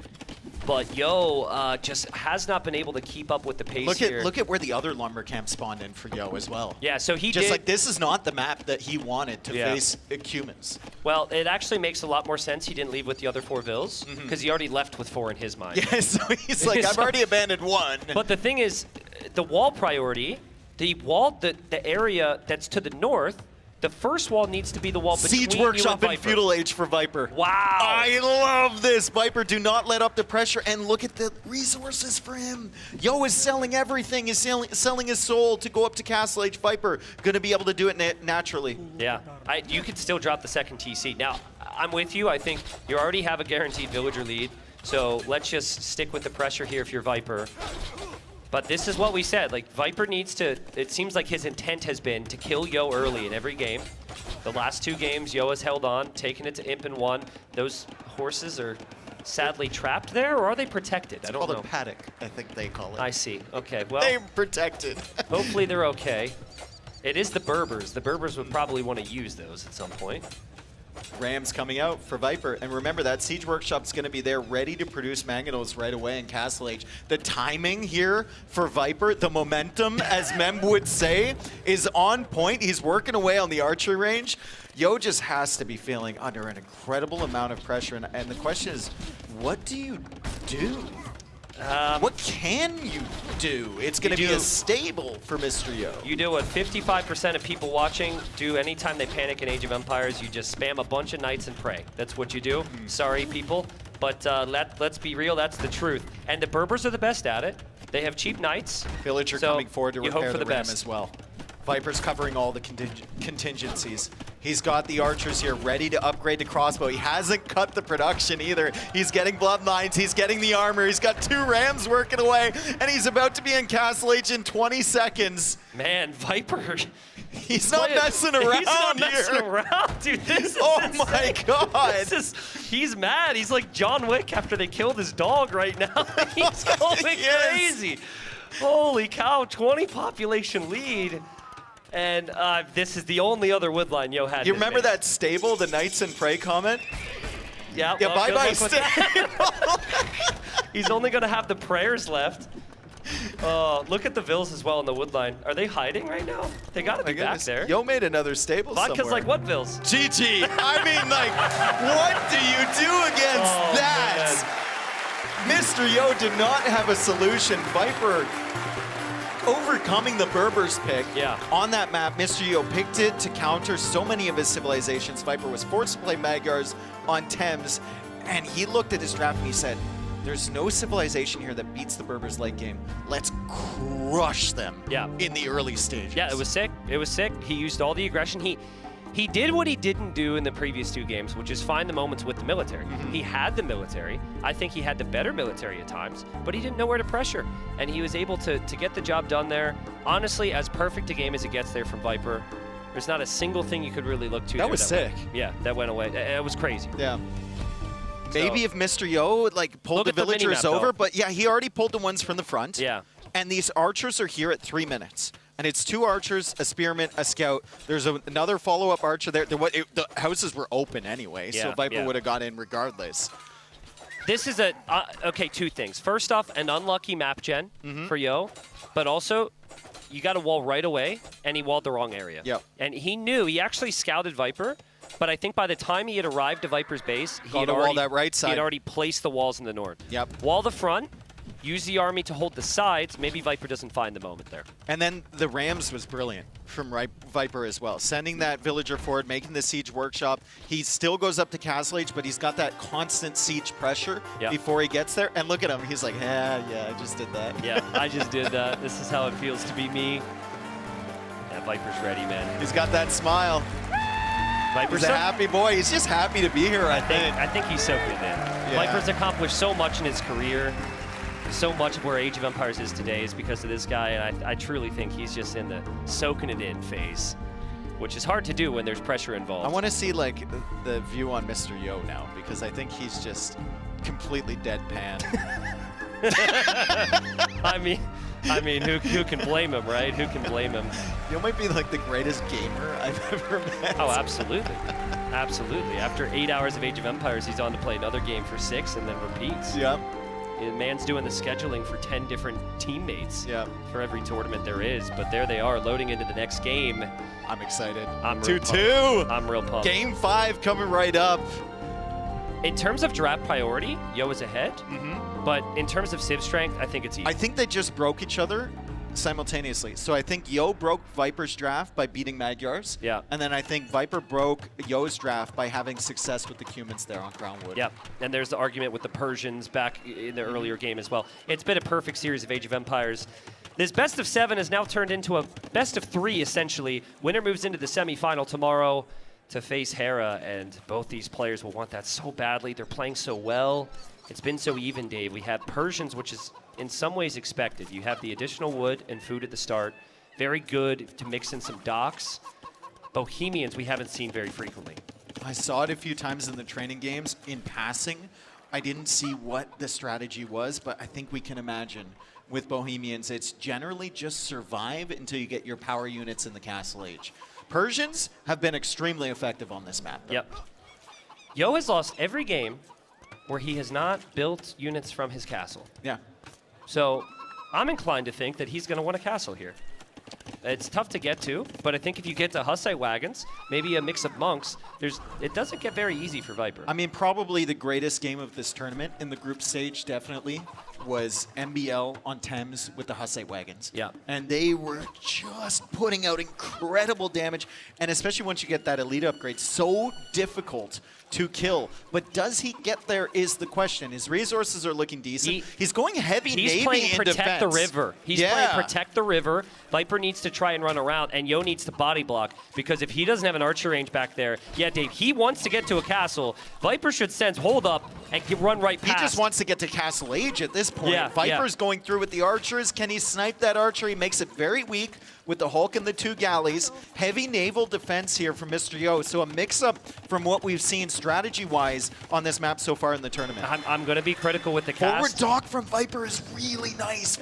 Really, really nice here. I'm going to be critical where necessary. I always have been when the levels get high. I think Yo could have maybe body blocked there a bit better and had the ship's position. The archer is 1 never HP. part of the plan, Dave. The archer is 1 archers. HP, but he can't get it, and Viper is still through, and he has fletching. This is going to be very painful for Mr. Yo. How can he damage control this? He tries to take out that scout, doesn't quite do it, going for the market now, just desperately trying to get to Castle It's a demo from Viper. Oh, no, it's a demo. I canceled the demo. Oh, never mind. But Viper's forward dock is Viper's going to go up to Castle Age first. Wow. Viper has the market. Wow. He's had uncontested fish with the Persians.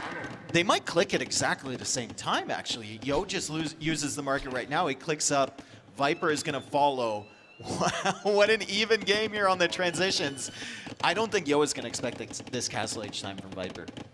Yeah, I'm not sure. I'm thinking about this at the moment. So I believe, and we don't really know now, that Yo's initial plan was just defend with water and drop a castle.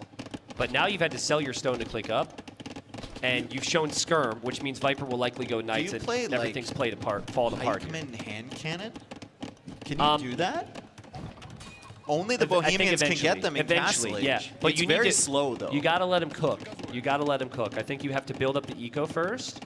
So I'm inclined to think we just see town centers and monks for Yo, and he waits. Demo on the way late for game, Viper. The Civ is so strong. Actually on the way for Viper this time. I don't trust it at all. Okay. It's not going to happen. There's no way that demo's actually produced. He's going to cancel it. Dock block from Mr. Yo. I really hope that demo comes out because there's no way past. Does Viper scout the dock block though? This is an actual strategy. It is. No, that's he dodged. Well, you don't. The thing is, you don't really look for it. He's because not going to see it. No, he's not going to see it. He's going to come forward with these scouts, go to the wood line again, look for some value. And That's he might a lot try of and ships. distract this Hulk and then send the demo in while Yo is distracted, but it's just going to run right into those 2 docks. Yeah. Excellent play from Mr. Yo to add that second dock. The and thing good is- house walls over here, too. The thing is, even if Viper doesn't kill Bills, his Civ is just better right now, Mm-hmm. at least economically. So he's still okay. He hasn't taken any damage whatsoever. Freely taking the fish, right?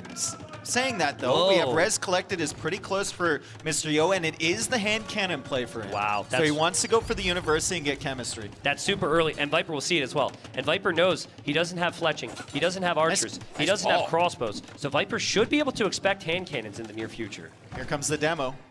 So no, he wants to take out the Hulk first, and then, surprise with the demo. He thinks he's got a strategy here. Viper thinks he's so smart. He tries to click through, and now he finds the dog. That's one of the rare times I actually look immediately to Viper's face to see what he's thinking. But it doesn't. Again, it's the knight is there. Yeah, he didn't need it, but it doesn't matter because knights exist. And a second town center as well for Viper. So Yo is going to take a very long time to get chemistry and build into hand cannons. Viper's just going to build up his. Oh man, this is looking fantastic for the snake. And the dock block, the dock's just gonna go down. The dock dude. will go down. The dock's just gonna go down. The demo's still sitting there regardless of the demo. Yeah. Amazing job from Viper. He got max value from very low numbers, and then he turned it into a Castle Age time of just incredible efficiency. Second town center for Viper as we see him kill another villager for OKD. And here comes the Knights again, and the Hulk, and the Fires. Viper has turned this set around. In 1.5 games, Viper has completely reversed the narrative on this set after Yo got 2 wins. And broke the Magyars on 10s. Yeah, it's like he just completely transformed into this mega aggressive player.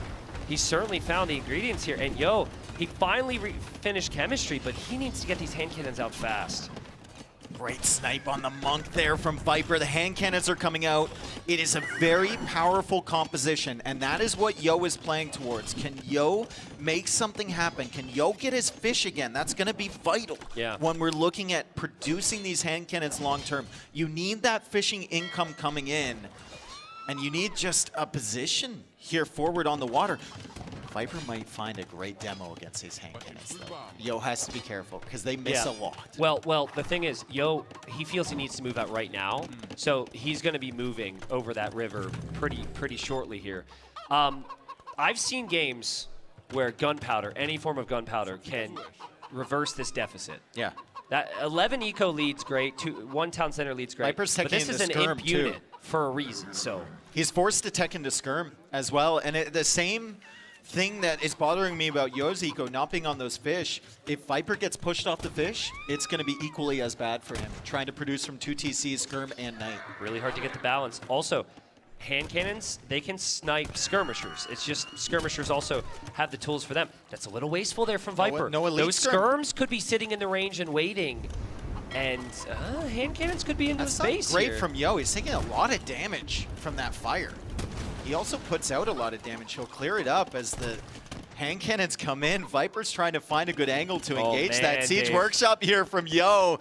Maybe Yo can find some damage, but he runs right into the TC and the Knights are there. Good clear up from Viper. Oh, it's so frustrating if you're Yo because he needed to do damage, but he also needed to wait a little bit and wait for his mass. I want to see more farms from Viper. I don't want to see him relying on this fish. I know it's so difficult right now, but you need to get the eco set up because Yo is such a powerful army. He will push you off of that food supply. It's a little inefficient with your eco, but I really like guard tower. A couple guard towers along the river. A couple boats there maybe, though that didn't look too good last time. Just a little bit more resistance from Viper. Certainly needs to have elite skirmishers. Look at this army from Yo with the monks mixed in now, with the ram on the way. I think Yo just does a really good job at recognizing I've done enough counter damage because now he's booming. Now he's dropping the second TC. At just the perfect time. Viper needs to get off these fish. It's just so risky there. It's so risky. He's trying to go for a fire on this side. He's got the skirmishers defending. He needs to set up his farming eco behind, get some consistent food. As the Knights loop around trying to look for damage. Yo now adding a second town center. He's taken over the map control in the middle. Is it possible for Yo to push this back after Viper got so much early damage? He's ahead by 2k res collected. He's had basically the run of this game so far, but the hand cannons are extremely powerful. Okay, so at like 20 minutes, I still prefer the Persians. At 30 minutes, maybe I still prefer the Persians. We get to 40, 45 minute plus. It's looking tough for the Persians. It's looking tough for the Persians. Yeah. Viper's bonuses are working right now. Eventually the tech tree gets awkward. And that's 17 hand cannons. Viper's got a lot of work to do here, Dave. This gets so difficult. Demo's coming out. Demo's coming out on the pond. Or the river, rather, of Mr. Yo. The demo is flying in. Will Viper find damage? I've been looking at this dot the whole game, baby! Boom! Wow, and Yo thought he was safe. He thought he was okay to go back for more. Now he's almost 30 villagers behind, but he's still pushing. We'll see if Viper can get another demo. Oh, man. I've just been hard staring at that little dot on the minimap the entire time. I mean, Yo got hit once. Now he should know, right? Now he's got to be careful. That flag should command a lot of respect. And Viper tries, and Viper won't get it. Oh, yeah, man. you can only get one demo nowadays. Viper running away. He gets absolutely sniped, but the Mangonel comes forward. He's on the hill. He takes out the Mangonel and the villager from Mr. Yo. Great start in the defense here from Viper. And Yo's still trying to boom here. So I think Viper's like, I brace myself, I hold, the game ends, but that might not be the case. Show it again. Beautiful demo. Show it again. Demo comes in. Demo Raft taking 5 villagers, a big part of Yo's economy. Yeah, that's why if I'm fishing, I always try and get away from people. Very dangerous out there. Viper's archer range will go down. Viper is just standing on his hill. I mean, long-term, Dave, the stone and the gold in the middle of the map, the wood in the middle map is all super important. So I think Viper's got his eco set up at home, too. I think he's got some farming, some serious farming going on. Maybe not as much as I thought. Viper, I'd love to see him add some more farms. He's got the wood now. He's getting some good value, though, with these fires against the hand cannons, weakening a lot of them. yeah, I mean, weakening's nice. Obviously would prefer a couple more kills. Knight's there as well. Snipe the Mangonel doesn't get it. Good save from Mr. Yo. Viper's still committing for that, though. Monk's Does he gonna get get it? sniped. He does. Nice split. Monk gets sniped, but Yo doesn't have the siege anymore, and Yo backs up. Okay, what can Yo do here? He's still 52 villagers against 81. Viper is slowly pushing out. The Mangonel shot is kind of needed here for Mr. Yo, but Viper dodges away. He's also got the ram to hide some of the hand cannons in. It's still just very interesting. Like, Yo is playing like he's all in, but he's not all in. No, he's got that second town center. Yeah. He's got the third one in the middle. Yeah. And he's got good eco upgrades. I mean, they could be better, of course, but I mean, this guy lost 14 villagers against Persians. 2 demos, 1 in each dock. He's... Hey, what are you going to do? And the fire pops out again, and these fires have gotten really consistent damage against the hand cannons. He knows they're going to die. He just needs to try and get as much value as possible, and that flag is really scaring you right now. He is staying at a respectful distance away from that dog. It almost might be worth getting the demo upgrade for Viper. Yeah, I mean, it's a shame that is just another technology when you're already at the limit. Yeah, at the limit with food, for sure. Cav Archer's now coming out for Viper. He already has ballistics. He already has that first armor And upgrade. a big counter already rate. has bloodlines. Big counter rate. I love this from Viper. He's showing Cav Archers for the first time. Great counter rate. He needed a counter attack. He needed mobility. Knights weren't working. Switching to Cav Archers was perfect. Does he get the Mangonel? Yo's distracted. That's so he gets good. the Mangonel. That is so good. This is exactly what Viper needed. He's had the eco lead. He needed to find demo! a distraction. The So demo does some underwhelming. damage. But, oh, man, Yo's getting pulled apart here, Dave. He can't keep up with it. Yeah, he's so distracted with the raids at home. He's trying to defend against that. And every time he looks back over to Viper's base, he's taking losses. God. Big Mangonel shot there from Viper. The Cav Archers are in. Yo still has 65 villagers, so it's not like bare bones economy. He's still got this power unit in the hand cannons, but Viper has done such a good job to distract his attention and take good fights. That might be enough for Viper. He might be happy with that one. The only weakness for him was he just needed more map control. Now he's going to freely be able to think about the other areas. Yep. I don't mind double stable. I'd love to see him drop a castle, town centers, everything up there. He can fly with this economy. Yeah, there's the 2 stables. There's the castle right there. The food eco is looking better for Viper now. Does he even know about that TC from Mr. Yo in the center? Honestly, I think he was more active in the middle than we knew. If he brings an army over here, he might feel comfortable enough to put that castle forward on man. the TC. This is a great raid. You remember earlier when you said it's nice to get wheelbarrow if your villagers need to run? Not having it here is super painful because those villagers are so slow, and Viper's just gone off here, Dave. The last 3 games. Yeah, there might be a raid as well from Yo over on the right side of Viper's Fish in the bottom. Yeah, not much. Oh, it's Oh, it's never up mind. there. Wow, great. I saw flashing light. Hey, listen, right? the casters at this tournament are only going to pay attention to the most important things. I'm looking for possibilities from Yo. Yeah. But, I mean, they just seem to be dwindling. That castle is really, really tough for him. Viper now has a consistent part of that middle area that he has control over, and it's so difficult for Yo to push now. Viper Damage. knows he's ahead. He's going to send Yo a message here. He's going to send Yo a message. We've got a war elephant out of the castle. He says, "What's up, Yo?" Very good against buildings. I mean, but it's also maybe a teensy little. It might be a little bit of a flex. That just dies to the TC. That's the saddest war elephant ever. That just even, straight up dies to the town center. That's an even bigger flex. He's gonna make another one too. Oh no. I mean, Viper can't get too crazy here. He's still up against hand cannons, and monks can be very strong against elephants. But I think, again, Viper just knows. He's done so much damage, and he's feeling in control with the counter Yo has been in a somewhat similar location earlier in this somewhat similar position, rather, earlier in this tournament against Hart. Yeah. He had the better late game civ, and he knew it, and he somehow survived. And we cast that game. We did. I think Viper has a slightly better civ matchup here with the Persians, and he has a huge advantage. But let's not forget that Yo has dragged this back before. What's the saying? Lightning doesn't strike twice or something like that? Or, I don't know. I'm pretty sure one guy got struck like 6 times. 7 times? Yeah. So, I mean, maybe the saying's not exactly accurate. But, yeah, I mean, that was wasteful from Viper. If you don't make those 2 elephants, you're on the way to imp already. But he did force some idle time, and there's Viper on the way to imp. Let's see. Timing. I'm looking at Yo's stone count, waiting for it. He needs a killer castle right now. I don't think there is a killer castle to be found. That's a killer castle from Viper. He's going to place it a little bit further back. That's going to take out that other TC. So now both 4 TCs from Yo being threatened by castles that Viper can safely keep treads behind. And there's the castle from Mr. Yo. Viper's going forward with the castle there. He sees it, immediately abandons it, and Yo is like, thinking about the follow-up. Yo's like, wait, where are you going, bro? Yeah. Yo's like, I'm going to wait a little bit. Wait till you drop your castle, because I might want to beat you to it. Viper has just dropped one. He's just dropped one, and Yo follows him there.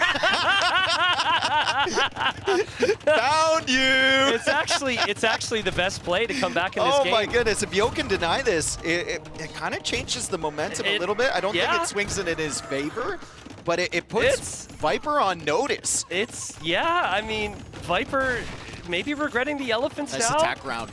Still has the demo in the dock. Still looking for big shots from the Mangonel. Going back with the villagers as well. The demo comes out. It's quite a sad demo on that side, but Viper is clearing up more hand cannons. Another raid coming in, and the castle from Mr. Yo will not be able to deny the castle from Viper. Viper's castle just needs to go up, and he's good here. And the counter, this did significant damage the entire time. Viper's still been churning out villagers. He still is the better economy. We might honestly see Mr. Yo. And he has another elephant, and he's got 2 more. We might see Yo tap. We might see him tap when he sees it. This is bad for Yo. He doesn't have any siege. Viper wants him to tap. That's why he's making multiple elephants. Yep. GG is called. Wow. Viper gets win number 3, 2 games in a row for him. Viper, it's got to be feeling so good because this win streak he's on right now is looking so nice. I think in the previous game, we had seen Viper kind of go all-out attack to win. That was the first time I've seen Viper go for max value from low numbers and then spin that towards Castle Age and win the game with it. So many players would add scouts and archers and never be up. Love the patience there from Viper. I think Mr. Yo's strategy might have been something other than the hand cannons. I think he got forced into it here. Yet another game where Yo takes significant damage early and then tries to claw his way back. Yeah. Right? The hand cannons were looking very dangerous, but Viper did some key things. He added that second town center at home. He managed to get some good value with the ships and with his knights and skirms.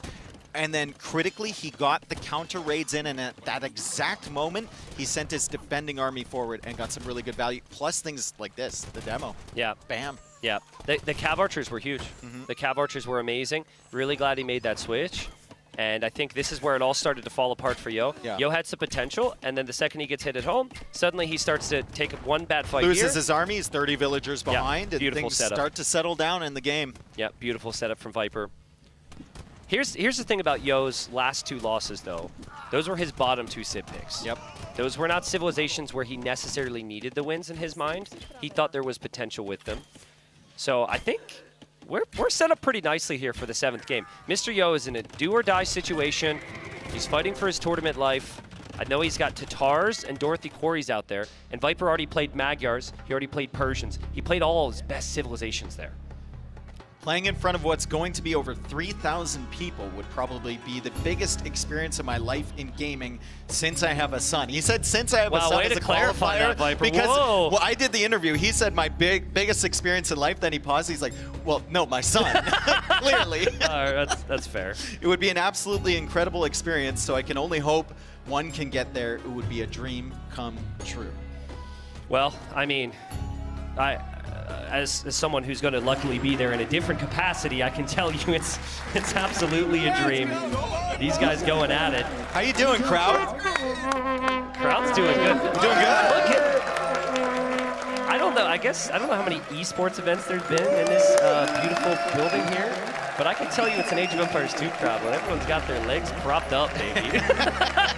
Those seats are comfy. They're like, the Age of Empires 2 fans are like, man, this place is very nice. Look, back support. Well, we need it. Yeah, well, exactly. Yeah, exactly. Well, Mr. Yo ready to get started. I'd love to see the draft again. I just said that Viper didn't have his best civs for Dorothy Quarry. I think I was wrong, because I think he has Georgians still. He does have Georgians. Yeah. Yeah, he does have Georgians. He has Khitans as well. Yeah. I can't remember the final civilization. Yeah, it might just be 2 left. We'll see that. And then for Yo, he's got Tatars. So I think if he goes Dorothy Quarry, he goes Tatars. We've just seen that so many times. It's Romans, Khitans, and Georgians. Interesting. And here we go. It will be Tatars and Georgians. So Yo's home map. Yo looking to stay alive, take it to a Game 7 to make it to the semifinal tomorrow. I'm expecting scouts. They are so close. That is not going to be the case from Viper. He will go for the archer range. And they are so close, which kind of benefits the archers play a little bit more, right? If you're on the other side of the map, you're more inclined to go scouts. Yeah. They don't know where each other is immediately, but Viper's going to discover Yo. He's going to find the berries. This map is so tricky with early pressure. There's all these hills, which usually benefits the Tatars. But you have to make sure all your villas are safe, and Yo is just going for a full wall. Yeah, but even bigger than that, he hasn't moved out with his scout. Yeah, he hasn't discovered where Viper is, so he doesn't know. Yeah.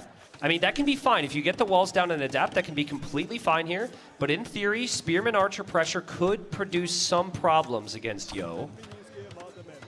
Yo's scouts very much on top of it, though, Dave, and he should see Viper come forward if Viper has any. Yeah, he sees that spear and he knows he's really close. Yeah. Really, Let's see the micro here. Does he pull the spear back immediately? Of course he does. Nice job from Mr. Yo. He's just delaying to get that wall up. He's fine fighting through the gap near his TC because his TC protects him, but he needs to get this wall up, and I think he's going to do it in time. Great job, Viper Mr. needs Yo. to march forward, though. This is good for Viper. He's going to try and hold it. Viper knows exactly what's going on here. The deer actually blocks a little bit.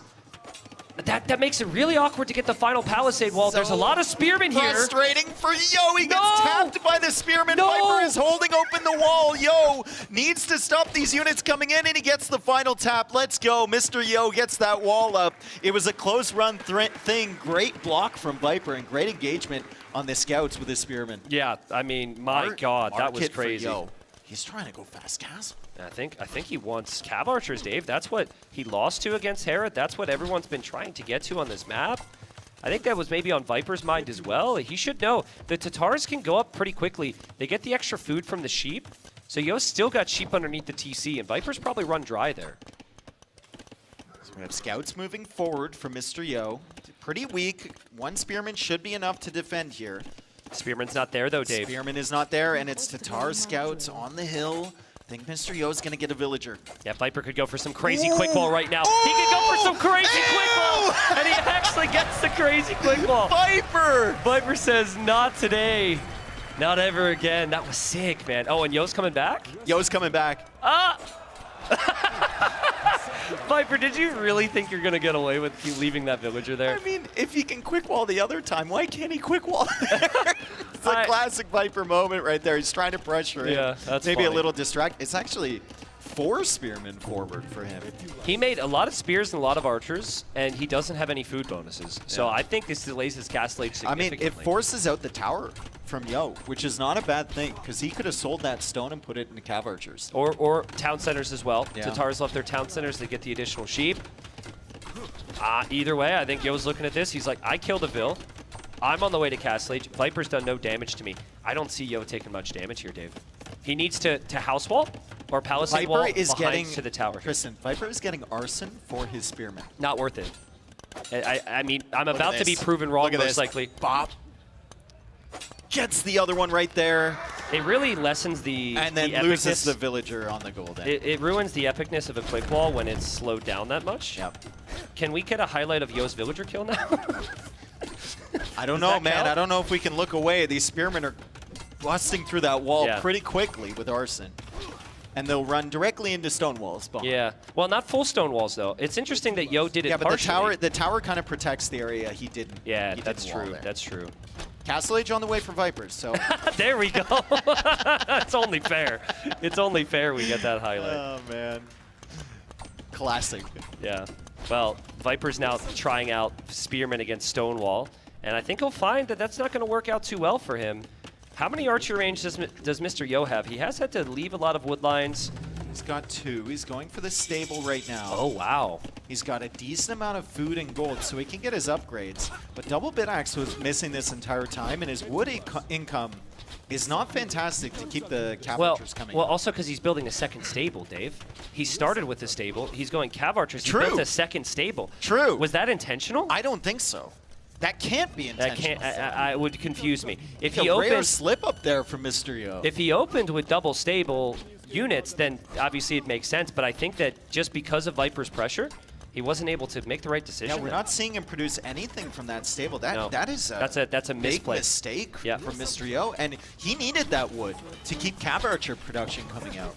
Does Viper know about the ranges as well? I wonder. This is good pressure from Viper, regardless. Yeah.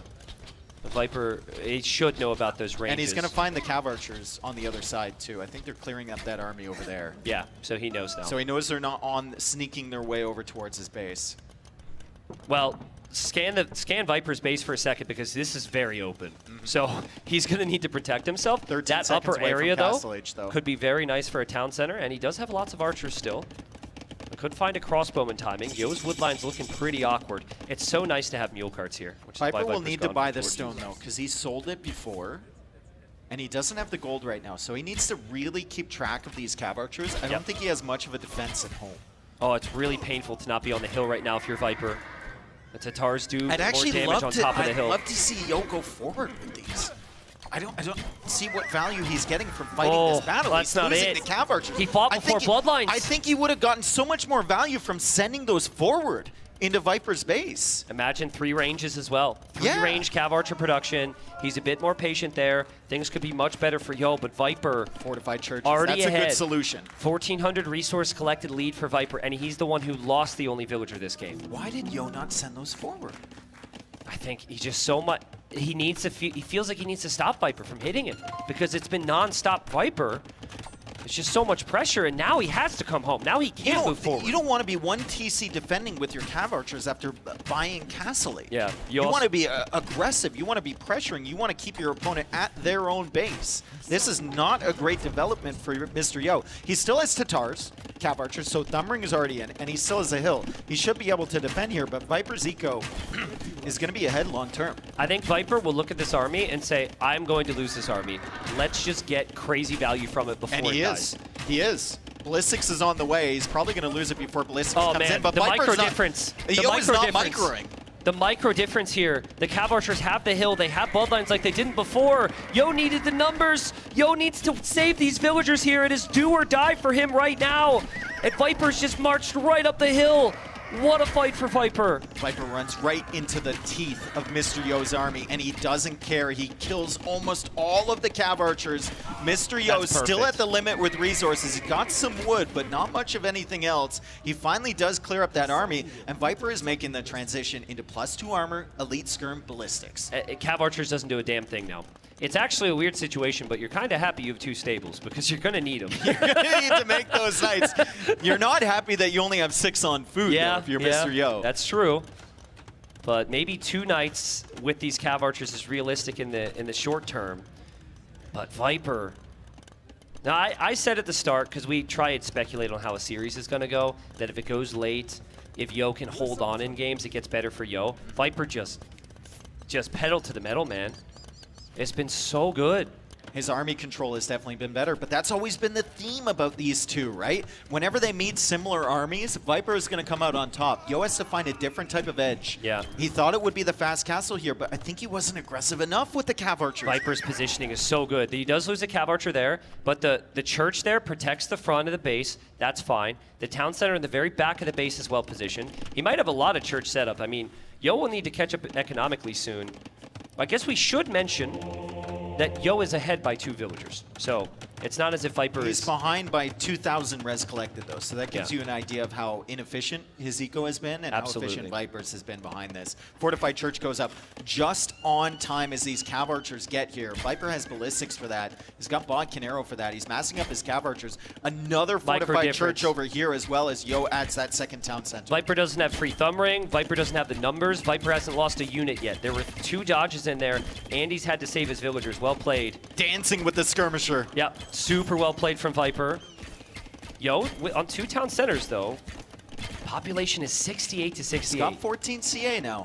He has 14 Cav Archers. I wonder if Yo can... Do you think it's a good idea for Yo to expand to the water now? Maybe.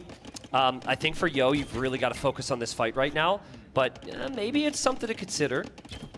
Also, should point out Viper doesn't have bloodlines right now, and that's one of the biggest upgrades with Cav Archers after Thumb Ring. So Viper's Cav Archers might not necessarily be the best. Yo has another group of Cav Archers, but he's going to lose this one. The Viper gets him trapped here. Nice snipes from Yo. I thought this army wouldn't really get much value at all, and he kills 4 villagers, and he comes in again. He might be able to snipe another villager here. Yeah. Ballistics and Thumb Ring is huge. He might be able to snipe like 3 villagers here. Mr. Yo trying to drag himself back into yet another game. He's finding value, and look, there hasn't been a Viper army forward near Yo's base in a very long time. Yeah, I'm really surprised there. I fully expected Viper to find the defense. I guess the skirms had moved out. He finds the villager, though. That's great. Yeah, that would be forward siege there from Viper. But Yo's food eco is looking pretty decent now. He has 2 town centers. Maybe we could see him on a 3rd. Eco upgrades could be a lot better for him right now. Nice snipe there from Viper, assuming the Cav Archers can hit anything with ballistics. Never mind. But he denies the Siege Workshop for now, which negates the pressure coming in from Mr. Yo. It's really tough for him to get damage with these Cav Archers. Viper has a Skirm army on one side, a Skirm army on the other. Mr. Yo has to be really careful with these Cav Archers. Viper snagging relics. That's going to be relic number 4 if he can get it in. There's TC number 3. Will Viper realize he doesn't have bloodlines? Working without a lot of HP, even not having husbandry here can really help hurt you. He does see the Siege Workshop. From the Cav Archers, so dangerous with Tatars. The hill bonus, Thumb Ring, ballistics. Yeah. Yo honestly might go for another unique unit here today, Dave. We see 12 on stone. I see a lot of gold. I don't think he has a market, but Kashyyyks would be really good. Yeah, it's a great combination with the Cav Archers as well. They take care of the skirms, and then the Cav Archers eat everything else. Viper trying to hide that relic. He's not going to be able to. Yo will snipe the monk. Yo has had a good few minutes here. We thought it was heavily favored towards Viper. It still might be slightly, but Yo has brought himself back into this game. We are about to encounter a very similar situation as we did in that Thames game, where Viper's playing skirm defense. He wants to control the middle of the map, but Yo has added siege. And Viper doesn't have an answer to the siege. Now, Cav Archers are a bit better there, but here comes Yo. We've seen this so many times over the years. Mr. Yo coming forward with an incredibly aggressive castle. However, Viper has called him out. He's seen the villagers. Viper losing the skirmishers on the other side, but doesn't matter. Huge Big shot. shot from the Mangonel of Mr. Yo. That's great for Yo. That's great for Yo. Viper still doesn't have bloodlines. Yo didn't lose that many villagers. The Cav Archers on the other side also took a really decent fight. And Mr. Yo is going to drop a castle there. Villager lead now, Mr. Yo, as he's getting damage done on Viper's economy. I can't believe it, man. I can't believe it. That's an insane play from Yo. But that's what it seems like he needs right now. Because the last 3 games has just been all Viper. Viper's aggression has been good here, but it hasn't been good enough defense behind it. That castle's going up. Look at the eco from Viper. It's all over the place. He's got wood floating everywhere. His food eco isn't where it needs to be. 1 on gold currently. He's finally getting bloodlines, but for what? His army already went down over there. He did a good job sniping some villagers from Yo, but that castle is going to provide a fantastic position and the ability to make Keshiks. I just want to see Yo get that food eco under control as well. It's crazy for both. If you just think about this map in terms of where you can expand your town centers to, the most important corner was the corner that Yo now possesses. It's all flat. That area is so wide and expansive. Viper's area of flat land is this tiny little narrow region on the right side. He's getting guard tower. He's going to defend with towers, and then he's going to counterattack as well with his Cav Archers. I think his Cav Archers are approaching Yo's base. Let's see what Viper can do over here. Guard tower isn't a bad tick because long-term spawn towers can be really, really effective for the Georgians. Yeah, I think there's a hole there between the blacksmith and the house. He's going to run There's a hole right there. in. Yo notices right away, though. Yo can't block that army. He's got a TC up there. He's sending Cav Archers and a Step Lancer back.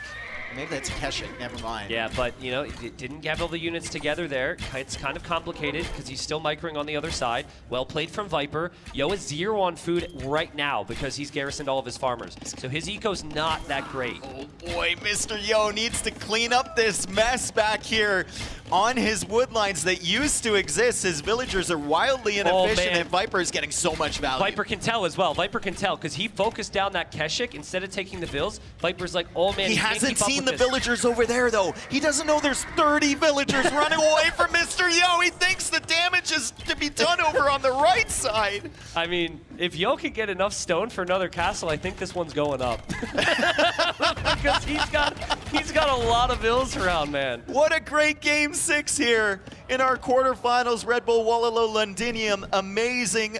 The villagers are idled over there from Mr. Yo. The Cav Archers are still hunting. They're going to be found. Where is he? Viper's like, where is he? Because I have skirms in the north. There must be eco over here. And he'd be right, but he's not going to see them. Yo just sold his stone. Viper has enough stone for a castle. Viper's getting handcart. Compare the eco upgrades, Tristan. Yeah. One of these games has been far cleaner on the economic side, and it's for the Viper. His resources are looking good. What damage can Yo do with these Cav Archers and this Mangonel? The tournament is on the line for Mr. Yo. It feels like he needs to do something. Honestly, it does feel like he needs to do something. I'd like to see a little bit of patience here. Because right now, as I think about how this game scales, Viper Civ can't kill Tatar Cav Archers. And so what I don't want to see from Yo is like take too many risks. And when you've got that hill, take down the town centers, take down the ranges, and just eliminate all that space from Viper. I think if you do that, it gets really complicated for Viper, and you can maybe catch up economically. But man, does he need some farms right now too, Dave. It's really bad. Well, that's why that corner is so valuable. It's very easy to farm over there in that corner, right? You mentioned it earlier. It's a good position to have, but the woodlines are still all over the place for Mr. Yo. Farming eco is looking fantastic, especially with the church boost from Viper. He's ahead by like 8K res collected right now, but Yo still has a super dangerous army of Cav Archers and Mangonels. Another counter raid coming in from Yo Viper through the same hole as before. Yo's going to try and wall that off. Doesn't work. Yeah, it doesn't work. That's so annoying, but there's actually no vills there anymore, so it doesn't he killed all of them. It doesn't really matter. 50 on wood for Yo, 6 on food, 7 on gold. Viper 31 on food. He's massing Manaspas. Feels very similar to that Magyar game where he wants to use his units to snipe the siege. Manaspas aren't particularly good against Cav Archer, though. Agreed. So he's going to have to distract Yo somewhere else, potentially with the counter raids, and then take an engagement. This is the patience I wanted from Yo. It's not... you're feeling when you're behind in score, but taking down these ranges and the houses and just not overextending your army is so good here. That castle for Viper gives him access to spawn towers as well. And he already has the guard tower, and he's got a lot of stone. He could start locking down the map and making it incredibly difficult for Yo to how do did he anything. get there? Wonderful. I think he went along the water. I think he went along the water. He's going to show up at the gold for Mr. Yo at the wrong moment. Exact same setup as last game. He's raiding on one side and attacking the siege on the other. That's so good.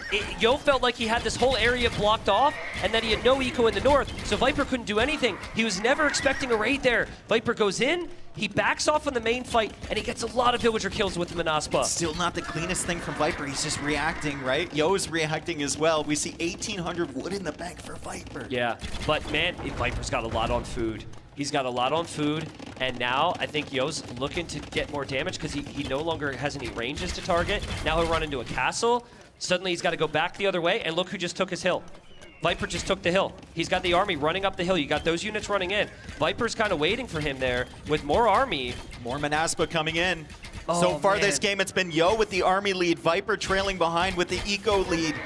But now Viper is catching up on military units, and Yo is going to have to do something about it. He's got 4 rangers producing cav archers, but his economy is nowhere close to Viper's right now. Viper's like, okay, I can't kill the cav archers. I'm just going to have to kill everything else. He's on his way to Imp. Oh, man. Oh, that is such an important unit. That is such an important unit. No! Bro, if that's moving. If that's moving. Yo! Wow, that's crazy. This game can be so frustrating at times, right? But that's what makes it so amazing. Yo's going to have 5 time. TCs. Yeah. And only double bit outs. and no horse color. The cav archers are moving over to the right side. The castle has been discovered. The castle has been seen. The Keshik saw it. Oh, dude. Well, I honestly, losing the mangonels isn't too terrible because this is great value. Viper, that's not going up. Wow. Nice denial there from Mr. Yo. A little bit of momentum to his side. Still doesn't even out the game by any means, but he needs a bunch of little wins to slowly build up towards the Imperial Age. Great raid again from I wonder if Yo does a full-on eco upgrade check here. Normally, once you get one late, you think about them all. He doesn't have the food. That's on Q Vills. Yeah. We'll Get see. Bowsaw. Let's see if he farm considers upgrades. it. He's busy with the Manaspa on the other side. Doesn't have really any Keshiks for the skirmishers. Just one over there. Still trying to clear the raids, which he did. And his 40 on food right now for Yo. He should be getting horse color here. This is an upgrade that should come to mind. 100%. 44 on food. I think a lot of that is farms. Uh-oh. Horse color is necessary. Here comes Viper. Similar position. Viper's actually Yo earlier. But the cav archers are here. Viper's going to drop a church there, which obviously would go up way faster than the castle would. And you can save the villagers. He does a big mix of army, but he lost his whole army on the other side. Yeah, those cav archers are going to rip He lost through his the whole army Manaspa. here as well.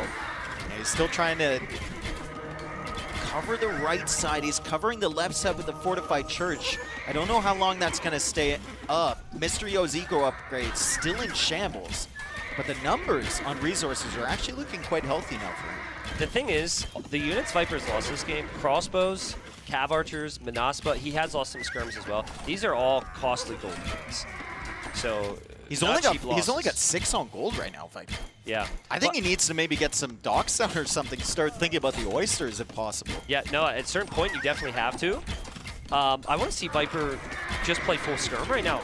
You're up against mainly cav archers, and he did get Bracer already, Dave, and he's still holding. And he's still 5 pushing. relics as well. He's still pushing, and Yo is just struggling to get army count. Does Yo tap? GG, well played. Good luck next round. Viper through to the semis. Wow, what a series, though. What a series.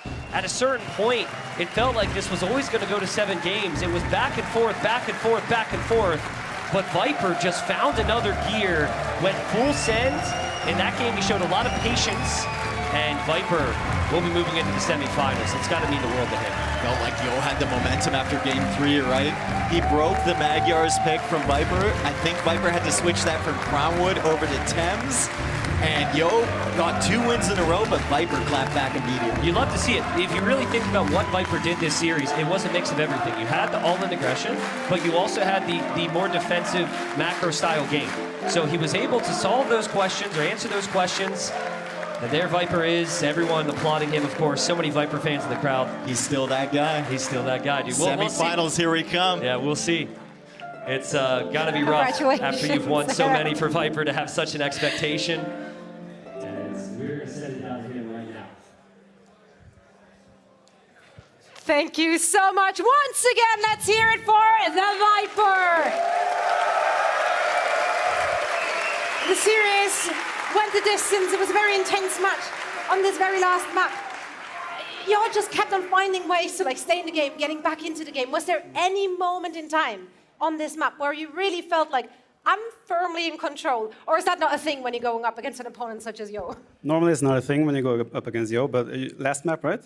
Yeah, no, I felt like after the opening I was in a very, very good spot. So I think I made a lot of mistakes, but I just wanted to avoid the big mistakes where you can make a comeback. So I felt in firm control the whole time, but yeah, you never know with Yo. He is probably the guy that makes the most weird comebacks of everyone. So yeah, you just gotta make sure you don't give him an inch. So when you're practicing, getting ready for a tournament, and especially for an opponent like that, how do you even approach that, knowing that literally anything can come at you? Are you just trying to get a lot of practice games in with MBL? Like, what's the approach here? That's probably the best guy to prepare for him. No, both him and MBL have very special, distinct playstyles, right? So, for example, Bohemians on the one-map glasses, no one else would think about doing that. Yo, though, does it. It's very risky, but obviously sometimes it pays off. In this case, it was fortunately not. So, yeah, it was good for me. It was indeed. Now, you ended the group stage on day 3 on a loss in 0-3. Was there anything from that loss or anything from the group stage in general that you were able to take with you, adjust, and take into the playoffs now? I think Leary and Yo are probably the polar opposites in terms of how they play. So I didn't feel too down after the loss against Leary. I felt like a lot of them were also strategy civ-wise. I didn't feel like I played bad, right? So if you feel like you played bad, that's when you get a bad feeling. So no, I still felt good and confident, and yeah, I was able to play good today.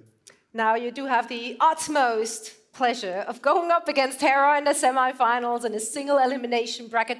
How do you feel you're going to stack up against him in your current form? And also, based on what you saw from him in the group stages, because he did lose a bunch of maps there.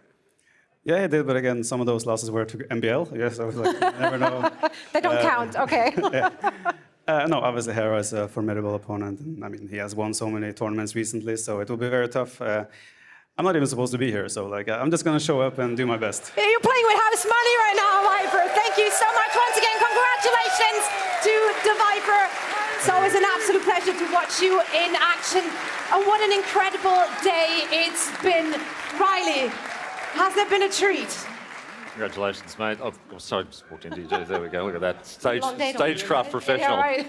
What a day we've had. Zoe, there's been ups, there's been downs, there's been smiles and friends. We've had laughs, we've had tears. We've had a little bit of everything today. I hope people here have enjoyed themselves. Fantastic. Well, we love to hear that. Any standout moments for you? For me, certainly that set between Hart and Sebastian and the thrilling end we had in Game 7. Amazing. Yeah, 20 push-ups as well, midway through the series. I mean, just players being built different. That's in right. general, I loved the quality of play we saw. It was competitive all day long in all series. We saw the Giants complete as well. Marine Lord did lose a map to Poppy Paw. It was a close series there. If this sets the tone for the rest of the playoffs, man, are we in for a treat. We're in for such a treat, yes, indeed. And I know that many people here will be coming back tomorrow. Looking forward to seeing you there as well. Yes, indeed. And speaking of tomorrow, let's have a squiz at the schedule as we ready ourselves for the next stage of this tournament. We're kicking things off. Match number 1, Wham versus Vortex, Age of Empires 4 back on the menu. And then we're back in Age of Empires 2 for the rest of the day. Zoe.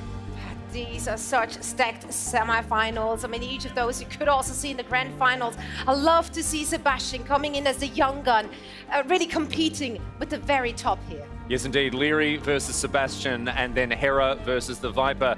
Leary and Hera have had a day to prepare, to observe their opponents, to gather their strategy and prepare themselves for the match ahead. And we're going to have some very, very high stakes Age of Empires brought to life on this stage tomorrow, Zora. I can't wait. Neither can I. What about you guys? You ready for more action? Short turnaround, because today went long. For tomorrow?